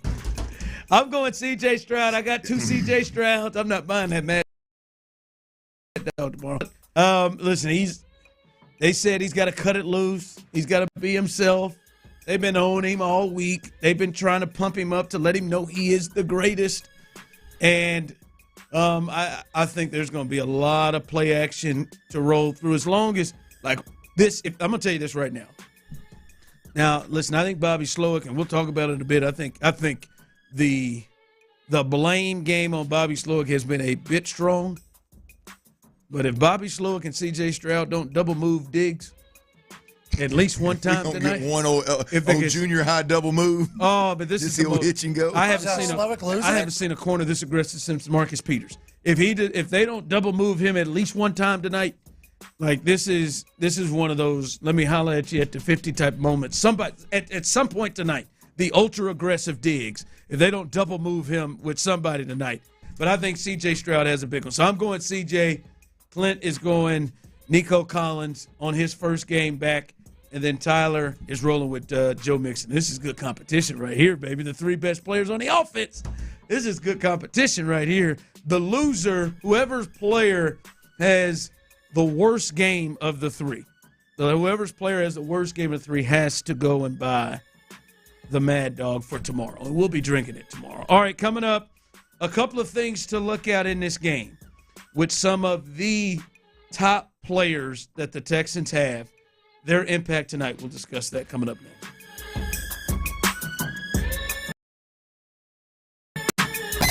Is there any extra pressure on the Texans heading into Monday night's matchup in Dallas?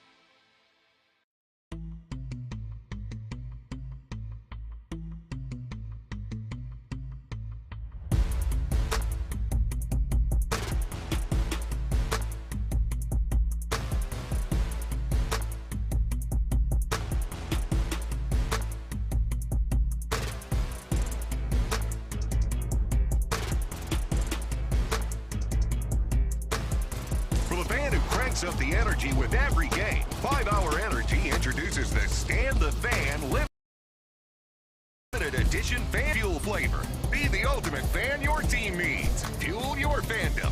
Only at 5hourenergy.com.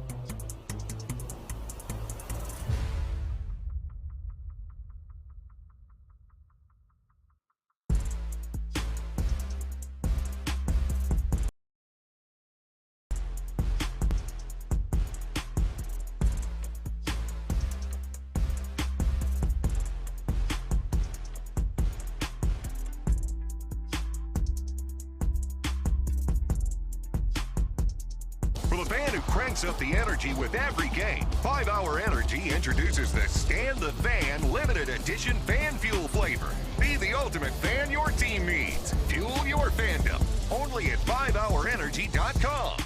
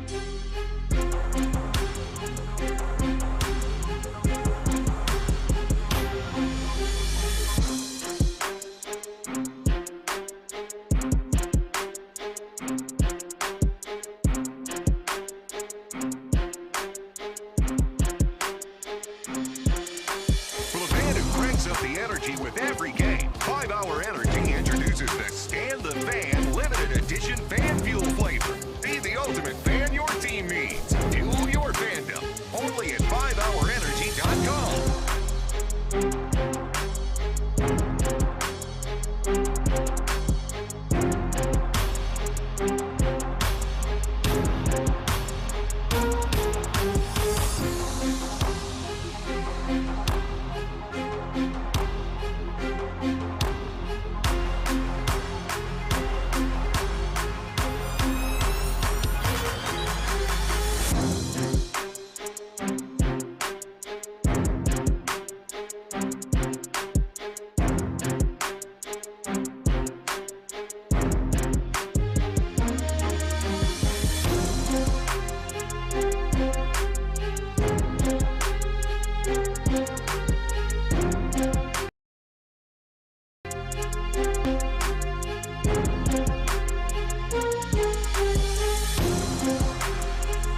Sports Radio 610. The Texans play here. An Odyssey sports station. It's a Shopper's John Deere Reaction Monday on Sports Radio 610. Here's The Drive with Stoerner and Hughley.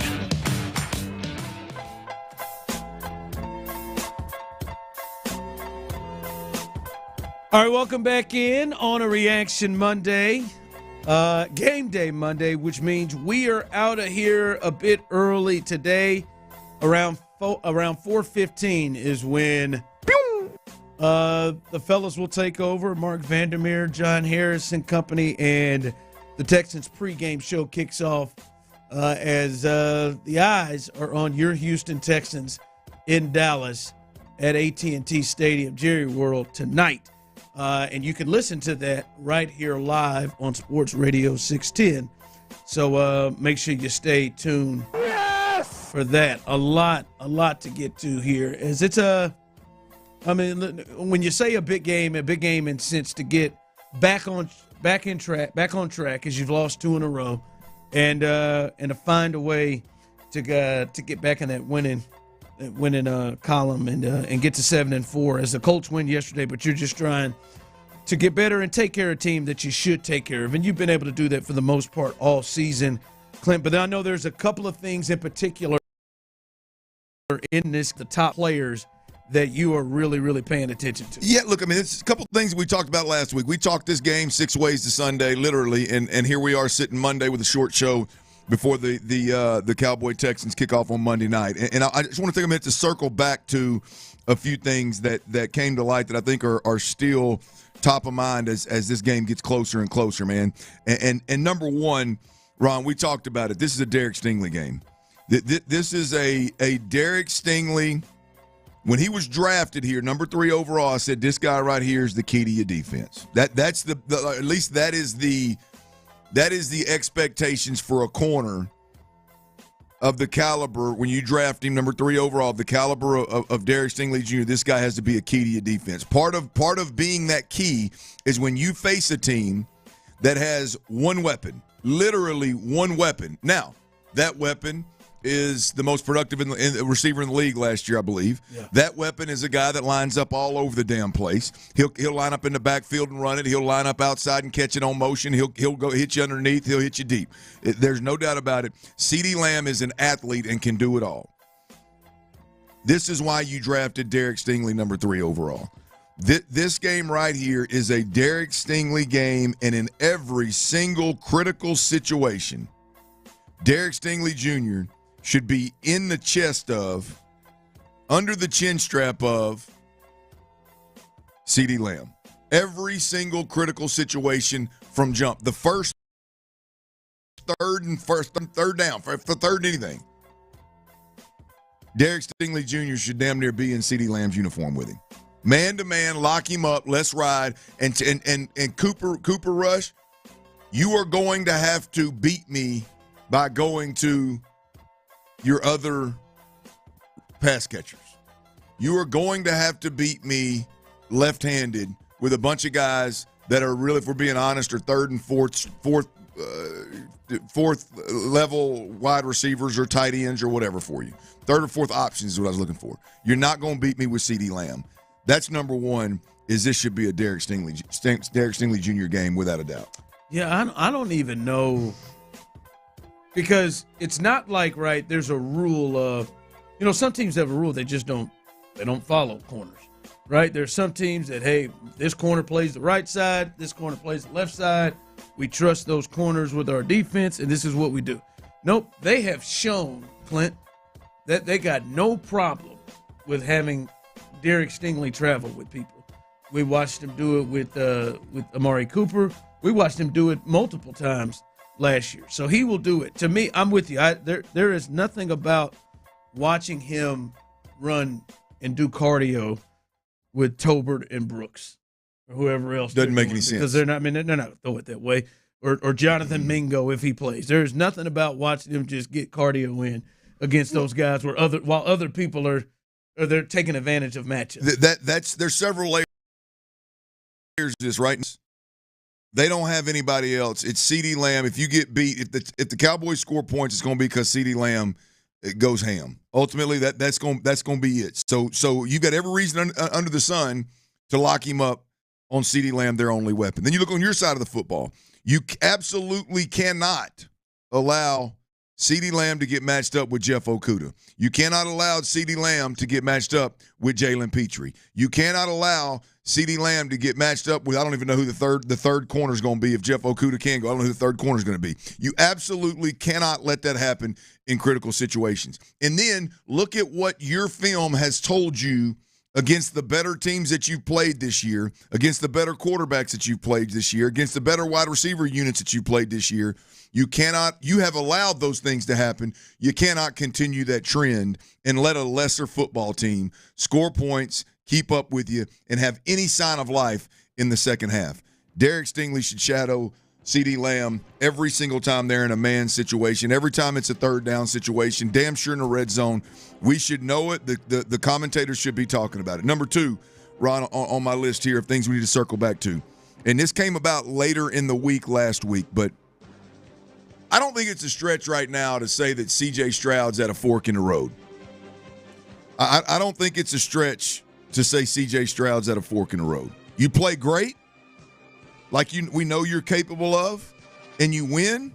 C.J. Stroud gets back to talking about being one of the best young quarterbacks in the game. It's back talking about being one of the best quarterbacks in the AFC potentially. You play mid and you lose, or you play mid and this piss-poor Cowboy team keeps up with you, I think the worry around C.J. Stroud continues to grow. Later in the week, last week, we heard players-only meetings. We heard C.J. Stroud and Dalton Schultz having pep talks. We've heard Bobby Slowick and DeMeco Ryans both finishing up there, or at some point in their comments to the media. I mean, just kind of coming out of left field with complimenting and supporting C.J. Stroud, and we wouldn't be here if it wasn't for C.J. Stroud, and yada, yada, yada. It seems like there's a little something, a little worry, a little concern inside the walls over there about CJ's, where CJ's at. And so I think this is a fork in the road game. This is one of those games where if CJ Stroud goes out and plays well and handles his business, this is not a game in the fourth quarter. It does feel like they are, I don't even want to use the word concerned. I don't want to put anything in their thoughts. They feel the need to address it. Yeah, they feel the need to. Like there's something where they feel like, hey, come on, man. Now's the time to really amp it up. We want to get him rolling.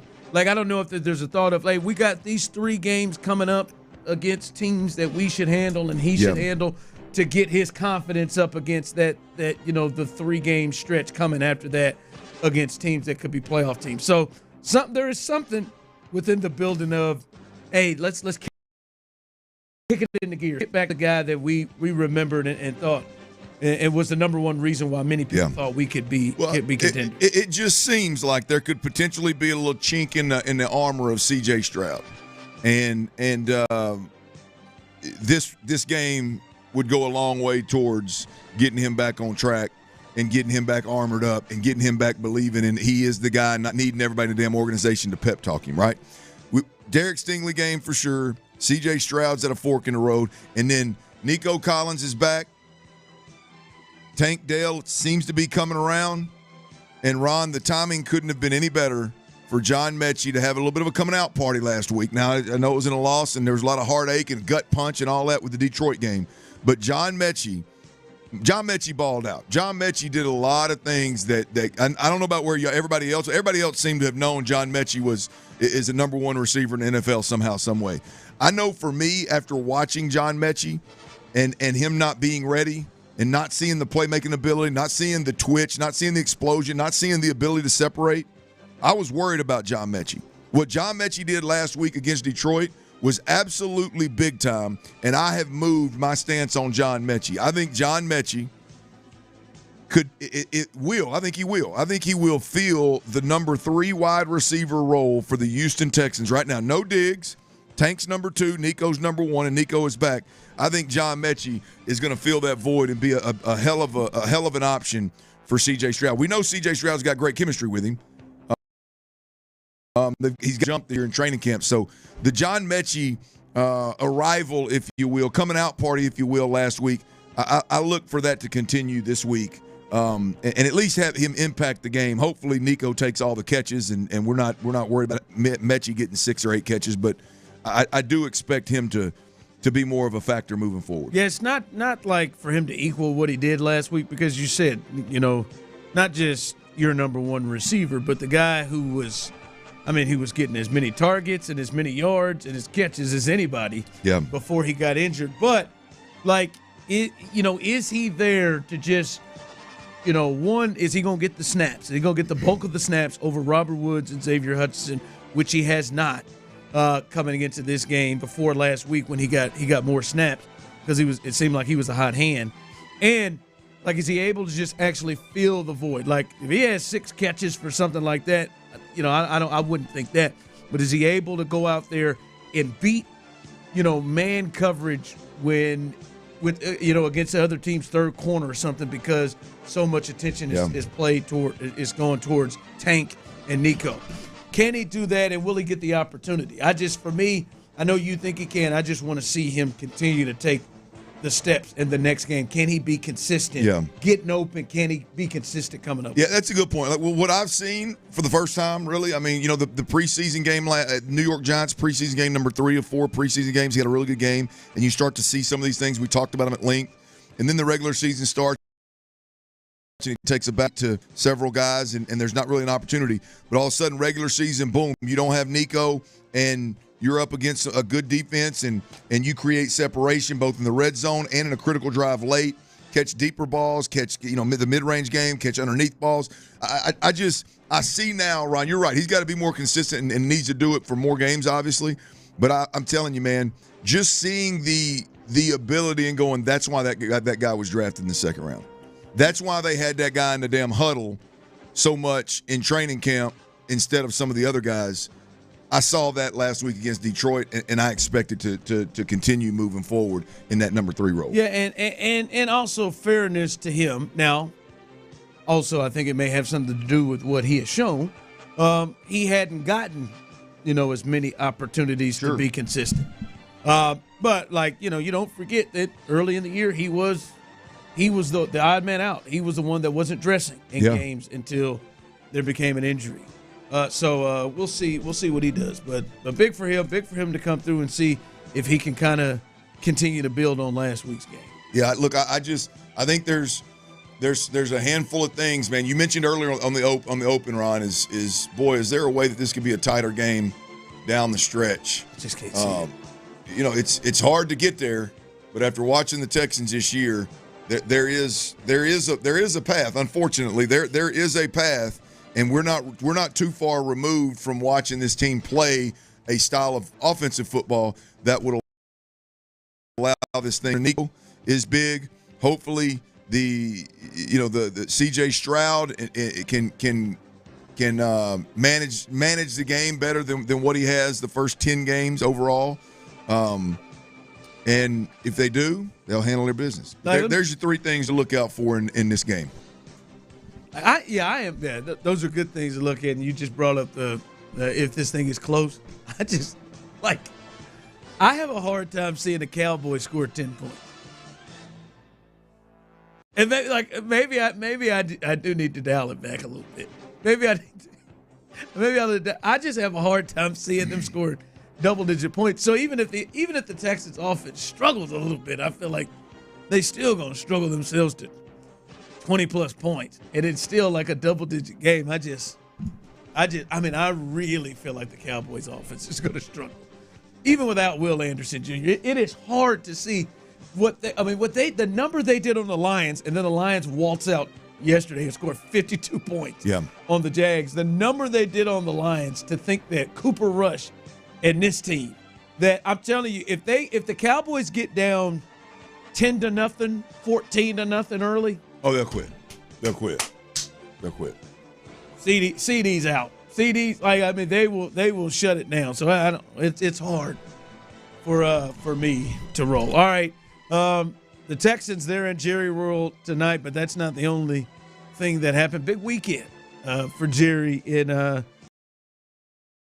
18. And the people on the text line, YouTube and Twitch, you can jump in on this. I know it's a big game tonight, but how y'all feel about that fight? Did you feel like y'all wasted y'all time on that fight last night? I didn't see it. I know you did. Didn't get to see it. I was on a plane. You didn't get to see it?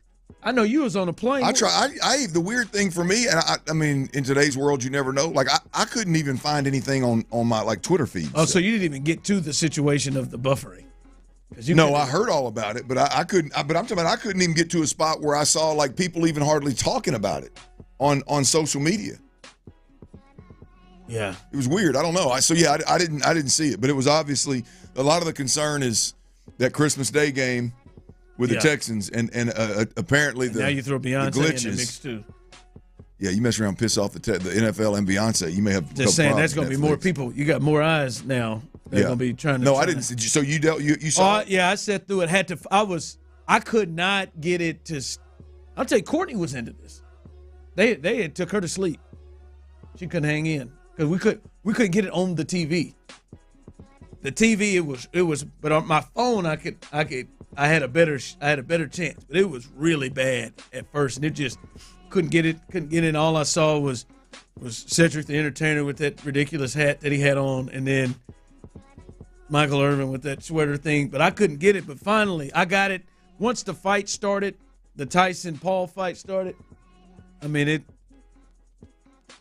was boring as hell, man. Like that. Was it really? Oh, it was, man. And it was nervous the whole time. Was Mike at least trying to knock him out? As best he could. He can't move. We're in the second round. Roy Jones, he's saying he's doing the fight, calling the fight. Oh, I don't like Mike's legs. I don't like it at all. I don't like it at all. Rosie Perez, by the way, that's an upset that she was on the call as well. I don't like his legs. I don't like it was more like Roy Jones and whoever was calling the fight, they were repeatedly getting into it about like arguing in their way about this tick that Mike Tyson has about chewing his glove. Like, chewing his glove? Yeah, he chews his glove. And he kept doing it. And the commentator or Roy Jones said, man, what is going on? Maybe his mouthpiece doesn't fit. That's probably messing with his breathing too. And the guy was like, no, he does this. I've watched him. I've called several of his fights. He just chews on his mouthpiece. And then Roy's like, man, I fought him a few years ago, man. I don't never remember seeing him chewing on his mouth. They just going back and forth. They asked Mike afterwards. He said, yeah, it's just a thing I do.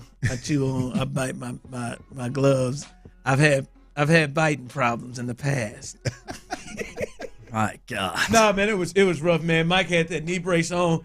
Like every time Mike went over and sat down in that corner, like I wanted to pour that water down his throat. He was whipped. And it's just 2 minutes. Yeah. It was 2 minutes. Well, it was. Well, I hate that for Mike. Glad he got his $20 million. He didn't get knocked out.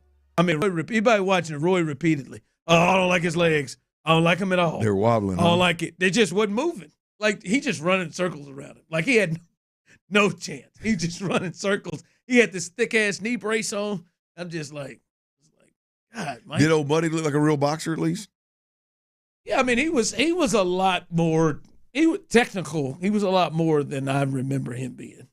But you can tell. I don't know if he was doing it out of like, let's make these 8 rounds go, Right. But I do think there was still fear to just, hey, let me just get in here and be aggressive on this nut because Mike just has one that he can throw. Mike didn't have 16 minutes in him? No, he didn't. I mean, he was over there like he was he was towards them final like 5 rounds. Mike was using all of his allotted sit on the stool time that he had before he had to walk back out there. Now, you remember the Mike that would charge? There was no charge. Get up and go? There was no charge in Mike after a couple of rounds. All right, coming up, who this is about tonight for the Texans. Who this is about tonight. We'll discuss that coming up next. All right.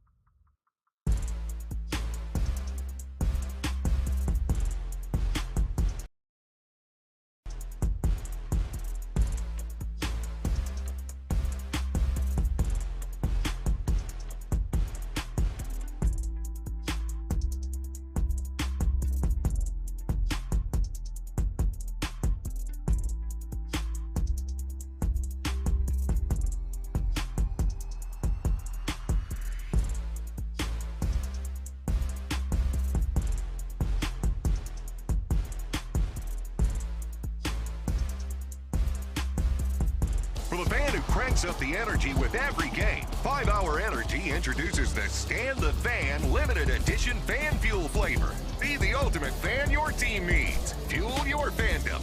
Only at 5hourenergy.com.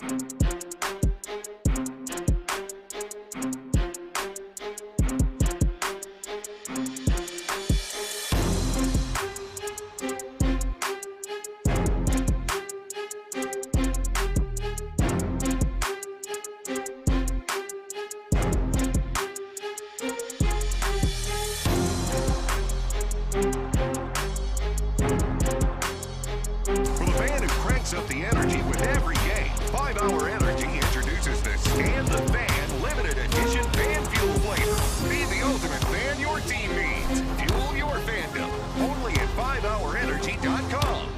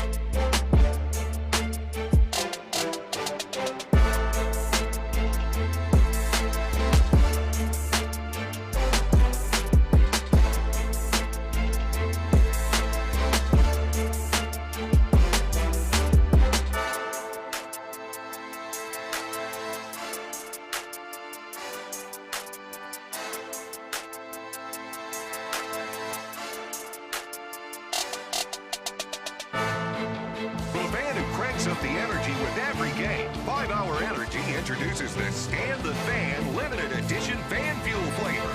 Be the ultimate fan your team needs. Fuel your fandom. Only at 5hourenergy.com.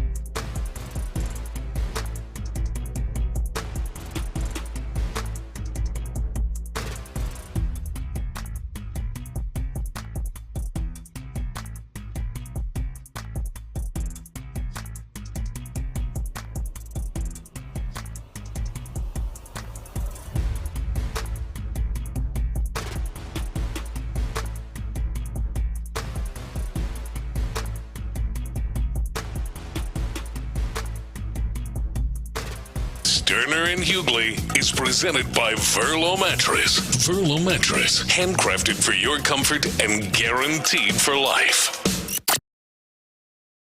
The Bounty is here on Sports Radio 610. The day after every game, join Payne and Pendergast in the Loop and the Drive on a Shopper's John Deere Reaction Monday. Game analysis, inside info, and your reaction starting at 6 a.m. on Shopper's John Deere Reaction Monday. Houston's sports leader. Sports Radio 610. It's a Shopper's John Deere Reaction Monday on Sports Radio 610. Here's The Drive with Stoerner and Hughley.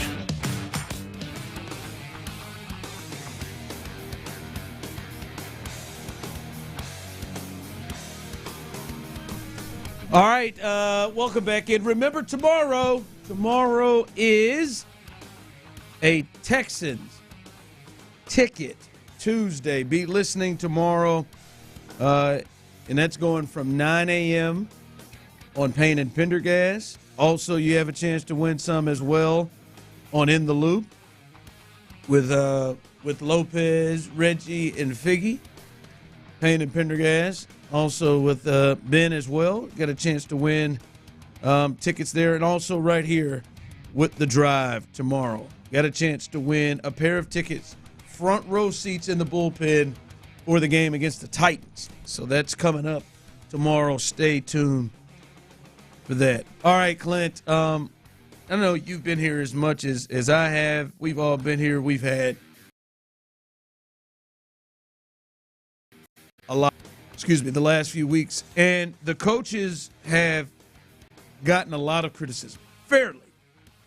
A lot of fair criticism the coaches have gotten. Bobby Slowick at the top of the list. I think D'Amico has started to get some criticism as well.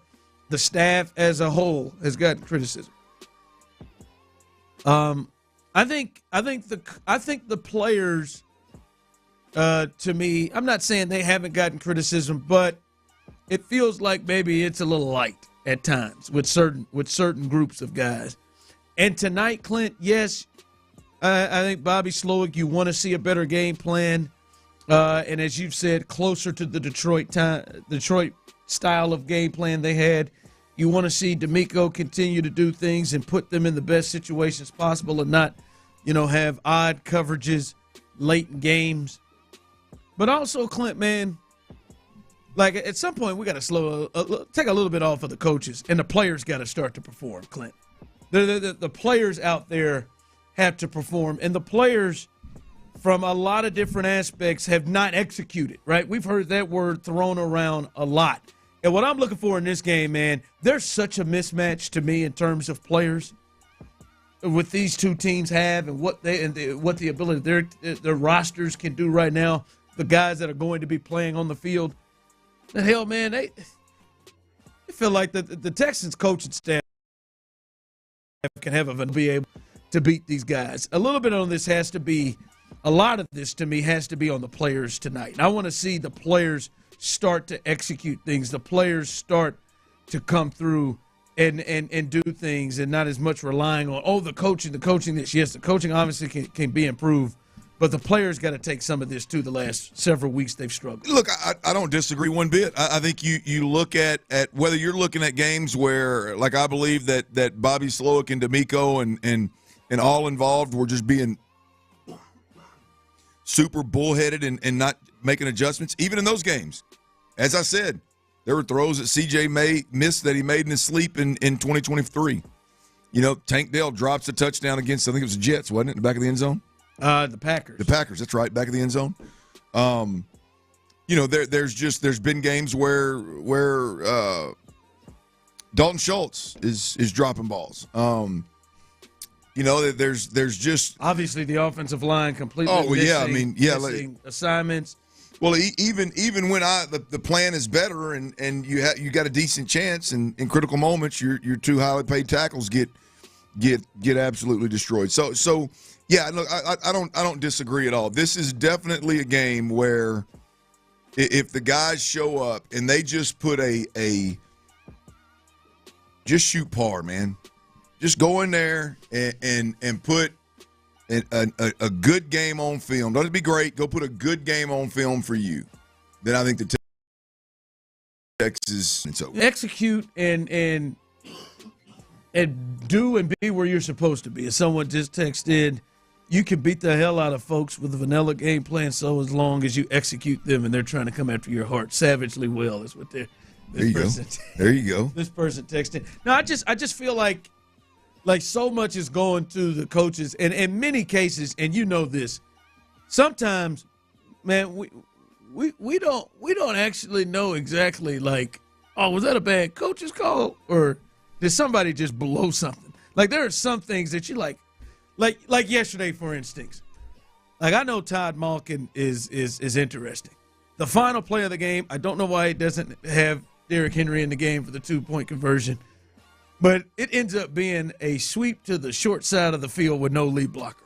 I just can't believe that was the play drawn up for the 2-point conversion. You got two wide receivers, don't know what they're doing. I just cannot believe I think there are probably, because all we hear from D'Amico, execute.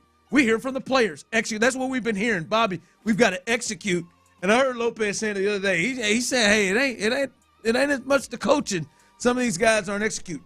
I think that's a little bit. I think that's a lot of it when you come up front, not executing the game plan, how to pass people off, and what you're supposed to be doing. And I want to see the players kind of not skate through. No, it's them too. There's some times where you draw up the perfect defense, you draw up the perfect thing, you draw up the perfect matchup, and it's not. This is a game where the players, hell with the coaching. Right, maybe in a few weeks, Bobby Slowick's going to have to come up with a hell of a game plan, and D'Amico's going to have to come up with a Detroit Lions type of a game plan against teams later down the stretch, the Baltimores, the Kansas Cities. But in this game, man, the players should be able to hold, as you said, shoot par. Shoot par, they'll be fine. Not to mention what they would do if they played to their ability. Yeah, look, you're talking about a game here, guys, where I mean, you should be able to run the football to victory. I mean, you should be able to. You're good enough up front against this level of defense, and Joe Mixon is good enough at doing a lot on his own. You should be able to have a run dominant, run heavy game plan, which I ain't never met an offensive coordinator outside of the damn air raid that wouldn't be okay with that. And just constantly chew the clock up, constantly be in scoring range, at least field goal range, if not in the red zone for touchdowns. You should be able to very, you said vanilla, very, very minimal shots or risk is what I'm looking for. Very minimal risk. You should be able to live in an area where you can end your drive in points. And so that's to your point. The players should be able to execute that and make that happen at the very least. At the very least. All right. Coming up, as we will hand this thing off here a little after 4, we'll do look at what he did over the weekend. As it started off rough last week to start, but it looks like he may have finished strong, and then we'll see what he's got coming up tonight.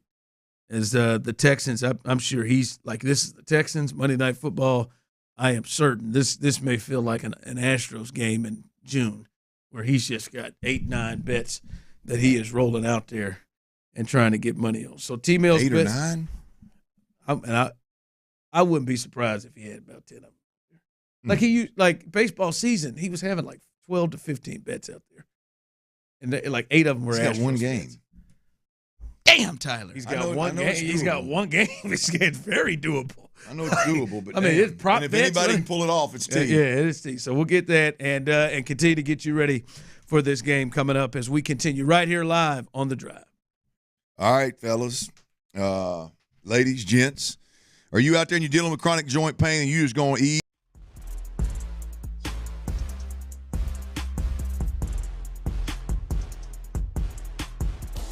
Cranks up the energy with every game. 5-Hour Energy introduces the Stand the Van limited edition fan fuel flavor. Be the ultimate fan your team needs. Fuel your fandom.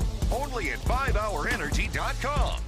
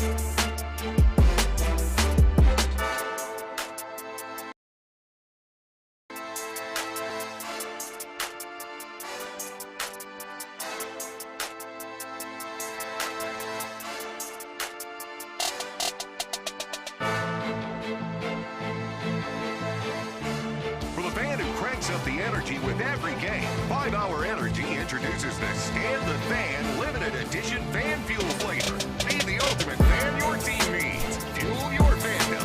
Only at 5hourenergy.com.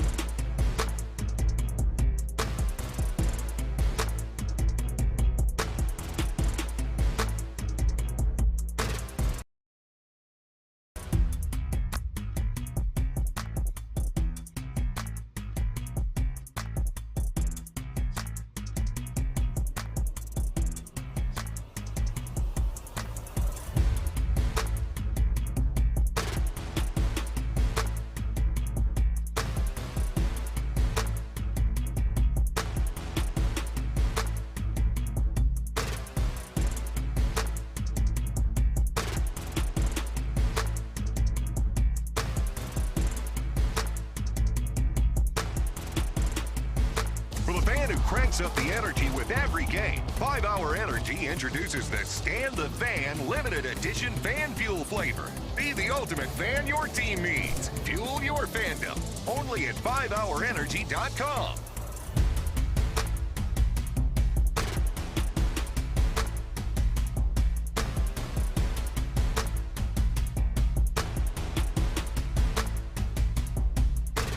Happiness and joy. Texans well, look, I'm got just, back on track and beat the. You said it right there. Cowboys. You said it right there. I am looking for the Cowboys to take an ass whooping from the Texans, and that whooping be get to 7-4, stop this little bit of a slide the Texans were on, figure some things out offensively, get the quarterback back rolling, and do it all at the expense of the Cowboys in that big, nice, beautiful stadium they got down there that Jerry refuses to put them curtains up in.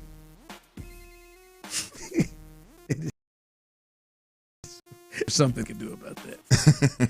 Right. There's clearly like it is, and he's just like it's hurting his own team. This is very LeBron and his hair like I'm gonna be stubborn and put my foot down, and nobody's gonna make me put that curtain up. And you've got to have him fix that. You're gonna have to make it feel like it was his idea. Well, can I tell you what my thoughts are here? I think it's unfixable. Is it?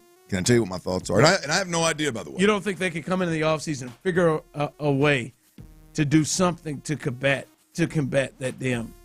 I think there's something that could be done, but right now, and people want it done right now because it just costs you points on the board, right? And this is I could be totally wrong. So anybody out there that knows the stadium or maybe heard something, tell me if I'm wrong. But I'd be willing to bet you that with that curtain closed, whatever curtain's there for concerts or whatever that people are talking about, I'd be willing to bet you it cuts off Jerry's standing room only tickets he sold. It somehow impacts his ability in that standing room only area up there. Maybe, yeah, they had to close that off. I don't have time to have he's a made bad enough time. money in them standing room only tickets to pay CeeDee Lamb's contract. He ain't gonna miss a dime. He ain't gonna miss a dime. Damn sure not when you're a 3-win football team. I just got to believe there is something, whatever it is, they can cover. I would believe something that there they would can be build. Too. We'll see. At least see the stadium. But Jerry over there, like it ain't been no. How long has that place been open? And y'all ain't even complained about it for this long. It's true they've complained about it, but it's the first time I've ever seen a player in play in real game affected by it. I mean, high school games played there, college games played all the time. Yeah, he's like, nah, I ain't about to put What's this your in this point? This ain't been no damn problem this whole time. There's been no damn problem. Is this real quick? And I want to throw this out to the people before we get to Tyler's best bets. Is this just a flat lose situation for the Texans where they win? It's they're supposed Absolutely to do it. If they lose, then it's hell. Like, is there anything that can happen tonight for you all? 713-572-4610. Those are on YouTube and Twitch. Is there anything that can happen tonight that can impress you about the Texans? Oh yeah. There is. Can it impress me? That can impress. Like, is there anything that can happen tonight that can? Because I want. Are the Cowboys are bad? Are they just too bad to be impressive? Look. The Texans, if they go out there and play up to their standard and not down to the Cowboys standard, and they play on national television and put that Texans product out there that we've seen multiple times, the good one I'm talking about. And they come away from this game having played the Texans football that they're capable of playing. Hell yes, they can win. Now, to your overall question, I think it's a lose-lose from the standpoint. If you win, you did what you were supposed to do, and if you lose, all hell's breaking loose. So I mean, it's you're not gonna. There's not a whole hell of a lot to gain for the in terms of winning, but there's a lot to lose in terms of losing. I think I could be impressed because I think a win tonight, especially if they go in and take care of business like you think, there's a maturity to that. There's a maturity to going in and not playing down to your opponent. Like we've seen them against teams like the Bears when they were starting out early and the Bears give them trouble. I could be impressed if they come out there, man, and they just dog these cats and they completely take control of this thing, and there's a mature way about how they win this thing. I can be impressed. From the text line coming in and from YouTube and Twitch, Mark says they will impress me by playing at their level rather than the team they're playing's level. And that's what I mean, right? Like, in terms of the maturity of playing to the level that whatever they're striding for, and not just down to this. I'll be disappointed if it's close to me, but I can be impressed if they go out there and you clearly see this is a team that's moving in a different direction. So I mean, I like if they win, I'm not coming out here and saying, hey, now they're AFC contenders or now they're Super Bowl contenders, but there is a level of maturity to what could happen if they do get out there and get a dub. All right. After a little bit after 4, Sean, and then we'll take over coming up in the next segment. But right now, let's make a little cash for you, make a little money right now, as Tyler is looking to get off to a better week. Last week overall, he put himself in a bad spot with the first 2 days. But had a pretty good weekend. It was above 50% over the weekend. What you got tonight? What you got tonight? A big one here. Yeah. For the Texans and the Cowboys. Yes, gotta definitely start this week a bit stronger than last week. That would be ideal. And I got 6 best bets for you for tonight's game between the Texans and the Cowboys. 4 of them are going to be player props. The other 2 you'll hear right now. So get them pens and pencils ready. If you need to look back at my best bets, you can find them on my Twitter at @TMillRealDeal. Here are your 6 best bets for Cowboys Texans. First off, I am on the over heavy tonight. I'm on the opposite side of Clinton Ron in there on this one, I believe, but I'm on over 41 points scored in this game. Obviously, the majority of those being scored by the Texans, hopefully tonight at AT&T Stadium. But I'm on the over 41. Lock that one in. I'm also on the Texans over for the first quarter, over 6.5. I think Stroud and the boys get a touchdown early in this game, over 6.5 in the first quarter for the Texans. And now here are your 4 player props. 3 Texans, 1 Cowboy. I got C.J. Stroud. This is a bet I've told you numerous good money on throughout this season. It hits way more often than not. I'm on C.J. Stroud over rushing. He can get this in one broken play. Stroud over 8.5 rushing yards tonight. Lock that one in. Nico Collins. He's returning to action for the Texans tonight in Dallas. I'm on Nico over 5.5 receptions. I think CJ is going to be finding his favorite target early and often, and he'll by far eclipse that 5.5 catch mark. I'm also on Dalton Schultz on his receptions. It's set pretty low at 2.5. I think they're going to really be trying to get Dalton involved in this game. We know the frustrations there with the tight end for the Texans this season. And lastly, one Cowboy prop for you, mainly because I think they're going to have to be throwing the ball a hell of a lot tonight. I'm on Cooper Rush over 175.5 passing yards versus the Texans. Those are your 6 best bets. Ron Clint, have at it. What do you like? What do you don't like? Let me know. Well, I definitely like the C.J. Stroud rush yards. I feel like a couple of times Mike is probably going to force him out of the pocket, and he'll run and get his. While they're scared to death in man, he'll run and get a couple of yards. And I'm with you on the Nico thing. I feel like early they're going to want to get Nico involved. I feel like Nico Clint probably catches at least maybe 2 just screens or hitches that are thrown right out to him just to get him involved.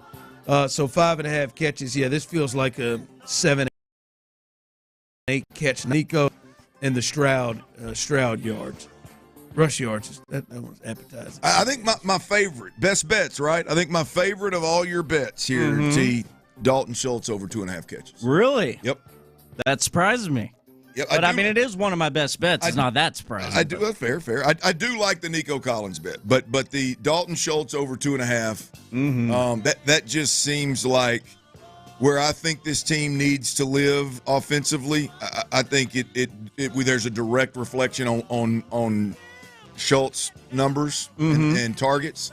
So I like that 2.5. I like that a lot. In fact, you got room for me? I actually saved you room enough for one bet of $100. I saved you room tonight. Is that the one you wanted on? No. Okay. Yeah, I'll take that. Yep. Okay. Yep. I'll lock it in right now. Lock it in for me. You hear got it? You hear it? I heard it. $100 right there. He had room for me, man. That's a good man right there. I'm so confident in that 7. What is the line? 7? Yes, it's been holding today pretty strong. It's at the Texans being a touchdown favorite. I almost thought about putting me a little money on that. Well, do it, man. You've been talking about it all week. You feel strongly about it. I do. I feel real strong about it. But we just had to get Bears. He lost his balls. Yeah, he lost his balls. What does that have to do with you betting? I mean, that was a good little piece we had to lay out. Well, win it back.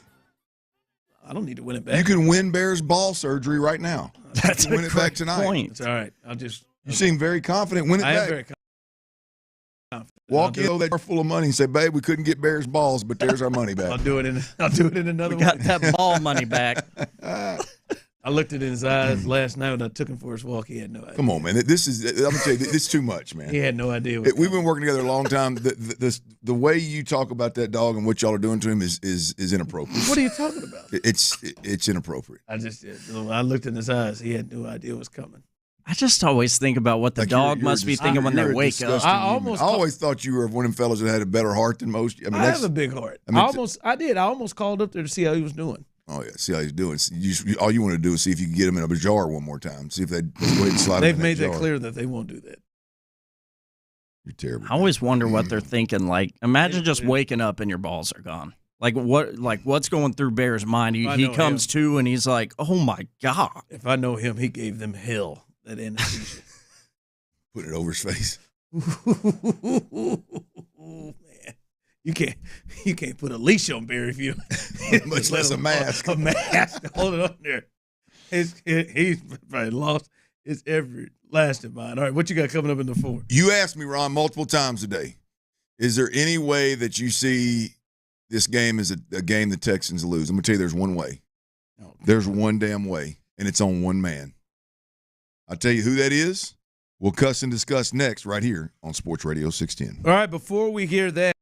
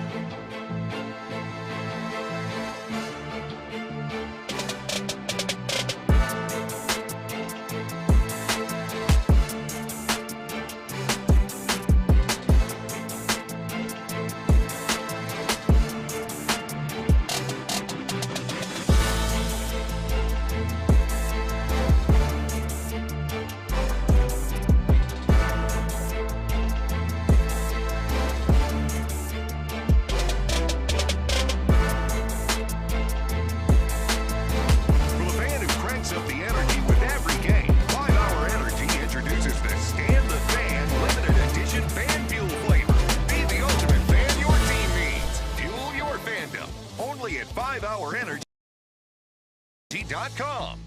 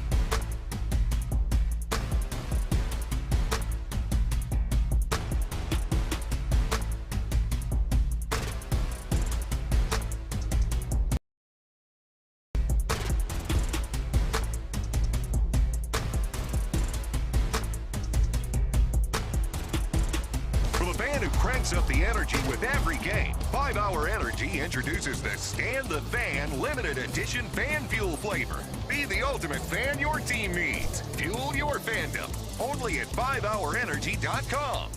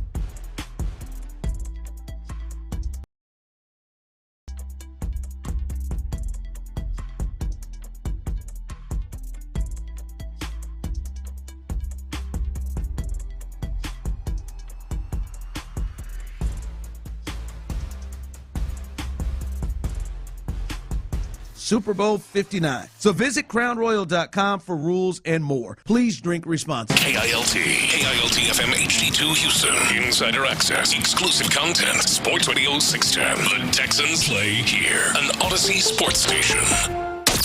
Sports Radio 610 presents The Drive with Stoerner and Hughley. Dive into the mind of former NFL quarterback Clint Stoerner. I like a good time. I like to have a party. I know you do. It's Dirty's Daily. Yeah, it is. A little Monday night party, a little prime time party. The party's not in the H this week. It's in the D. But them Texans are, whoa. Relax, you two. Gosh dang, y'all ain't never. Now I know how to get y'all's attention. It's in the Big D. It's in the Big D. And big matchup with for the Texans. Obviously, Cowboys have wet the bed. Wheels have come off sooner than I even expected. But a game that, I'm going to be honest with y'all, this is a must-win game. This is a must-win game for the Houston Texans. And I'm going to get to why. But before we do that, though, I told you this game's about one man. That one man He's been taking a beating this week, boys. Well, I mean, whatever the outcome is, Jesus will help you get through it. But I don't know that Jesus has much to. It's not Jesus who you was talking about here. Yeah, I don't think he cares too much whether the Texans win this game or not. But Never know. Here's the deal: is Bobby Slowick has taken an absolute beating this week, and I'm gonna be completely honest with you. It surprises me how long it's gone on. It surprised me how bullheaded a lot of folks are about the Detroit Lions game. This game against the Cowboys is all about Bobby Slowick, and it's all about Bobby Slowick doing what he did against the Detroit Lions.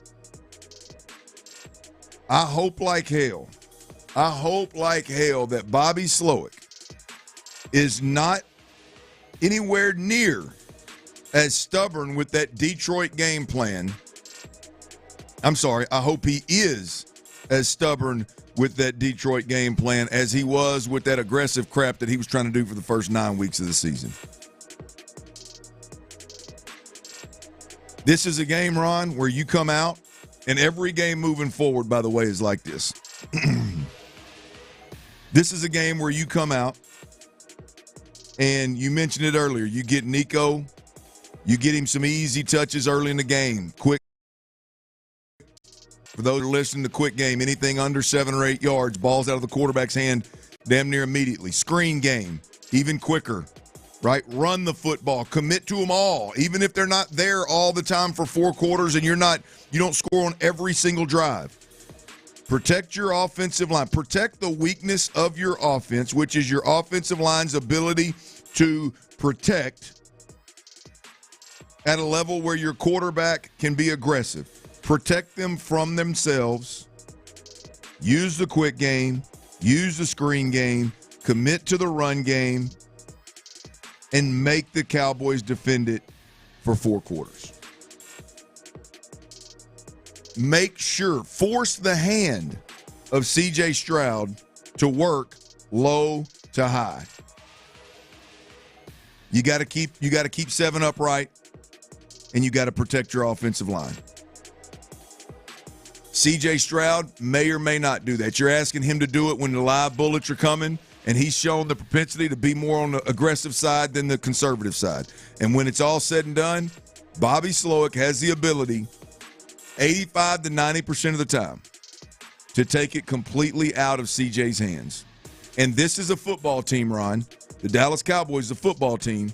You should be able to run it effectively. The only bet that, remember Tyler talking about best bets?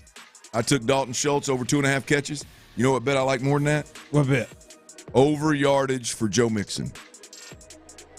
This is a game where you those things. And I'm going to tell you, I'm not going to blame you.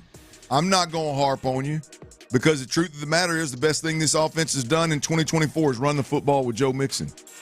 The worst thing they've done is hold the ball, be aggressive, and get your quarterback beat to hell. So I have no problem with you doing everything you can to avoid putting your quarterback in a situation and avoid putting your offensive line in a situation to where those things can happen again. I heard Lopez and Reg talking about it a little earlier, and I'm on the other side in J-Lo. I didn't hear Reg's opinion, but I'm on the other side in J-Lo. This is damn sure a game where you come out and you do exactly what you did against Detroit. Call it conservative, call it what you want, but that is a winning formula for this football team.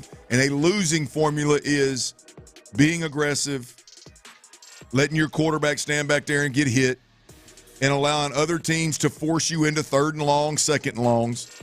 That is a losing plan. A winning plan is what we saw last week. Ron, that plan, that Detroit Lions plan that we saw the Texans roll out, it wins by 2 scores. It almost won by 2 scores against the Lions. Probably should have, right? Should have. But yeah, that damn sure it's against these sorry asses. That plan wins by 2 scores. And in fact, I say that to say the only way that this is a game in the 4th quarter. You asked the question earlier, Ron. The only way this is a game in the 4th quarter and God, I hope we don't see it. Game in the fourth quarter is if Bobby Slowik goes back to calling mid-range progression pass game, shots in the play-action game, max protected and hoping that Dalton Schultz can block a defensive end, slide protected and hoping that your guys can pass off the twig. I'm going to tell you what, Mike Zimmer, the defense coordinator, I know him. Mike Zimmer's going to watch. He ain't got no problem watching that film. And you're going to see some twists. All the games that Detroit decided they didn't want to play, they were going to do what they do. They didn't want to watch the film. The Cowboys, they're going to do that. They're going to bring A-gap linebackers. They're going to do those things, and you're going to have to figure out a way to get out of those things and overcome those things. And the way you do it is run the football, throw the screen game, throw the quick game, and not hold the football with C.J. Stroud, Ron. That's the only way this is a game in the fourth quarter, and you're asking how in the hell did this happen, is if we look up and C.J. Stroud's been sacked 6 times through the first 3 quarters. We've got a sack fumble involved there. We've given them points. That's the only way this thing goes south for the Texans. And I get the points that you're making. Now, how many games this year would you say they've been playing that way that you're talking about? 1. Like the positive ways. All the other games they've played the way that you said you don't want them to play tonight, right? Yes. I don't recall what the pass game looked like. What was that, week 1 when they ran it so well against Indianapolis? I think they were probably doing the same concepts up front. I would imagine it wasn't quick. I mean, he wasn't just I don't. Yeah, but look, they have been an aggressive game and shown it not work. Yes. So what I would say is what you just were bullheaded about for 9 weeks, and then you changed drastically against Detroit. That I'd say 9 weeks to 1. Yes. They beat the hell out of the Patriots playing that way. Did they? Without Nico. Yeah.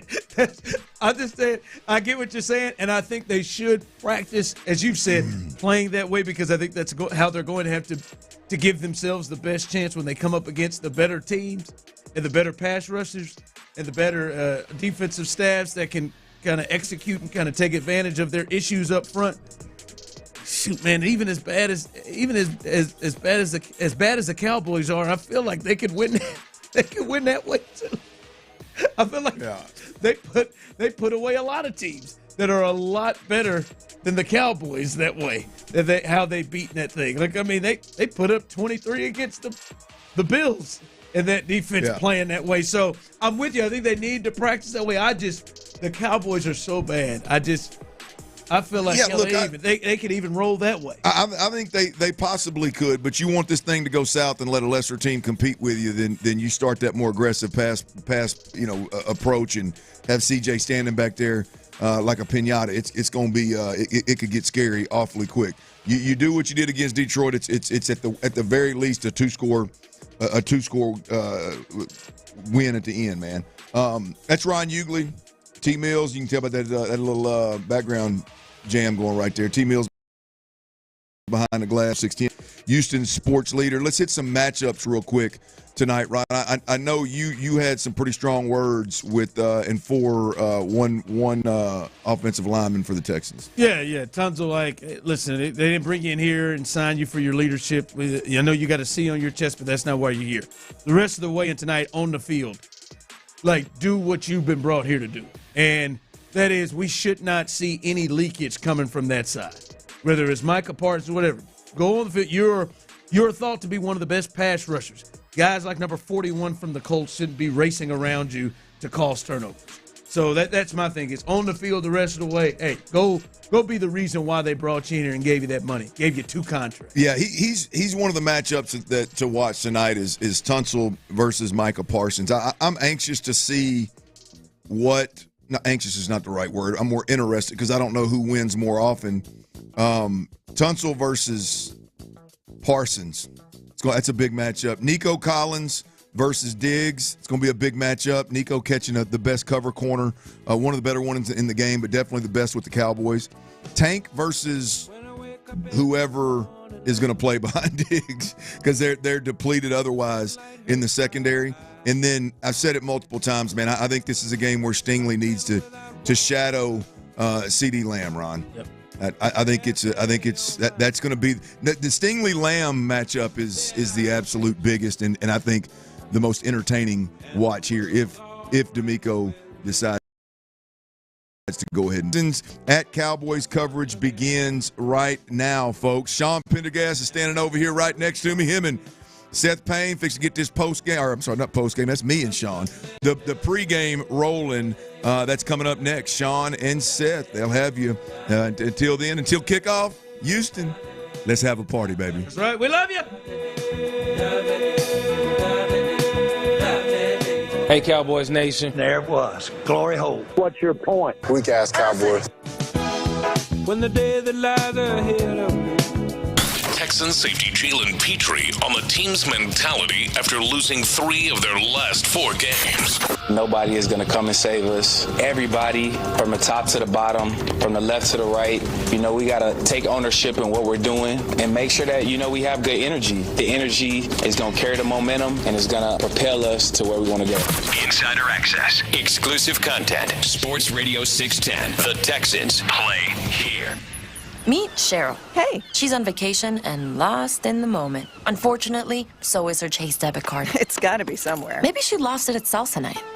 These skirts should have pockets. Or maybe she lost it at Pilates. 3 and 2 and... But she's not worried. With the Chase mobile app, she can lock her card till it turns up. Tools that help protect. One bank that puts you in control. Visit chase.com/checking. Chase, make more of what's yours. Chase mobile app is available for select mobile devices. Message and data rates may apply. JP Morgan Chase Bank, N.A. member FDIC. Oh no, my phone. Hear that? It's the sound of a skater dropping her phone and smashing it on the ice. Yep, Verizon.